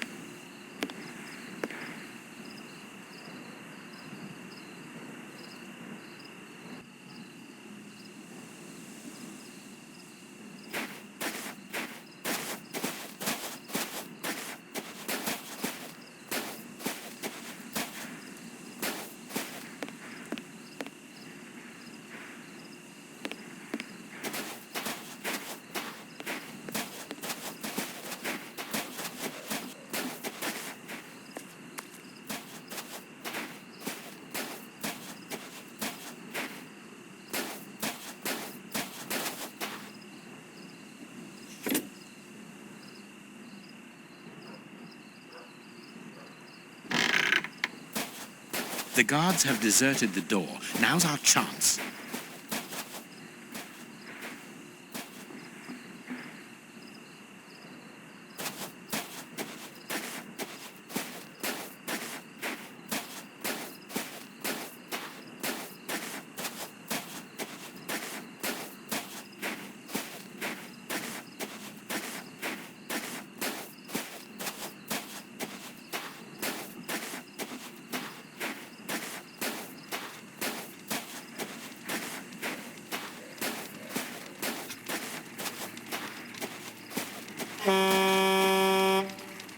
Holmes, I don't think that I told you about this siren. No, but I can guess that it carries some connection with the poisoned soup. Without going into too much detail, the next time that it sounds, the carts will leave to stock up Prince Woodville's network throughout London. And it will be impossible to prevent the population from being poisoned. We must hurry. Moriarty's men are looking for us. The suit production is nearly finished, and I am carrying a primed bomb in my hands.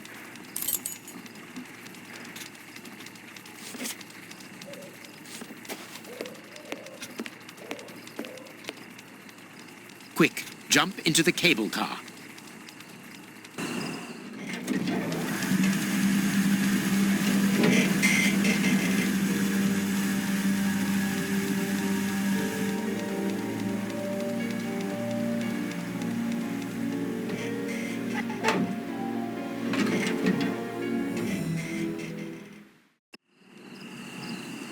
Uh-oh. There they are! Hey! Hey! They've seen us. There they are, boss. In the cable car. The esteemed Sherlock Holmes, back among the living. I am afraid that your resurrection can only be a temporary one at best. Have we ever been in such a perilous situation before? Very rarely, I must admit. Well, gentlemen, what are you waiting for? Are you afraid, Holmes?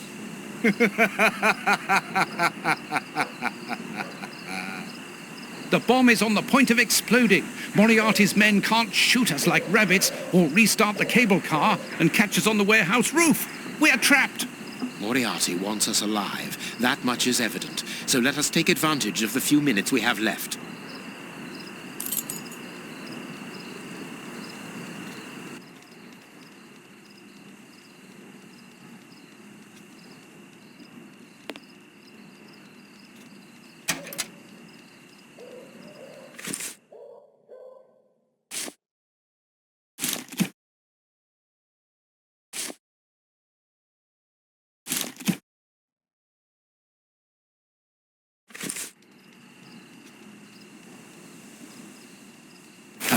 I understand, Holmes. Fine.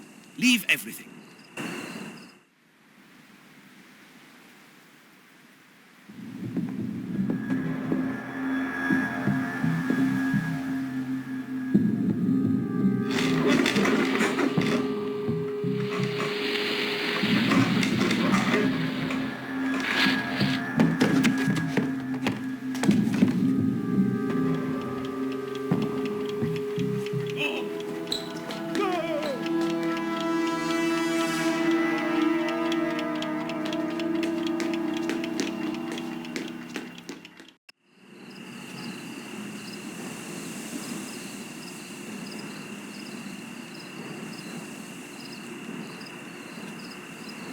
I need something.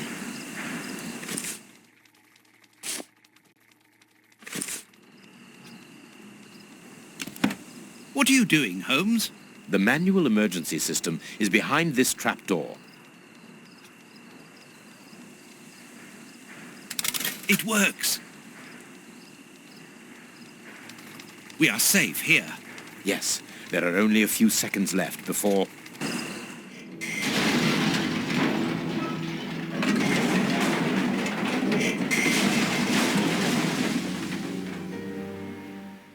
My God, what a shock! Moriarty! He was in the warehouse.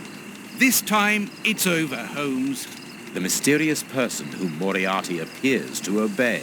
Whoever could be powerful enough to command Moriarty?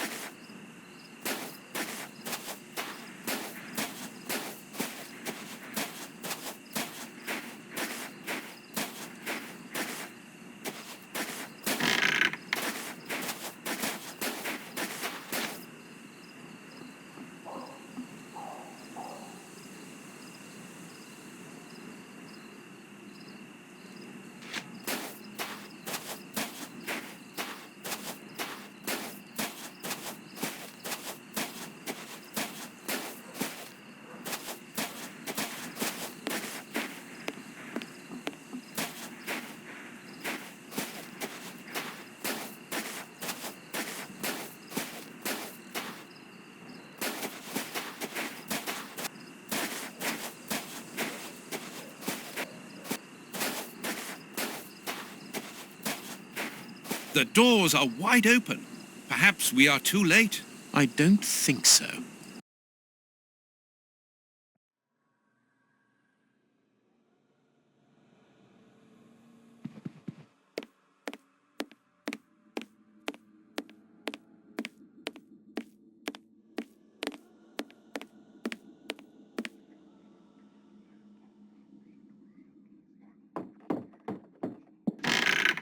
Don't touch that door!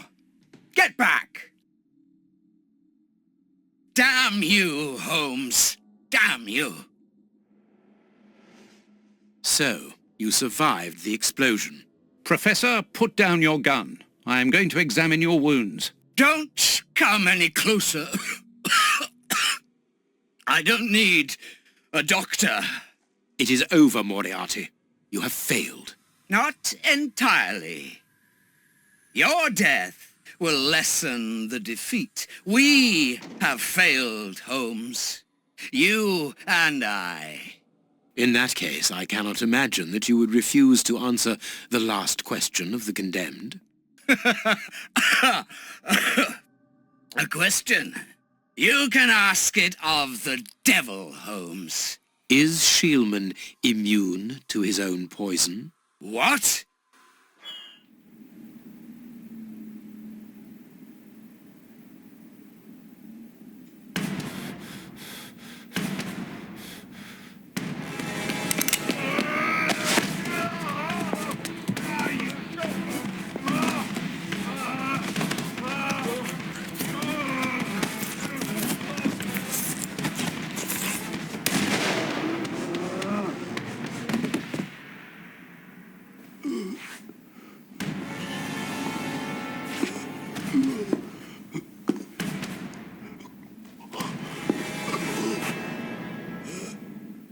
Don't leave her alone, Holmes.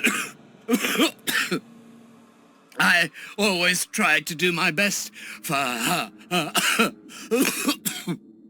Only you are worthy to teach her. Take her.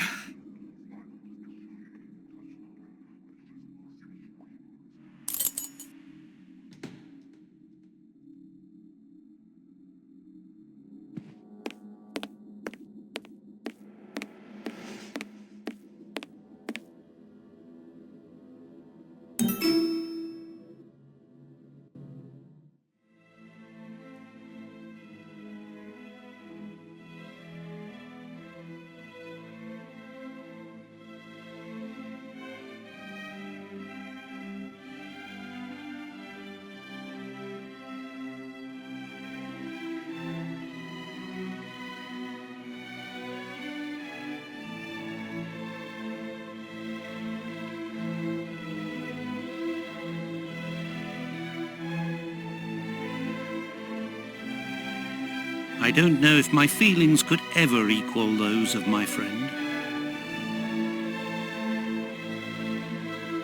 But as he walked off into the night, carrying that little girl in his arms, I confess that I had never seen him so moved.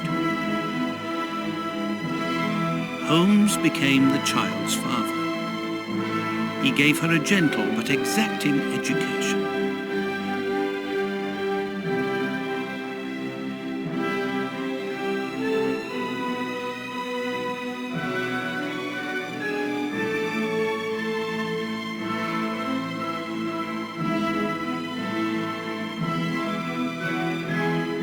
He finally realized, thanks to this child, the simple happiness that life could bring, and also something that had previously always escaped him: love.